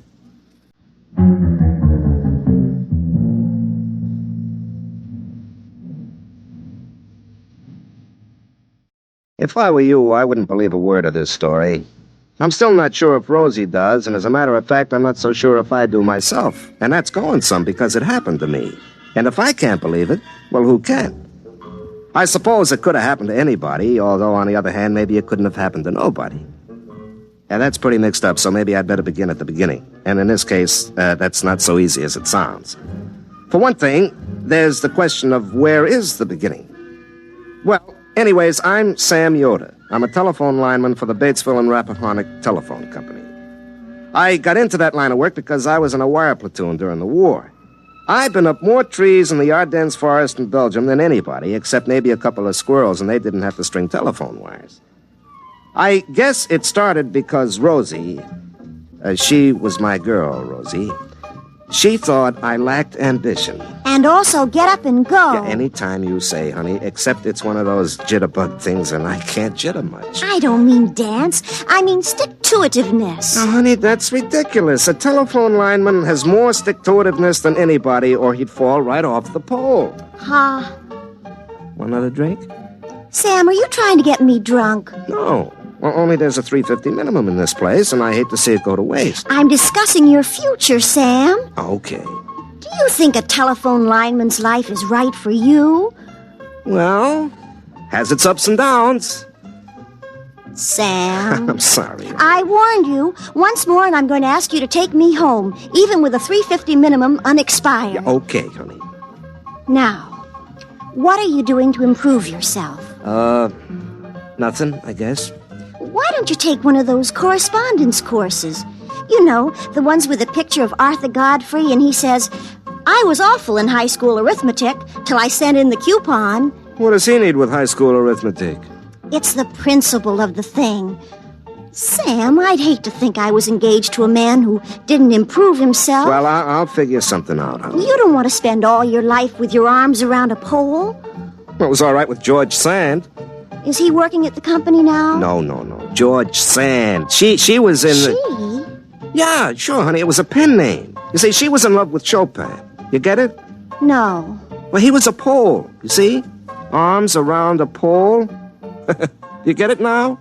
Yes. Now I get it. Sam, take me home immediately.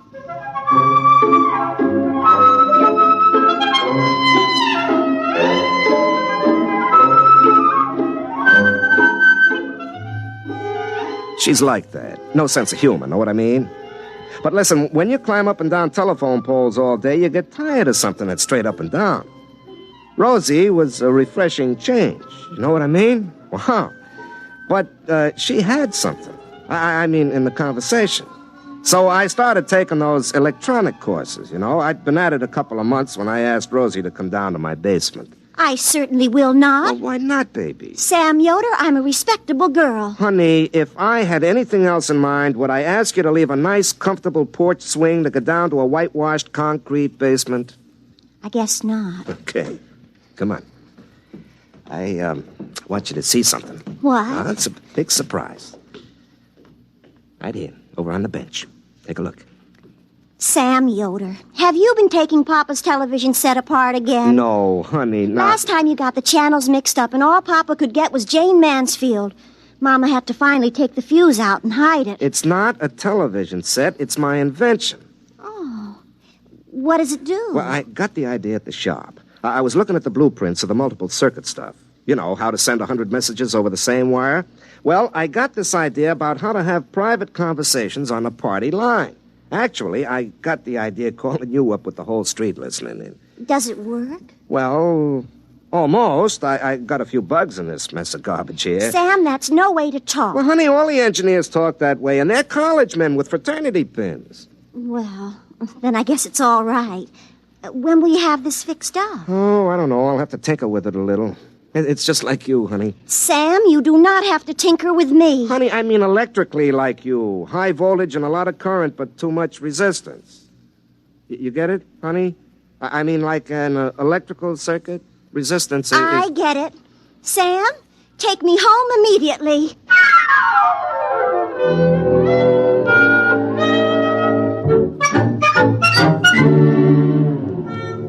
I was thinking of my invention on next Friday, July 2nd, about 6 o'clock. I was up a pole near Bridges Run, hunting for a break where the party line went dead. I hooked in my linesman's phone, but I couldn't get central. I was just about to pull my phone and get down when... Hey, that's impossible. The line checked out dead. Hello, who's this? Sam, this is you. Huh? What's that? This is you. You, Sam Yoder. Don't you recognize your own voice? This is you, Sam Yoder, calling from the 12th of July. Look, Mac, I'm working and I'm 50 feet up. Don't hang up. I'm not hanging up, but you'd better. Now, wait a minute. Do I know you? The voice is familiar. Sam, it's the 2nd of July where you are, and you're up a pole by Bridges Run. The line's dead in 2 places, or else I couldn't talk to you. Lucky, huh? Whoever you are, it isn't going to be lucky for you. But I'm you, and you're me. We're both the same Sam Yoder, only where I am, it's July 12th. Where you are, it's July 2nd. You've heard of time traveling? Well, this is time talking. You're talking to yourself. That's me. And I'm talking to myself. That's you. And it looks like we've got mighty good chances to get rich. Look, I don't believe this. All right, then listen. Do you remember the time you were out with Rosie at the drive-in movie over at the Wing? And the couple in the convertible next to you were naked. And then Rosie...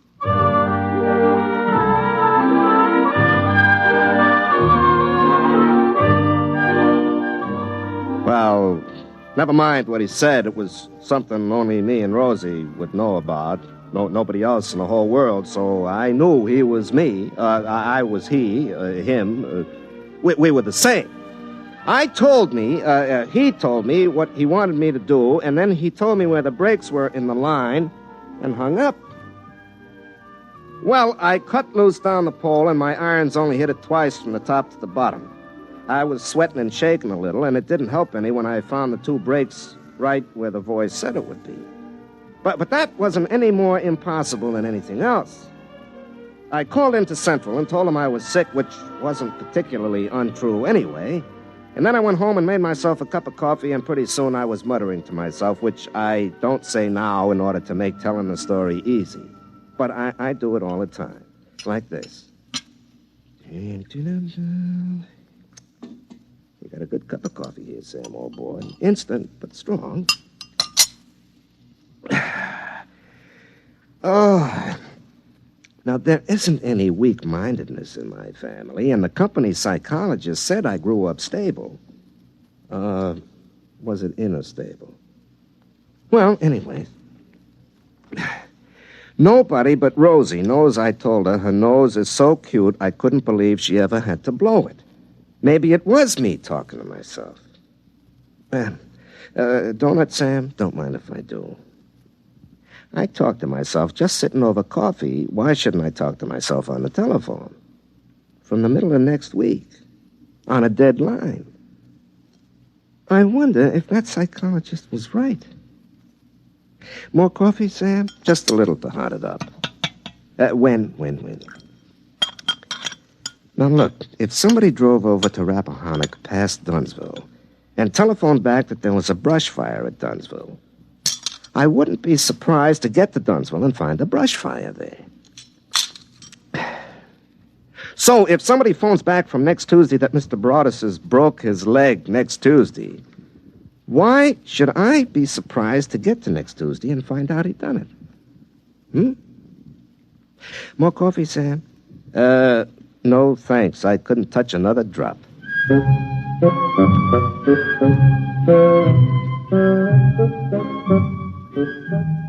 You see what I mean? Pretty soon I began to realize there was money in this thing, and I got to work on my invention, the one I meant to use for private calls on party lines. I got out the soldering iron and a bunch of components I liberated from the phone company, and I started to rearrange the circuits the way that voice on the telephone had told me to. It was a real breadboard job with wires hanging out of it like spaghetti, but finally I was done. I spliced my gadget onto my phone, then I broke the line to Central, rang it, and half a minute later... Hello? Hello? Hello, Sam. This is you in the 2nd of July. You got it all fixed up, huh? Yeah, it looks awful.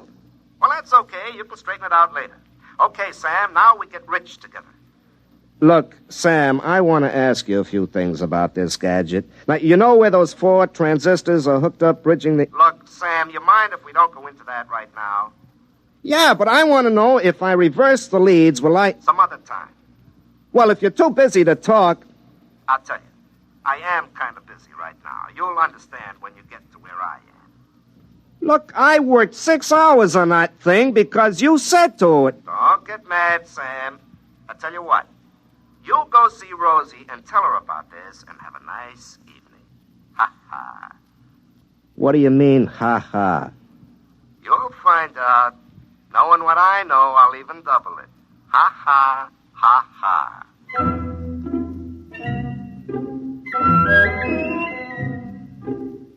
I went over to Rosie's house. Her old man was watching Diana Dors on the television, and her mother was watching her old man, so I took Rosie by the hand and led her out onto the porch. I could see the moon glinting off eyeglasses as all the neighbor ladies leaned forward in their porch rockers to watch us. I always felt a responsibility to those ladies, and usually I try to make it worthwhile to them staying up so far past their bedtimes. But tonight, I had other things on my mind. Sam, you didn't slick down your cowlick. I've told you if you go on a date without slicking down your cowlick, it shows you have no respect for the girl. Rosie, forget my cowlick, huh? I could go inside and get some mustache wax. Pa keeps it because his crew cut always goes limp when the humidity gets above 60%. Rosie, will you listen to me? I've made up my mind to get rich. You ought to have everything your little heart desires. Now, suppose you tell me just what you want. I want your cowlick to lie down so I won't be ashamed in front of the neighbors. No, honey. Mink, chinchilla, a sports car, anything, whatever you want. Do you feel all right? Now, listen, honey. Nobody knows it, but tonight Joe Hunt and the widow Backus are eloping to North Carolina to get married. We'll find out about it tomorrow. And day after tomorrow, on the 4th of July, Dunsville is going to win the baseball game with Bradensburg, 7-5, all tied till the 9th inning, and then George Peavy is going to hit a homer with Fred Holmes on second base.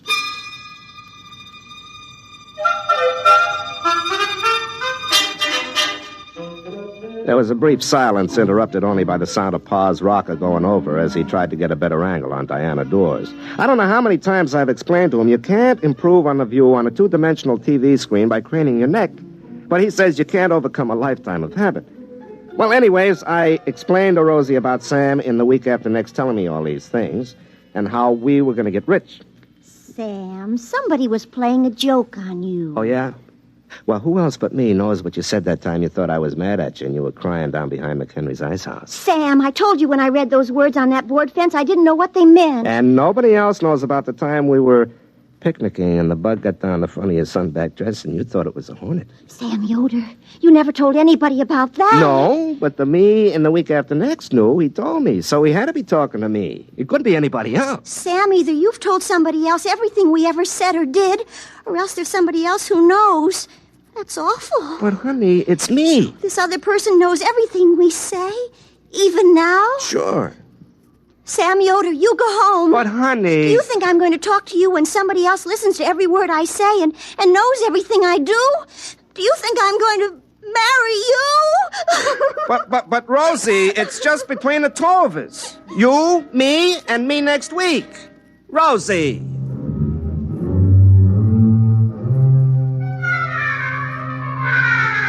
I stayed around till her father came out and asked me to go home so Rosie could finish crying and he could watch Hell's Angels on the Late Show in peace.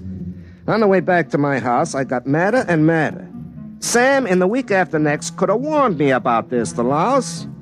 Well, I plugged in my gadget and rang, but I guess there was nobody home on July 12th because there wasn't any answer. And there wasn't any that night when I got home from work either. So I went around to see Rosie. The only reason I'm talking to you, Sam Yoder, is that Pa's inside sneering at Dorothy Kilgallen on What's My Line, and I don't think it's polite. You still mad at me?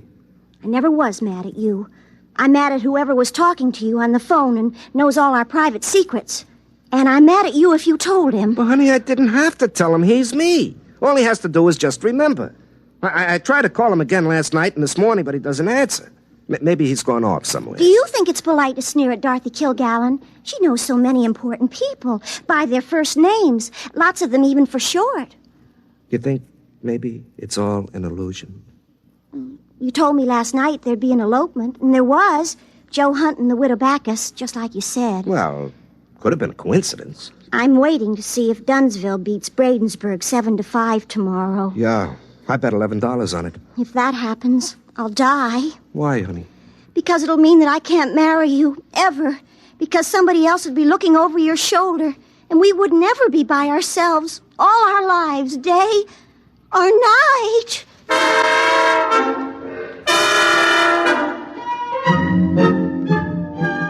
The next day in the big 4th of July ball game, it was tied in the ninth. Then George Peavy hit a homer with Fred Holmes on second base, and Dunsville beat Bradensburg 7-5. I collected my bet, but the $11 turned to ashes in my mouth.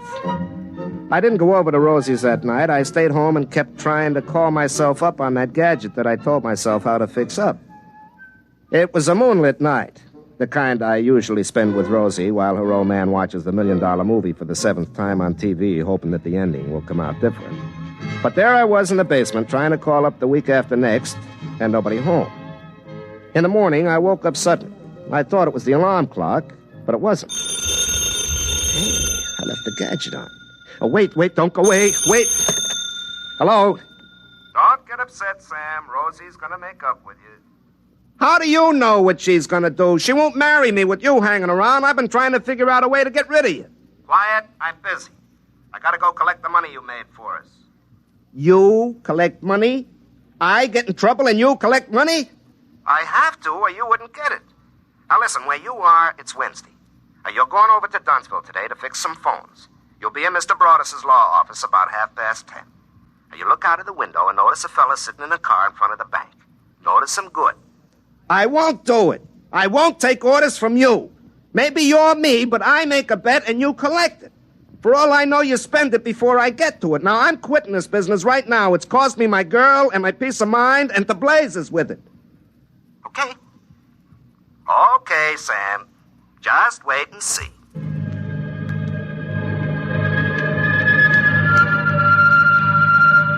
The trouble with a story like this when you tell it is there isn't any suspense, like one of those old movies where a gypsy fortune teller tells George Raft he's going to be head gangster and fall in love and finally get shot by his best friend, played by Ralph Bellamy.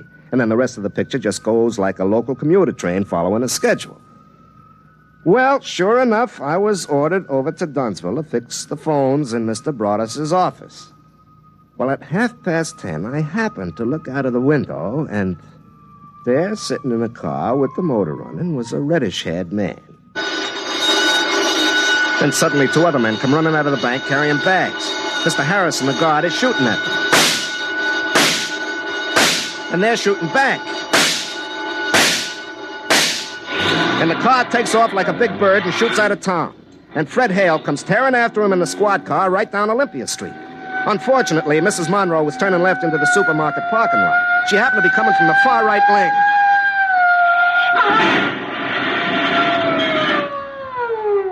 And so the bank robbers got away clean with $35,000. They'd cut all the wires out of town where they crossed Goose Creek, and so they sent me right out to fix it. I was up the pole right next to the creek, working, and, like usual, talking to myself. Sam, do you realize what that was? A bank robbery. You, in the middle of next week, told you to come over here and watch a bank robbery, but you didn't tell yourself what for. You didn't tell yourself to stop it. Sam, that other you is a born crook.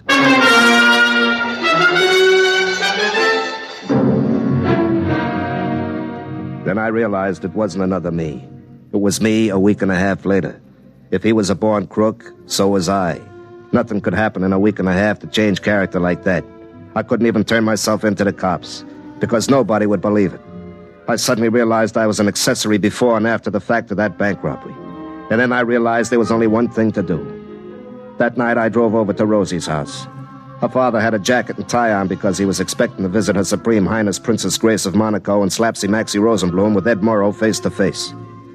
I took Rosie out to the porch just as the princess invited Ed and Rosie's old man into a closet to see her shoes. Sam, what's the matter? You look awful. I am awful. Rosie, I come to tell you goodbye.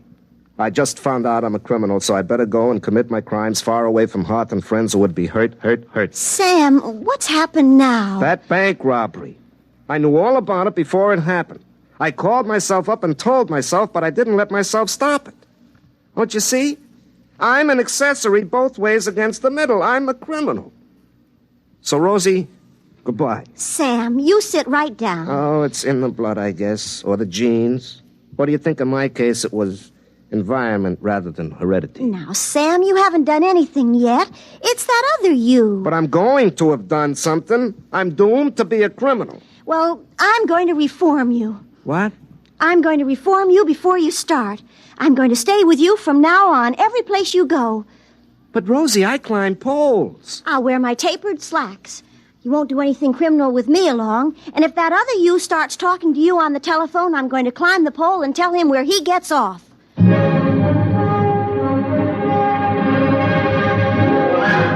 And that's just what she did. Wherever I went, Rosie went right along with me, carrying a 10-inch crescent wrench in case of emergencies, wearing her tapered slacks, which looked real good because, as a matter of fact, the slacks taper just a little more than Rosie does. Well, she made me stay over in her brother who was away in the Marines' room and locked me in at night. It went on that way for a couple of days. Rosie looking grim all day, not even holding hands or playing footy in the diner over coffee. We spent the evenings in her living room while her father watched Meet the Press and asked Nixon and Kefauver questions that they never even answered. I complained to Rosie that we had all the disadvantages of being married a long time without the obvious advantages. But her father told me to keep quiet and stop interrupting Steve Allen. Well, finally, on the 11th of July, we were driving in the phone company truck, Rosie was driving, to make sure I didn't commit anything criminal like crossing the double white line or not stopping for a school bus. Do you realize tomorrow is the 12th? Yeah. That's the day the other you called you up from, isn't it? Yeah, that's right. Well, I've kept you honest. If you turn into a hoodlum between now and tomorrow... Rosie, look out, that car! Now, look what you did. Is the other man hurt? He's getting out of the car. Hey, Rosie, that hair. Rosie, that's the man who... Get down, he's shooting at us. Why? Well, he's the man I saw outside the bank. He's one of the bank robbers. Look out, he's coming this way. He looks awful mad. Why not? We smashed his getaway car. Rosie, get behind me. I'll protect you.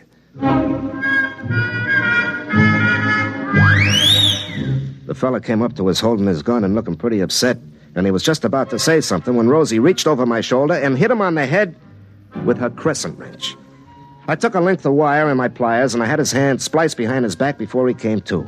We threw him in the back of the truck and took him into the sheriff at Dunsville. He confessed right away and told where his buddies were hiding out. Rosie locked me up in her brother's room again that night, and then it all came clear to me. In the morning, Rosie came out on the truck with me again, and she was still trying to reform me. I let her come along, but inside I was grinning. What are you sneering about, Sam? I'm not sneering, I'm grinning. Rosie, do you realize there's a $5,000 reward for those robbers? And we get it? Well, I'm still worried about that other you. Oh.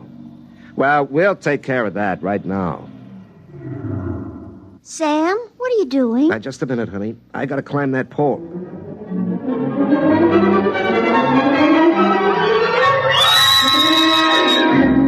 Sam, what are you doing up there? Well, I gotta make a call, honey. Hook up my little gadget. Now. Hello, who's this? Sam, this is you. Huh? What's that? This is you. You, Sam Yoder. Don't you recognize your own voice? This is you, Sam Yoder, calling from the 12th of July. Look, Mac, I'm working and I'm 50 feet up. Don't hang up.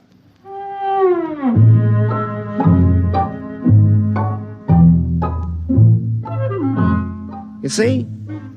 It was me all the time. Here it was in the 12th of July, and I was talking to myself back in the 2nd of July, and it was the same conversation word for word. Oh, Sam, then it was you all the time. Uh-huh. back in the 2nd of July, he's cussing me out just the way I did. And he'll fix this gadget up the way I just told him. Then we still have our secrets. Oh, sure, honey. I'll remember when I call me up tonight 10 days ago, I'm going to be very busy. And I won't want to waste time talking to myself a week and a half ago. Now, Rosie, what do you suppose I'll be doing tonight that would make me not want to waste time talking to myself 10 days ago? Rosie? Oh, Sam, we'll have all tonight to ourselves. There's a big spectacular in compatible color with Esther Williams, and Pa will spend the whole night twisting the dials trying to get the color right. He'll be furious. But your set is black and white. That's why he'll be furious. Well, how do you like the nerve of me calling me up and interrupting me at a time like that? Well, it won't take long, honey. I haven't got too much to say to myself this time.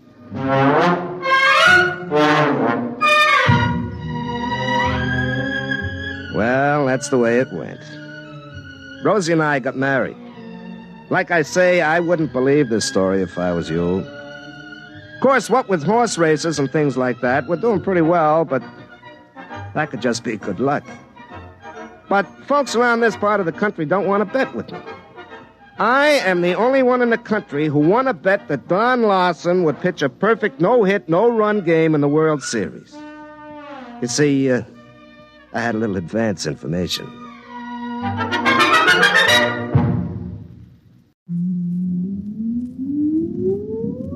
Countdown for blast-off.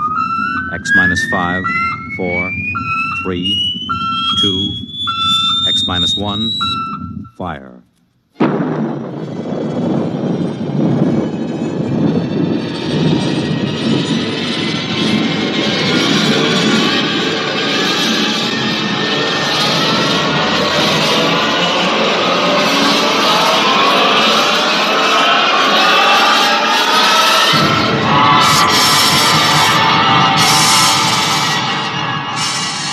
From the far horizons of the unknown come transcribed tales of new dimensions in time and space. These are stories of the future, adventures in which you'll live in a million, could be years, on 1,000 maybe worlds. The National Broadcasting Company, in cooperation with Galaxy Science Fiction Magazine, presents X minus 1.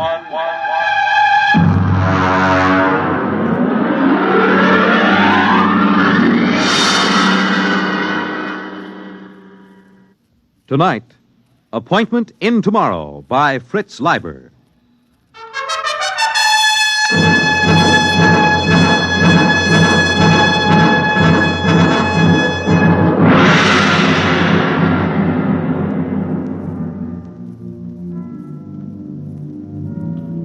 The first angry rays of the sun, which surprisingly enough still rose in the east at 24-hour intervals, pierced the lacy tops of Atlantic combers and touched thousands of sleeping Americans with unconscious fear because of the unpleasant similarity to the ray from World War III's thermonuclear weapons.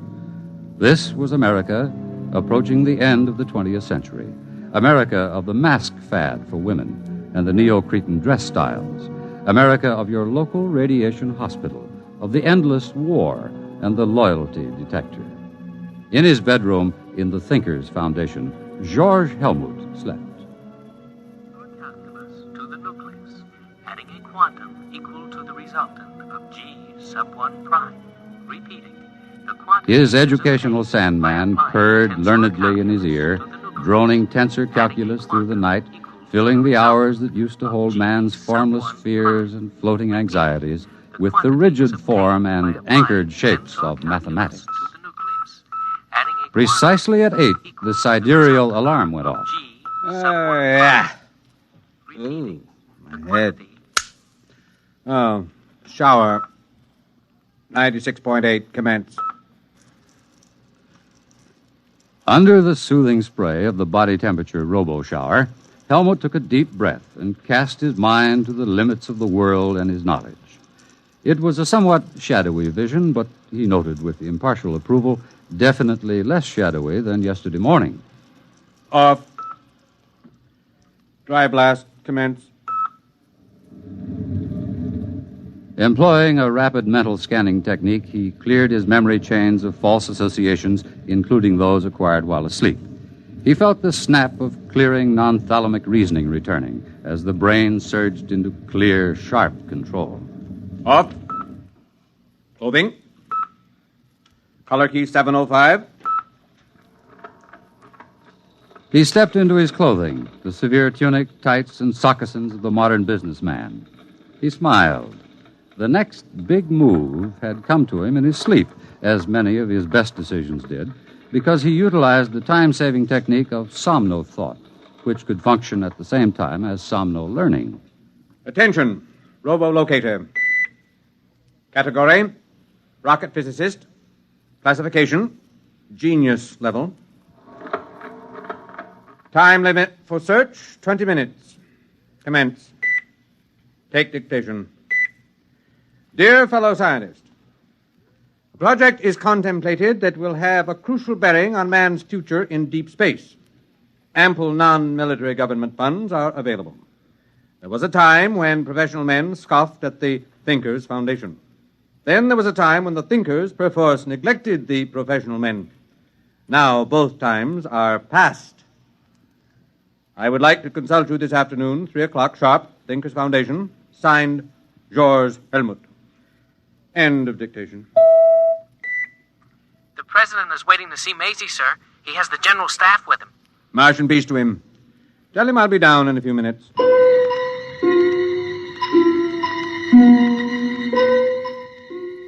Huge as a primitive nuclear reactor, Maisie, the great electronic brain, loomed over the knot of hushed-voiced men. Its front was an orderly expanse of controls, indicators, telltales, and terminals, the upper ones reached by a chair on a boom. This was the machine with 1,000,000 times as many synapses as the human brain, the machine that remembered by cutting delicate little notches on the rims of molecules. This was the machine that timid cyberneticists and stuffy professional scientists had said could not be built. Yet this was the machine that the thinkers, with characteristic Yankee push, had built and named, with characteristic irreverence, Maisie. Have you the questions for the day, Mr. President? Here, Mr. Helmut. I see. The question on the Pakistan crisis is a little touchy. I don't know. If there is enough data to answer it, Maisie will do so. Well, of course, I didn't mean to. Of If course. you will excuse me, gentlemen, I will code the questions for Maisie. Oh, Section 5, Question 4. Whom would that come from? Number 4. Physics. Opperly and his research team. I see. Thank you, Mr. President. While I'm coding the tape, there will be time to watch the takeoff of the Mars rocket. Beautiful, beautiful. Oh, I've often wanted to go to New Mexico. As a matter of fact, I've always wanted to go right through to Mars. Mr. President. My chief of staff thinks the project should be under the Army instead of the Thinkers Foundation. Mr. President, this is the way Maisie designed the project. Oh, I know. That's what I told him. Still, I wish you people could bring back a few of those wise little devils from Mars. It'd be a good thing for the party, the country. It's quite unthinkable. The telepathic abilities of the Martians make them extremely sensitive. The conflicts of ordinary Earth minds would impinge on them psychotically. Only the thinkers can contact them because of the clear training and errorless memory chains. Perhaps someday, in the future... there goes the rocket. Beautiful, beautiful. I am ready to submit the question tapes to Maisie. Stand back, gentlemen. Oh, well, sorry. And now... All right, gentlemen. Maisie is thinking.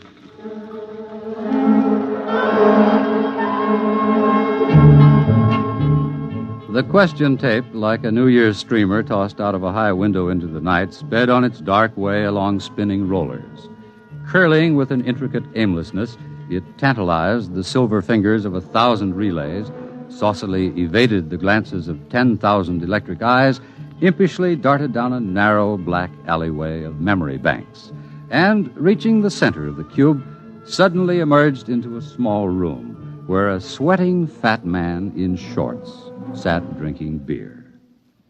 Here it comes. Get off my lap, honey. I've got work to do. Can it wait? I said get.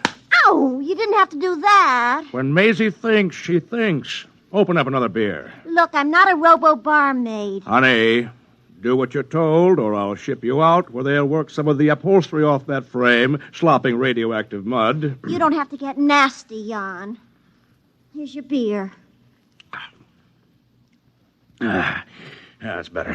It makes you fat. I like to be fat. It makes our relationship more poignant. Pass me the questions and get over to your keyboard. You're a greasy pig. But such an attractive pig. Start taping. Why, that dirty... What's the matter? One of the questions. Does Maisie stand for male Zell? For what? Male Zell. Does it?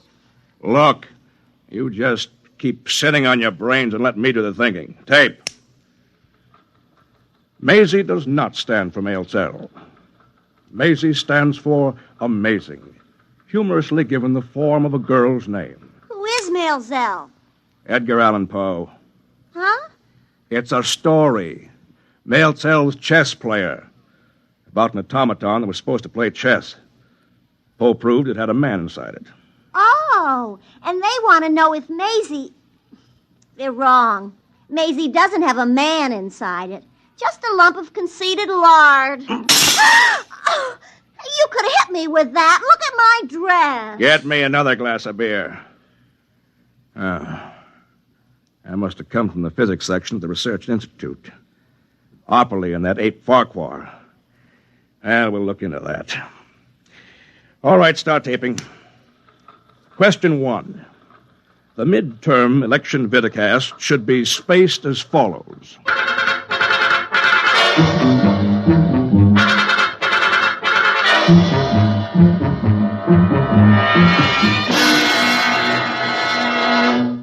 Morton Opperly's living room was quite behind the times.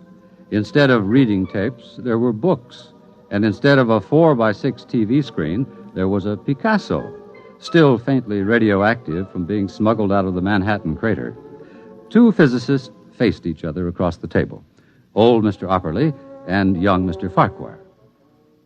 About that male Zell question, Willard. Why do you keep teasing the zoo animals? Because the thinkers are charlatans who must be exposed. We know their Maisie is no more than a tea leaf reading fake. We've traced their Mars rockets, and we know they go into orbit 500 miles above Earth and stay there until it's time to come down with the latest miraculous Martian mental science. But we've already exposed the thinkers very thoroughly. You know the good it did. Willard, the age we live in wants magicians. A scientist tells people the truth. When times are good, when the truth offers no threat, people don't mind. But when times are very, very bad, well, a magician tells people what they wish were true. That perpetual motion works, that colored lights can cure cancer, that a psychosis is no worse than a bad cold, and that they live forever. In good times, magicians are laughed at. They're the luxury of a spoiled, wealthy few. But in bad times, people sell their souls for magic cures and buy perpetual motion machines to power their war rockets. Are we supposed to beg off from a job because it's difficult and dangerous? In my day, Willard, I was one of the frightened men. Later, I was one of the angry men. And then one of the minds of despair. And now I'm convinced that all of my reactions were futile. Exactly. You reacted. You didn't act. If you men who discovered atomic energy had only formed a secret league, if you'd only had the guts and foresight to use your tremendous bargaining power to... Willard, we scientists weren't the stuff of which cloak and dagger men are made. Can you imagine Oppenheimer wearing a mask or old Einstein sneaking into the White House with a bomb in his briefcase? That's not the way power is seized. New ideas aren't useful to men bargaining for power. Only established facts or lies are. What do you want to do? Surrender the world to charlatans without a struggle? The thinkers are vulnerable. Their power is based on a series of lies. All power is. The greater the lie, the greater the power. What's it based on? A few lucky guesses, some faith healing, some science hocus pocus. The power of the thinkers isn't based on what they've got, but on what the world hasn't got. Peace, honor, a good conscience. They've sent for me. Who? Jan Tregerin? No. George Helmut. I got the radiogram an hour ago. They know they'll have to produce a real nuclear rocket pretty soon, and they'll need our help. I'm afraid, Willard. You think it might be a trap? After the Maelzel question, you think they might want to shut me up? I'm not afraid for your life. I'm worried about other things they might do to you. They'd better be worried about the things I'm going to do to them.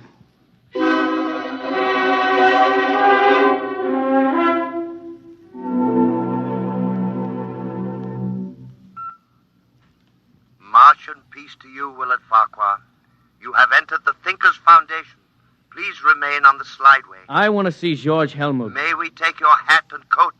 What the... Do not be alarmed. Invisible radiations are slaughtering all the germs in your body, while more delicate emanations are producing a benign rearrangement of your emotions. Claptrap. I can recognize a 14-cycle sonic note when I hear one. Where's Helmut? This way, please.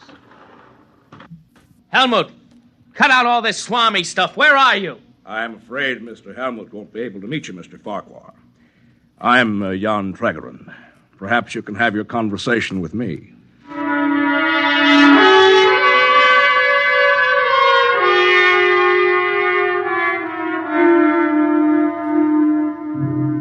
George Helmut waited in a conference room with 24 empty chairs.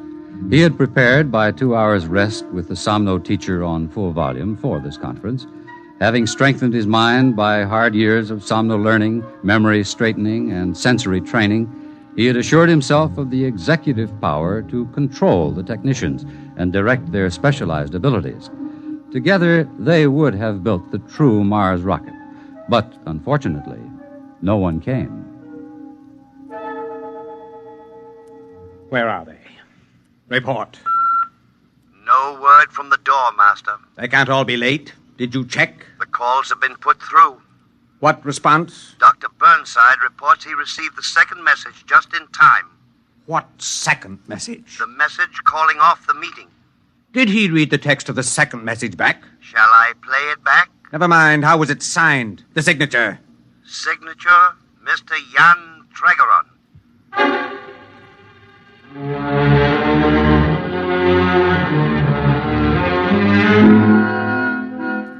George Helmut dejectedly examined his organizational charts, and then tapping his stylo on the pad, he extended his mental aura, cleared his memory chains of error, accelerated his cerebral processes by the Haber-Gerson process he'd practiced for so many years.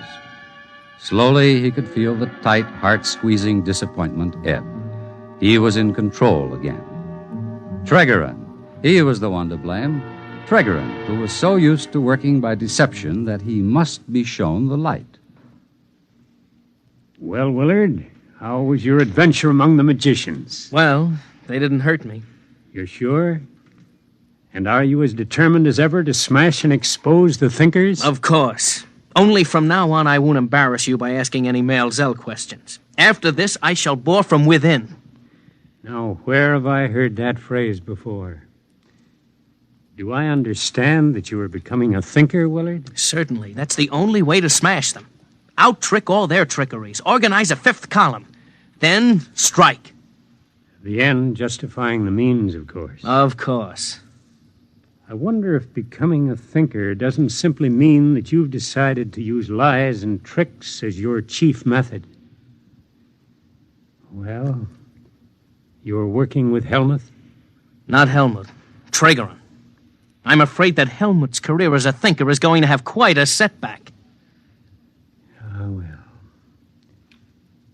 Goodbye, Willard.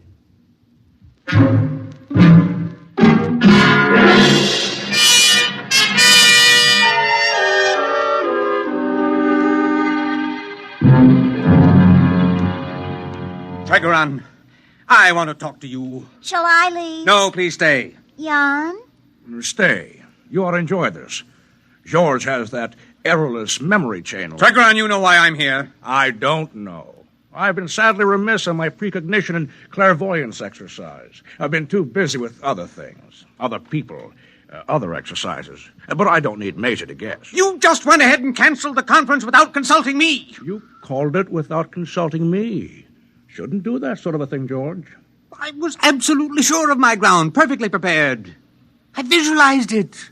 The rocket boosting up on chemical power, then setting sail. Sail? Sail? A nuclear reactor rocket. Oh, George, you're fabulous. Yes, sail. Thin streams of nuclear reflecting material and the rocket feeding meson streams behind it. I conceived it all, complete, except for technical details. George, you are a thinker. A real thinker. I know. Now, look here, George. Every man should stick to his trade. Technology isn't ours. You know as well as I do that we're going to have a nuclear spaceship and actually go to Mars someday. Are we? Yes. Just as we're going to have to build an actual Maisie. I helped you organize the thinkers. At least I was your first partner. Our basic idea was that the time had come to apply science to the life of man on a large scale. The only thing holding the world back from this was the ignorance and superstition of the average man and the stuffiness and lack of enterprise of the academic scientists. Their worship of facts, even when the facts were clearly dangerous. Splendid. Splendid. Caddy, get me another beer. I'm filing my nails. All right, all right. Everybody wanted the new world. The trips to Mars, the knowledge of the human brain. All they lacked was the nerve to take the first big step. And that was what we supplied. Here's your beer. There was no time for slow and careful plodding. We couldn't afford to check and double-check.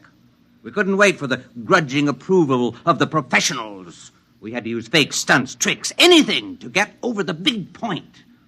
Once that was done, mankind was headed down the new road. It was easy to just heal the breach with the professionals and to make good in actuality what had been made good in pretense. Very good. The beer. We built Maisie. We built the Mars rocket. We discovered the wisdom of the Martians. We sold the people and the science the professionals had been too high-toned to advertise or bring into the marketplace. But now that we'd succeeded, it's time to let accomplishment catch up with imagination, to implement fantasy with fact. You suppose I would have gone in with you if I hadn't known that someday we'd actually make what we claimed we had already made? Oh, is that it? Jan, the day's come, and I'm the man. I've prepared myself. Caddy, clear the decks. All right. I know. You just want room to point that fat finger. I want her to stay. All right. George, look, every revolutionary wants to see the big change take place in his lifetime. But time for the second step. George, the average man's exactly where he was 10 years ago when we took over. Except he's got a new god. More than ever, he thinks of Mars as a Hollywood paradise with wise men and yummy princesses, like Caddy here. Do you think I'm yummy, really? Shut up. Maisie is Mama, magnified 1,000,000 times. The professional scientists, they're more jealous and stuffy than ever. All they like to do is turn the clock back to a genteel dream world of square caps and quadrangles. Bravo! I said shut up.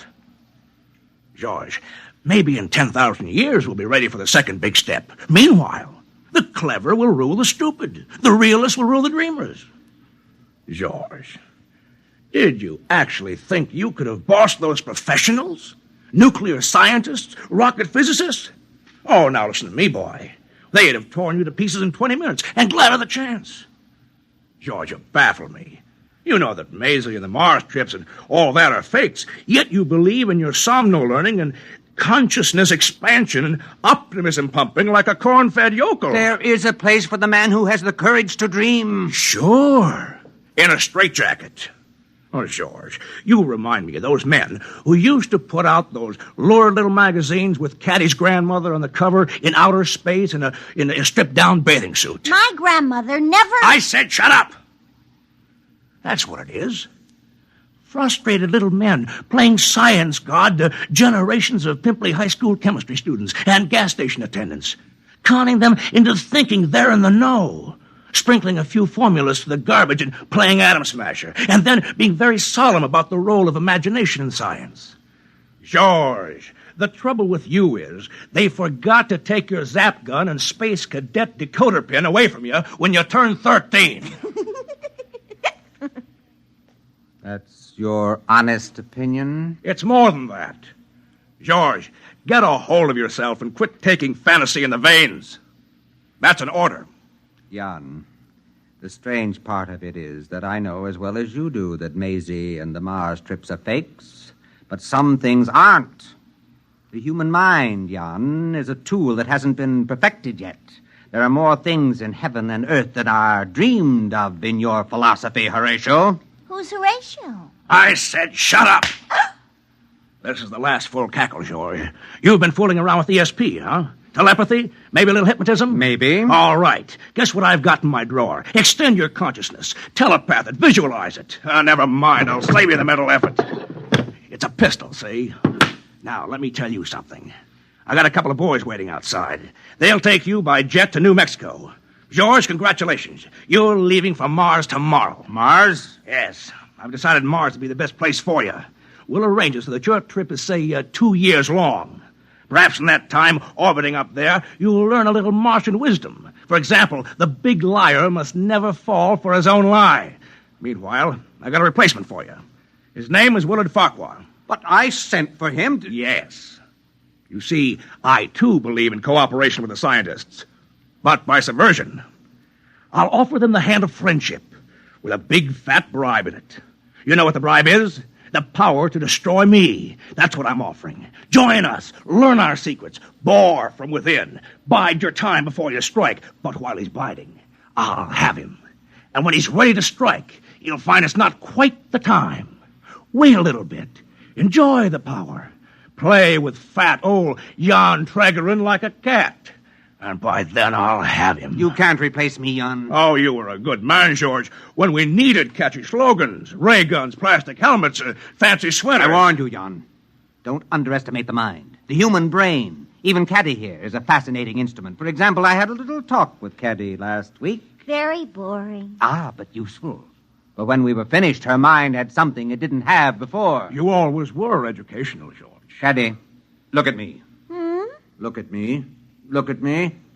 Now, put your hand on his arm. Now, take his gun. Caddy, are you crazy? I've got his gun. What now? You see, Jan, there is a place for the dreamer, the man who believes, who can use his mind. I'm going to get rid of you, Jan, because the man who dares to dream will rule. Caddy, look at me.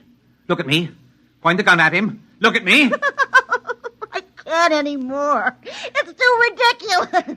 Jan, take your silly gun back. It's too heavy. What? Caddy, I command you, look at me. Look at me. The power of the mind. Hey, boys, come in and get him. I don't understand. Caddy, look at me. Oh, all right, I'll look at you. Poor Superman.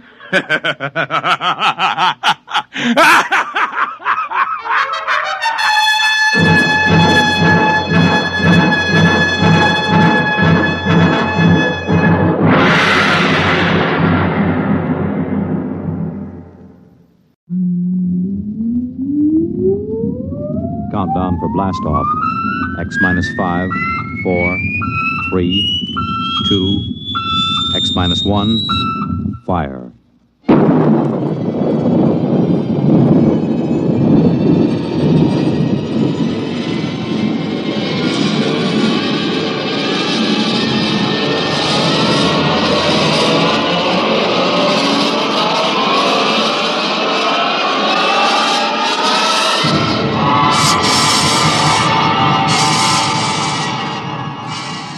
From the far horizons of the unknown come transcribed tales of new dimensions in time and space. These are stories of the future, adventures in which you'll live in 1,000,000, could be years, on 1,000 maybe worlds. The National Broadcasting Company, in cooperation with Galaxy Science Fiction Magazine, presents X minus 1.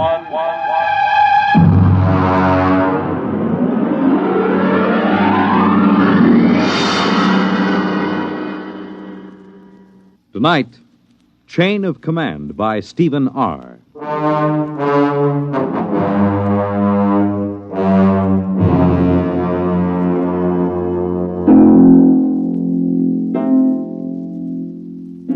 This is about George.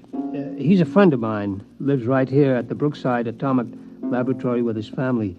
My name is Charlie Boyle, by the way. I'm a security guard here at the lab. Been here now for, 20 years, I guess. Of course, they don't use the lab anymore. Lots of weeds and things, and, well, I stick around. There isn't really any place to go. Oh, well, I'm getting away from it after all. This is about George. Some of it I knew myself. A lot of it he told me after it was over. It began, let's see now, it began the morning after George's wife lit into him. I think, George, the least you could do is complain.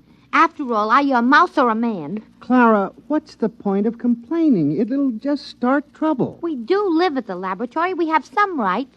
The best thing we can do is just stay right where we are. But it's dangerous. There's nothing dangerous about it, just so long as we know what we're doing. I'm not thinking about us. I'm thinking about the children. The children know where they mustn't go. George, I will not go on like this without a moment's peace of mind.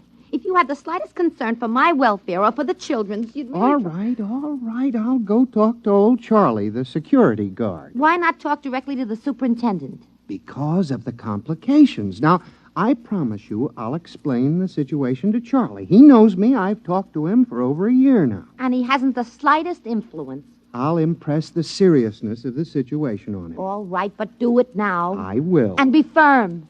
I'll be as firm as I can.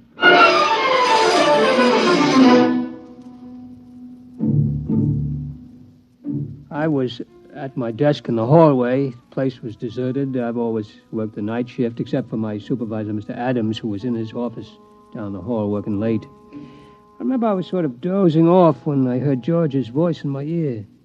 Charles. Charlie. Hmm? It's me, George. Oh, yes, George. Yeah, how are you? Fine. Can I have a chat with you? Chat away. I got all night. Good. It's about the trap. The trap? The one outside our door. Oh, that trap. Clara, my wife, says it's dangerous. Well, now, She'd like it removed. Removed? Oh, no, George. That can't be done.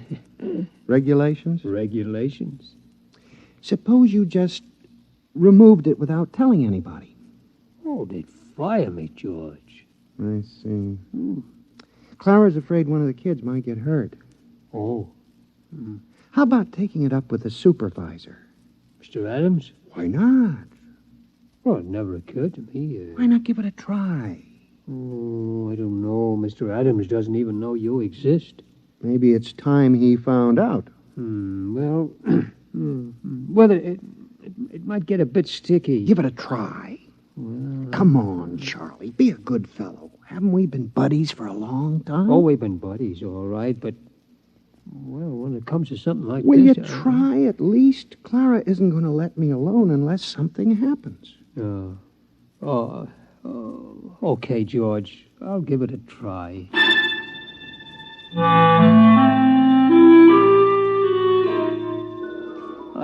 I straightened my tie and I brushed off my uniform real neat and I went into Mr. Adams' office. I could see the light under his door and I hear him on the phone, so I knew he was there. Edgar? Adams up at Brookside Lab. How are things in Washington? No, nothing serious. Just want to have a fingerprint check on one of our scientists. Yeah, number 7X4582. That's right. How's the missus? Good. Oh, excuse me a minute. Will you somebody at the door? Come in. Oh, hello, Charlie. Edgar, can I call you back? Fine. Yeah, what is it, Charlie? Well, I'd like a word with you, Mr. Well, look, Charlie, I'm on the phone to Washington. Is it a security matter? Oh, in a way, Mr. Adams. Well? I don't know how to tell you, really. Well, just tell me. Well, sir, there's a mouse named George down in room 412 who doesn't want the trap outside his door. Well, that's just too... What? A mouse in room 412. He objects to the trap. Look, Charlie, I'm busy. Is this a joke or something? Oh, well, I guess maybe it is. I mean, I like a good joke as well as the next fella, Charlie, but, well, I mean, it's late and I got a lot of work to do. Do you mind? No, Mr. Adams. Yeah, well, that's fine. You just get back to your desk, huh? Okay, Mr. Adams. And, Charlie, yes, sir, yes. Next time one of the mice complains, tell him to come in here and speak to me himself. Yes, sir. Edgar Adams here again. I'm sorry. One of the security guards playing a little joke on me. He came in to say one of the mice here at the lab is complaining about the trap outside his door. You got him down Washington, too, huh? Yeah? What do you do about it? Traps, huh? Yeah. Yeah, it's the only way, I guess. Yeah.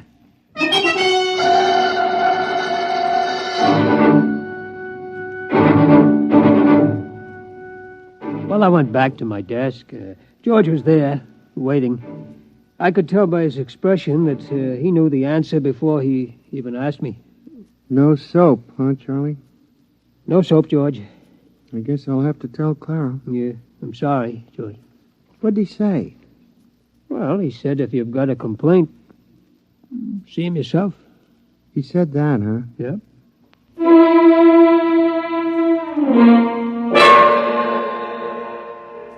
Of course, I didn't know what was going to happen. George didn't tell me till it was all over. I mean, really all over. And then it was too late for me to do anything. It turned out, though, that Clara, that's George's wife, told him that if he didn't go talk to Mr. Adams, she'd up and leave him. Yeah, leave him and the kids, too. So him and me, we went. And nothing negative on his record, eh, Edgar? Well, okay. Yeah, excuse me a minute. Come in. Oh, what is it this time? Excuse me, Mr. Adams. It's that mouse. He wants to talk to you. I'll call you back, Edgar. Now, look, Charlie, I mean, this is going far enough. Yes, sir. Yeah. Yes, sir. What the devil you got in your hand? Well, this is him, sir. It's the mouse I was telling you about. George. Hey, George. This is Mr. Adams, the security supervisor. How do you do? Huh? How do you do? Ventriloquism, huh, Charlie? Pretty good. Oh, it ain't ventriloquism, Mr. Adams. He talks. Yeah, sure he does. Well, look, now you had your little joke, and I got a lot of work to do. I'd like a word with you. What? Sure, that's remarkable. It really... Now, look, George, if you don't... George, suppose I just leave you here and step outside. That might be best. Excuse me, Mr. Adams. No, wait a minute. You can't leave that beast in here. He won't take much of your time. But, hold it. Leaving mouse on my desk. Can you hear me all right? Yes, of course. What? I said, can you hear me? Some people have trouble. I'm going out of my mind. It's a hallucination. No, sir, a mouse. Listen to... What are you? A mouse. You know, cheese, rodents, all that sort of thing. Do you mind if I touch you? Okay, but take it easy. Careful, don't bend up the whiskers. You're real. Sure I'm real. Now, listen, about that trap. The trap? My wife is driving me goofy. Get it away from our front door, will you? Your front door, yes. Yes, of course, I'll... Are you sure you exist? I could bite you to prove it. Never mind. What about it? What about what? The trap. The trap. Yes, of course. Well, I mean, that's a security problem. Look, would you do me a favor? Depends. Tell me, how come you talk? Simple. My ancestors have been around this lab since it was built. We've gotten a lot of gamma radiation. A couple of them were used as an experiment to test radiation endurance. There were surgical operations, grafts of human brain tissue to mouse brain tissue to check the effects of the rays on human brains and so on. You follow me? Wait a minute. I remember there were some experiments where human brain tissue was placed in a mouse and then exposed. That's it. Those mice, the ones that survived, were my great-grandparents. Holy smokes. So what about the trap? I mean, we're nice, peaceful mice. We don't bother anybody. We don't eat much. We mind our own business. Wait a minute. You say your great-grandparents were the first of this talking line? I mean, are there many of you? 3 generations, Mac. That's a lot of mice. Tell me, have you talked to anybody besides me? Well, I talked to Charlie. No, I mean, besides Charlie. I tried it with a couple of guys. They wouldn't listen. These others, what do you call them, your relatives, have they talked to anybody? Tell me. How should I know? I suppose they've talked to dozens of people. Where are these people they've talked to? The mental hospitals are full of them. It's a problem, see. We can talk to kids and, the odd ones, but anybody else, they get scared. Uh-huh. So what do I tell Clara about the trap? Clara? My wife, Clara. Oh, well, it's a security problem. I think I'll have to take it up with Washington. Okay, take it up. Yeah, I'll dictate a memo first thing in the... No, I won't. They'll think I've flipped. Okay, I'll tell Clara. Now, wait a minute. Let me make a phone call. Sooner or later, this thing has got to be dealt with. Edgar, Adams at Brookside. Now, Edgar, old man, we have just encountered a rather unusual security problem here at the plant. Yes. No, nothing like that. Mice. Yes. Talking mice. No, Edgar, it is not a joke. I know we were joking a while ago, but it turns out there are talking mice here. Edgar, listen. Please, Edgar, will you listen? I'll put one of them on the phone. Now, listen, would you... Here, would you just talk, please? What'll I say? Just say anything. His name is George. Hello? This is George. I'm trying to get the authorities to remove the trap from in front of my... What? Yeah, let me have it, will you? Edgar, listen, I am not kidding, and I have not gone mad. This is on the level. In my office at this moment, there is a mouse who talks. In this top-secret atomic laboratory, there are several hundred such mice, for all I know. Look, Edgar, you don't believe me, and I don't expect you to believe me. No, I don't want a vacation. Good night, Edgar. He doesn't believe me. We keep running into this all the time. George, are you really interested in doing something about that trap? Have you ever met my wife? Oh, of course you haven't. Wait a minute, I got it. I'm going to call for a top-level security conference at the Pentagon. George, will you come down there with me? Will you? We won't say a word. We'll just appear. Washington? First-class accommodations. We'll get you the best suite in town. Do you like cheese? Do I like cheese? Can you get provolone down there? Get what? Provolone. We'll get it. All the provolone you can eat. I've never traveled before. George, you'll love it. Chance to get away from the wife for a while, huh? What do you say, boy? You and me, huh? We'll live it up down there. Look, I know a couple of girls. I seem to recall they had mice in their pantry. I don't know. I'll have to talk to Clara. Look, tell her it's the only way to get action on the trap. Make it sound big, you hate to go away from her, but it's for the kids. What do you say, pal, huh?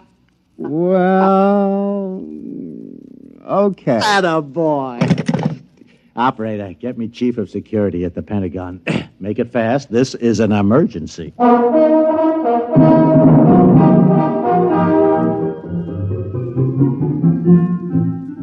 I wasn't there, but like I say, George told me all about it after it was over. Seems him and Mr. Adams went down to Washington on a morning plane. George got a little plane sick, but he liked flying pretty good anyway. They checked in at the Statler, then went over to the Pentagon. Order, gentlemen, order. As a chief, I hereby convene the meeting. It's been called as a Priority A emergency session by Mr. Adams, who, as you know, is security chief at our Brookville Atomic Laboratories. Mr. Adams? Yes, thank you, Chief. Now, gentlemen, it may come as a shock to all of you. It did to me. But I've learned that some 1,200 English-speaking individuals have been operating freely within our top-secret laboratories at Brookville without any security clearance whatsoever. You did say 1,200? Actually, sir, 1,207. Who are these people, sir? Mice, Chief. Mice? Yes, sir, mice. I have one of them here with me. Somewhere. George. Here. George. Oh, well, there you are. George, would you just mind stepping to the center of the table? Right. Gentlemen, this is George. How do you do? Well, this is most remarkable. George is the result of an experiment conducted some years ago in which bits of human brain tissue were grafted into live mice to test radiation effects. And there are 1,200 of these inside the lab? 1207. Without security clearance? Without security clearance. Oh.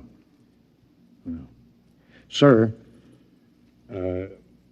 Mouse? Call me George. George? George, tell me what you know.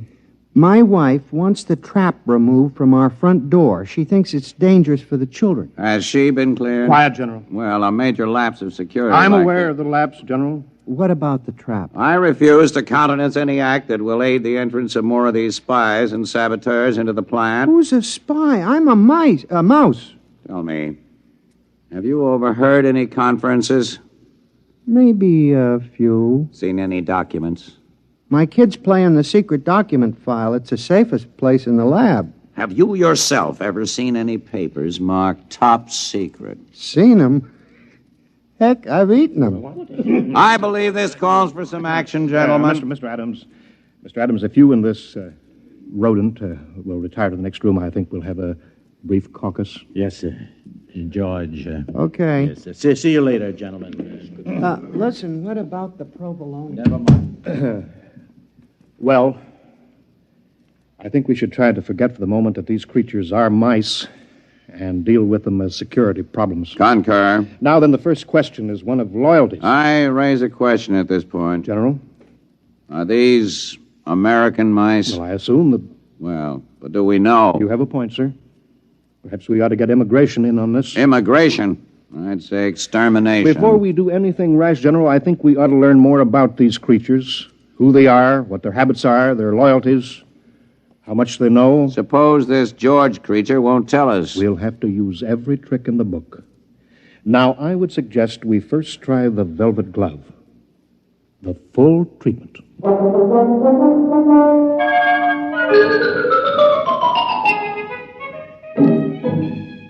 George told me about the velvet glove later. He said he didn't really suspect anything at first, what with all the excitement of being in Washington and so on, but after a while he got wind of what they were doing. Room service. This is Mr. Adams in 712. Will you please send up a pound of provolone. Provolone, please. Cheese. Yes, and some more wine. Yes, fine. Right away, please. I'll have some more right away, George. Can't get enough of this stuff. Really delicious. George, have a little more wine. I don't mind if I do. This is the life, all right. It's a great town, isn't it, George? Stupendous. By the way, George, those documents you mentioned eating, do you remember what they said? Something about nuclear weapons. Listen, Adam, what about those girls you mentioned, the ones who had mice in their pantry?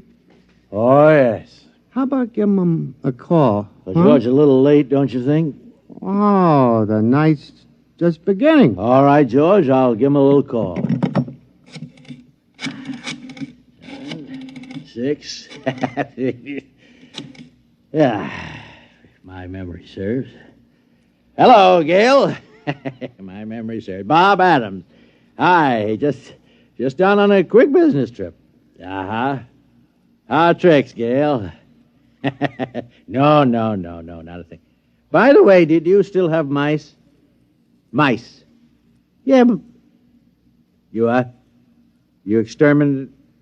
Oh, I see. No, I don't think I'll have time this trip. I just wanted to call you up, say hello. Yeah, maybe next trip. Fine, my dear. So long. What'd she say? Unfortunately, the superintendent has a cat. I see. Wiped out? Wiped out. That's something I want to take up with my congressman before we leave town. We'll do that, George. George, have another sip of wine. You won't mind if I do. That's it. Now then, George, about those documents. Oh, you stop about documents. I thought we were in town for a good time. We are. Well, round up a couple of mice, man, and let's get with it. Mice, I'll tell you what, George. You wait here. I'll go out and I'll see what I can do, okay? Okay, but make it snappy, huh? I'm raring to go.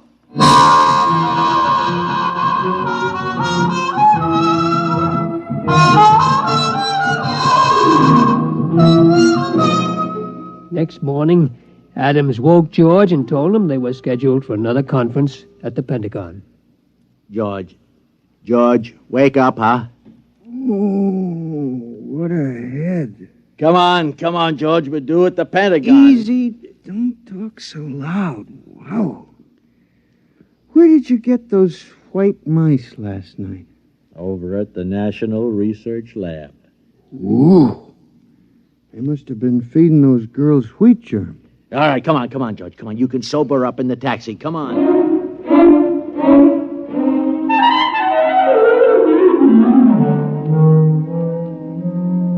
All right, George, we've been beating around the bush long enough. Who are you? I've told you, I'm a mouse. My name is George. I live in a hole at the Brookville Atomic Laboratory. We know all that.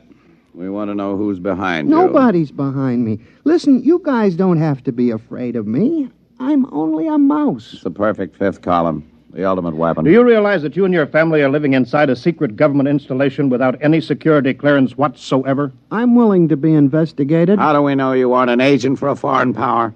How do we know you aren't an agent for a foreign power? Preposterous. It'd be the perfect fifth column. Gentlemen, I will not remain here to be insulted by this creature. And I will not be insulted by you, sir. Gentlemen, good day. No, George, wait, come back. Where George, is he? He went that way. Get him off. George! He's going into the wall. Grab him. Too late. He's gone. Well, men, this is it. We'll have to decide on a course of action. We've got to recapture him. Look, I think the first thing to do is get a cat. He's too smart for a cat. Well, something's got to be done. Something's got to be done. After all, these creatures have access to every secret file in the country. Not to mention eavesdropping on our private lives. The thing that bothers me is, gentlemen, they multiply in another 3 generations. There will be some 12 billion talking mice, 6 times the human population of the Earth. It's no matter for fooling around. Kill or be killed, gentlemen. The problem there is how. We have reason to believe they're concentrated in Brookville. I say evacuate all humans and blow up the plant. Use the H-bomb if necessary. I'm afraid you're right, General. We must exterminate. I'll phone Strategic Air Command and alert them. SAC, please. Hello, Bill. This is Ed. Listen, fuel up a couple of big ones. No, nothing serious, but we may want to use them in the near future. Just stand by, that's all. I'll call chemical warfare, get the best information on exterminating rodents. Hello? Hello? That's funny. It's gone dead. Hello? Hello? Something is wrong here. Sounds almost as if the line had been cut. Adams, get out an alarm for that mouse.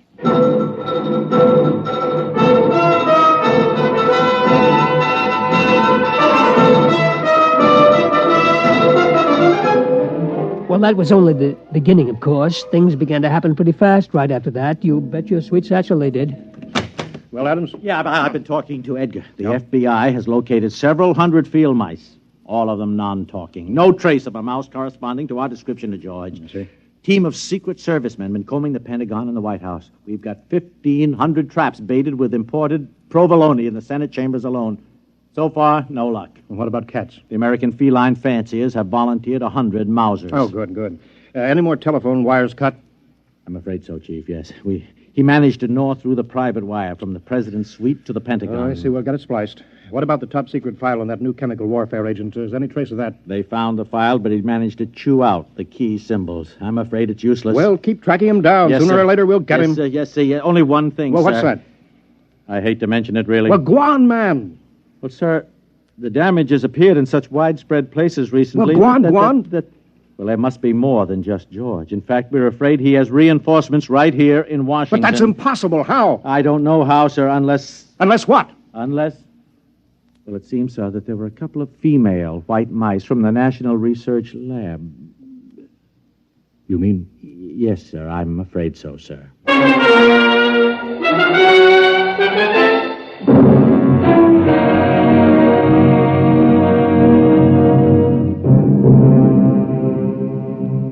I guess maybe you know the rest. Within a couple of weeks, every cable, telephone line, power line, every telegraph line in the United States had been cut. Also the wires on every plane, tank, train, and ship. They'd also destroyed every file in the country. That was only a month ago. Well, you can guess what's happened. Most everybody has left this part of the world. In this whole atomic laboratory, I'm the only human. And I'm not so sure I'll be around much longer. Yes, sir? The only human. Not that they need a security guard, but, well, I'm just used to being here. I wouldn't know where to go. Charlie. Why, George. George, is it you? That's right, Charlie. Well, you look awful. Where have you been? Well, I was down in Washington, Charlie, about the traps, remember? Oh, yeah. That was before all the trouble started, over 2 months ago. Well, what you been doing all this time? Well, you know, we've been pretty busy protecting ourselves, cutting the lines and stopping transportation and such. I figured it was the mice done it, yeah. Yeah, we didn't like it, but it was them or us, so we did it. Well, how come you look so terrible, though? Well, we stopped the trains and the planes, you know, so... Well, I had to walk back. That's one heck of a walk for a mouse.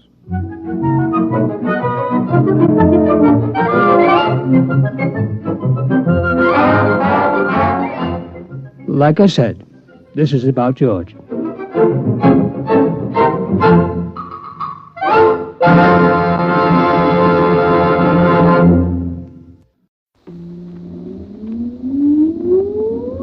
Countdown for blast off. X minus 5, 4, 3, 2, X minus 1, fire.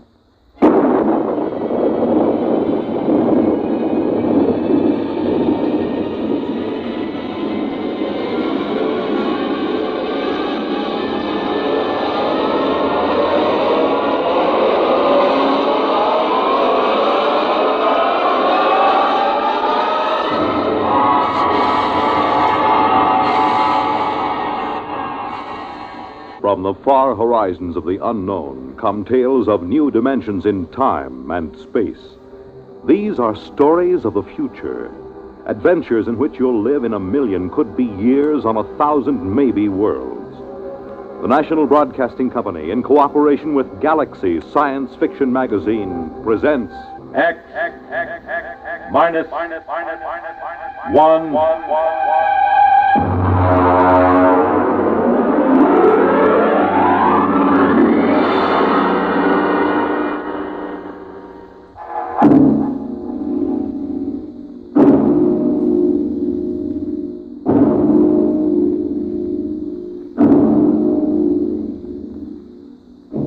Can you predict the future? Can you tell what will come in 100 years? Or in 10? Or in the next minute? Tonight we present two ventures into the unknown, two fantasies of the future, chosen from the works of one of our most brilliant young science fiction writers, Ray Bradbury. First, his story entitled, There Will Come Soft Rains.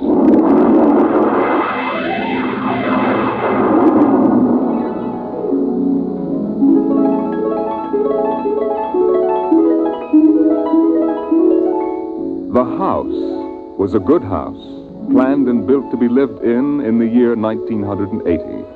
The real estate agent had told them all about it.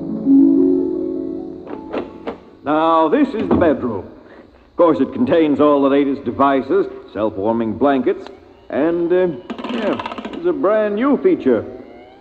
Beds, which make themselves.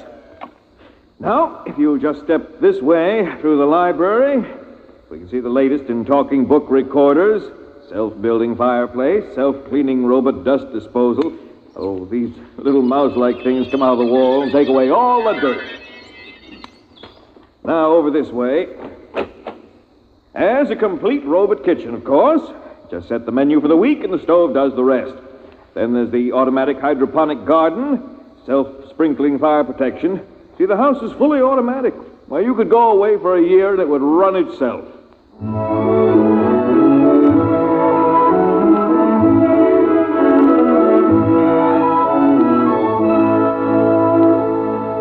And so the family took the house, the man and the woman and the two children, a boy and a girl.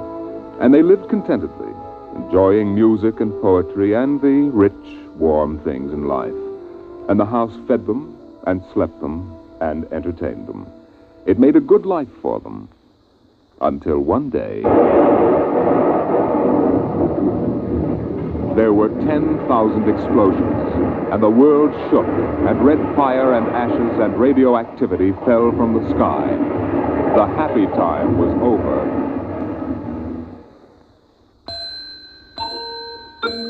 Tick-tock, 7 o'clock, time to rise, open your eyes. Tick-tock, 7 o'clock, time to rise, open your eyes.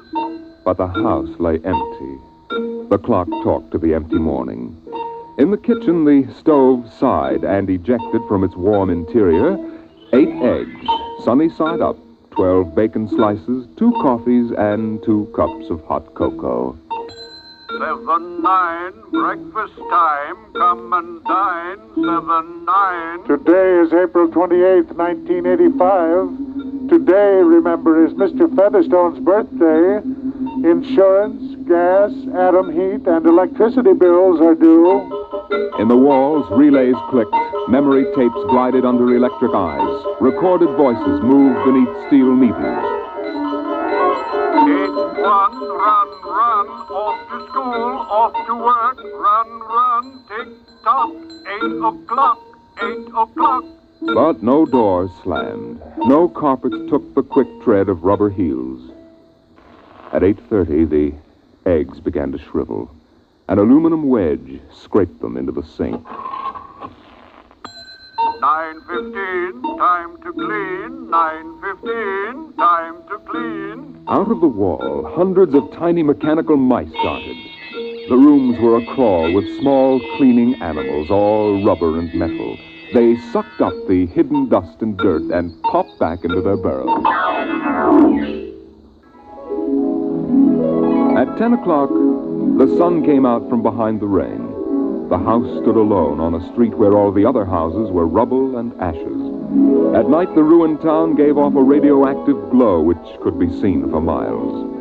At 10:15, the garden sprinkler filled the soft morning air with golden fountains. The water tinkled over the charred west side of the house, the side which had been facing the blast. It was black, except in 5 places. One of the 5 places was a silhouette of a man mowing a lawn, just as he'd been the instant the radioactivity burned his image into the side of the house. Over there, a woman bent to pick flowers.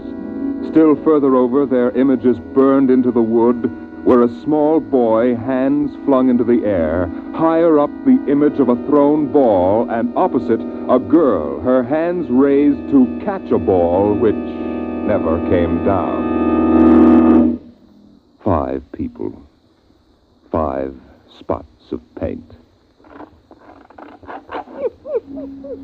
On the front porch, the dog whined and shivered.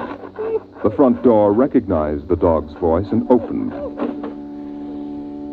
The dog padded in wearily, thin to the bone, covered with sores. It ran to the kitchen and pawed the kitchen door wildly. Behind the door, the stove was making pancakes which filled the house with their odor, as prescribed by the automatic preset menu selector. The dog frothed, ran insanely, spun in a circle, biting its tail, and died. 1 o'clock, 1 o'clock. Delicately sensing decay, the regiments of mice hummed out of the walls, soft as blown leaves, their electric eyes glowing. 1:15. The dog was gone. 2:15. Bridge tables unfolded from the walls of the patio. Playing cards fluttered onto pads. Martinis appeared on an oaken bench. But the tables were silent, the cards untouched. 5 o'clock, 6 o'clock, 7 o'clock, 8 o'clock, 9 o'clock. Dinner was made, ignored, flushed away. Dishes were washed. In the study, the tobacco stand produced a cigar with half an inch of gray ash upon it, smoking, waiting, waiting. The hearth fire bloomed out of nothing. 9 o'clock, 9 o'clock. The beds began to warm their hidden circuits, and the phonograph spoke from beside the fireplace. Mrs. McClelland, what poem would you like to hear this evening? Mr. McClelland? Since you express no preference, I shall select at random from among your favorites. Sarah Teasdale, There Will Come Soft Rains. There will come soft rains, and the smell of the ground, and swallows circling with their shimmering sound, and frogs in the pools singing at night, and wild plum trees in tremulous white. Robins will wear their feathery fire, whistling their whims on a low fence wire, and not one will know of war. Not one will care at last when it is done. Not one would mind, neither bird nor tree, if mankind perished utterly. And spring herself, when she woke at dawn, would scarcely know that we were gone. The phonograph finished the poem. The empty chairs faced each other between the silent walls. At 10 o'clock that evening, the house began to die. The wind blew the bough of a falling tree into the kitchen window, smashing it. A bottle of cleaning fluid crashed on the stove.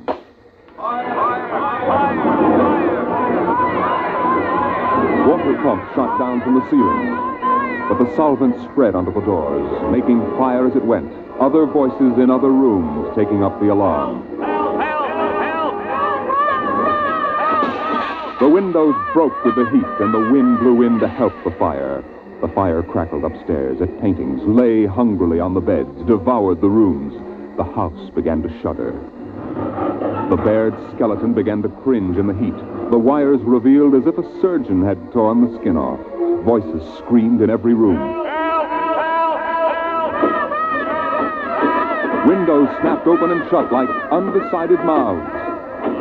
Time is now 10:10. Time is now 10:10.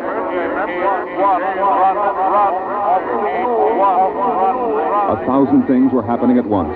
Like the interior of a clock shop at midnight, all the clocks were striking, making a merry-go-round of squeaking, whispering, and rushing.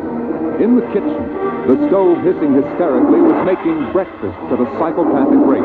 10 dozen pancakes, 6 dozen loaves of toast. Then, there was silence. The film spools were burned out. The wires withered and the circuits cracked. Then the house began to breathe its last. The beams began to give at the foundations. Long cracks appeared in the concrete. The seams were burst from the heat. And finally, with a huge rumble, it crashed into dust and rubble.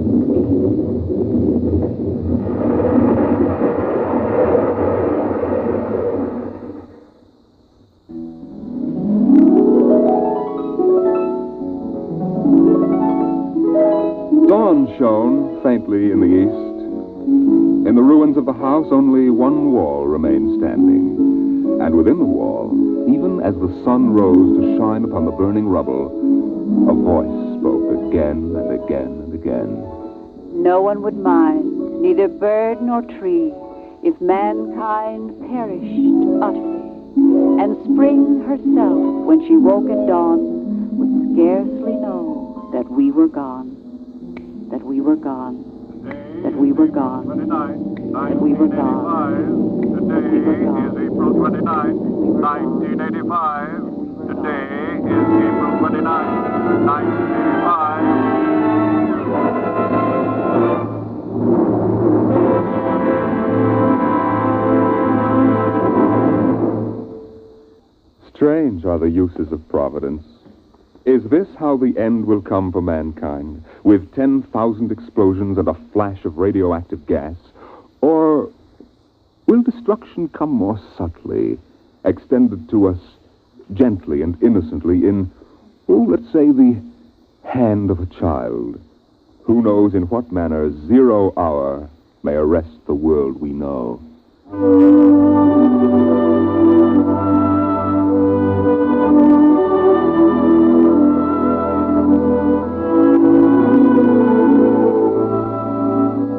It was a perfect summer day in the year 1985.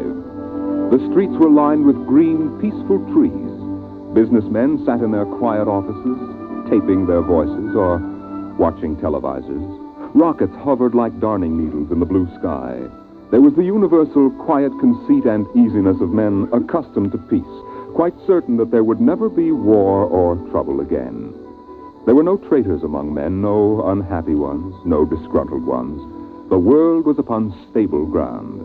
Sunlight illumined the suburbs, and the town drowsed on a tide of warm, sunlit air. On the lawns, the children played, catapulting this way and that across the green grass, shouting at each other, holding hands, flying in circles, climbing trees, and laughing. And in the homes, busy mothers prepared for the evening arrival of their husbands. Excuse me, Mom. Good heavens, Mick, what's all the excitement? We're playing a game, Mommy, the most exciting game ever. What are you doing in that cabinet? I need some tools from Daddy's kit. Your father may not like... Oh, I'll take good care of them, Mom, I promise. Very well. Don't you lose anything. Oh, thank you, Mom. You want a glass of milk? Can't stop now, Mom. What's the name of the game, Mink? Invasion. Invasion. What will they think of next?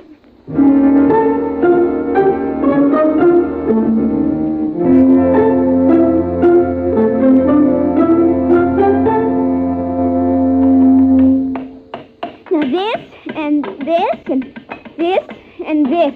Now put that there and bring that over here. Oh, no, you ninny. Now get back while I fix this. There, they want it this way, see? Here, just let me fix it. Oh, Mink, it's that smarty pants Joseph Connors. Don't let him play. He's 12 years old. Don't worry, I won't. What you playing, Mink? None of your business, smarty pants. I want to play. Can't. Why not? You're too old. Just 'cause you're only 8. No, you'd only laugh at us and spoil the invasion. Make him go away, Mink. Go away. This is my backyard. Who wants to play with you and your old fairies anyway? They aren't fairies. Nuts to you. I don't want to play anyway. Good riddance. I'm glad you didn't let him play, Mink. He'd only laugh. Now, we'd better talk to Drill and get some more instructions, Art. Now, here's your pad and pencil. Where is Drill? Drill? Here, Drill. Drill? Well, he's in the rose bush, I think. I'll talk to him myself and you write it down in the pad. Okay. Drill? Drill? Okay. Drill wants you to write down triangle. What's a triangle? Never mind. Drill will tell us when he wants us to know. It helps the invasion. How do you spell it? Well, I'll ask Drill. Drill, how do you spell... Here's your mother, looking out the window. Mink? Yes, Mother? Who are you talking to? The rose bush, Mom. Only it's not really a rose bush. That's Drill. Who's Drill? He's planning the invasion. Oh, I see. Well, you better come in and clean up for supper. Your daddy will be home soon. In just a second, Mom. You got that, Art? See now what? 4, 9, 7, and A, and B, and X, and a fork, and some string, and a hexagonal droopy. Come on, Mink. Supper's in 10 minutes. Okay, Mom. Just a minute. I have to tell Drill. I wish we didn't have to eat, though. It holds up the invasion.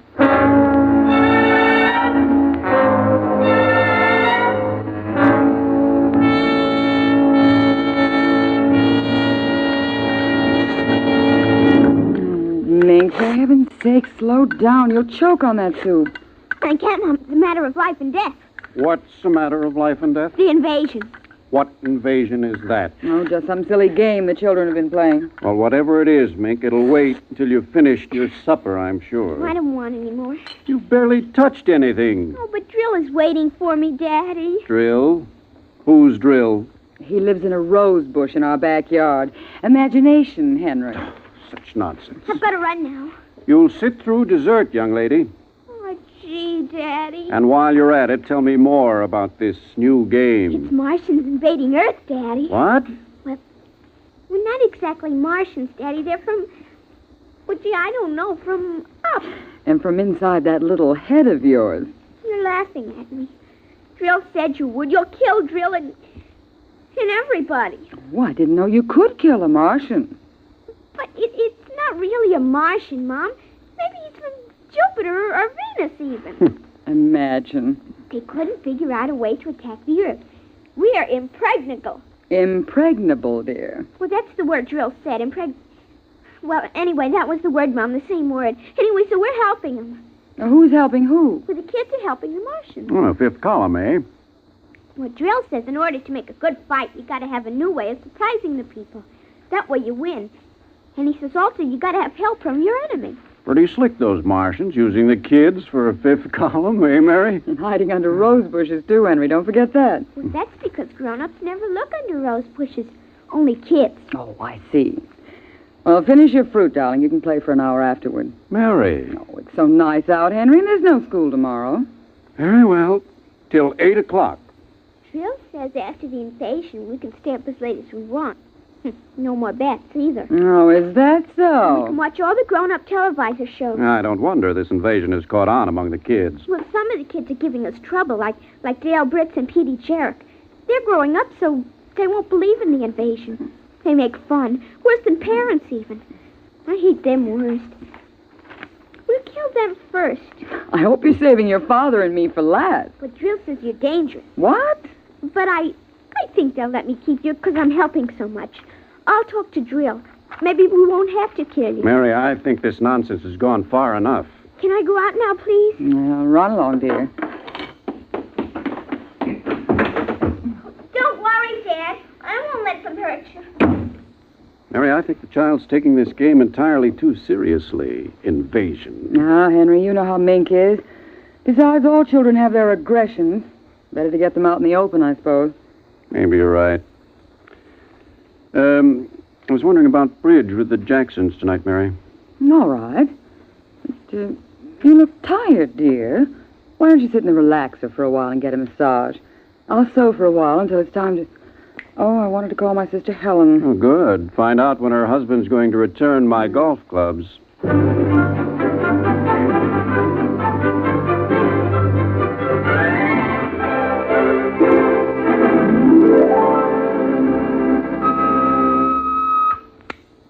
Televisor. Would you please connect me with Mrs. Helen Rogerson on channel 72Z, Pittsburgh, Pennsylvania. What is your channel, please? 817X, New Rochelle, New York. Thank you. Just a moment. Go ahead. You can see your party now. Hello, Mary. How are things in New York? Fine, Helen. How are things in Pittsburgh? You look tired. Oh, I've been having a terrible time with the children. Sick? No, just underfoot. They've got a new game that's got me just about crazy. It's called Invasion. Did you say invasion? That's right. Well, isn't that strange?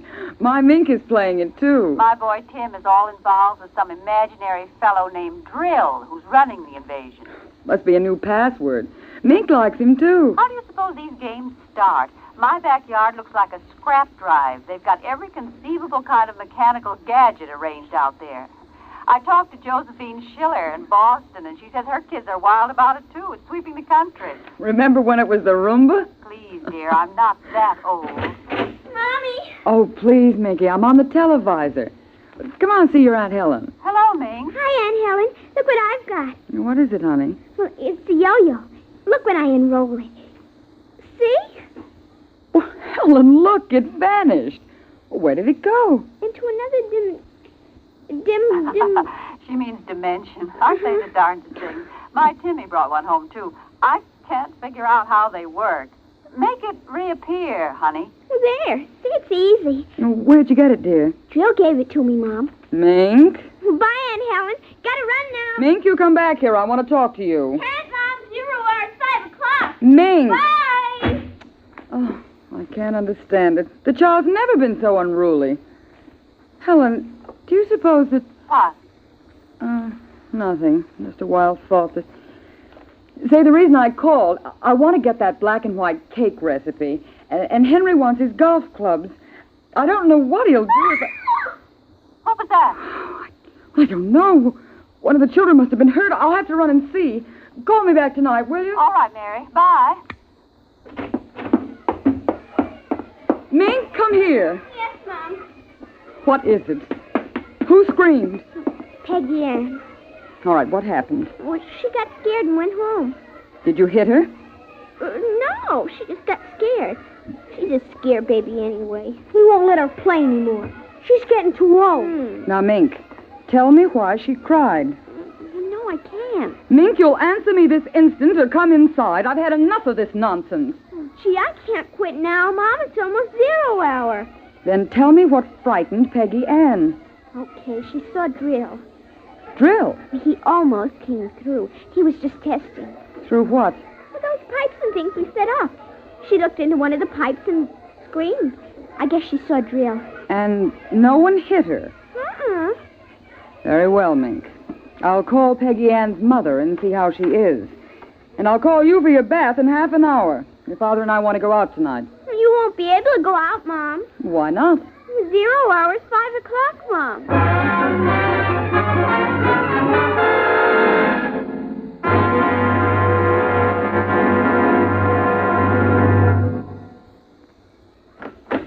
Hello, dear. Oh, you home already, Henry? Yes, I thought I'd relax a little before we went to theater.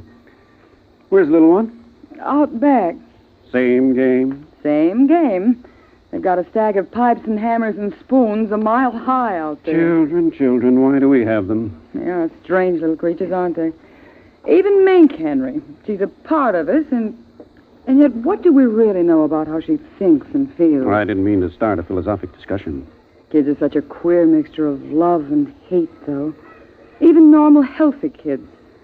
They need you, and they're dependent on you, and yet they resent that dependence. You sound like a child psychology course I once took. I wonder if they ever really forgive the whippings and the commands we have to give them sometimes. I wonder if we ever forgot them when we were children. Look, I'd like to discuss this with you, dear, but we do have a theater date, and it's almost 5 o'clock now. What's happened to the kids? They're so quiet. When children are quiet, you know there's some mischief. Oh. What's that sound? I don't know. Those kids aren't playing with anything electrical, are they? I'm sure they are. At least I don't... Just the same, I'd better go out. Henry, tell them to put off the invasion. What? Mary, don't get upset. It's just a game.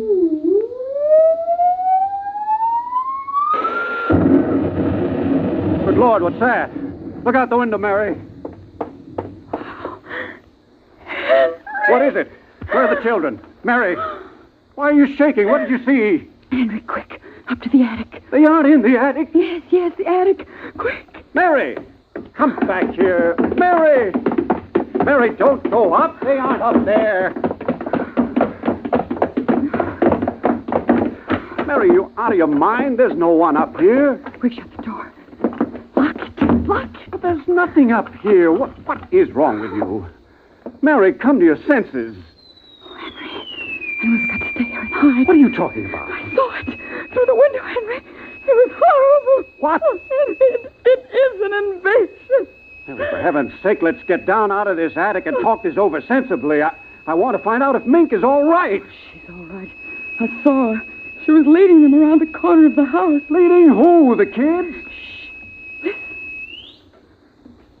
It's nothing. Listen. Huh? The front door. They're coming. Good Lord, those kids sound like 50 men with boots on. No, not men. Oh, please, God, don't let them find us. Don't let them, please, God. I don't understand. Who's there? Shh, don't shout there. Who's down there? I demand that you answer me.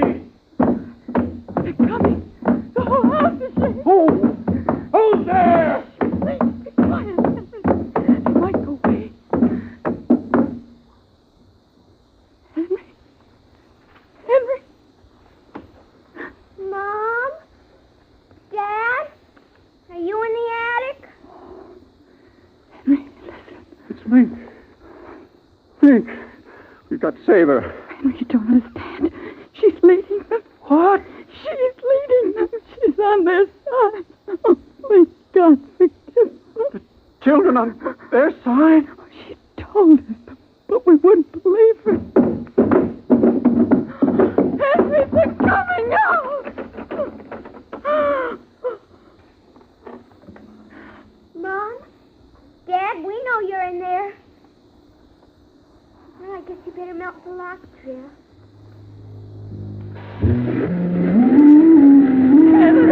The lock! It melted! The door! Oh, dear God! Mom? Dad? Oh, I see you now. Peekaboo!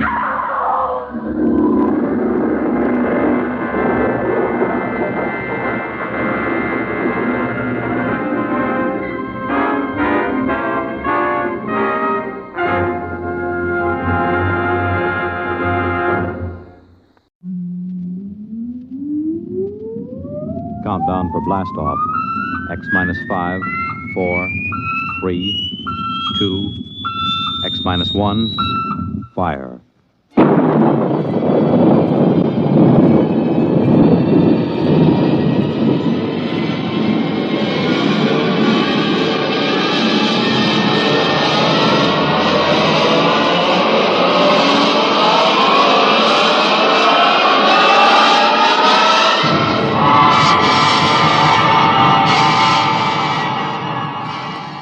From the far horizons of the unknown come tales of new dimensions in time and space.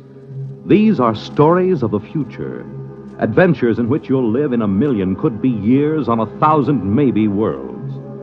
The National Broadcasting Company, in cooperation with Galaxy Science Fiction Magazine, presents X minus 1.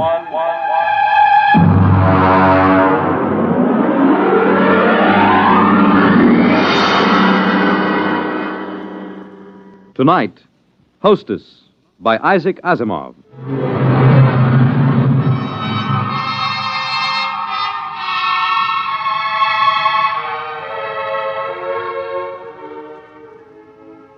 I was so happy about it when I came home, almost triumphant. I dashed in the front door, peeled off my gloves, threw my hat on the side table, and tossed my coat over the back of a chair. Well, you missed supper.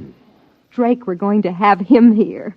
Who here? What are you talking about? The doctor from Hawkins' Planet. Didn't you realize that was what today's conference was about? When you say the doctor from Hawkins' Planet, do you mean the Hawkins site you've got at the Institute? Well, of course. Who else could I possibly mean? May I ask what the devil you mean by saying we'll have him here? Darling, the Hawkinsite would like to stay at a private house somewhere where he won't be bothered with official ceremony, where he'll be able to proceed more according to his own likes and dislikes. I find it quite understandable. Whenever you start using formal sentences, I know you're hiding extreme irritation. Well, you don't seem to be trying to hide it at all. Well, what's the matter? Look, I don't see where we've got room for extraterrestrial visitors. Are you serious?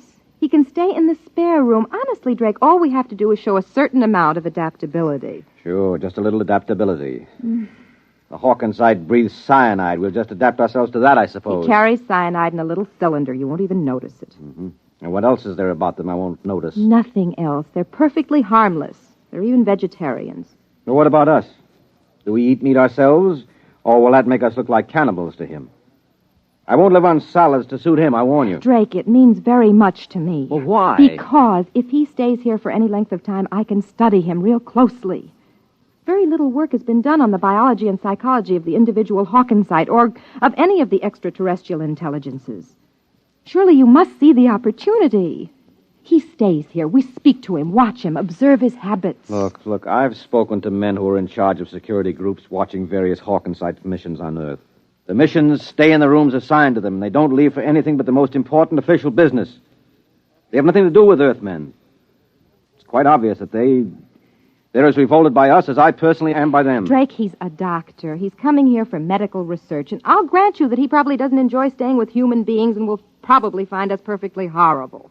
But he must stay just the same. All right. Have it your own way. You sure you don't want any coffee? No. Drake, you're not angry about this, are you? No, I'm not angry.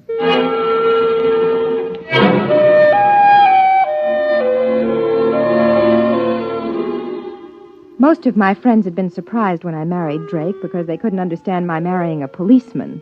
I explained he wasn't simply a policeman. He was a member of the World Security Board, but most of the staff at the Institute thought it rather odd that I hadn't married a biologist or at least an anthropologist, even a chemist, but certainly not a policeman.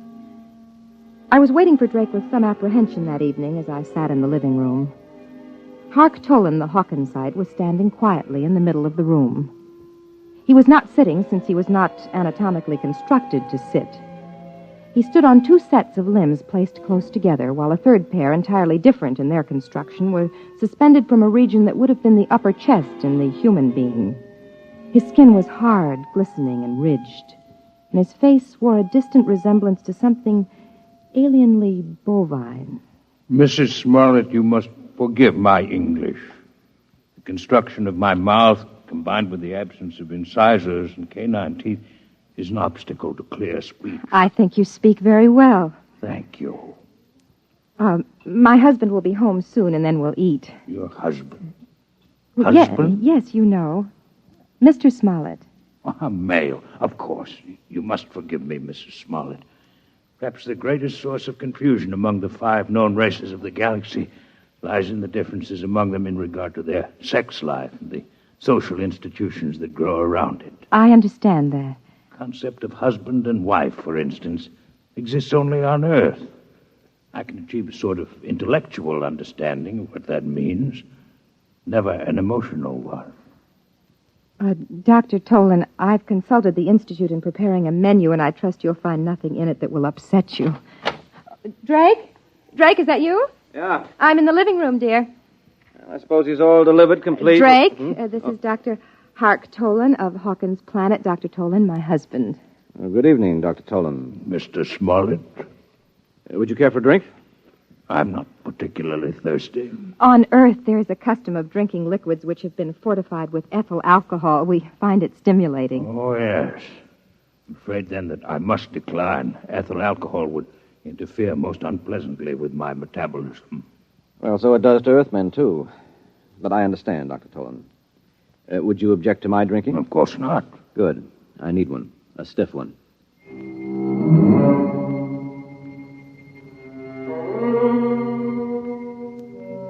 He stood at the table. I tried not to look at him as he ate. His wide, lipless mouth split his face alarmingly as he ingested food, and in chewing, his large jaws moved from side to side. There was evidence of his ungulate ancestry. I found myself wondering whether he would chew his cud later, and then I was afraid that Drake would get the same idea and leave the table in disgust, but he was taking everything quite calmly. I imagine, Dr. Tolan, that the cylinder at your side holds cyanide, hmm? Quite so. Pure cyanide? I hope you are not considering possible danger. I know the gas is highly poisonous to you, and I do not need a great deal. None of it emerges, except when I actually suck at the tube, which is fixed at the corner of my mouth. I see. And you really must have the gas to live? Are you not a biologist, Mr. Smollett? No, Dr. Tolan. It's merely a minor government official. My wife's friends call me a policeman. Tell me, what happens if you don't breathe cyanide? Do you, just go like that? Oh, not quite. The absence of it would be equivalent to slow strangulation. Mm-hmm. Results are very painful, difficult to treat. I've done some research on the problem. I find it difficult to keep thinking of you as a doctor. I understand what you mean. I find it difficult to think of you as a policeman. I gather that you're not here on a pleasure trip. Huh? No. I intend to study this queer planet you call Earth. Queer? In what way? It is always amazing to me to find how little you Earthmen understand your own characteristics. There are 5 intelligent races in the galaxy. Over and over, it is you Earthmen, more than any of the others, who are unique. Your people are the only ones which find hydrogen cyanide poisonous. Yours is the only form of intelligent life which is carnivorous. Yours is the only form of life which has not developed from the grazing animal. And most interesting of all, yours is the only form of intelligent life known which stops growing upon reaching maturity. Well, you don't look very large, Dr. Tolan. I should say that you're an inch taller than I, which would make you 6'2". Are you young, or are you just small on Hawkins Planet? Neither. We grow at a diminishing rate with the years, so that at my age it would take 15 years to grow an additional inch. But we never entirely stop. And, of course, as a consequence, we never entirely die. Did you hear that, Rose? I never knew that before. You mean people on Hawkins' planet are immortal? No people are truly immortal. Few of us live more than several centuries of your time. Still, it is unpleasant to think that death may come involuntarily. It is something which to us is extremely horrible. Oh, we're quite used to it. You Earthmen live with the thought. We do not. This is why we are disturbed to find that the incidence of inhibition death has been increasing in recent years. What is this inhibition death? A pathological cessation of growth. It's a wasting disease. A tragic one. And absolutely incurable. It is fatal within a year. What causes it? Mr. Smollett, we know nothing about the cause of the disease. Well, then why did you come to Earth to study it? Because, again, Earthmen are unique. They are the only intelligent beings who are immune. The inhibition death affects all other races, while Earthmen are immune. Somewhere in the biochemistry of the Earthite, there is the secret of that immunity. How interesting it would be to find it. Well, now, look here. You can't say that Earthmen are immune. From where I sit, it looks as if the incidence is 100%. All Earthmen stop growing, and all Earthmen die. We've all got the inhibition death. Earthmen live up to 70 years after the cessation of growth. That is not death as we know it. Your equivalent disease is rather one of unrestrained growth. Cancer, you call it.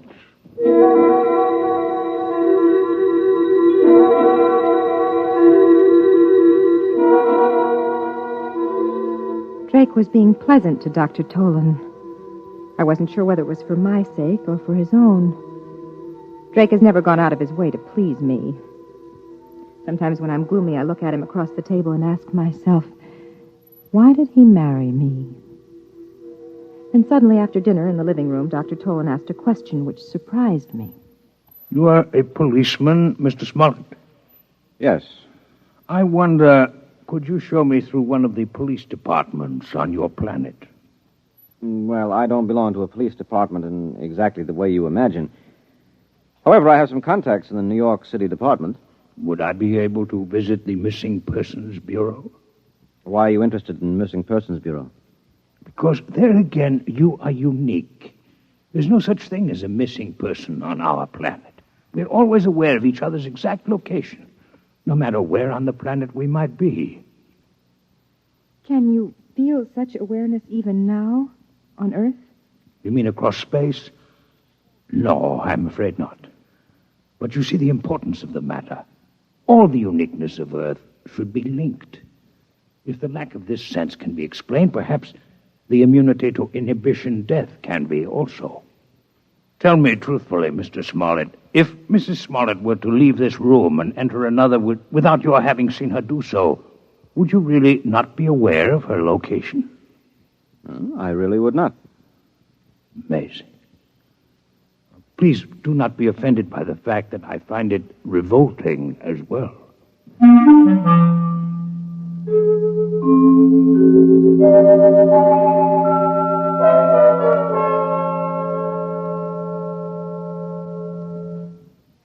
Drake? Drake? Yes, I'm awake. Why were you talking about the inhibition death to Dr. Tolan? I'm taking an interest in your work, Rose. You've always wanted me to take an interest. I'd rather you weren't sarcastic. Rose, I'm tired. I'll talk to you tomorrow. No, right now. I want no questions from you and no interference. You do your job and I'll do mine. The nature of my job is open and known. The nature of my job isn't, by definition, but I'll tell you this. Our six-legged friend is here in this house for some definite reason. You weren't picked as biologist in charge for any random reason. 2 days ago, he'd been inquiring about me at the commission. But that's my job, and I won't discuss it with you any further. Do you understand? No. But I won't question you if you don't want me to. All right, then go to sleep.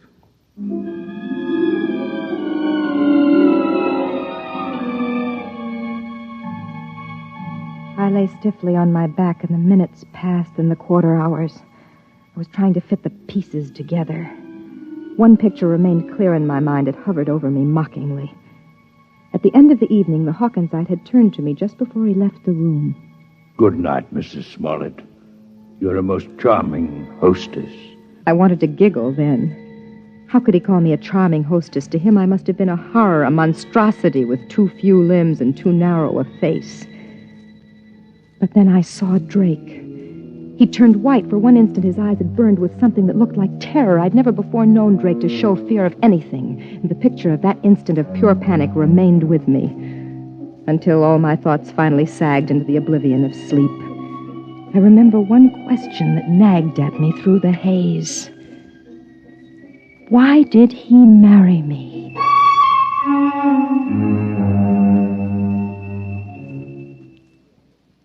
I found your Missing Persons Bureau interesting in that the large majority of missing persons are males. Oh, well, that's not mysterious, Dr. Tolan. You simply didn't realize the economic setup we have on Earth. My wife is an example of the minority of women who are capable of making their own way in the world. Would you call the Missing Persons Bureau of New York a fair sampling of such cases in the planet at large? Yes, I should think so. Is there then an economic explanation for the fact that since interstellar travel has been developed, the percentage of young males among the missing is more pronounced than ever? Well, that's even less of a mystery than the other. Nowadays, a runaway can hop the nearest space freighter. They're always looking for crewmen. No questions asked. It's almost always young men in their first year of marriage. Well, that's just the time a man's troubles seem the greatest. If he survives the first year, there's usually no need to disappear at all. Would it offend you if I disconnected for a period of time? Disconnected? It's like sleep. Oh. I hope you haven't had too exhausting a day. It's just that I've been absorbing so many new and unusual concepts that I feel a desire for a little disconnection.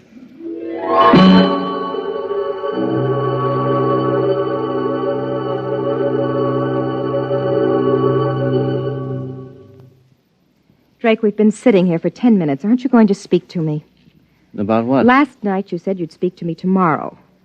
Well, I'm ready now. I thought it was agreed that you wouldn't question me about my business in this matter. I think it's too late for that.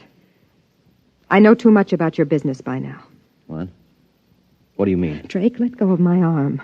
What are you talking about? Dr. Tolan thinks that Earth is spreading the inhibition death purposely.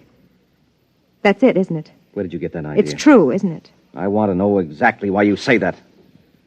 Don't play games with me, Rose. This is for keeps. Why don't you ask Dr. Tolan? He's an outstanding worker in the field. I looked over his papers this afternoon. And what are his theories about the origin of the disease? Try to remember, Rose. I think he blames Earth, but I think he admits they know nothing about how the disease is spread. Well, I'll find out about this right now. Drake, what are you going to do? What's that? It's my gun.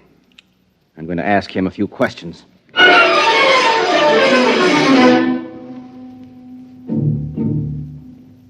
He ran out of the bedroom, down the corridor towards Dr. Tolan's room. I ran after him, caught him just as he entered the door. The Hawkinsite was standing there, motionless, his eyes unfocused, his 4 standing limbs sprawled out in 4 directions as far as they would go. Now keep quiet. He'll gradually become aware of me. Get out of here. No, Drake. What are you doing? Quiet. There, you see? The skin on his face is beginning to quiver. Well, that's about all, Dr. Tolan. Don't throw in connection with any of the limbs. Your sense organs and the voice box will be quite enough. Why do you invade my disconnection chamber? And why are you armed? What do you want? The answer to certain questions. With a gun in your hand? I'm sorry, Mr. Smollett, that the duties toward a guest are so badly understood on Earth. You're no guest of mine, Dr. Tolan. You entered my home under false pretenses. You had better shoot. It will save time. You are convinced that you'll answer no questions? Now, that in itself is suspicious. It seems that you consider certain answers to be more important than your life. I consider the principle of courtesy to be very important. You, as an Earthman, may not understand. Perhaps not. But I can understand one thing. Your cyanide cylinder. Suppose I pull it out of your mouth. Rose, hold your breath until I close the valve. There. All right, Tolan. You realize what will happen to you if you don't answer the questions I'm going to ask you. Cyanide lack. It would be a most uncomfortable death. I'm only an Earthman. I can't appreciate its true horrors, but you can, can't you? Drake, give him the cylinder. Give it back to him. You have about 1 hour, I think, until the effects are irreversible. Talk quickly, Dr. Tolan. You'll have your cyanide cylinder back. What are your questions? What are your theories concerning the inhibition death? Why did you really come to Earth? What is your interest in the Missing Persons Bureau? For years, I have been investigating the cell structure of my patients suffering from inhibition death. I've been forced to use the utmost secrecy, since the methods I used were frowned on by my people. Your society would have similar feelings against human vivisection, for instance. For this reason, I could not present the results I obtained to my fellow physicians until I had verified my theories here on Earth. And what are they? The inhibition death is entirely a disease of the mind. You mean it's psychosomatic? No, Miss Smollett, it is not psychosomatic. It is a true disease of the mind, a mental infection. My patients had double minds. Beyond and beneath the one that obviously belonged to them, there was evidence of another one, an alien mind. In short, there are not only 5 intelligences in the galaxy, but 6. And the 6th is parasitic. This is impossible. You must be mistaken, Dr. Tolan. No, I'm not mistaken. One can imagine such a parasite through the course of millions of years, perhaps losing all portions of its physical being. It'll become nothing but pure mind, living in some mental fashion we cannot conceive of on the minds of others, particularly on the minds of Earthmen. Why particularly Earthmen? Have you not surmised that the 6th intelligence is a native of Earth? Mankind from the beginning has lived with it, has adapted to it, is unconscious of it. It is why the higher species of terrestrial animals, including man, do not grow after maturity and eventually die. And it is what is called natural death. It is the result of this universal parasitic infestation. Where Earthmen could survive the infection for decades with little harm, we others die a quick death within a year. Give me back my cylinder. You have your answer. What about the Missing Persons Bureau? Drake, look at his eyes. Give it back to him. As we are not well adapted to the intelligence that infests man, neither is it well adapted to us. It can live on us, but it cannot reproduce, with ourselves alone as the source of its life. The inhibition death is therefore not directly contagious among our people. What are you implying, Dr. Tolan? The Earthman remains the prime host for the parasite, and an Earthman may infect one of us if he remains among us. But the parasite, once it is located in an intelligence of the outer worlds, must somehow return to an Earthman if it expects to reproduce. We are infected and reinfected as the parasites return to Earth and come back to us via the mind of Earthmen who travel through space. And the missing persons? Are the intermediate hosts. The masculine terrestrial mind seems better suited for their purpose. But once reproduction has been taken care of, the infested male leaves by spaceship for the outer worlds. He disappears. But this is impossible. What you say implies that the parasite mind can control the actions of its host. That can't be, or we would have noticed their presence here on Earth. The control may be very subtle. It may, moreover, be exerted only during the period of active reproduction. I simply point to your Missing Persons Bureau. Why do the young men disappear? I'm quite ill now of cyanide lack, and I cannot speak much longer. And you alone of all your people have any knowledge of this theory of yours? I alone. You will give me back my cyanide cylinder now. I've become quite weak. Sure. Sure, Dr. Tolan. Rose. No! Rose, come out of here. Come on now. Come on. He's dead. He's dead. You shot Outside. him. Out. Quiet, Rose. Quiet. I told you to have nothing to do with this. Let me go. I want to go. I want to go. Why? Because of something it was my job to do? You heard what that creature was saying? You suppose I could allow him to return to his world and spread those lies? They'd believe him. What do you think would happen then? They would have to kill us all to stop that disease. What he said wasn't a lie. It was true. Oh, come on. Now you're hysterical. You need sleep. I know what he said was true because the Security Commission knows all about the same theory and knows it's true. Why do you say a thing like that? Because you let it slip yourself. Now sit down. Sit down. Well, so I gave myself away, did I? When? You turned white when Hark Tolan referred to me as a charming hostess. Hostess has a double meaning, Drake. A host is one who harbors a parasite. Well, I had no idea I was so transparent. Look, Rose, I've done my best to keep you out of this. The truth can't be held down forever. Somebody else will find out. You can't kill them all. We know that, too. We have no choice. Why?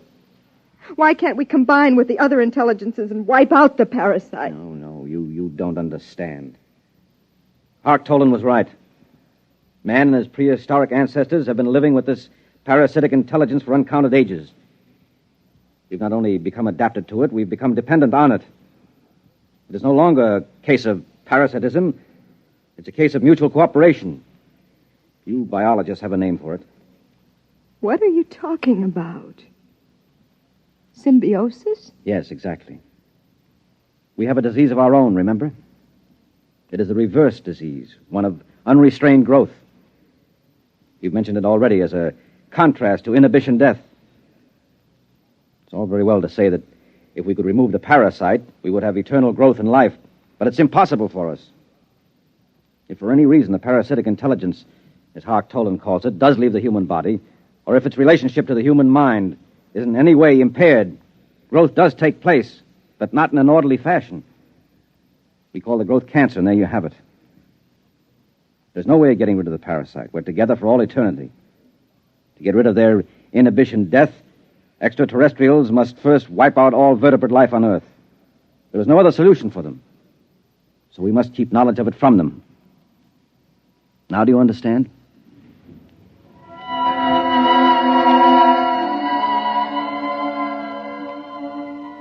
He got the body out of the apartment.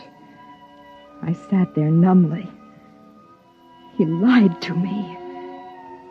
Cancer could not be a disease that was an expression of lost ability for normal growth. Cancer attacked children while they were still growing. It could even attack embryonic tissue. Cancer had nothing to do with the presence or absence of normal growth. Its absence would not cause cancer. Drake lied, but no one would believe me. The young men who disappeared were usually in the first year of their marriage. Whatever the process of reproduction of the parasite intelligence was, it must involve close association with another parasite. The type of close and continuous association, as in the case of newly married couples. The parasite could control actions. I'd report them both, Drake Smollett and Hark Tolan, to the Missing Persons Bureau. But they'd never find them, for they'd be out in space. I wanted to weep, but I couldn't. I was dry-eyed, and it was painful. I'd looked for the answers to so many questions, and I'd found them all. I even found the answer to the question I thought had no bearing on the subject. I finally learned why Drake had married me.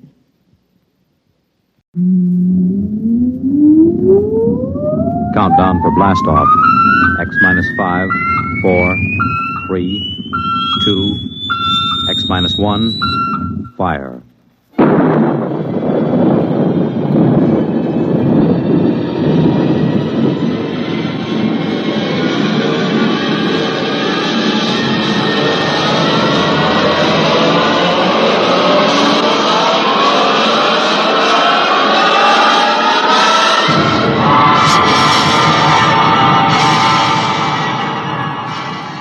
From the far horizons of the unknown come tales of new dimensions in time and space. These are stories of the future, adventures in which you'll live in a million could-be years on 1,000 maybe worlds. The National Broadcasting Company, in cooperation with Galaxy Science Fiction Magazine, presents X minus 1.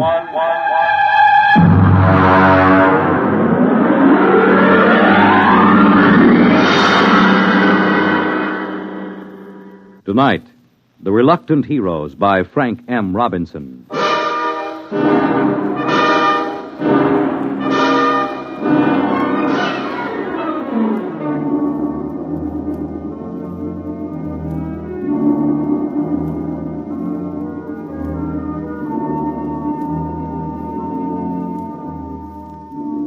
Only Chapman was awake.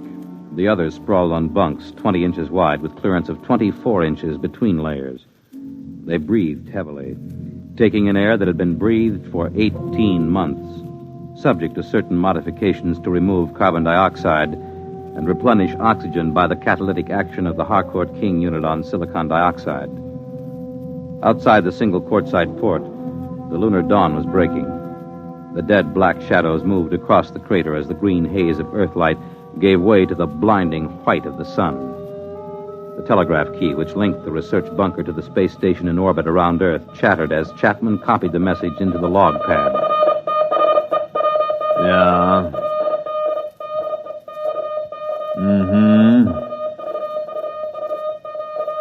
Yeah. In a pig's eye. Miserable, no good. What do they want? They want me to stay till the next relief ship lands. Go back to sleep. It's my turn for breakfast. You gonna stay? Sure, 3 years on the moon, they figure I'll be glad to stay for more. Just raise my salary or give me a bonus. Every man has his price. Mm-hmm. They probably figure I like it here. Chapman, you found a home here on the moon. Sure. Canned coffee, canned beans, canned pills, and canned air till your insides feel like they're plated with tin. The little scientific home of tomorrow. 10 steps in any direction. A charming place where you can't take a shower, you can't brush your teeth, and your insides don't even work right. Why did you tell him? No. You kept it short. Check the oxy cycle before you turn on the stove. What's the matter? You sore or something, Chapman? Why shouldn't I be? All I'm trying to do is get a good man to stay on a job a while longer. Well, they got a fat chance. They figure you found a home here, right, Dole? Why don't you guys shut up till morning? Some of us have to stay here, you know. Some of us aren't going back today. All right. You might as well get up and get a day's work today before the relief rockets do. I got the coffee ready. Coffee? Been in a can so long I can taste the glue on the label.